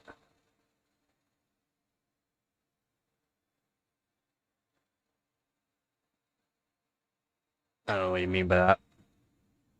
What, DIE? Is that the three letters you're talking about?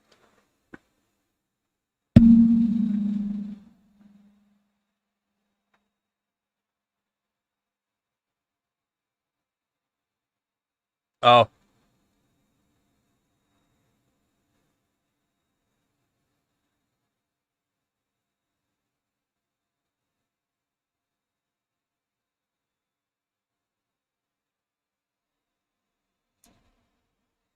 and that's the thing though. There's not. There's also like so like I don't know. I'm pretty sure I saw something about the illegal immigrants trying to get into. I think it was the U.S. trying to get into by the boat, and the boat that I think it was the U.S. Coast Guard or something slammed into them, and they turned around real quick. And yet they all had cell phones. They all had cell phones. They were all gonna go there illegally. They all had cell phones and recorded it, which is wild. Wild, man.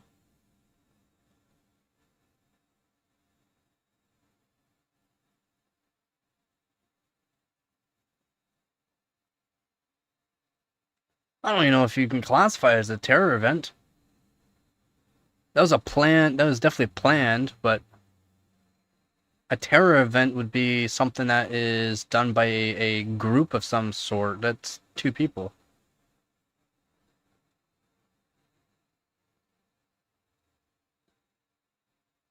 Yeah, yeah.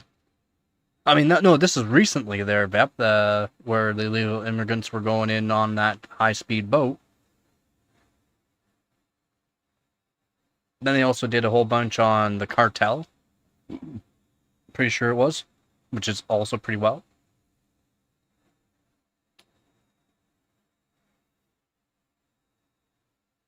They captured like what, $300 million worth of the white stuff. Yeah, like for the illegal immigrants, every single one of them had cell phones and was recording it. And the U.S. Coast Guard slammed, well, not really even slammed into them, but like cut them off basically, and they slammed into them. They turned around pretty quick.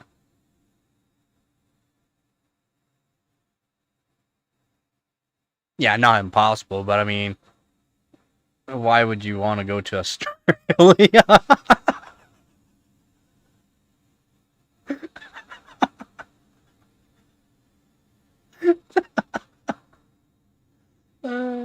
Not saying Australia is a bad place, just why? Why would you?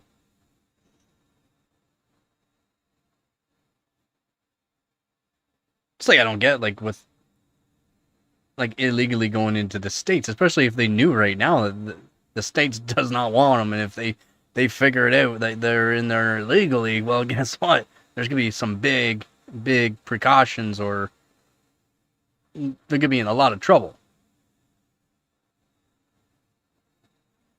Right? That's the thing.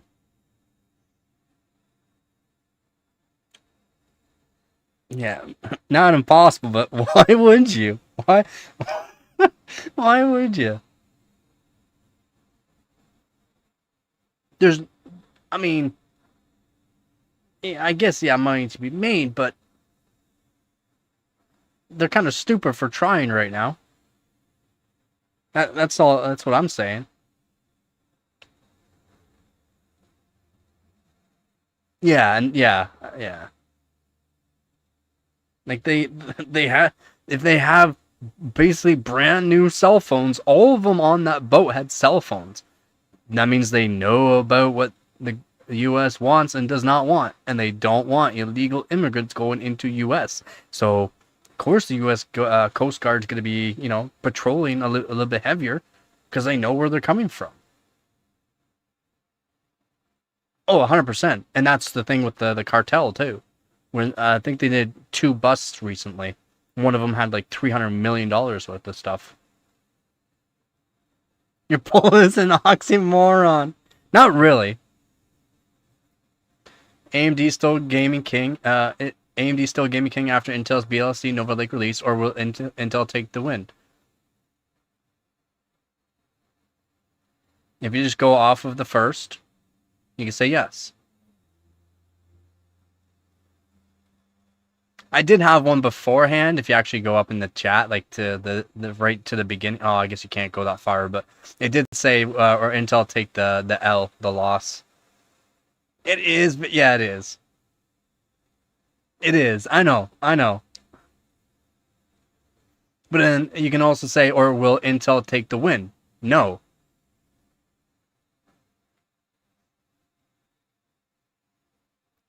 I know it is. Trust me. I know. But I know what people are saying on it. Yes, for the first part. It's to see if there's people going to be... I want people to be commenting on this kind of stuff.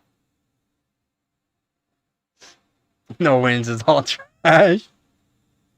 Yes, I know. But no one's really said anything except for you. You're the only one that said something about it. And I've had how many now people say it on this? 24 votes now. 24 votes. You're the only one that said something about it. Exactly, you can't choose. Again, I'm non-biased. I have to say that. And I did have it at first with an L, but I said, like, as a loss for Intel. And that would have been not an oxymoron in a way.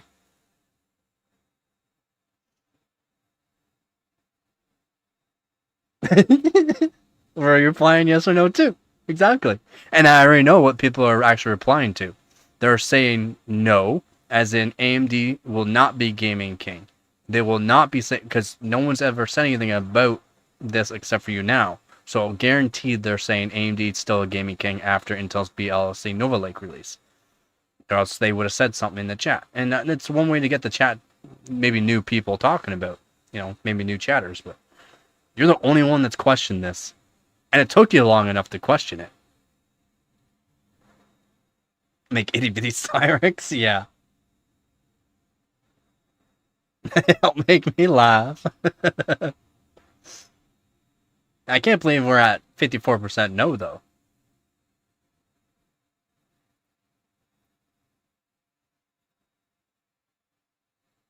That's 24 votes, though. 24 votes. No one...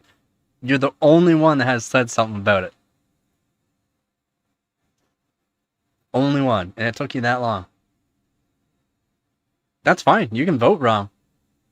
It's still no is true. As in AMD will not be king. After big last level cache.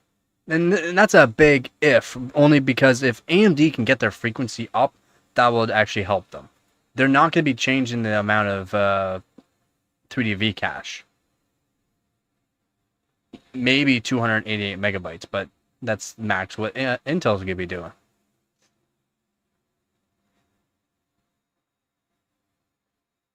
Oh, did you say something about it? I didn't even see that there, Art.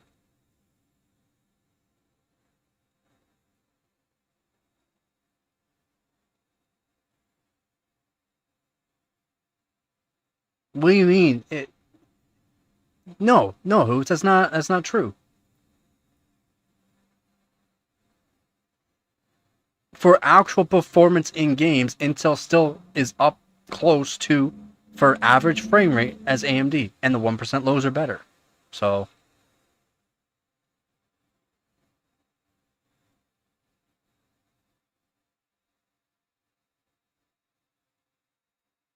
yeah, I agree with you there, Nick.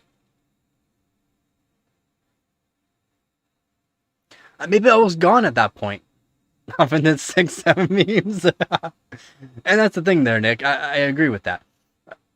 So if AMD, if everyone's been, keeping up to date on the AMD and actually remembers my live streams, I've already talked about AMD, how they have not changed the way they've done the CPUs from Zen 5 to Zen 6. There's going to be no differences, just maybe from what they're saying, higher frequency.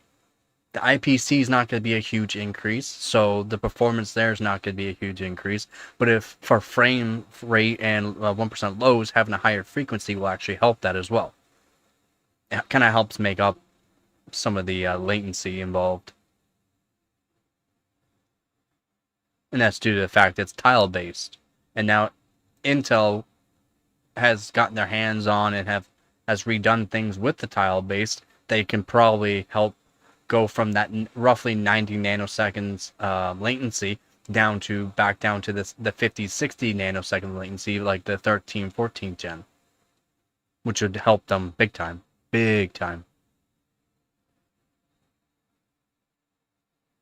And a poll popped up, yeah.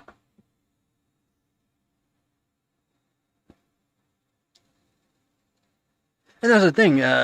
I'm fine with people being, an AMD femboy or, a Team Blue or a Team Green. It's fine. It depends on what what brand. There's a lot of people like certain brands. But I mean, depends on what you're doing is what's going to be better. If you're just a PC enthusiast like Nick, just owning the CPU and, and having it is just awesome to begin with.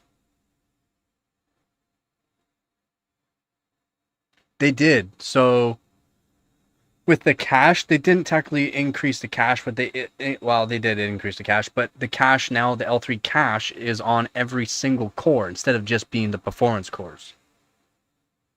That's one thing that is good about Intel right now with their newer CPUs, not even with their Nova Lake. With Nova Lake, it will be the same thing. The from what I read, is the L3 cache will be on performance cores and E-cores, and also have the Bllc, 288 megabytes, or 144 per tile. CCD, that's AMD though.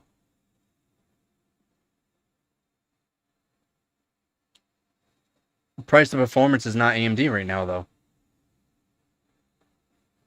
So, and people are trying to still say AMD's price to performance. They're not price to performance anymore. They're not even in top 10. I mean, things might have changed, but last time I checked, they were not even top 10. Oh, yeah, especially if you got to add in RAM onto it, and then nothing doesn't make sense for that.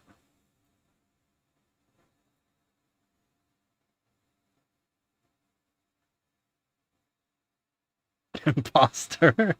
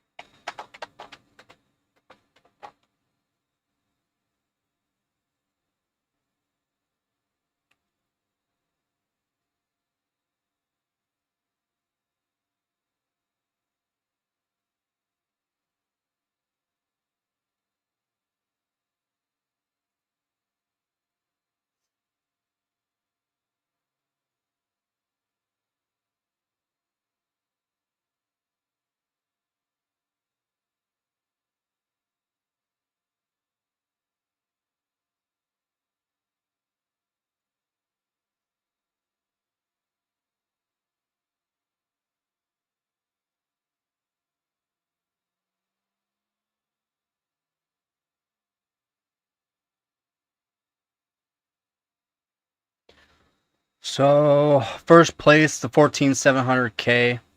Second place, Ultra 7 265KF, then Ultra 7 265K, Ultra 5 235, Ultra 5 245KF, then the 14700KF, Core Ultra 5 245, then 285K, 265F, and 245K.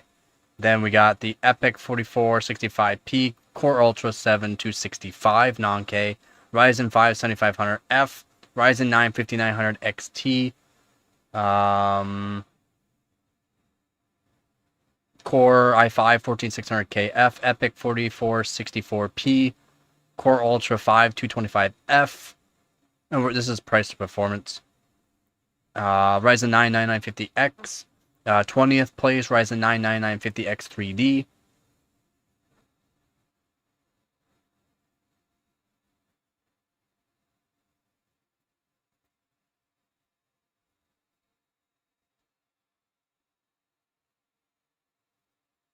Um, 4564P. Oh, I clicked the wrong. Didn't want that. Next to that.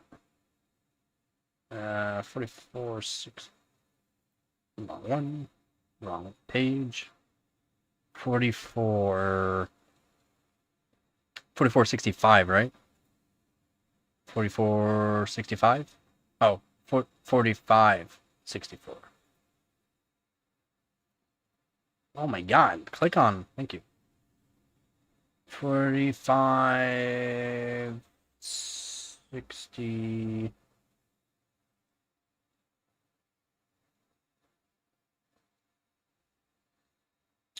$45.64 is in 46th place. And that's under the 14900K for price performance.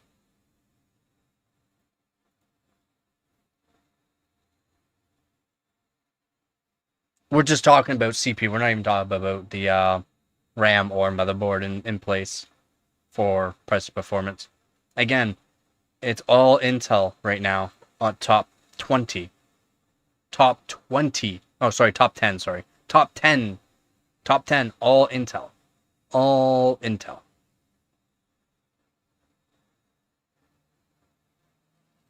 I didn't think the 14700K was going to be first place, though. But for just about $300 US 14,700K right now.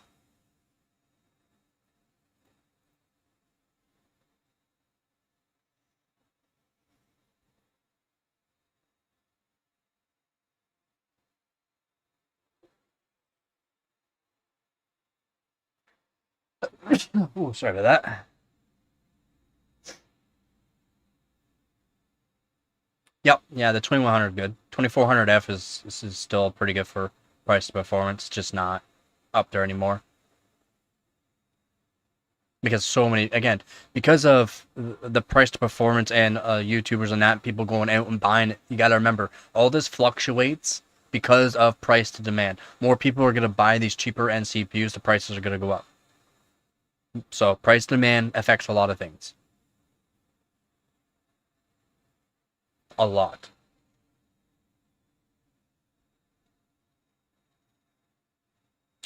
Micro Center sucks in my opinion. Paired par week parts are cheap parts and higher end parts and sell them as a bundle.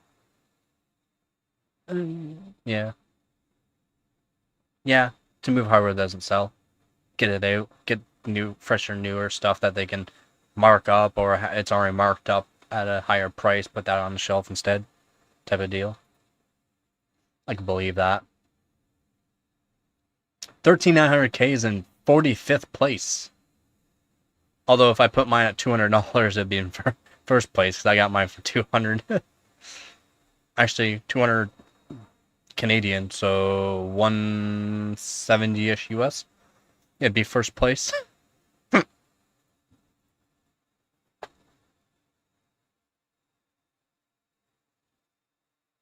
No, I haven't had the money to get the parts for it.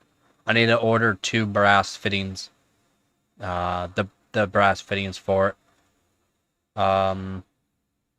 Barb fittings. I can't find copper fittings for it, so I'd have to use brass. And then even though the fittings I want, they're too much. And then I'd still have to modify the brass fittings, so cut them down to a certain portion and then sand them down a bit more. But that's not a big deal. I just haven't been able to afford it.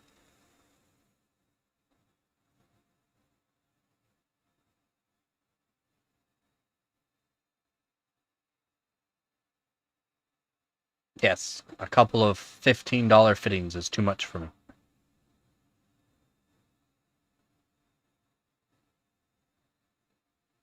I'd like to be able to finish it. I still have it on my desk for whenever I can get it. Yeah, I think it's good performed pretty good. Just due to the fact I added those fins in, and those fins are fairly deep. Fairly deep. I didn't go too far, of course, but and I put a lot of them, so I'm pretty sure it's good performed pretty good. And I still got the CPU that was around the same, like use the same voltage, same frequency, and around the same temperature. So compare them.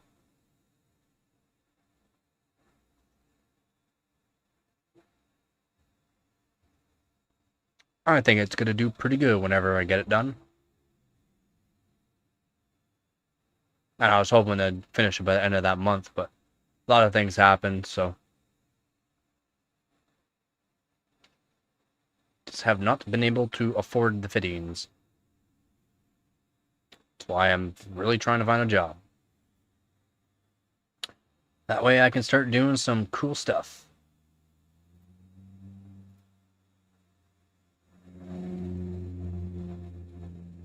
This is why we have a RAM shortage. Eating all the RAM.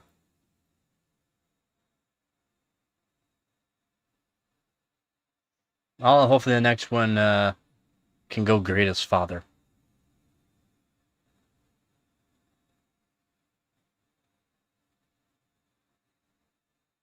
That's just wild. That's just wild.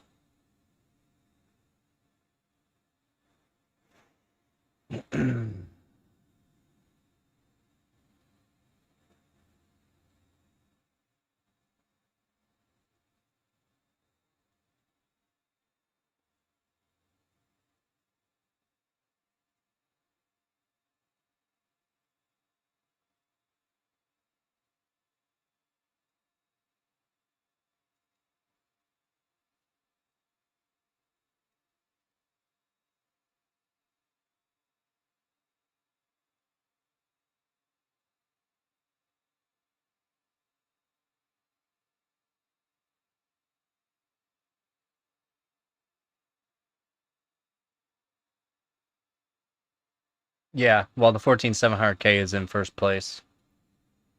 Oh, I keep opening that up. Stop. Yeah. I closed it.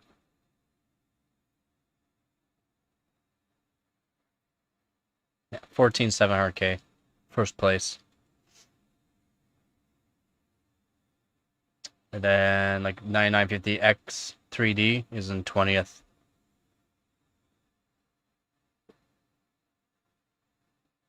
13600KF has gone down, 28th place. Because you can get the 14700K right now for like $300. So it is. Why would it? Yeah, of course it's gonna be first place. I mean, it's one of the cheaper CPUs. It's got the speed, it's got the good IPC, lots of cores, more than enough cores, 20 core, 28 thread, right? So you don't even need that, especially while gaming. Just disable the E cores. Boom, there you go.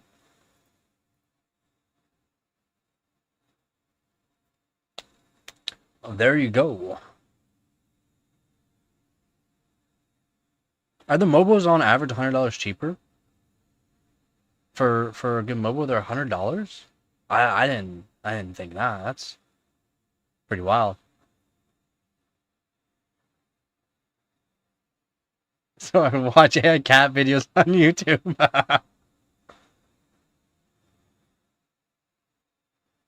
No. He's talking about for on average $100 cheaper for Intel motherboard for LJ 1700 for a good MOBO.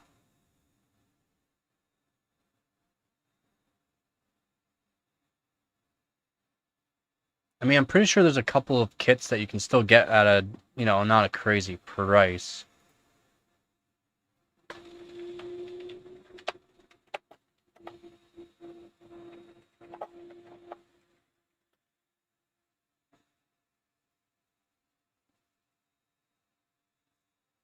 Still $200, which would be Corsair's one of them, and Kingston's the next. Corsair, Pro dash Basic. Yeah. So yeah, and the Kingston Fury. Kingston Fury is the next one for around 260 Canadian. Actually, US and Canadian were around the same price right now for RAM. That's wild.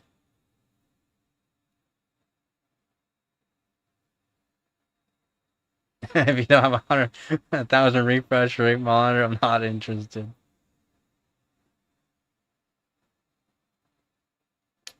Um,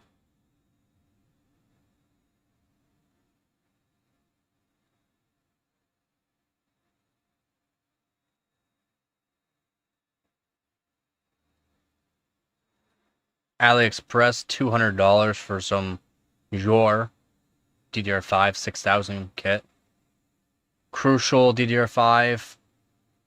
Oh, that's SD RAM. I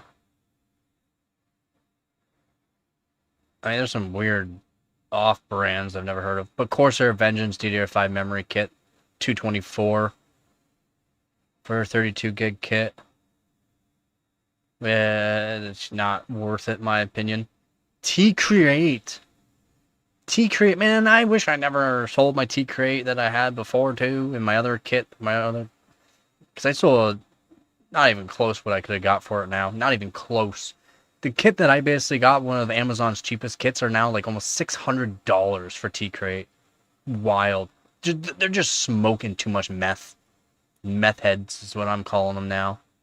Oh, we're gonna get all their money. Mess up the market. Let's go. AliExpress is looking alright for some kits though.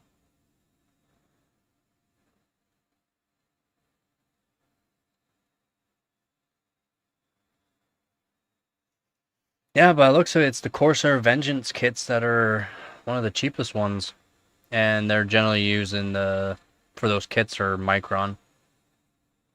And they've probably got a lot of them too. There must be a method to the madness.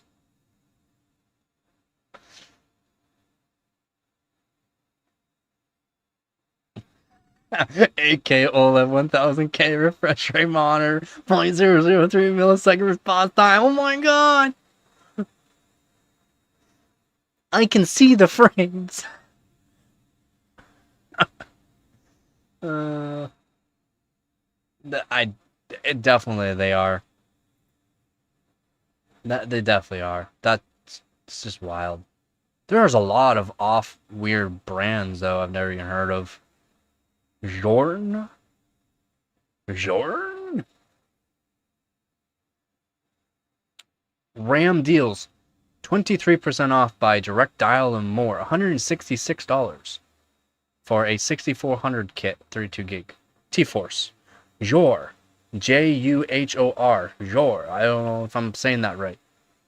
5600, 6000 kits are about 200, just over 200.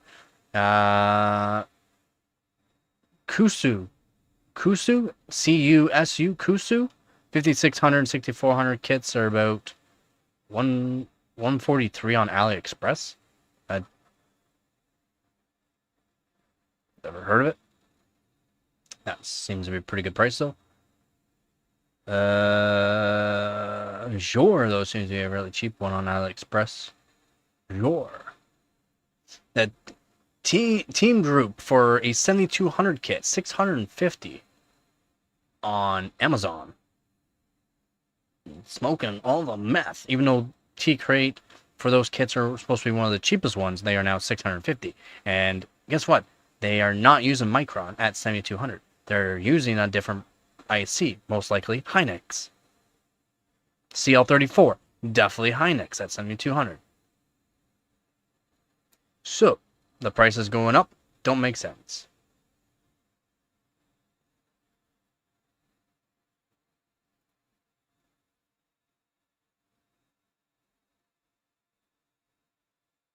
I've never seen such a detailed starfish. uh,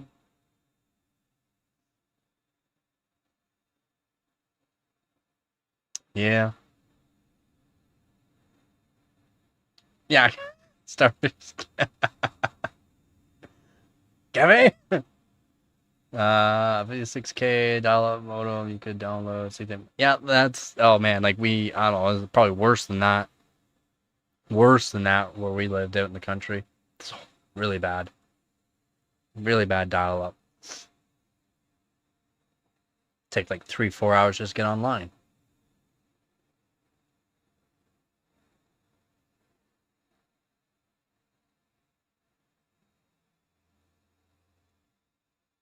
Yep, I can see that.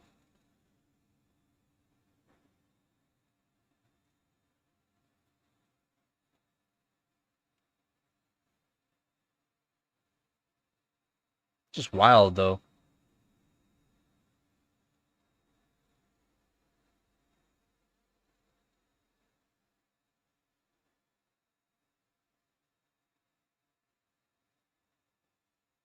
They're just raising the price all because, well, if they're selling it at this price, we can sell it at this price. And you got bear dies from like super cheap bear dies that are priced higher than like these really good heat sinked ones. Higher. 32 gig versus 32 gigs. Lower frequency versus a higher frequency, and they're selling it for more. Well, they're selling for that much, we can sell it for this much. Well, they're not really selling.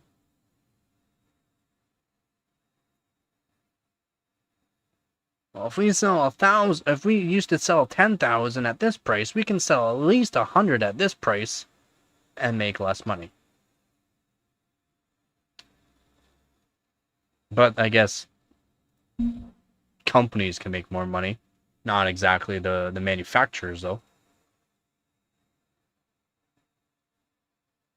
You should be able to do CL7 easily.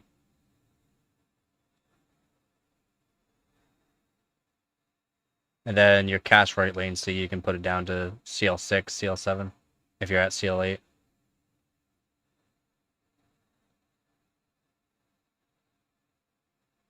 Oh, we didn't use the internet really. It's too slow. And plus I'd be usually out fishing or working anyways, so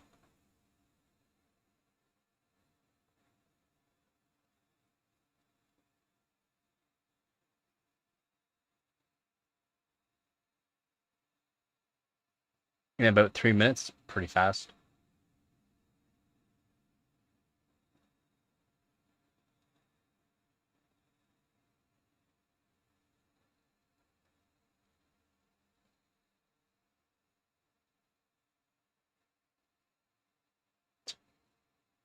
Yeah, I don't know about that there, Joe. Those prices were up before well, no, maybe it was around Halloween. That's when it really started hitting.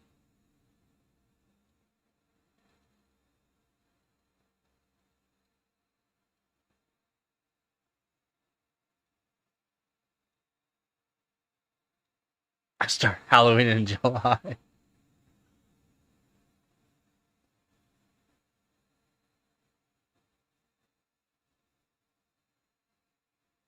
As long as it's a win-win for both parties, that's all that matters there.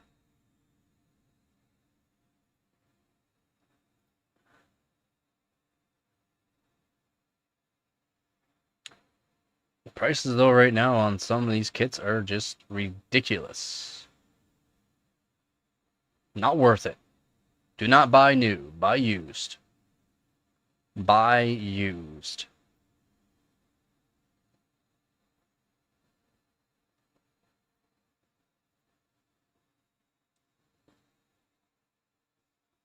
Yeah. Yeah, Look Movies is a good one.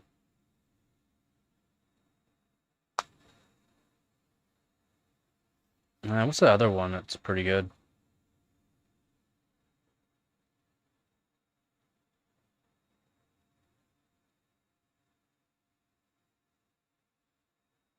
Oh, they're still selling up for a high price. One sec here. Check.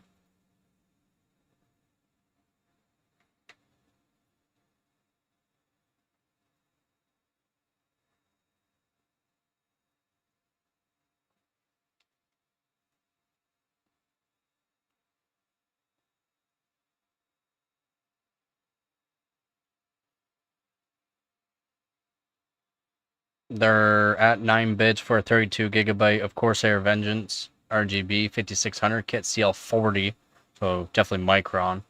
They're already at 260 Canadian. That kit used to be like $100. This is like $100 new, and now it's selling for 250 or 260. It's all right, and it still has almost a week left on bids.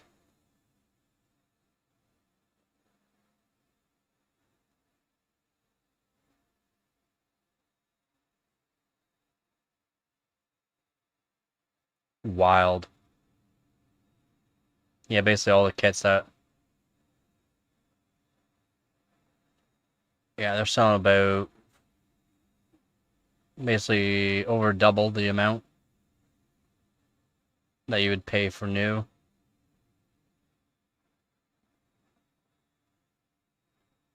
I think they're just trying to see what they can sell too.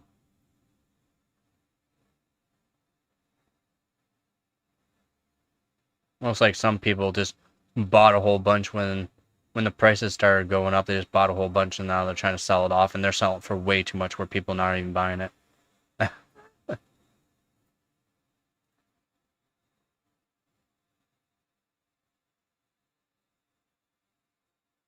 Yeah, yeah, yep. Well, early this year wasn't terrible either. Earlier this year, and then like I said, DDR4, then DDR5 is gonna go up. Man, yeah, there we go. There we go. Yep. And again, they're blaming. Well, you can't even blame the GPU miners. That helped out AMD with what selling some GPUs because they're selling RX 580s. RX 480s too, a lot of them.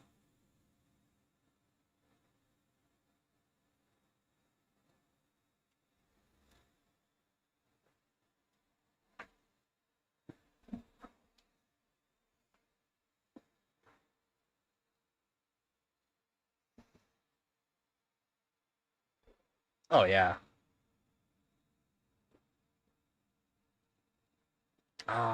I'm not sure the other one. There's another one that's a good spot for streaming, but usually Look Movie's good.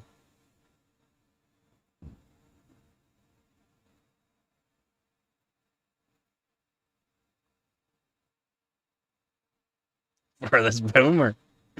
Boomer.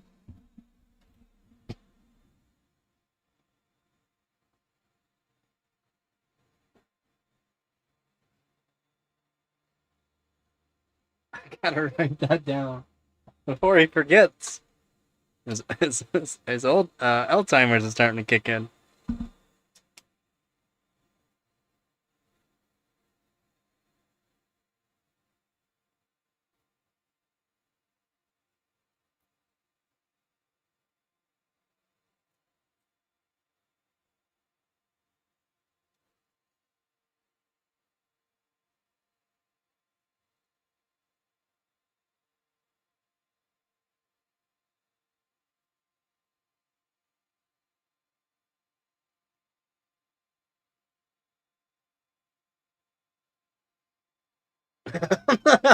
At least I can still remember. Need to write something down. We used to use Cody. Yeah, Cody. Yeah, I remember Cody.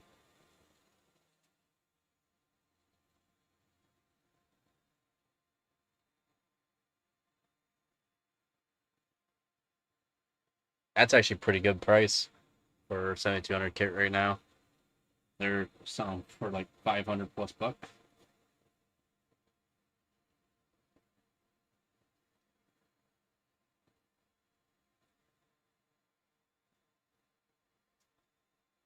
They're selling for a wild, wild price.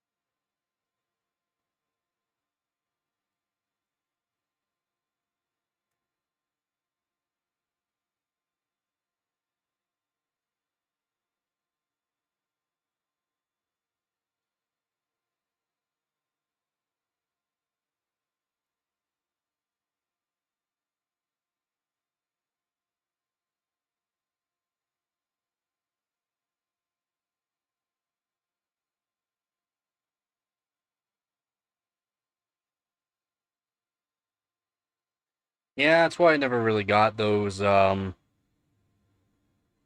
streaming boxes. People didn't realize like you have to do so much with them for them just to keep them going.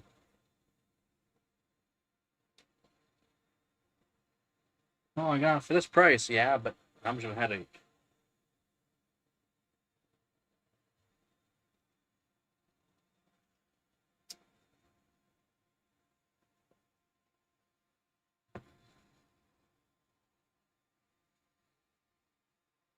And you generally can find anything. Just like 2 days after Happy Gilmore 2 came out, I watched it. Could have been better. That movie definitely could have been better.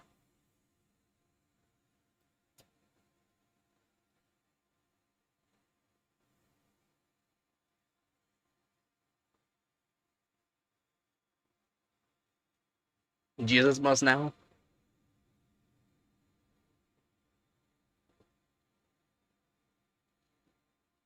Jesus, that's just. Ban yourself.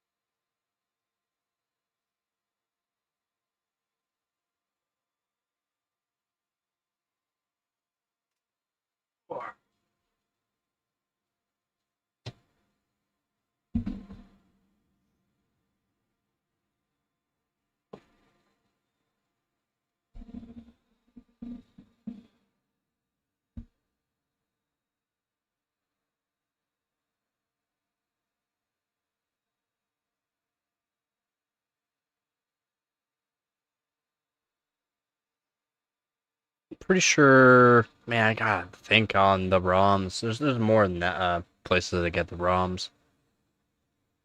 I wish I still had the USBs full of ROMs that I had. Of course they do. That's why people should stop buying Nintendo. But they won't. Because they're morons.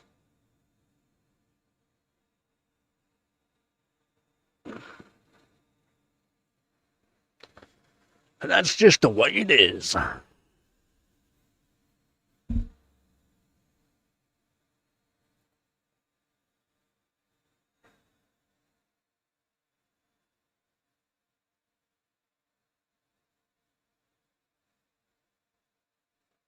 Ah, there's a different one.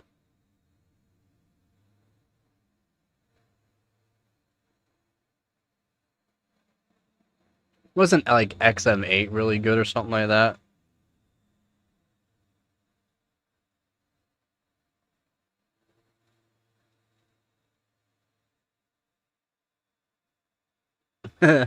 Nick, I pay for all my movies.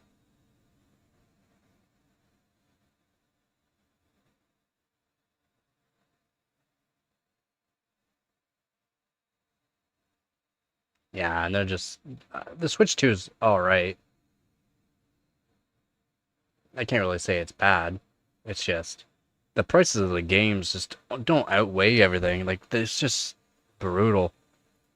Like actually brutal.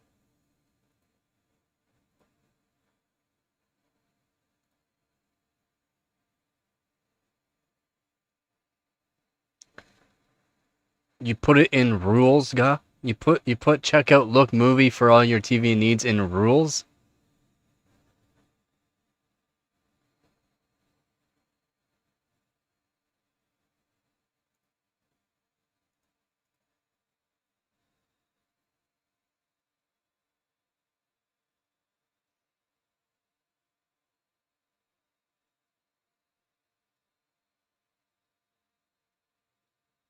That's a rule? You use a channel when playing movie. No, it's not a rule.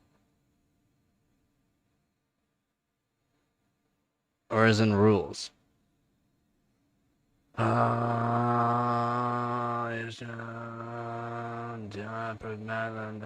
it's not part of rules.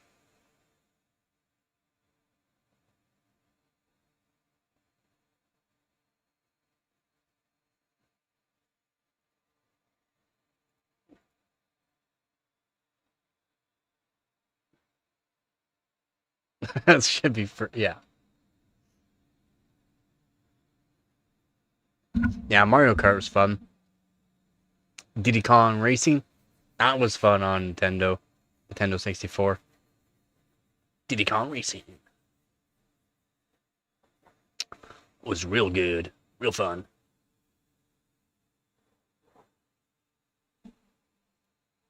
Oh, of course.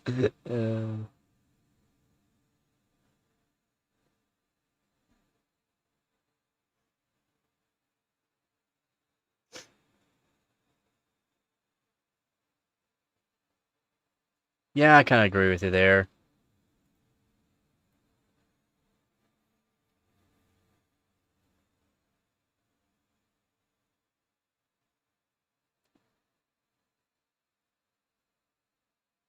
What game's that?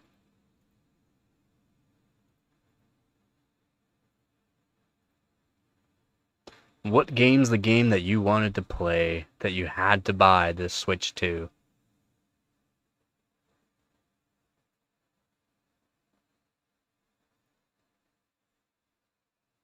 You just had to buy it.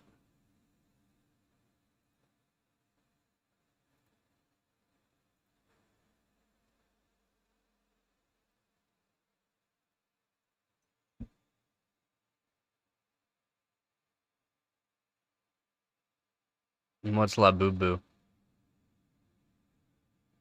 Yeah, Metroid was alright.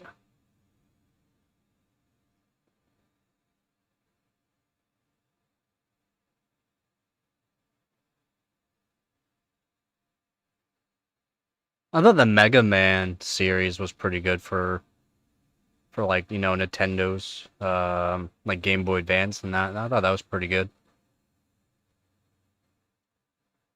And a big upgrade from like Nintendo Color.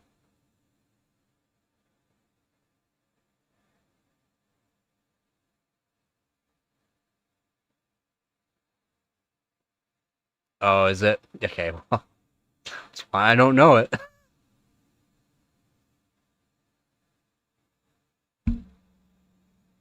Maybe it's a good thing. Maybe it's a good thing.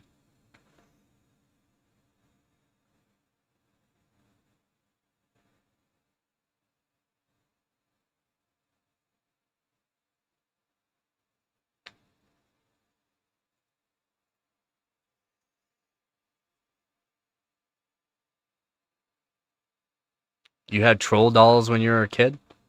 That makes sense. That's making more sense now. You play with dolls.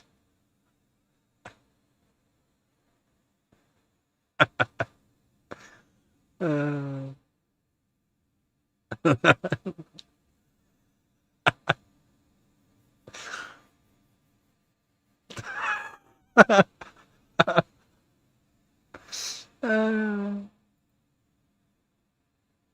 I'm pretty sure I know what you talk about. The trolls with the hair, right? The colorful hair. Pretty sure I know what you're talking about. Archie comics, yeah, the Archie comics were actually pretty good. Oh, Veronica.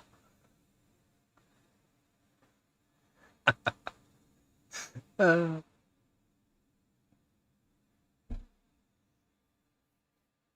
they swing on poles with their hair.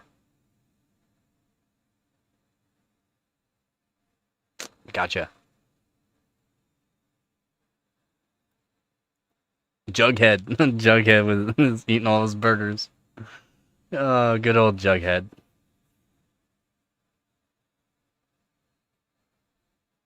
They also whip people with their hair. Gotcha. Gotcha.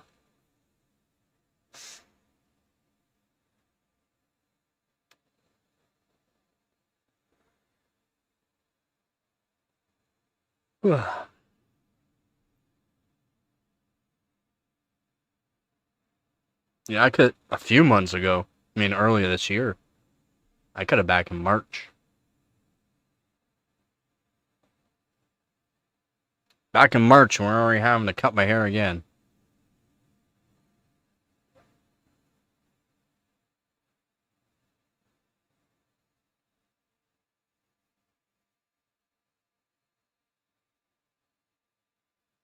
I don't know if I looked Canadian, just got long hair.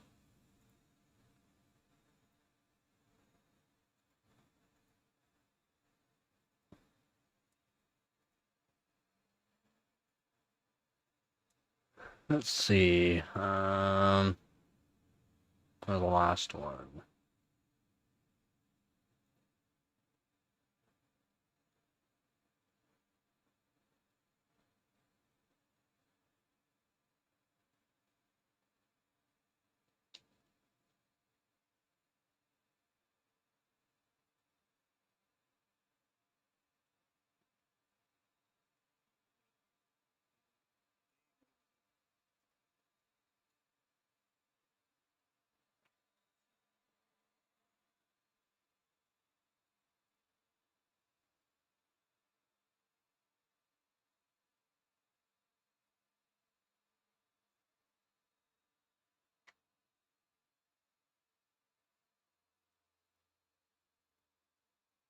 I wouldn't say looked more Canadian.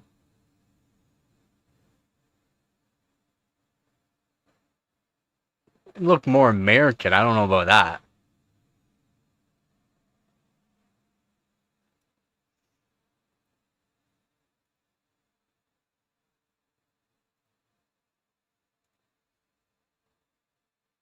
It was long, though. It was long.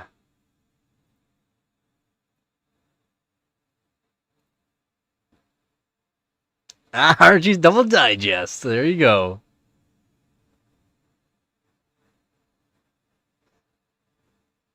I don't know why. I remember them being bigger than that.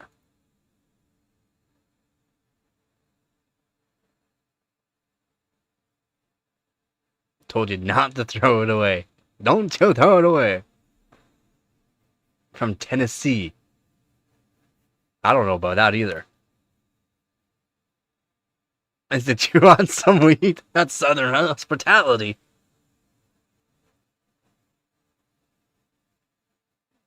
Oh yeah. I used to read them though. Yep. That's why. Probably why they seem so much bigger.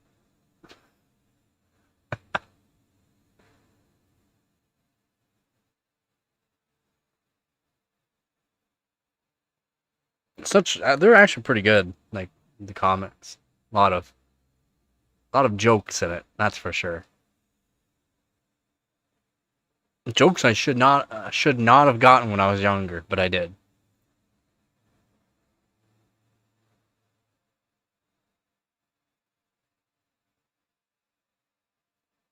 Holy, that one kit that you have is $1,500 now. 1,500. 96 GB kit. 6,000. CL28. It's a really good kit. Yeah, it's a really good kit. CL28.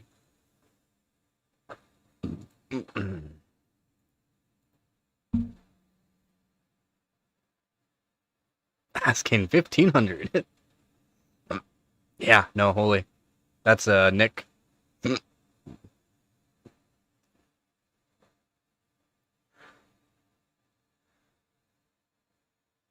1,500. That's wild. I'll take two.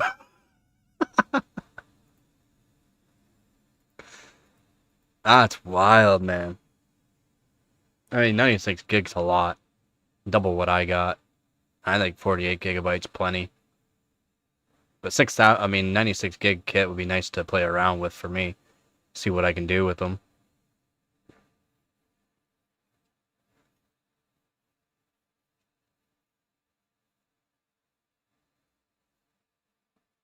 Just to see what I can do.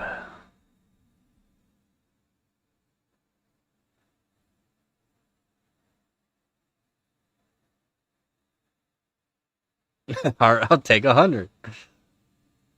I mean, I don't think it really matters. I don't think it really matters there, bet. They're around the same kits that you had. Yeah, they're cheaper by the dozen. Yeah. Cheaper by the dozen. I haven't seen that in so long.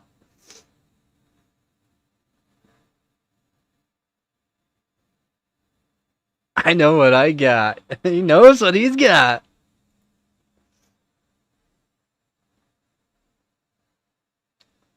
Yeah, trade for 4090. I see 4090s are. How much are they selling for right now? How much are 4090s selling for right now?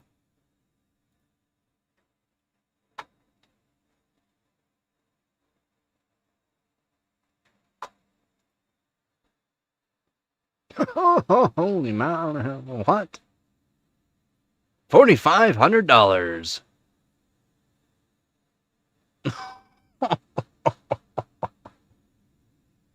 On the cheap end. 4,500 on the cheap end.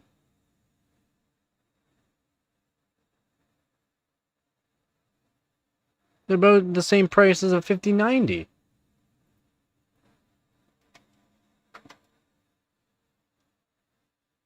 Yeah, they're like the same price as a 5090. Why? Why would someone pick up a 4090 than a 5090 here in Canada? If they're picking up a 4090 for the same price you can get it for a 5090 here in Canada, what was wrong with you?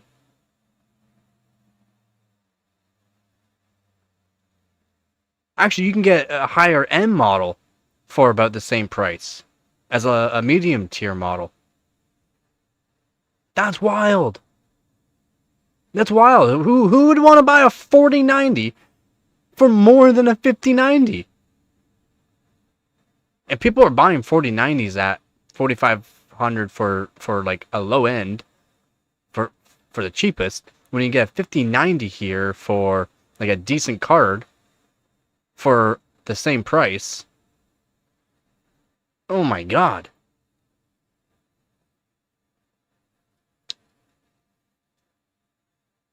$900 a Newegg, wow.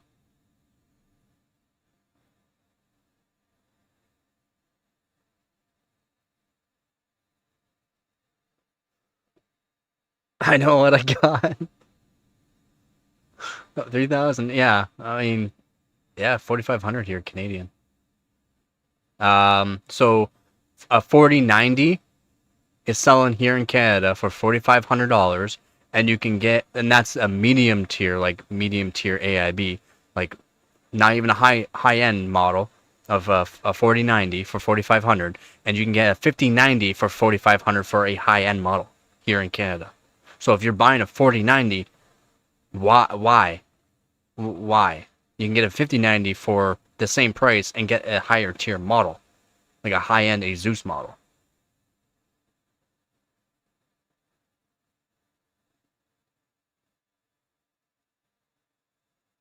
I get, yeah, yeah. I know what I got. Just wild.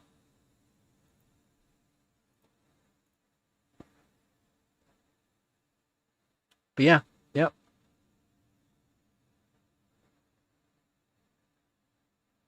I mean, that's so far out of my price range, anyways. That I would not able to afford that ever. But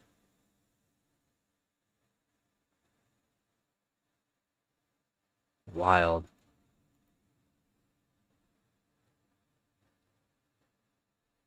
There is no specific reason to get the 4090 at that price. There is no reason. You can get a 1590 that actual performance is actually 20%, roughly 20% better. Not frame generation, but render is better than 4090. So why would you want a 4090 when you get a 5090? Actually, you can get a 5090 cheaper than a 4090 if you want to go with a lower end tier. A medium end tier you can get cheaper. $4,500 for a 4090 or $4,000 for a 5090, same tier.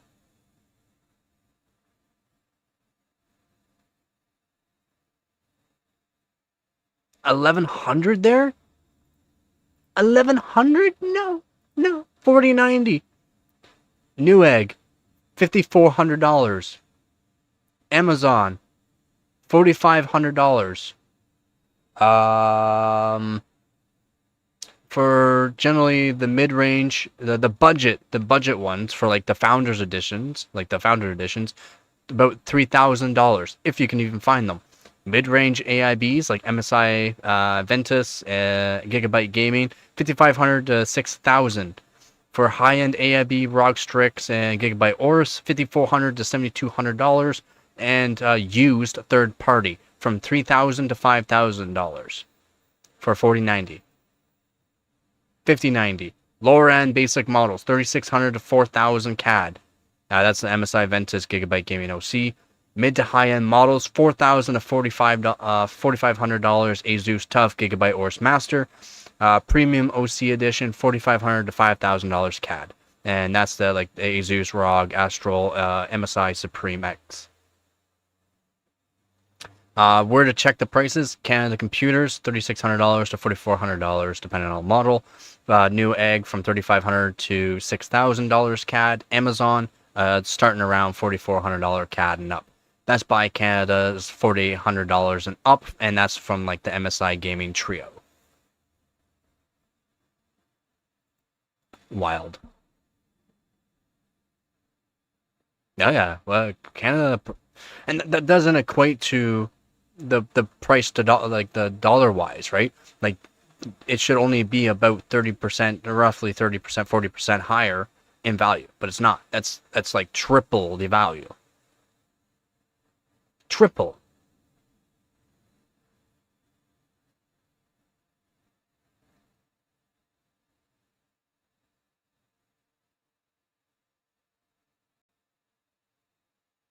Yeah, 600 plus bucks. Yeah, I hear you there, Vep.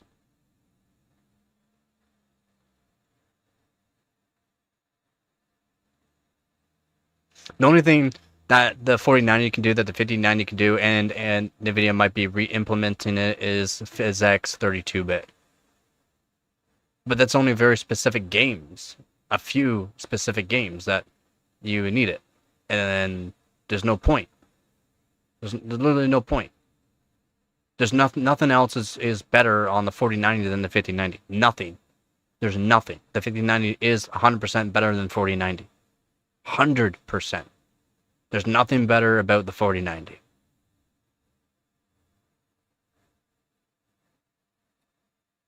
$599. Hold on for the 7600.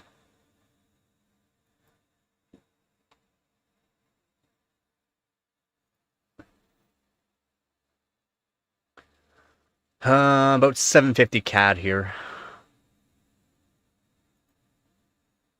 For high-end models, yeah, 750 for a 7000 XT.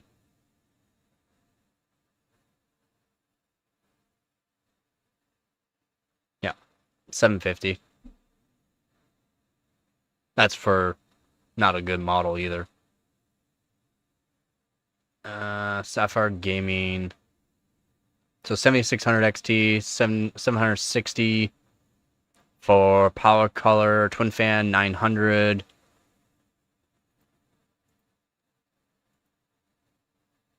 For the Nitro 926. And yet you can get a 5070 for around the same price. You get a 5070. Yeah, wild. Actually, the 7600 selling. Nah, it's still quite expensive.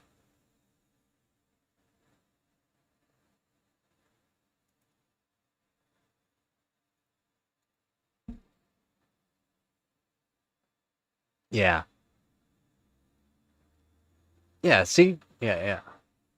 Yours is by gigabyte? Yeah. Yeah, no, it's just the price was one of the lowest ones around. You can get a 9060 for a decent price, but I mean, I would never buy it because it's not worth the price, in my opinion. And yeah, what Nick said, 200%, I have 4959, 59 is better. Yeah, it is. There's no if, ands, or buts. There's nothing better about the 49 and 5090. And why spend $1,000 more for... That's what we got here in Canada. We got to spend $1,000 more for something that's not as good. And yet people will probably buy a 4090 because they're morons.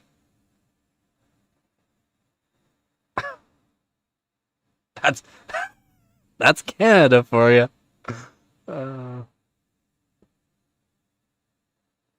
Yeah, 5070 Ti is best bang for your buck. The 5070 is not bad. It's just the 5070 Ti is a lot better. If you can find the 5080 for a decent price, it is better.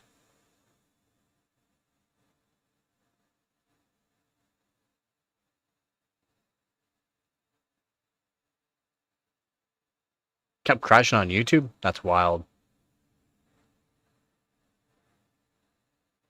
They're cheaper right now. Persona. For a 7800 XT. They're cheaper right now.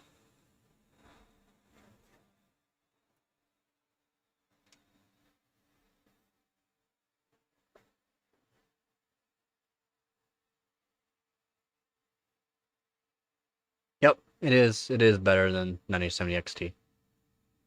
That's what I said off the bat, too. It is. No, I got so many people saying no, 9070 XT is going to be better. It's not.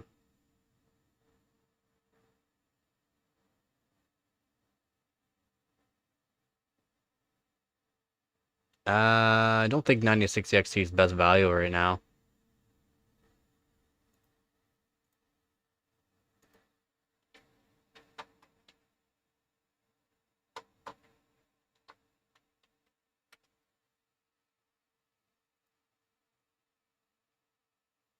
No, yeah, it is Intel Arc B580 still. It still is. No, no way, it's still the best value. Yeah, the Intel Arc B580 is still the best value card. How is it still the best value card? It's been that way all year. I should do a video on that. 'Cause I don't know if anyone's remembered. I've done live streams on this.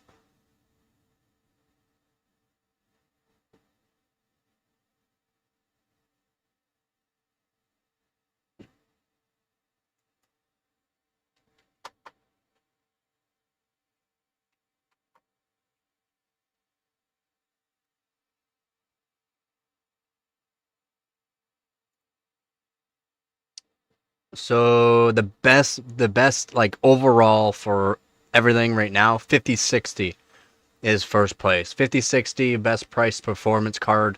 Then 5050, pretty wild there. Radeon RX 9060 XT 8 GB is third. The 7650 GRE is in fourth. The 4060 in fifth. The Arc B580 is sixth, and we're going for gaming wise for price to performance on this kind of stuff here. Not the overall price to performance, because Intel Arc B580 technically is first. Seventh place RX 7600. Eighth place RX 6750 GRE 10 GB. Ninth place 6750 GRE 12 GB. 10th place 5060 Ti. Where's 5070 at? 5070 is in 17th place for overall price to performance for gaming.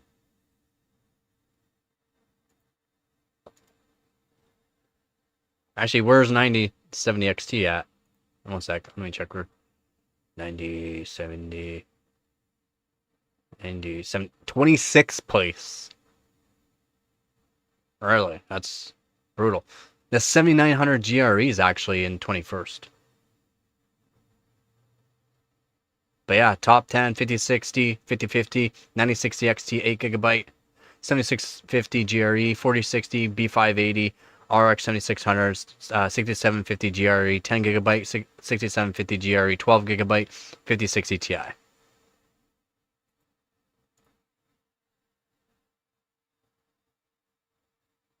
They should be pretty good in the supers. They will be good.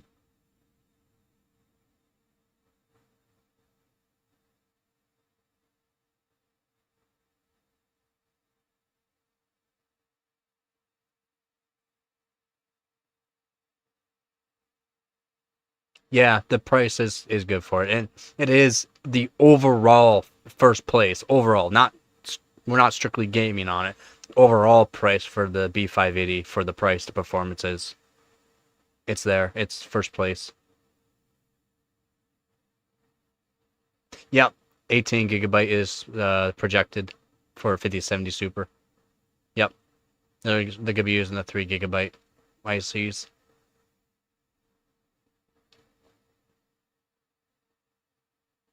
Correct. That's what they should be doing, but who knows? Things might change.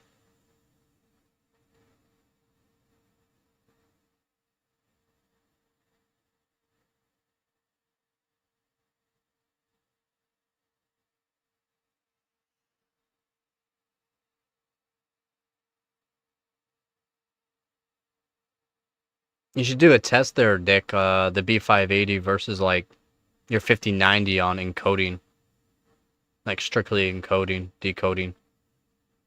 See what one is faster. The 5090 is probably gonna be faster, but see how close the B580 can get to it.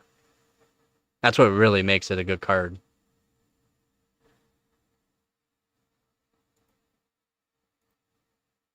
Again, it's not supposed to be a overclocking. Oh, Z, you look who's back! Z, thank you very much, man. Merry Christmas, man.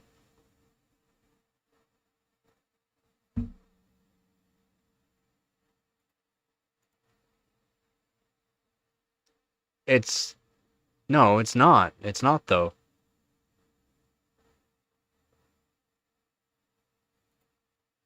I won't get. I'll get this pay maybe next month if I make enough.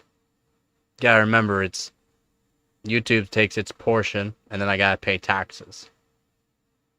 You know, again, thank you guys so much. I mean, it's awesome. It's just I will probably make what, $20 roughly. 20, no.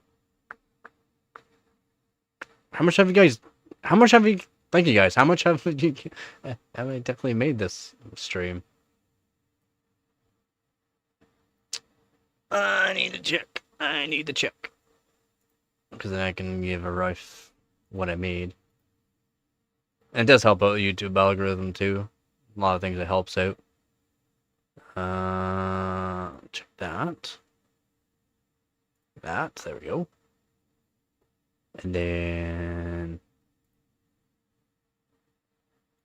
my mouse keeps getting stuck. There. Should have I'm pretty sure it will be. I am pretty sure it'll be close to the 5090. I'm pretty sure it'll be close for encoding and decoding. Due to the fact that 5090 is more powerful, that does help it as well, though. That's the thing.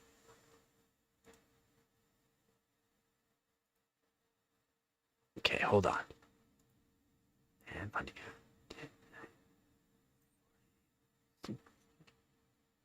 YouTube taxes about $35.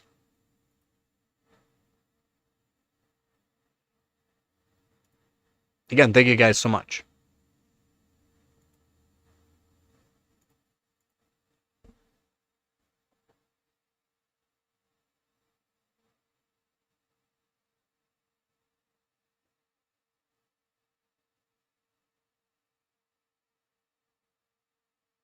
The B770 has been leaked.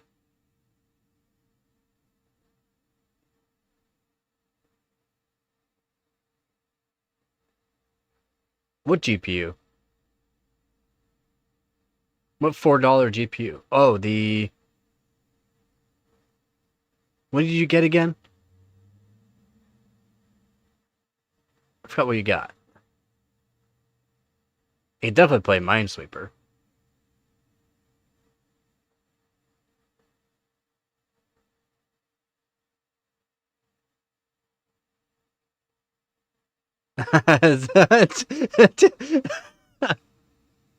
Yeah. R7750? Yep. No, R7750. HD 7750. HD. Should be HD 7750. Ghost. The Ghost model.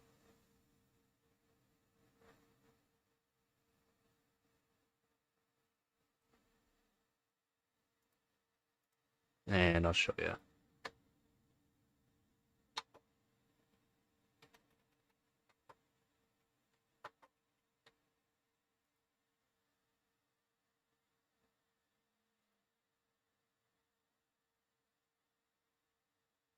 It's by XFX. This one here.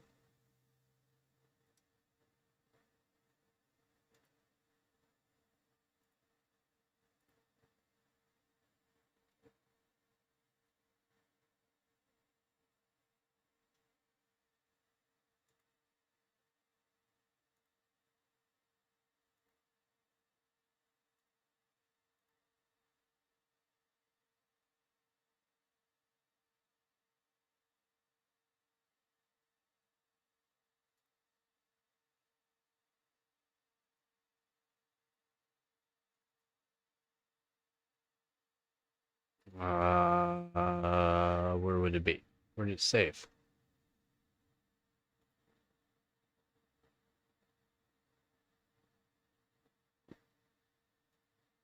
Where the hell did it save? Okay. Well, okay, I'll go back. Oh. All right. Go here.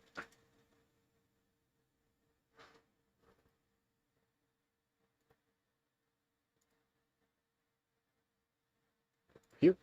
And then we save it as that. And save. Go.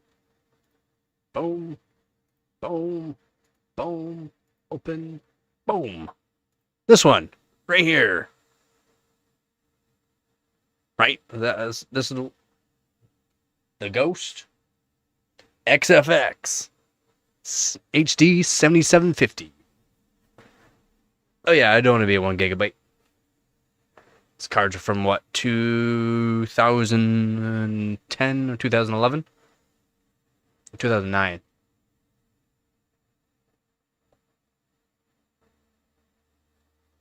Yeah, yeah, this is the Ghost. Yep, the Ghost FXX. Uh, they're all right. The cards, I mean, these are actually decent cards for back in the day.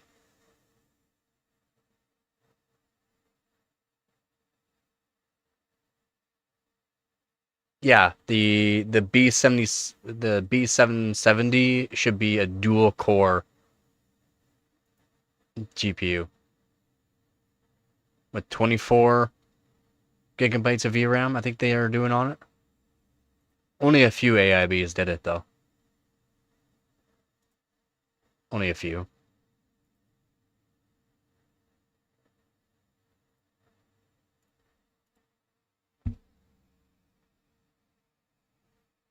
Red? Yeah, it has the red stripe.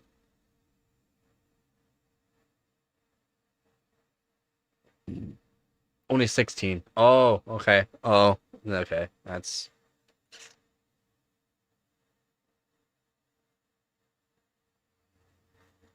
what size is your power supply? The PCB's red. Nice. What size is your power supply, Squeeze? Because if you don't have enough big enough power supply, you won't be able to do it. Crossfire. Probably not. Yeah, you don't have big enough power supply. It'll hit overcurrent protection or just fry up the PSU, which could fry up your whole PC.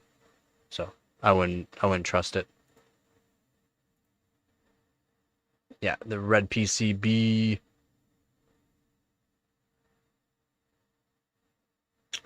And then I would like one of those 7750 or 7770, 7790.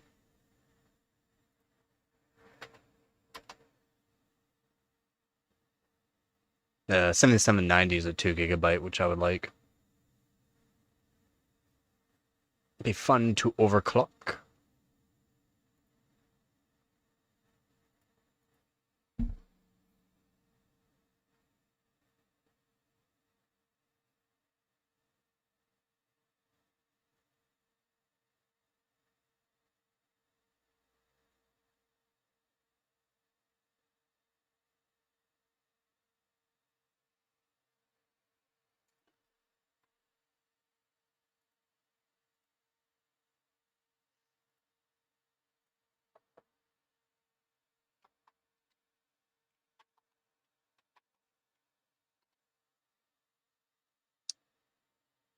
Mm, 130 watts is the max.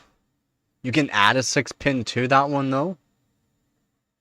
Like it has an extra 6-pin. I'm not sure. Like even though it has the extra 6-pin, is it utilized? You'd have to check with a multimeter, see if it's even being utilized.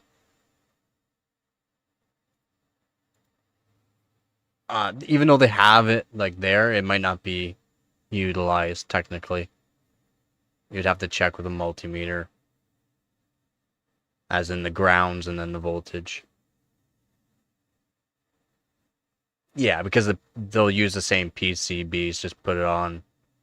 Well, 7850, you said, right? 7850, I'm pretty sure. Yeah, 78. No, it would be for like the 7870, 7890. Not 7950 card. That'd be a different PCB altogether, probably.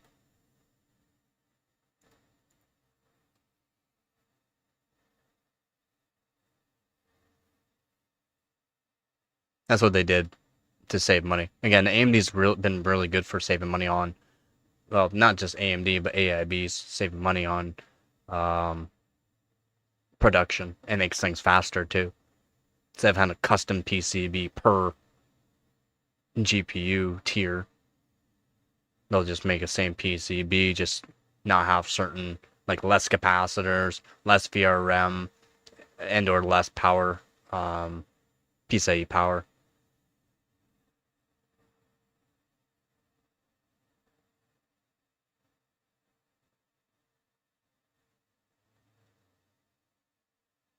Yeah.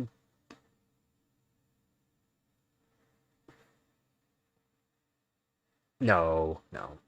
It's just the same PCB. That's all. And technically, you could upgrade it, the RAM, the VRAM on it. You could technically upgrade the VRAM. You could, you could.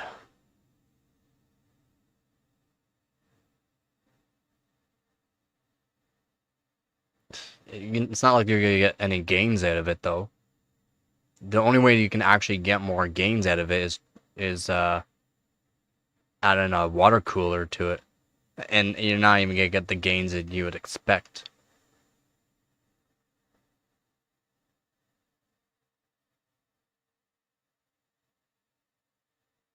All right, take her easy there, Hart.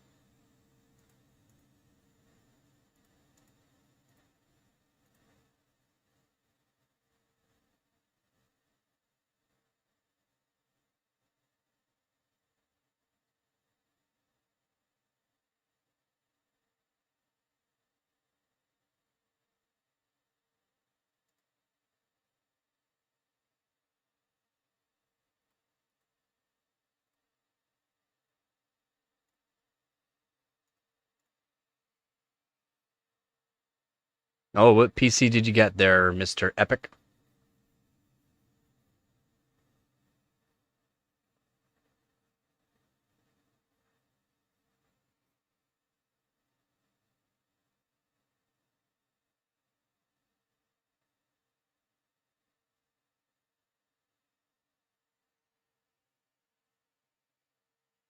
Yeah, because a lot more people are buying PC stuff nowadays, so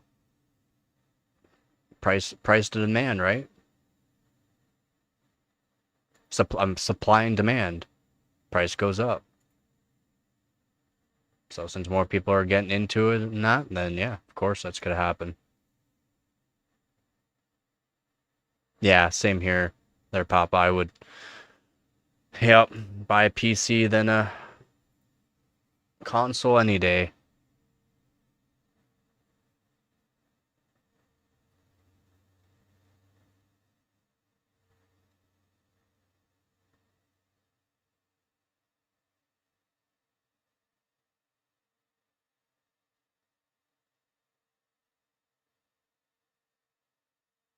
It's not a bad little build.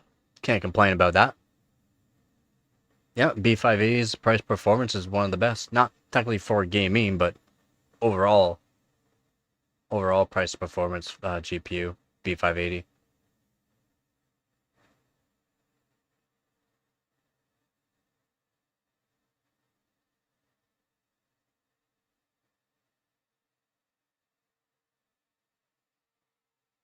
BB? Never heard of BB before. What's BB? Yeah, exactly. And you wouldn't even get the kind of performance out of that out of a console. And the console is going to cost around that. That's what's wild.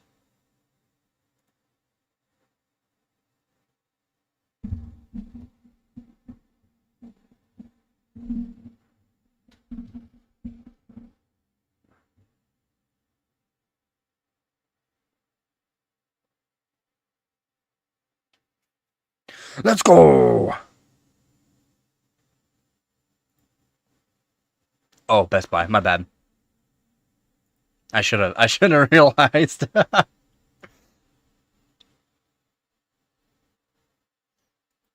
270. It's slightly overpaid for it. Wait, where are you? U.S. I'm Canadian, so if you're Canadian, buy it for 270. It's not bad.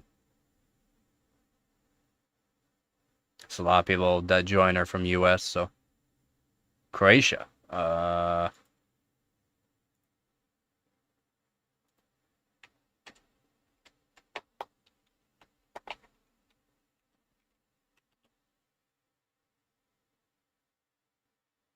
Oh, you got it for a decent price then.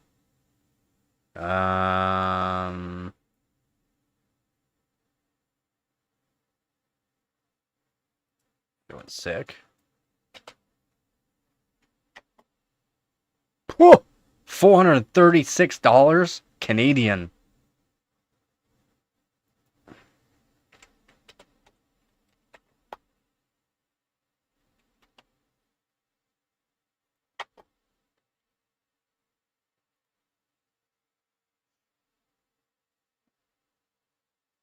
So they're selling for more than here. Because you can get a B580 here for $350. So $100, you pay over $100 more than what I could have bought it for here in Canada. If you switch the currencies over.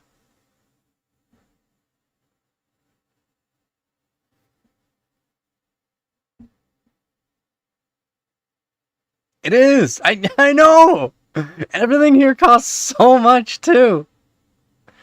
Look at all the money you have. Yeah, that we can have $1 million and still technically be broke. 249. Yeah, for the cheaper B580, 344. Basically 350. 350. If you want the limited edition one, it's 360.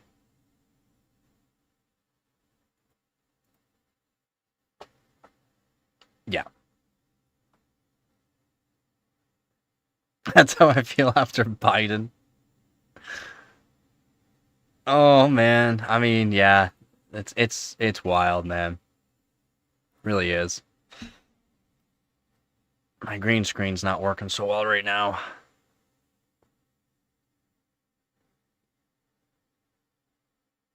Says the window licker. Tank of gas costs you $35 before Biden? Yeah. Yeah. Well, I mean, it's been like price of gas and diesel here in Canada has been wild for years. Just wild. 367 hamburgers.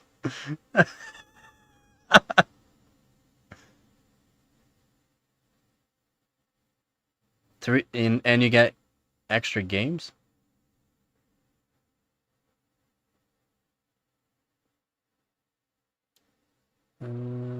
What PSU did you get? Alright, hold on, let me see if we get the... From where are you? Oh, pick one of 4 games to purchase of qualifying Intel products while supplies last. Value of $90. Yeah, for $360 for a limited edition. And that's the card I would want. That limited edition one is the card I would like. And yeah, value of $90. Get gift code redemption with it.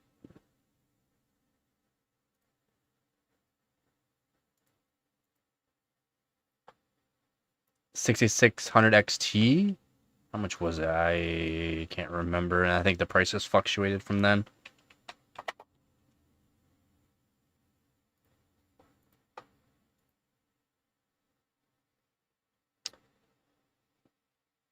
Oh my god, that's sad. Oh my god. What? What? There's no way. No way. Oh my god! Who would want to buy one? I don't even want to say. That's horrible. We'll go off Amazon price. What was Amazon saying? Amazon, you can't even find them. You can find them used for $400. If you go to Best Buy, oh my god! Oh, not Best Buy. Oh yeah, Best Buy. Yep. If you go to Best Buy, Canada, it's $1,400 for a Gigabyte RX 6600 XT Gaming Pro OC. $1,400. Oh my god! And that's on sale. It's normally $1,500.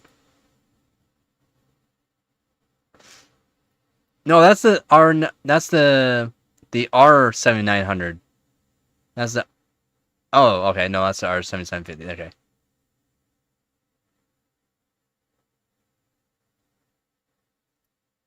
Yeah. Still an HD card, I believe.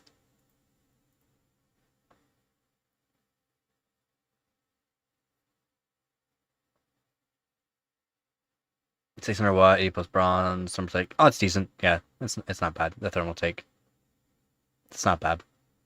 The bronze doesn't mean anything. That's just efficiency rating. It's the actual brand model of the actual PSU that really matters there, Epic. The bronze is just the efficiency rating. Doesn't actually mean how good the actual PSU is.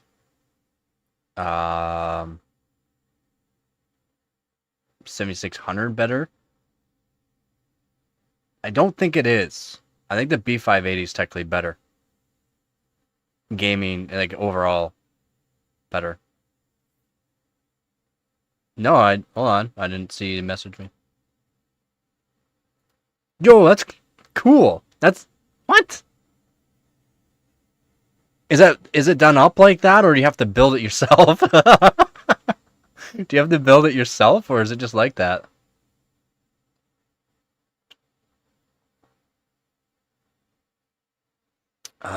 No, 7600 is not cheaper. You have to build. Okay, that's awesome. That's awesome. That's awesome. That's awesome. And that's all. That's for the limited edition one, right?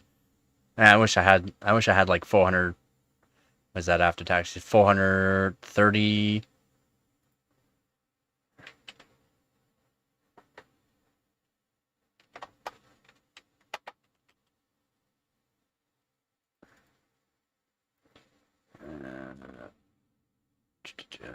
Roughly, I need about $410.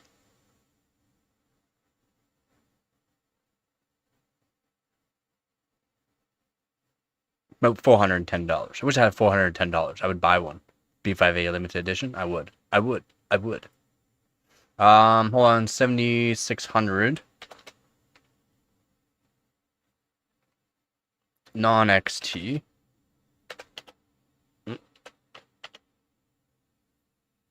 No, they're more. They're about for $60 more.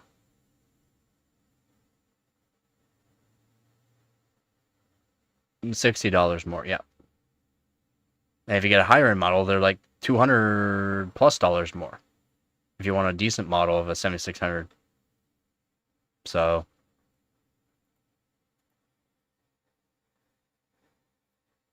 see, that's awesome. Oh, you want to see? One sec. I'll show you. I'm saving it. Save the image.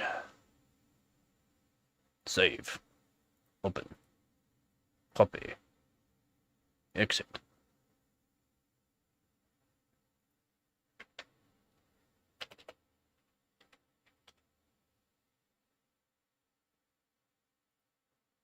Boom.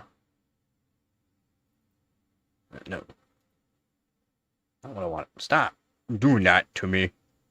Go. Did it open? Oh, it did. Okay. Then we go. Save. Save as copy. This. This. Two pictures. Correct. We go over to here. Where's my... Where'd it go? There it is. Add this. Pick a file. Boom. Select input file not supported. Go F your... Let's copy. PNG. Save. Pick a file. Open. Hey! Did it work? Nope, it didn't work. Open. What? It's not working.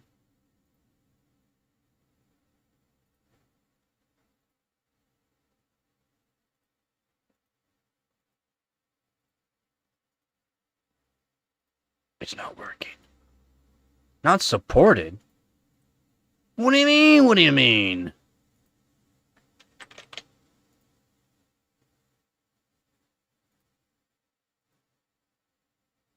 What?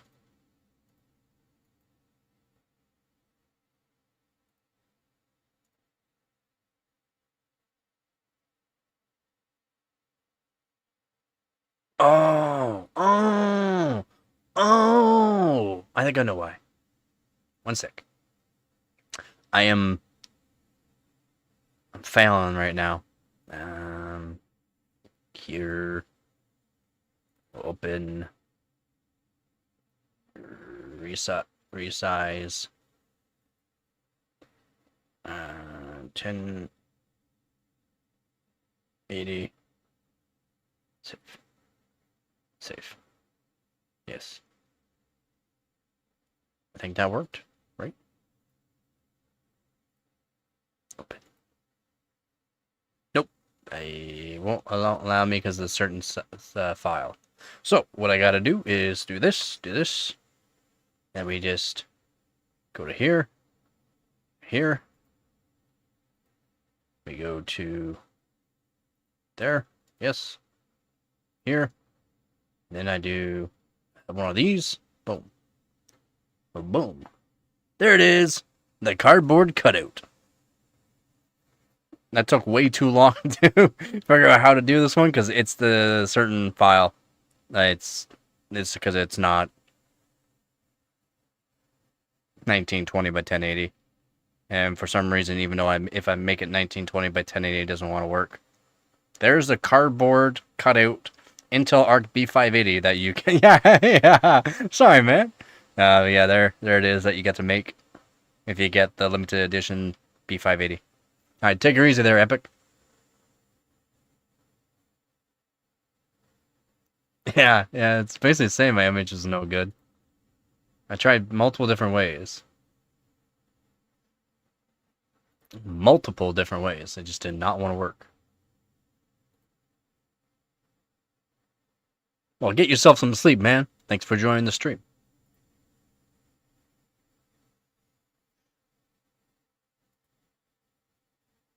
You post some more photos? You put it in Discord? Let's go. Let's go. And right beside the B580. That's awesome. That's awesome.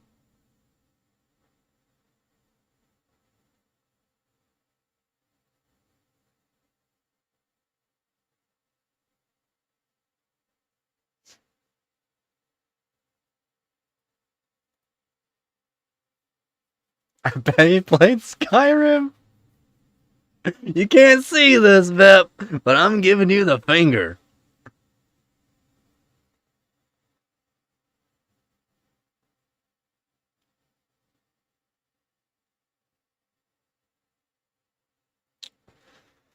Oh.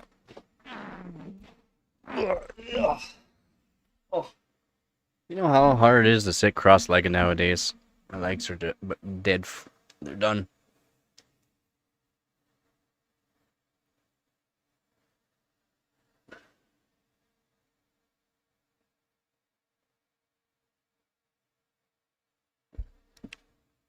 I think you got 1,350 subscribers now. I think I do. Dashboard. 1351. Let's go. Literally yesterday I got like 10 subscribers. It's pretty wild. If I could do that every day, that'd be awesome.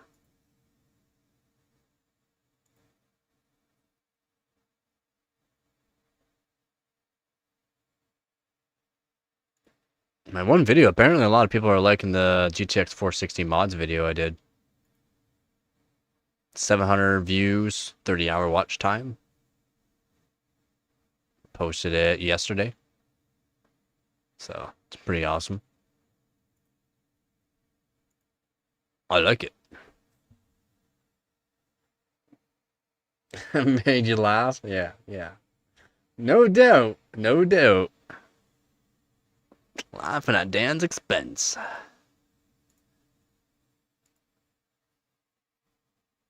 Yeah, I might be ending the stream here too. Maybe. Or, I don't know. We'll see. 2029 or 2030?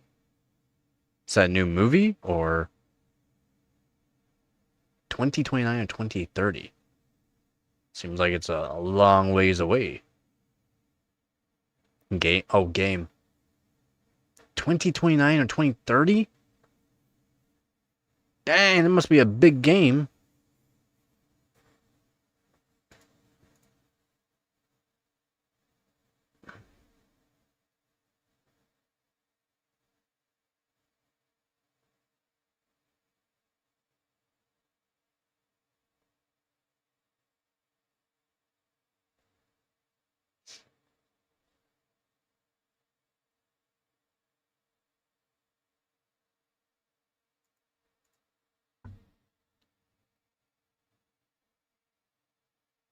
La Popa.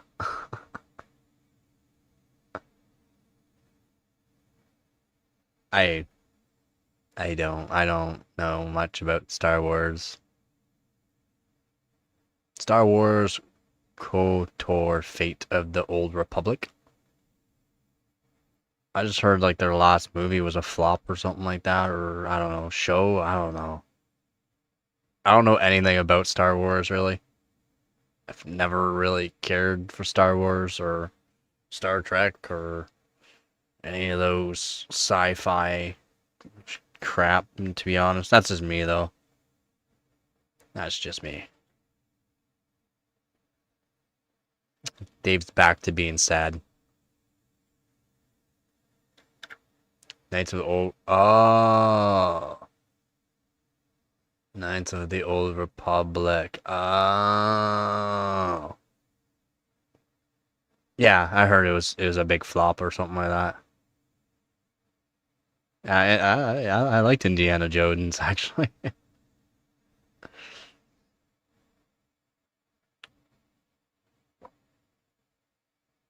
I don't care for the games, but the movies, yeah.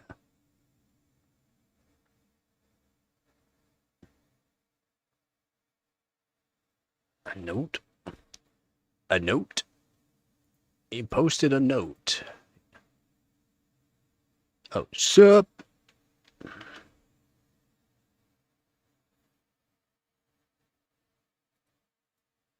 Oh, I'm clicking the wrong buttons for some reason.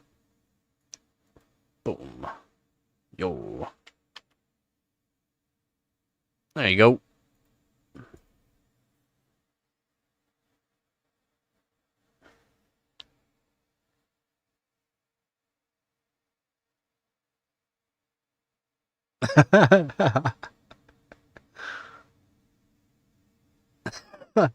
I just don't ever want to purchase because that's ray tracing.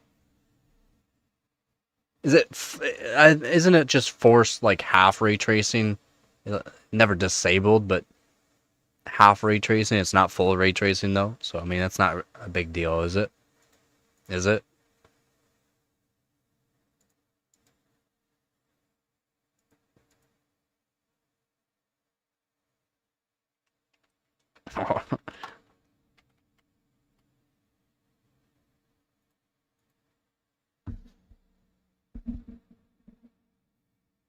Yeah.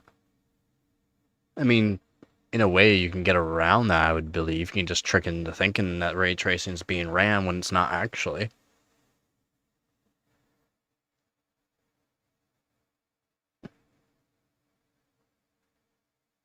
Couldn't you? I'm pretty sure you could.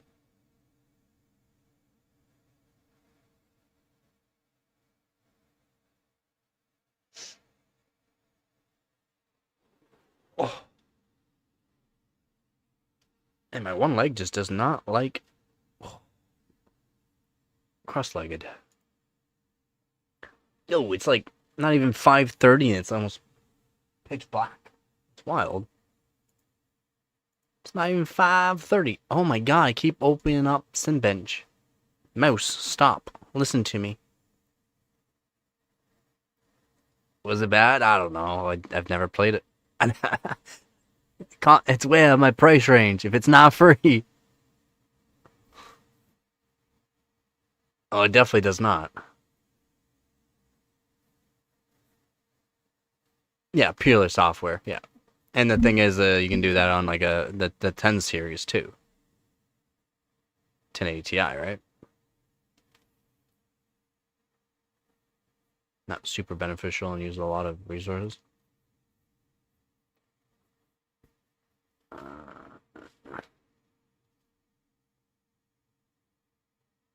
Nah, I mean, yes and no. It does make things a lot more visually appealing, but it's if you don't have a beefy enough GPU, what's the point of even using ray tracing, basically? Oh, yeah. I can run ray tracing on my 1080 Ti, 1070. It's not true ray tracing though. It's software. A lot of frames. A lot of frames. Definitely a lot of frames. And that's the thing though, a lot of people are okay with that.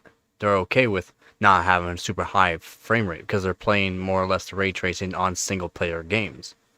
You get to play, you're not playing like a multiplayer game with ray tracing.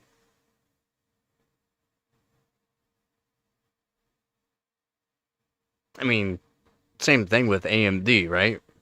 It's the same thing with AMD, but even less frames with ray tracing.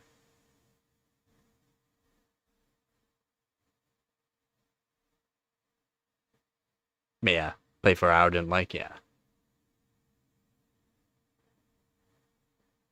I hear ya.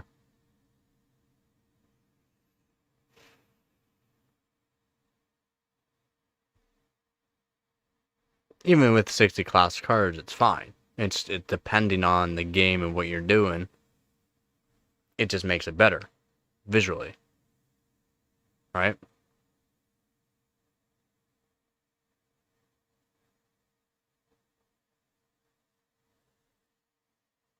What happened?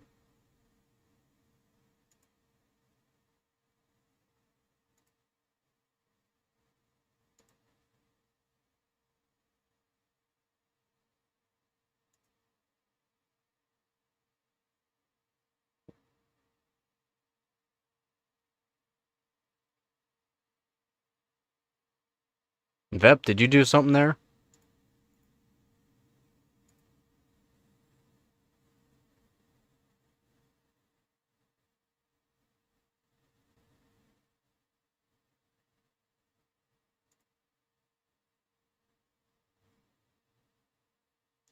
On accident.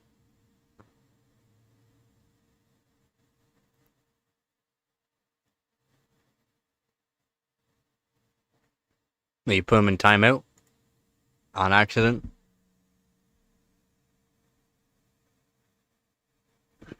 There's nothing I can do on my end to not change that, I don't think.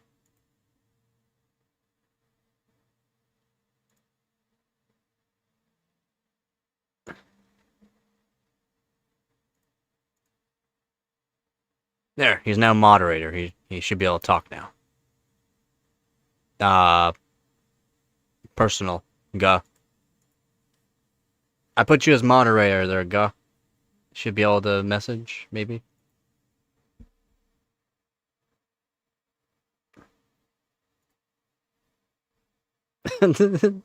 Sorry, Guh, yeah. Sorry, man. I was like, all messages deleted. I'm like, oh.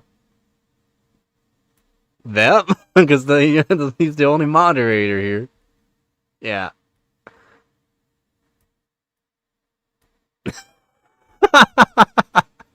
How long did you mute him for?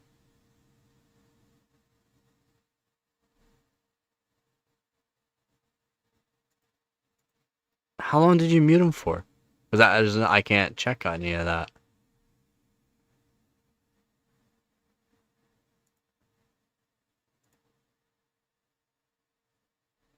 Yeah, slide into your DMs like I'm on now, but still muted. How long? How long is the mute for? 5 minutes? 86k seconds?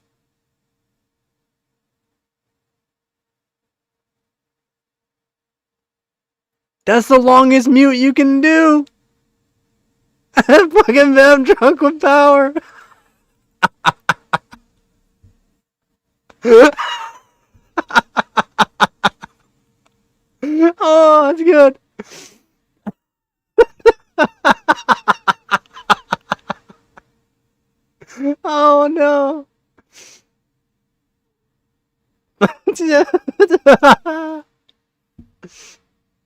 $86K seconds. YouTube Studio, I can remove it. Then 24 hours. YouTube Studio.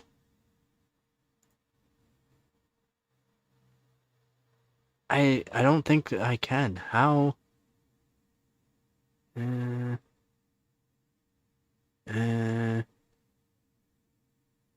don't see a way to fix it either. That's the thing. I even try to make him a mod just to.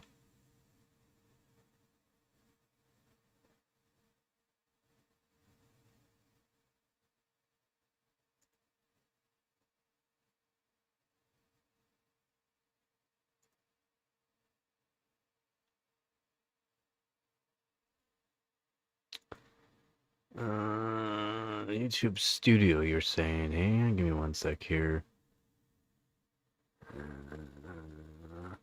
Live.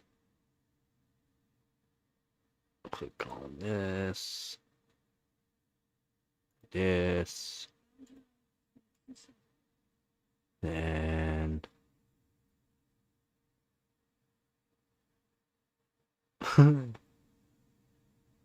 That's what I'm going to do. That's what I'm going to try to do here. Give me one sec. Put user in timeout. 10 seconds. Confirm. User been timed out for 10 seconds.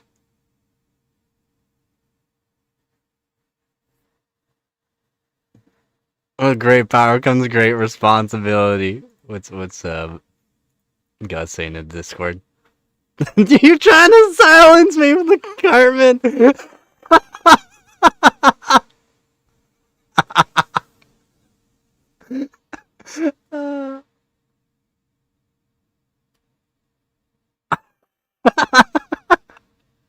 It's all good. It's all good. He's hating on you right now in the Discord, though. There we go. We got him. It worked.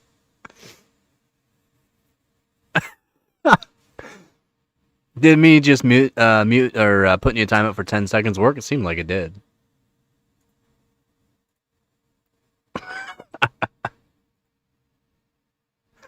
Yeah. Yeah, it seems like it worked. Okay, I guess that works. Thanks for saying that. I was wondering. Yeah, I was figuring I was gonna try that, and you said that. I'm like, yeah, I'm gonna try that. Yeah, I don't know if you can because they're now both mods. I figured if I try making him a mod, it might unmute him, but it didn't work. I was running this operation. Look at me. I am the captain now. I keep clicking that. There. You're trying to silence me. That's awesome. I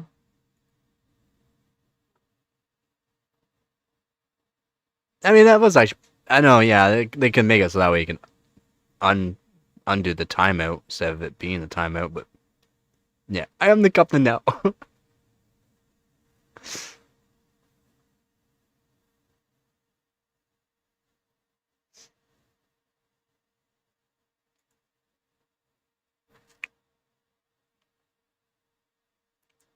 Yeah, yeah.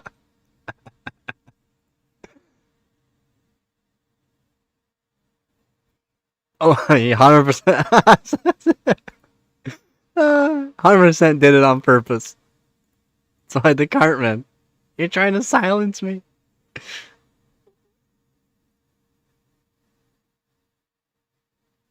Let's see. 11 there. Boom. Then we do this to this to this to this to this to this. That's what God put. You're trying to silence me. It's so awesome. I was like, man, maybe I should check the Discord to see if he's mentioned his name. The first thing I see. Yeah. He's messaging in the Discord, alright. That was so funny.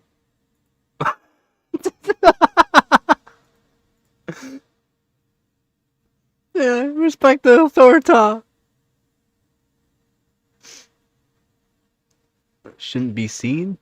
Saw a window on my phone that shouldn't be seen. What?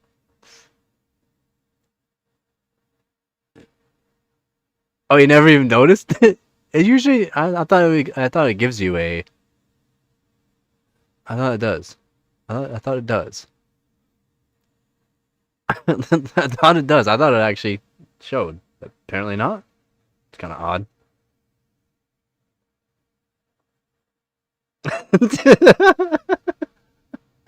I was literally when I was thinking like, oh, maybe I should check Discord. First thing I see, trying to silence me. I was like, perfect, man. That's actually perfect. Yeah. Well, I know something happened because if all your messages get deleted, then I know it's not you because it was a timeout because it deletes all messages.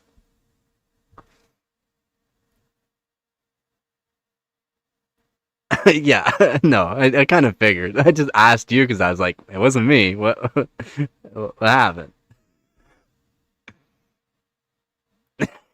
Yeah.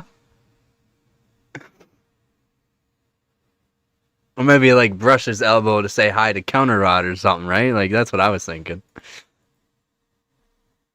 Because it can happen. I mean, it can happen very easy to put someone in timeout. Accidentally click on name or something like that, and then easy. It's actually easy. Are you trying to silence me? This is so funny though. Yeah, confirmation. Yes. As soon as he saw that confirmation, yup.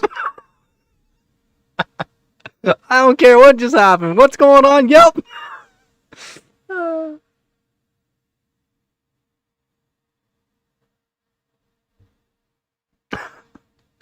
Uh,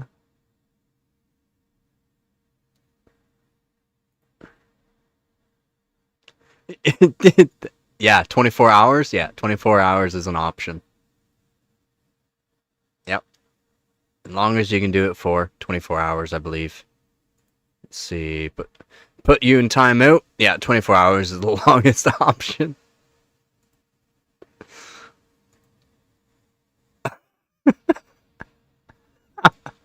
There's no way you accidentally did that.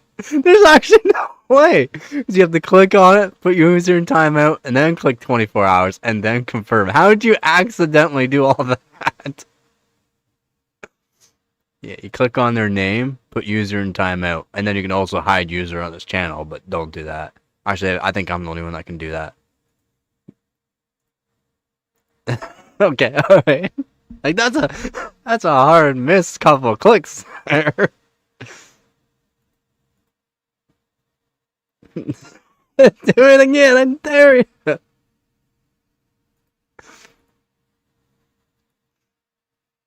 Yeah, I mean that's a couple hard missed clicks there. Yeah, that's how you do it though. It's pretty easy to do.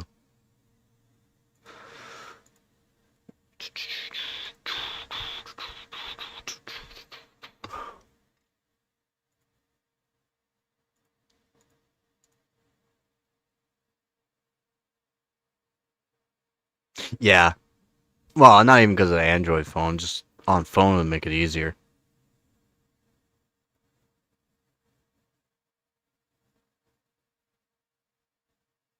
You can't confirm it. I can just automatically. I outweigh everything that you guys do. I'm I'm the channel owner. I outweigh everything. You guys can I could do a lot more than you guys can even see. I can do a lot. Really, let me try.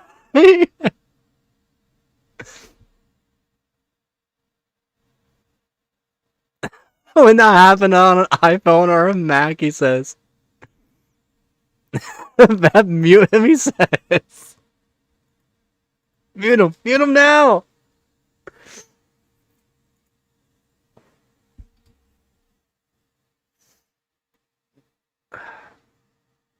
Oh, seeing God now as a mod though is kind of odd, but I mean, it works. This is muted.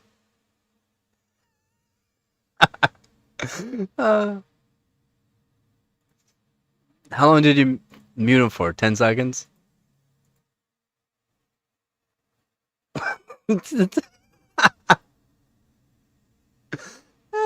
Hey, look, Dr. Professor, suck on these nuts!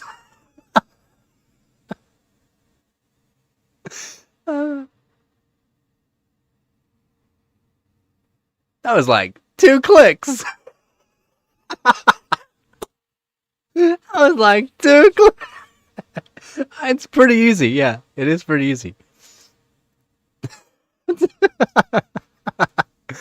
User timeout. Click. Actually, it's 3 clicks.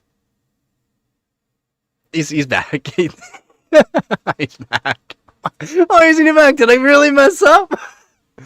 I wish I can see how long the timeout is for, though. I thought they had it so you can see how long the timeout's for.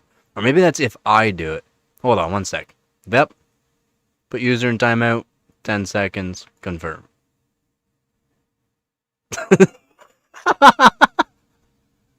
Bye!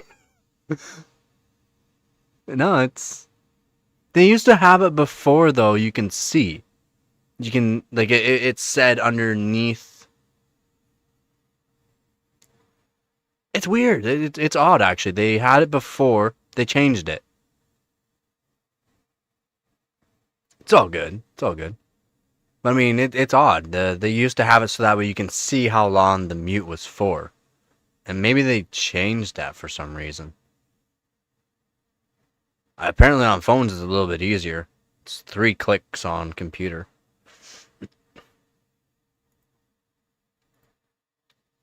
No. It would say on like your message deleted by me. It would say beside that muted, and not just it. Or is it maybe it is phone? No, even on my phone it doesn't say anything. It does say user is muted. It does an pop-up icon, but before it said on your messages muted for so long. Yeah, I'm literally looking at the stream on my phone too, so. But yeah, no. It used to be a little bit different. When I first started doing it, it used to be different.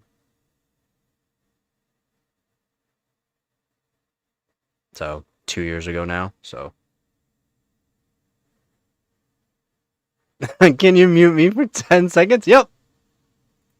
Bye.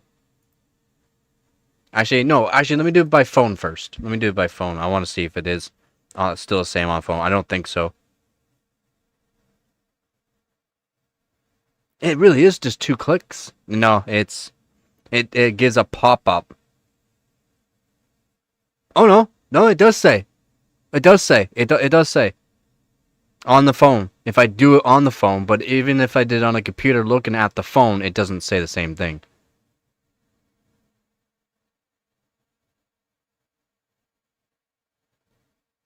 That's odd. Because on the computer, it would say the same thing. But, look. Look at it. We got the screen going. Yeah, but yeah, there you go. For 10 seconds. Which is weird. Yeah, that's the optical illusion. More and more and more. Odd. Because on a computer, you used to be able to see it too. Oh, welcome back there, honey. Hello.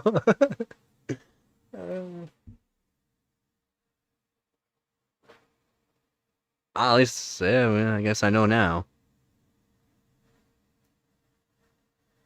Double standard. Because you're both the same tier of moderator. That's why. I could make Vep a higher tier, and then he can mute you.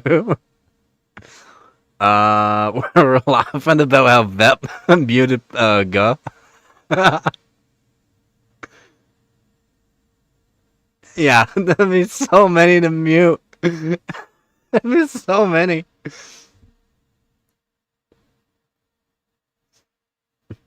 I could be here all day. Deleted by Vep. It worked. What?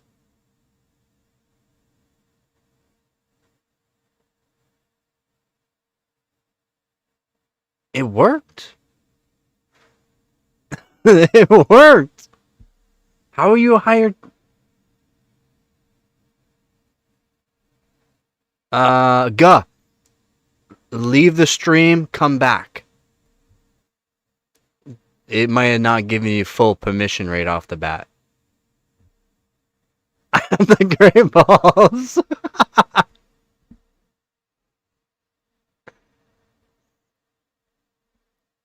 Yeah, it might have been that. It might have been just the amount. Like, because, yeah, leave the stream, come back. Maybe that will help. I'm going home. Wait, you're not home? She just, you just asked where Gabby is. You just asked where Gabby is. She just came in. Hey. They're asking where you. Yeah, you are home. You say hi? You gonna say hi? Bah, bah, bah.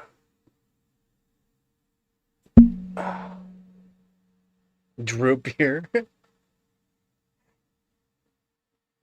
gonna say hi? Look who's drooling. Why are you drooling so much? Or are you drinking water? You drooling or drinking water? You gonna say hi? Oh, she wants to lay down. My bad.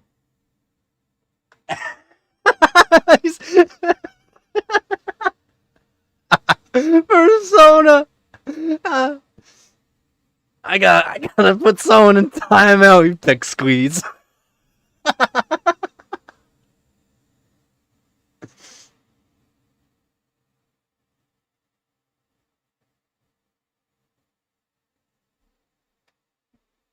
You can. I mean, I'm not sure how. Maybe because you have been moderator for so long, maybe you have more rights, but that doesn't make sense. You're the exact same tier moderators. You should be able to, if you can mute him, he should be able to mute you. So I don't get that. Hey, let's see. Hey, let's see.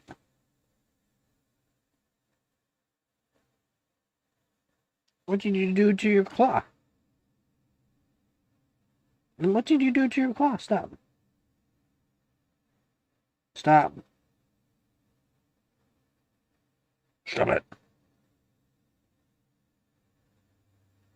You got so much hair in it. There you go.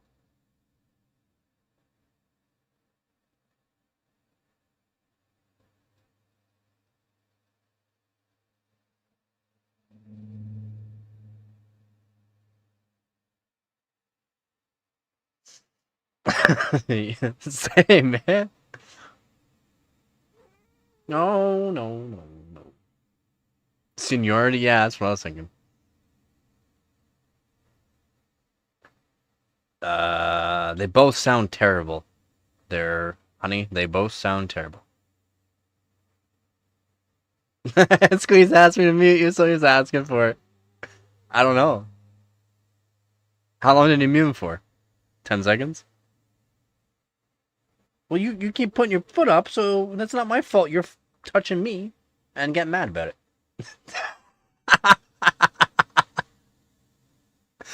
Bye, honey. She's gonna be mad at you. She's gonna slap you, man. Why did you mute me? Yeah, he said that way up above. Yeah, I figured.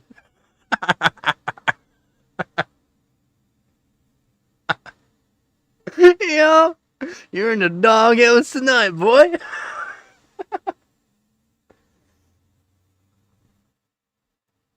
I'm glad you muted her though, because she was talking about Rockstar and Red Bull, which are both terrible, terrible choices. I'm sorry that your foot touched me. Now you're all mad. Ow. Claws are sharp. What's she doing? Hmm?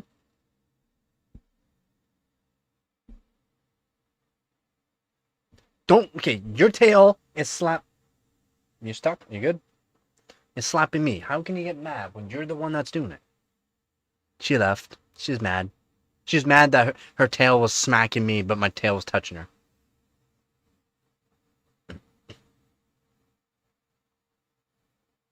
I'm gonna teach her how to moderate in real life.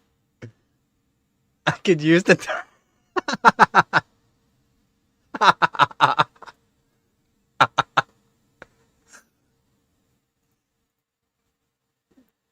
And she's out of here.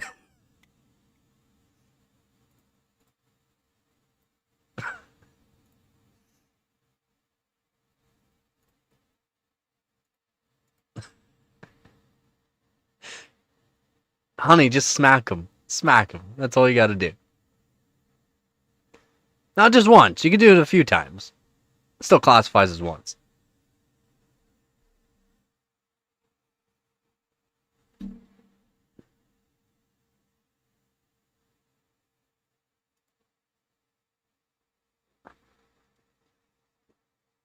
Honey, or Dova there is, Guz's wife.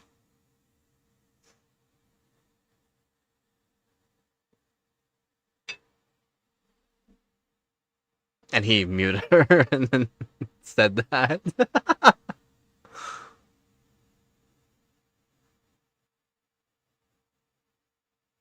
All I've done was approve. It's true. It's true. It's true. Yeah. Actually, you've been pretty good with it too. Approving it because I don't mind. There are certain things that I don't really care for, and you've been really good at it. So, thank you for doing that. There's limits. There's limits. Just YouTube's just terrible for censoring so much stuff, and I don't mind because I set up my stream so that way it's supposed to be 18 and up. It's supposed no kids are technically allowed. And then since now, like they're trying to make it so that way, there's certain ways to make a YouTube account. Then yeah, then it works.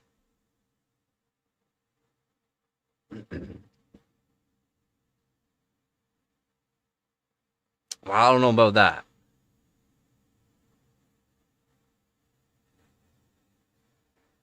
Can you allow that? Oh, yeah. Because I don't see it on this. Let's wait one sec. It's not even showing on my...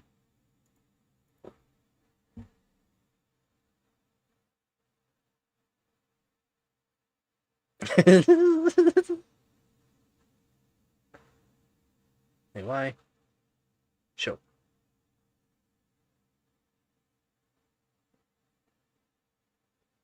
Show.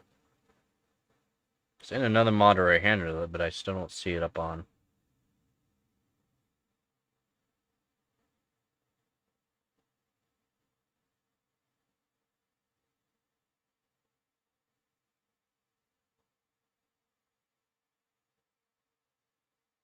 They share the same inches, it makes sense. I guess.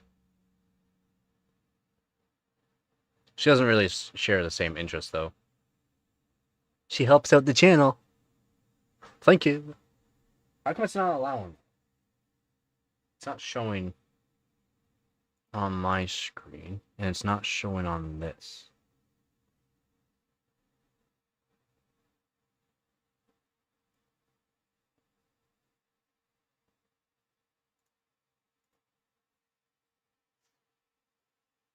I don't want to say anything about that.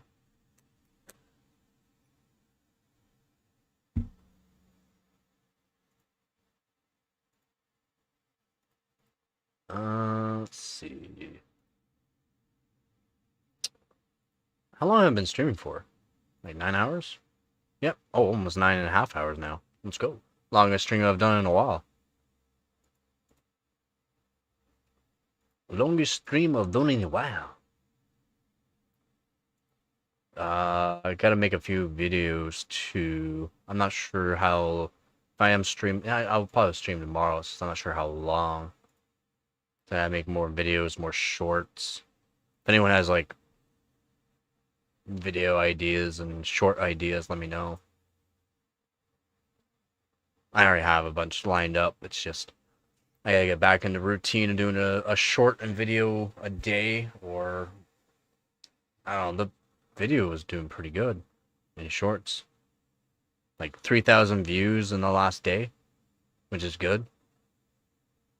So if I can continue to do that, I can get my views per week a lot higher, and views per 48 hours. I can get that. If I can get that up to around 10,000 views per day, it'd be really nice.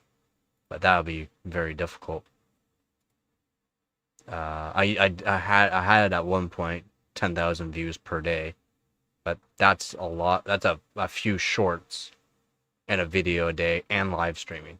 That's just burnt me out. It literally burnt me out doing that.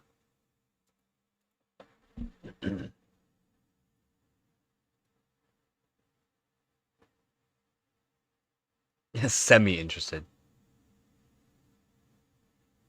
Yeah, I'm pretty sure maybe next live stream that won't be the case, because pretty sure you two are the exact same tier moderators.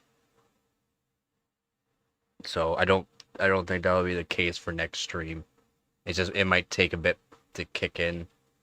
It's not fully working. It's kind of odd.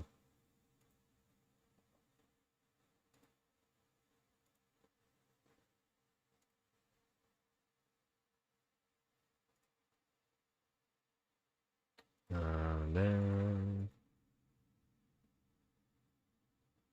yeah, we'll see what tomorrow's like. Shorts, analytics.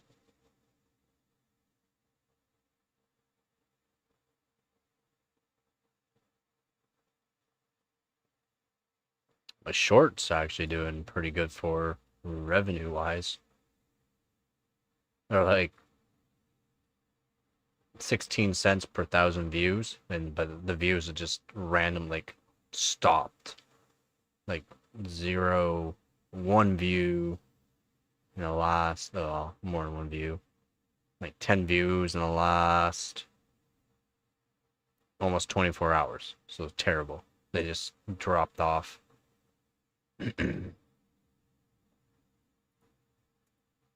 Engagement, average view durations, basically the whole video. Watch time hours, like almost 20 hours for one short, which is pretty good. So I'm not sure why it's cutting off. Just stopped showing it basically, since it was doing technically pretty good. And then reach, view. Oh, my one short though, the Vega 56 mod's not so great, but my other mod short was good. This was the Vega 56 is only 47 seconds average view and 7.1 hours watch time, which is not good. But yet the ad revenue's better. How does that even make sense? And the view just automatically stopped going on too. Doesn't make sense. YouTube's just so dumb.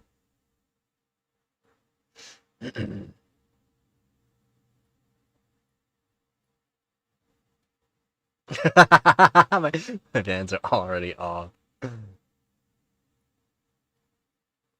Already 600k seconds.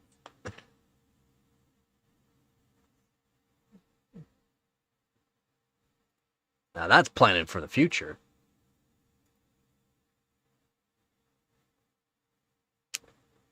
Yeah, it's kind of dumb how the videos just stop. They just stop showing. What about my CPU fact one here? Terrible ad revenue out of it. Let's go details. Show more. Maybe that's why. Add some more tags.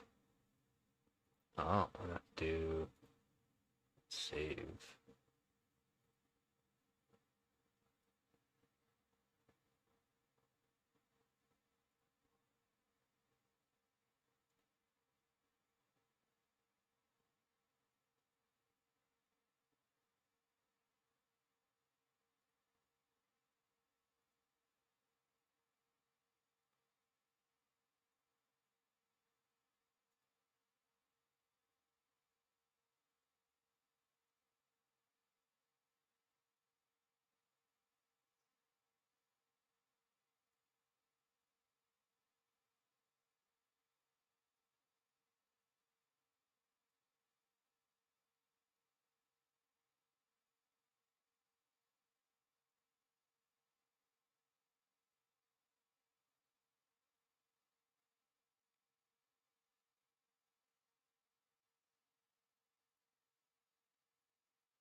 See if that works.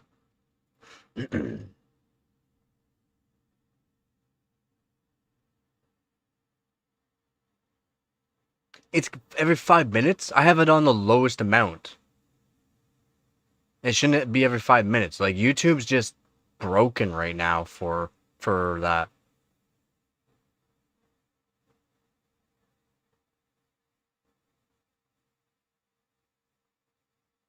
If it's every 5 minutes, it shouldn't be. It's on the lowest amount, so it should be like every 12 minutes.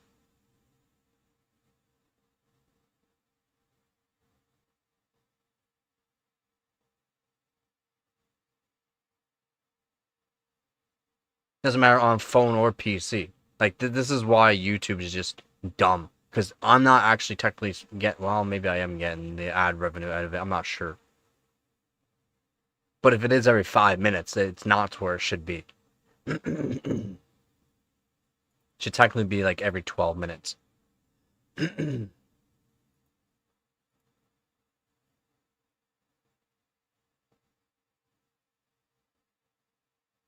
There's more ads. Oh, maybe that's why. It's pretty wild. That's no, it shouldn't be. Shouldn't be. Even though you're premium with no ads, I get money because of your premium. I technically make more money off of premium users.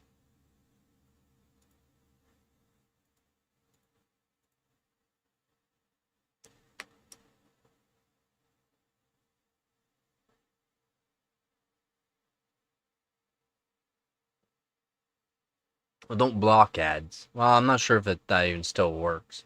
Because it might still technically say there's an ad, but it's just blocked on your end.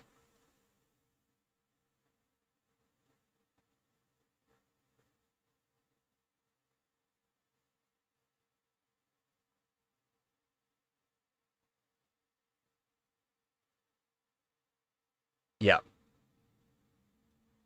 Yeah, your hours watched are worth more than free users. Yep. I do. I get premium members are what you want to have watching your live streams or videos. Premium.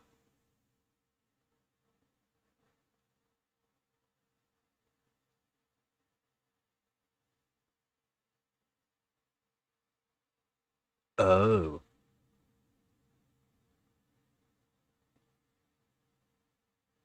Yeah, premium's best for watching videos and live streams for content creator. Oh, that's pretty awesome.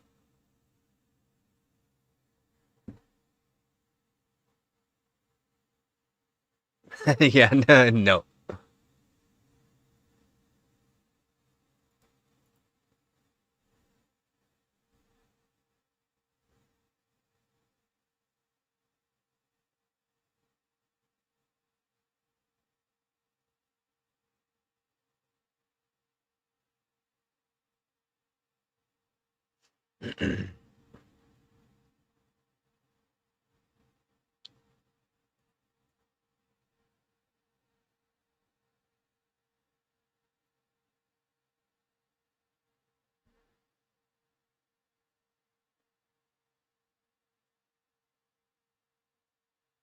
No, not watch time per ad.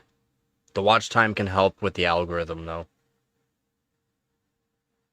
And then like since you're not skipping the ads, I get full revenue from those ads, which is awesome too.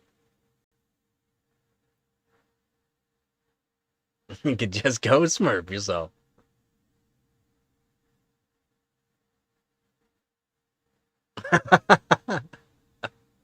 Yeah, and premiums. Oh, okay. Well, premium. There you go. Then yeah, that works. What you Guys, stop muting people.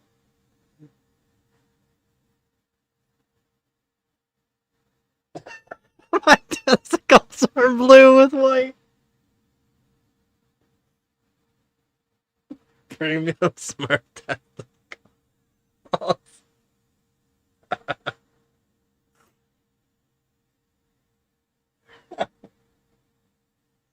Uh,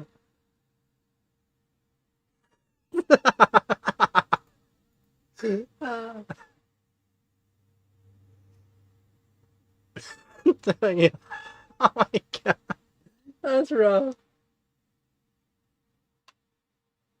Blue-haired, white-balled, or blue-balled. We gotta be specific when we're talking about this, guys. We gotta be specific.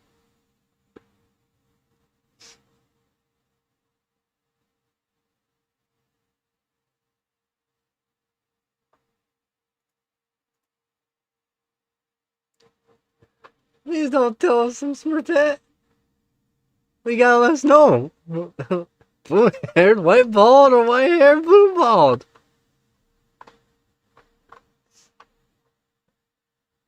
Your secret's safe with us. Yeah, not 9.5 hour long stream so far. Longest stream I've done in a while. Not even close to the longest live stream I've ever done though. The curtains mantis dreams. There's your answer, the persona. White haired, blue balled.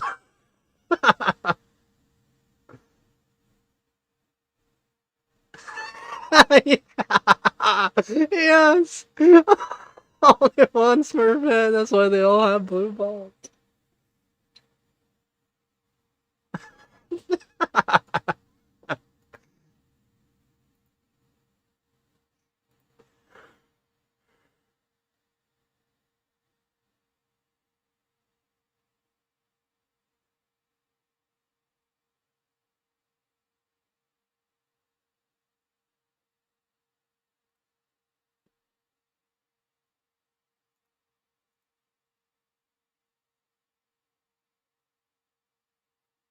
Yeah.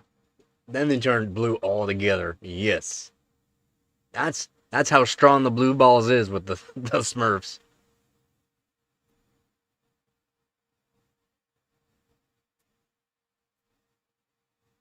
Yeah, I didn't know time was just so entertaining.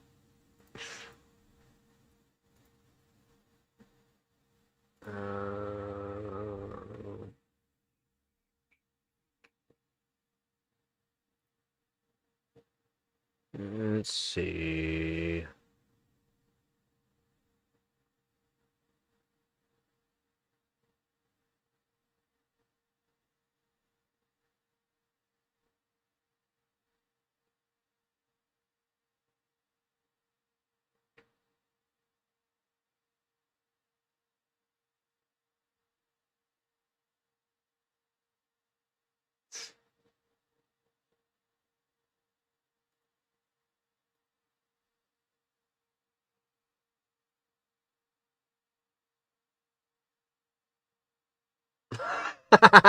Gargamel.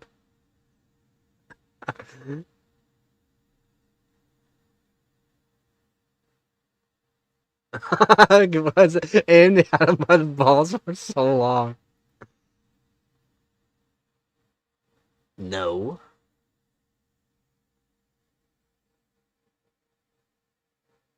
Wait, AMD was green before, were they not?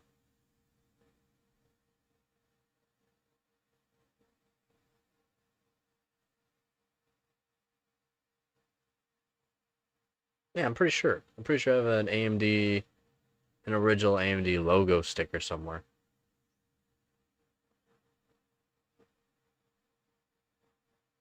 Yeah, it was green. Thought so. I know I have a AMD, original AMD logo. The Masters of the Universe. I have the power. Yeah, AMD's red because it's literally on fire. That's around the time they switched over to the red.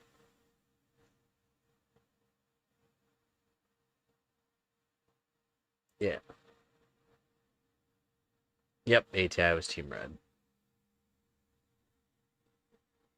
That's, yeah, around that time. FX Bulldozer, right around that time.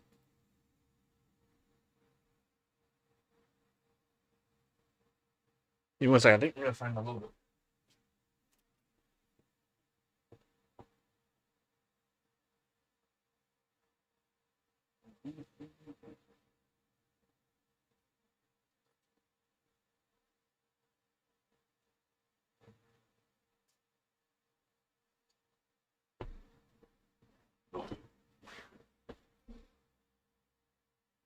Yeah.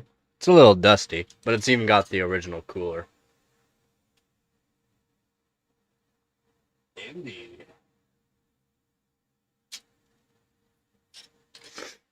I even got an ABC fan too. Old ABC.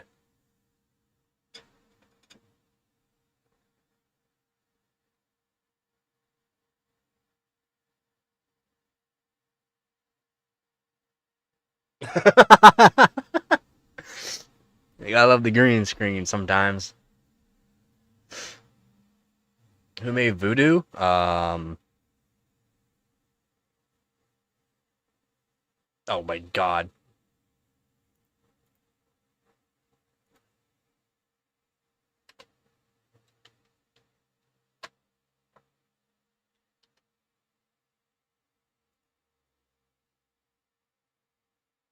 3DFX.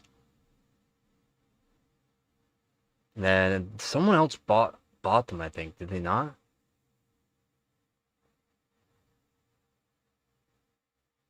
Uh,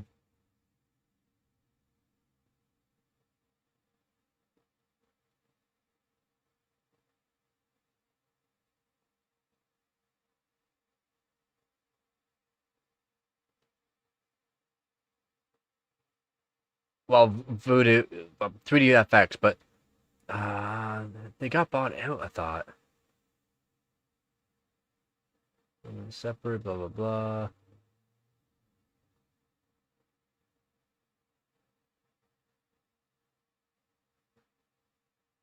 Well, maybe they didn't. They just stopped manufacturing them.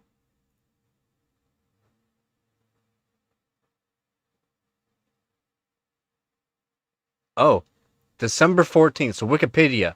We owe you an explanation. December 14th, an important update for readers in Canada. You deserve an explanation, so please don't skip this 1 minute read.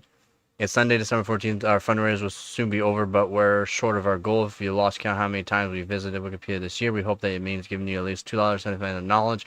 If anyone who finds it's like the only time I've used Wikipedia. So, no, it hasn't. I wish I had the money. I would actually donate to Wikipedia because they takes a bit to put up a big site like this. Who got bought out? Who bought it? Who bought it? Who bought it? Who bought it?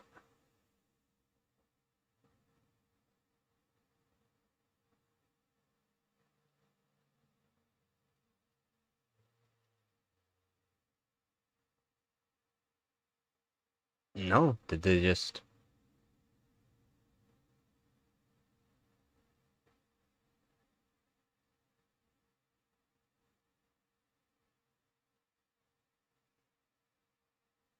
And so many unreleased products too. Voodoo 6000, Spectre 1000, Spectre 2000, Spectre 3000 were never released.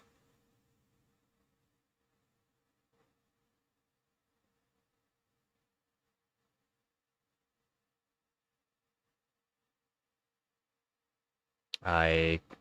Maybe they just stopped Production didn't get bought out by anybody. Huh.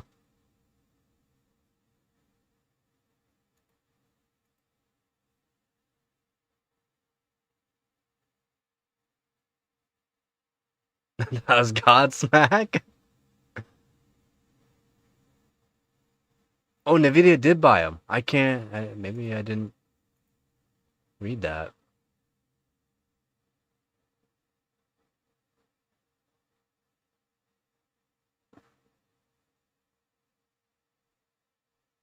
Oh, it was an infringement lawsuit which combined with lower sales in the later years led Nvidia to acquire 3DFX for their engineers, which they required around 100 of most of the company's assets were acquired by Nvidia Corporation on December 15th, 2000, mostly for intellectual property rights. The acquisition was acquired for as a purchase by Nvidia and was completed by the first quarter of the first fiscal year of 2002. 3DFX ceased supporting their products on February 15th, 2001, and filed for bankruptcy on October 15th, 2002.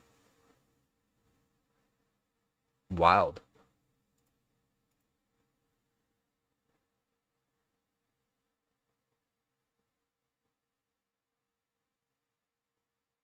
Um, no. They're so far behind at that point. In early 90s, they were a better card to have, but you needed a 2D GPU, a 2D card to even use their first original Voodoo, which was just a 3D accelerator. It's just a 3D accelerator. It wasn't even a GPU technically. It's just an accelerator card.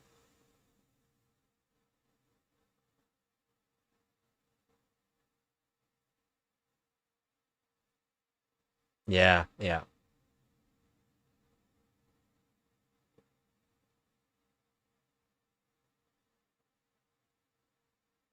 I think that's the only time I've used Wikipedia this year, so I'm sorry that little bit of knowledge wasn't really worth $2.75, but I would technically donate, but $2.75 seems like a lot to donate for the smallest amount.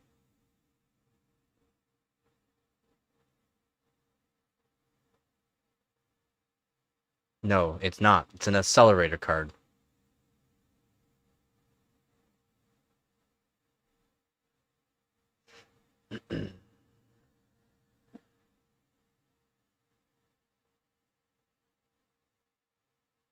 You still needed a 2D card to even use the original. We're not talking about the later on Voodoos. I'm talking about Voodoo, the original Voodoo by 3DFX. Is a 3D card, 3D accelerator.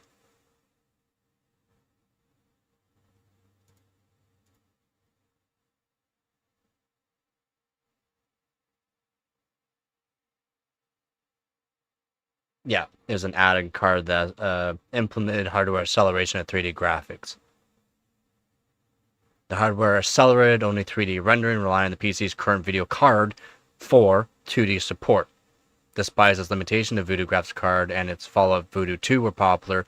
It became standard for 3D games to offer support for the company's Glide API.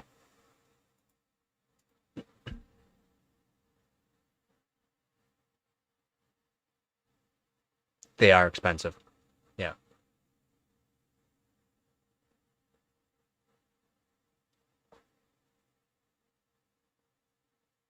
They weren't making billions at that time. They were making millions.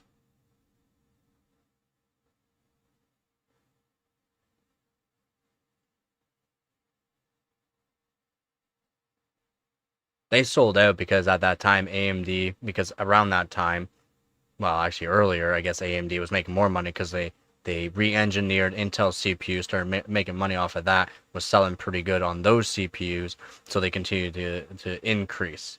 Now ATI with the graphics cards, maybe they're like, okay, well, because of the warranties, this manufacturing and that, and then because they technically weren't a huge company, but they're fairly large. Now a huge company at the time, they're like, okay, well, we can just cut it on this. we don't have anybody in our family right now or anything like that that wants to take over on this anyways. Let's just sell it for a good profit.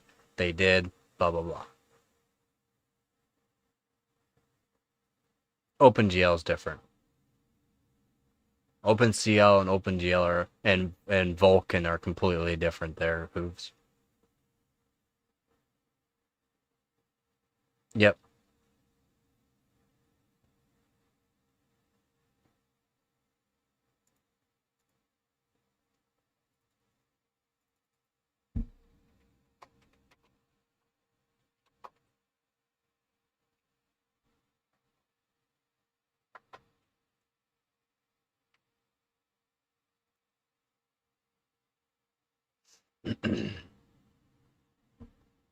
So ATI sold AMD in 2006 for 5.4 billion due to strategic synergies combining CPUs and GPUs.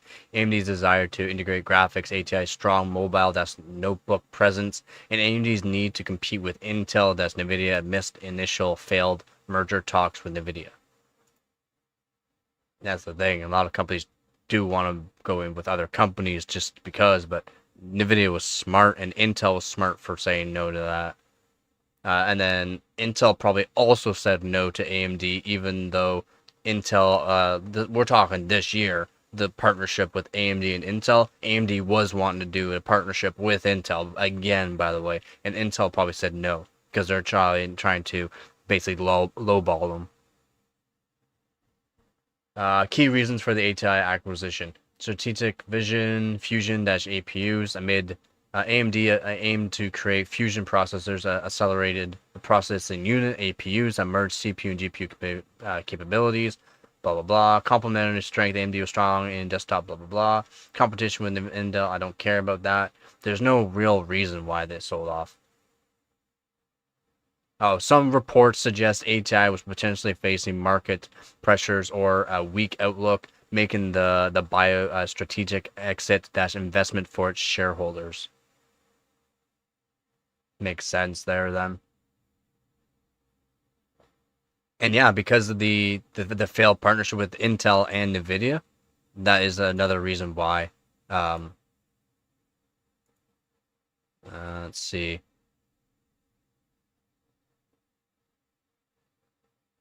Yeah, and AMD had the money. 5.4 billion. AMD had the money, said we'll buy it.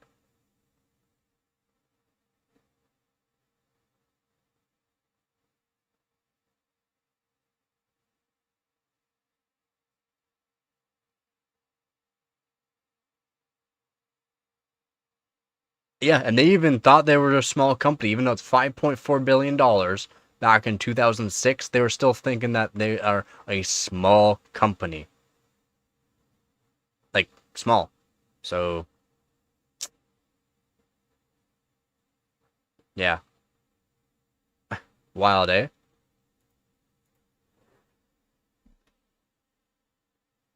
The Voodoo remake? Let's see. Yeah, that's the unreleased Voodoo 6000, I believe. Yeah, I just read it. Unreleased Voodoo 5 6000. That's not even technically their good one. It's the Spectre. The Spectre is the better one. And there's 3 versions of the Spectre that were supposed to come out that never got released. And then they also had the Voodoo 5000 never released, but the Voodoo 5500 was released. Kind of odd how that makes sense.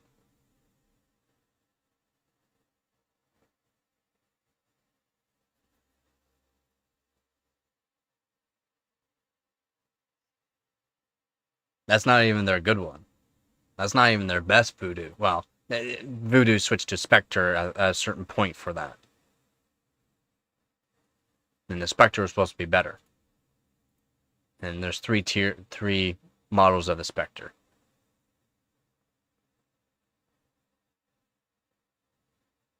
The thing is, they had actual built Voodoo 6000. It's just they were never released, and then they had a bunch of PCBs, so someone made up the actual, because it's just a bunch of Voodoo 2 or Voodoo 3. I think it's Voodoo 3000 That or Voodoo 3, basically. No one got banned. It's just a bunch of Voodoo 3000s all on one PCB. A bunch of them.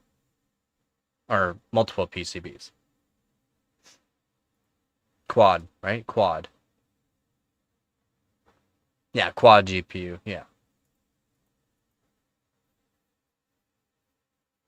Ban me long time.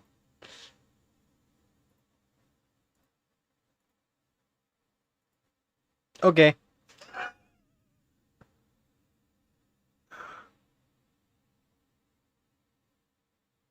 Bye.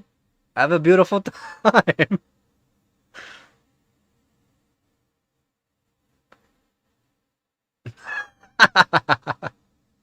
Ah.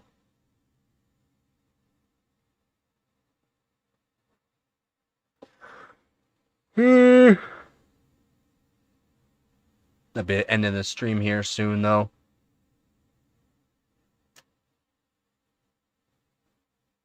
Well, you guys are like U.S., Australia, so I guess Guz's the only one that knows that. Bye. Have a beautiful time. Do you know? You know that's from right there, Gu.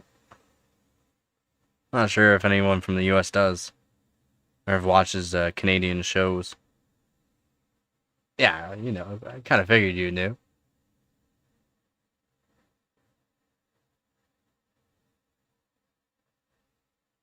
Yeah, it's classic. Okay, so yeah, I'm guessing you've watched My Name Is Earl or something then, because that's the ending, the ends.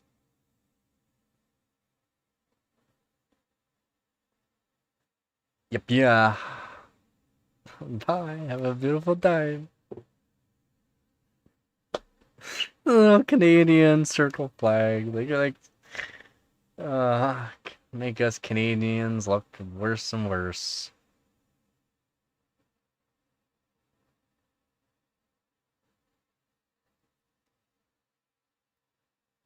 Okay though. Yeah, yeah.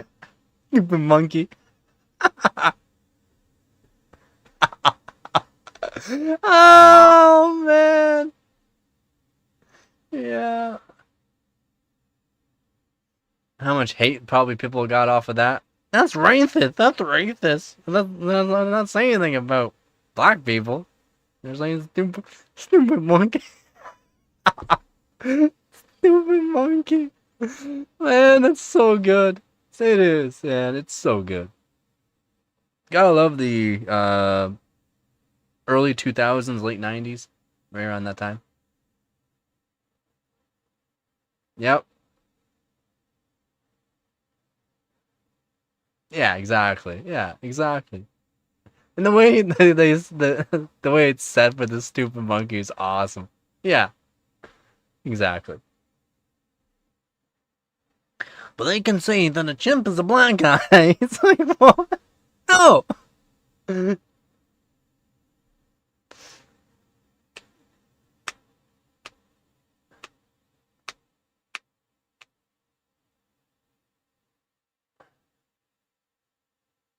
Is it a trademark by Seth MacFarlane?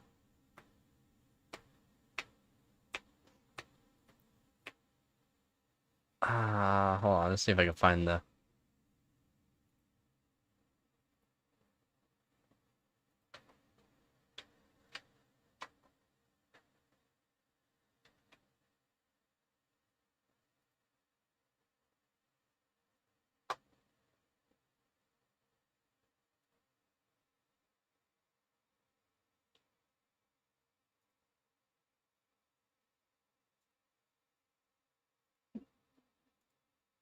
Yep, there we go. See if you can hear it. Stupid monkey. Stupid monkey. Stupid monkey. Stupid monkey. Robot Chicken. What is that on? Adult Swim, wasn't it? Adult Swim. A lot of Adult Swim use that.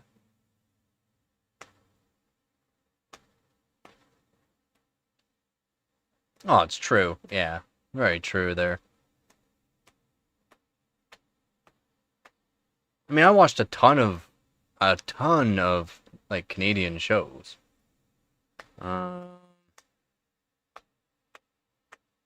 my God, like, there's so many.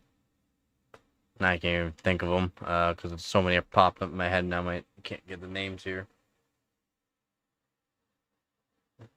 What was that? The one about the mobster guy and his family.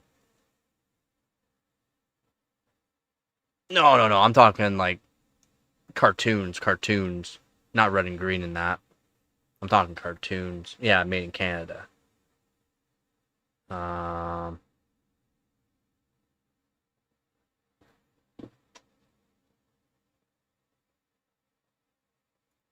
no, not Chili Beach.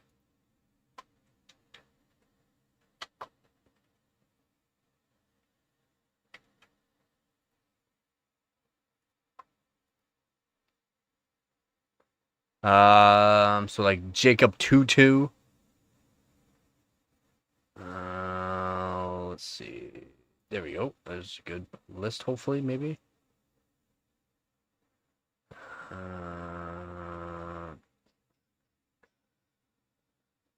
God, there's a lot that I haven't even seen. There's a lot. Beyblade is Canadian? I didn't realize Beyblade was Canadian.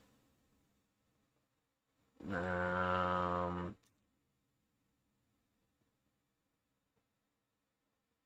Holy crap, there's so many that I haven't seen.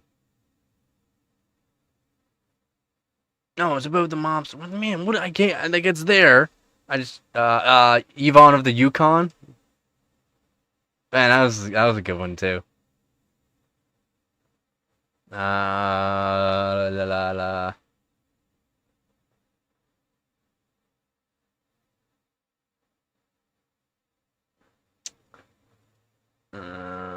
Man, there's so many. There's so many. Dude, there's so many. Kevin Spencer? I don't think I've ever seen that either. Oh yeah, Chili Beach. Yeah, I guess I've seen Chili Beach.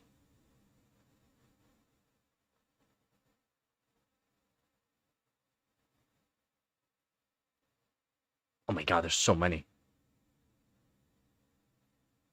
I didn't realize there's so many Canadian cartoons from the 1990s to 2009.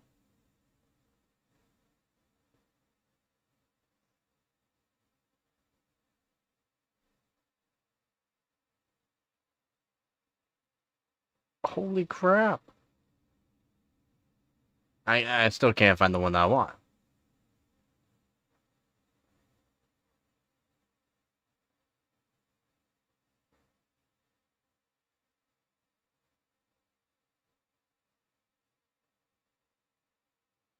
There's so many.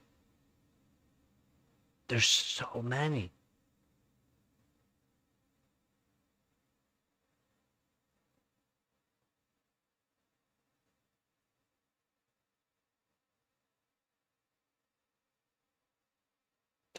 It's mind-boggling how many there is. I've so many I haven't even seen all these. It was like South Parkish.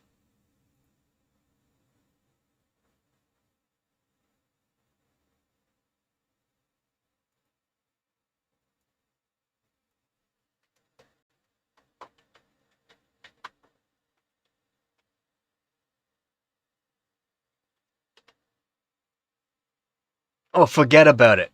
Forget about it. Yeah, forget about it. That was a good one. Forget about it.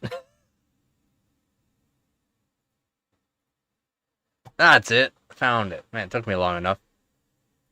I didn't realize there was that many. Like, we're talking like over 200 cartoons from the 90s to early 2000s.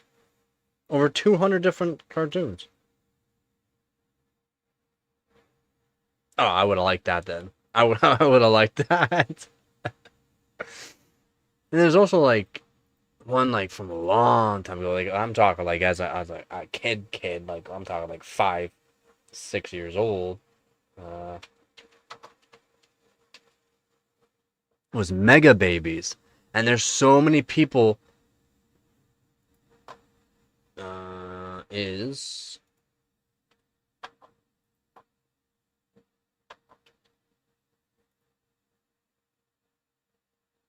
it's Canadian dash American, but it's Canadian.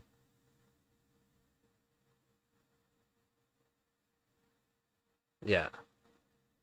Mega babies though is one thing that a lot of people haven't seen.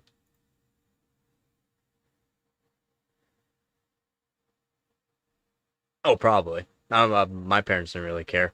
As long as we were respectful, and respectful and all that. That we were even allowed to swear at home, not allowed to swear around public areas and all that around other people. But at home we could swear, as long as we can watch basically whatever we want, as long as we're not taking what we're watching and putting it in a place somewhere else. That's My parents were great that way actually. Like watch whatever we want almost, which is nice. A lot of freedom that way. So like we watched, South Park, all that, uh, whatever like movies we wanted. Yeah, completely different rules. Completely different. Yeah.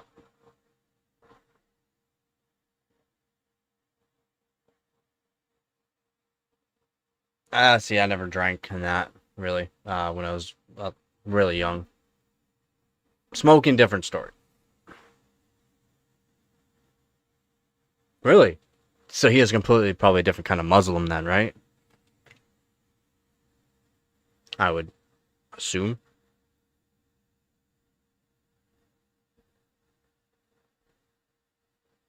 Not an extremist, basically. That's why I don't like extremists. Because they don't have the right kind of sense of morality and not right in the head.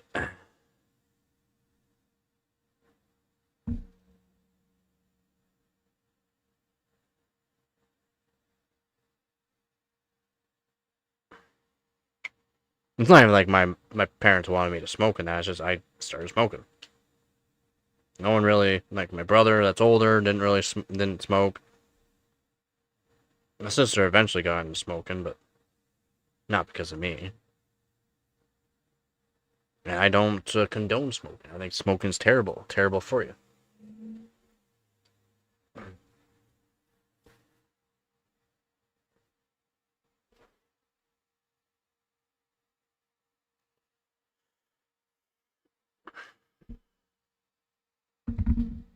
Ah,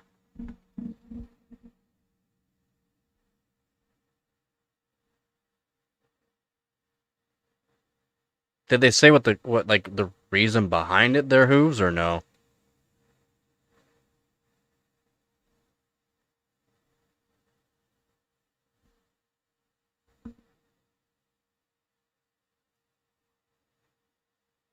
Yep, basically. Cannot deny that there, bro. Yeah, cannot deny that.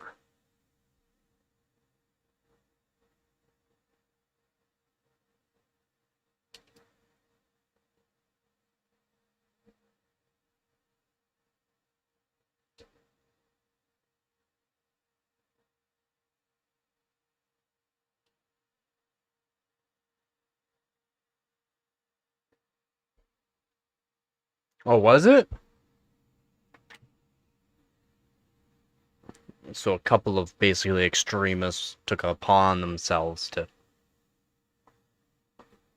It was you said a father and a son, which is just wild. So just basically a father-son extremist type deal.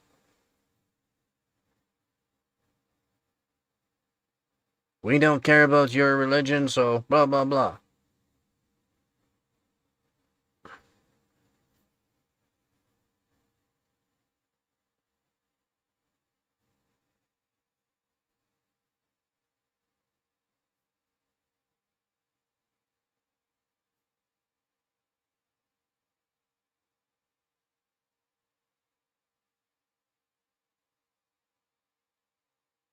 Yep. Or you can message Tim. It's either Legahoff or Tim.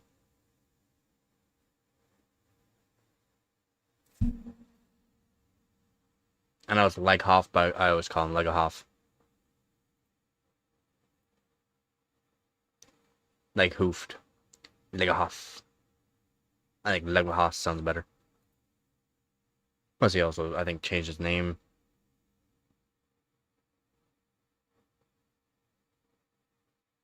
Tim?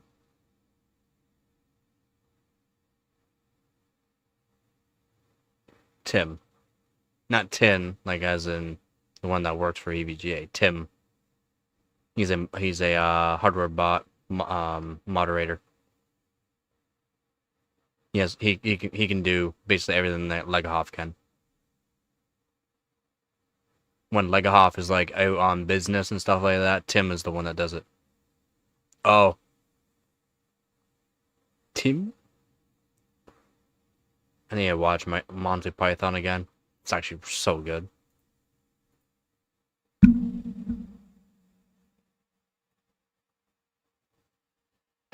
Ooh, so oh.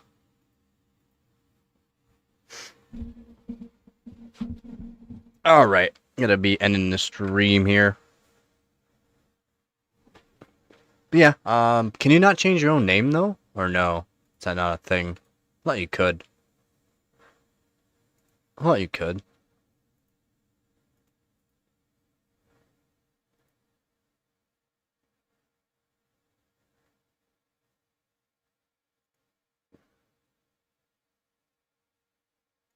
Yeah, Monty Python is.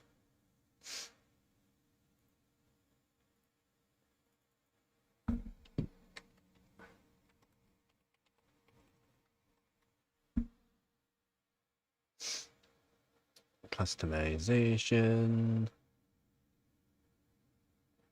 Nope. Profile settings. Yeah, you can change it.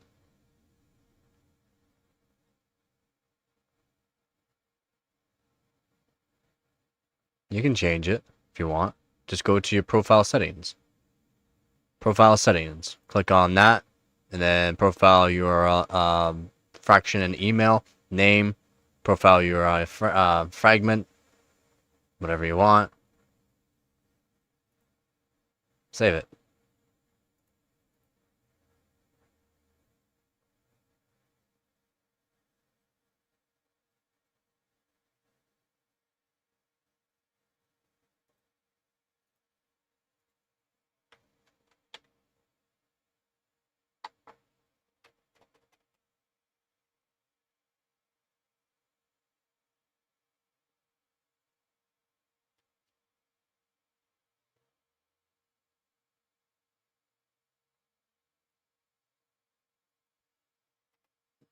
Maybe you will have to ask Legahoff.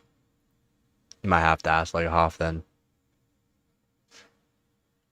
It could be XTU causing that. It could be. And that's why it says that I've been benching since 2018, because XTU, but I didn't submit anything from XTU.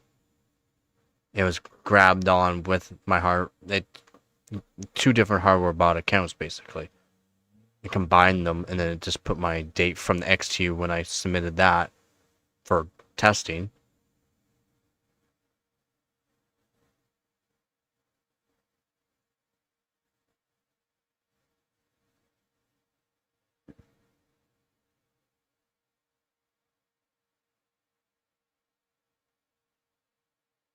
Oh, gotcha.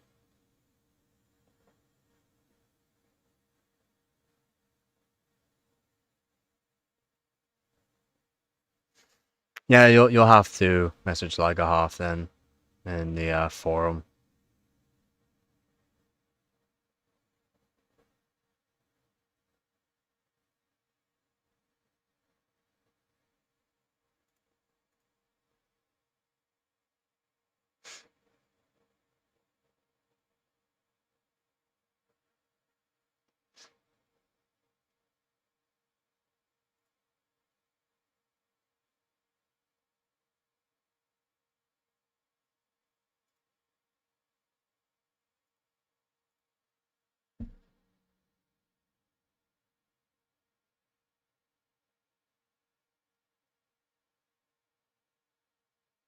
All right, I'm gonna be ending the stream, guys.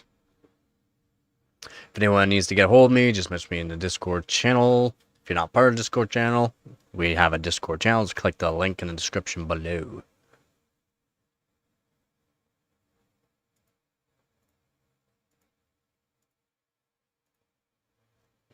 Yeah, hopefully everyone else has a good one too. Yeah,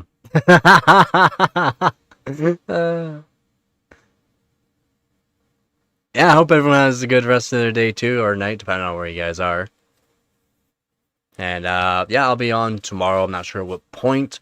If I am on earlier, then I might be editing videos or making videos throughout that, or I'll probably be editing videos throughout some of this live stream. So my apologies on that. If I am. Night there, honey. Don't smack too hard. I don't care about Fortnite.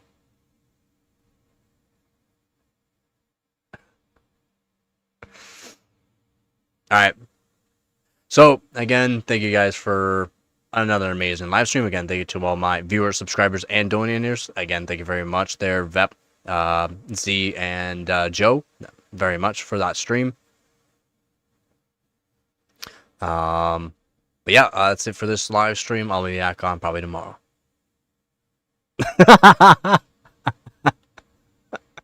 Muted. Yeah, it did, man. It did. So, yep, that's it for this live stream. Again, thank you to all my viewers, subscribers, and donors. You guys are helping this channel more than you know.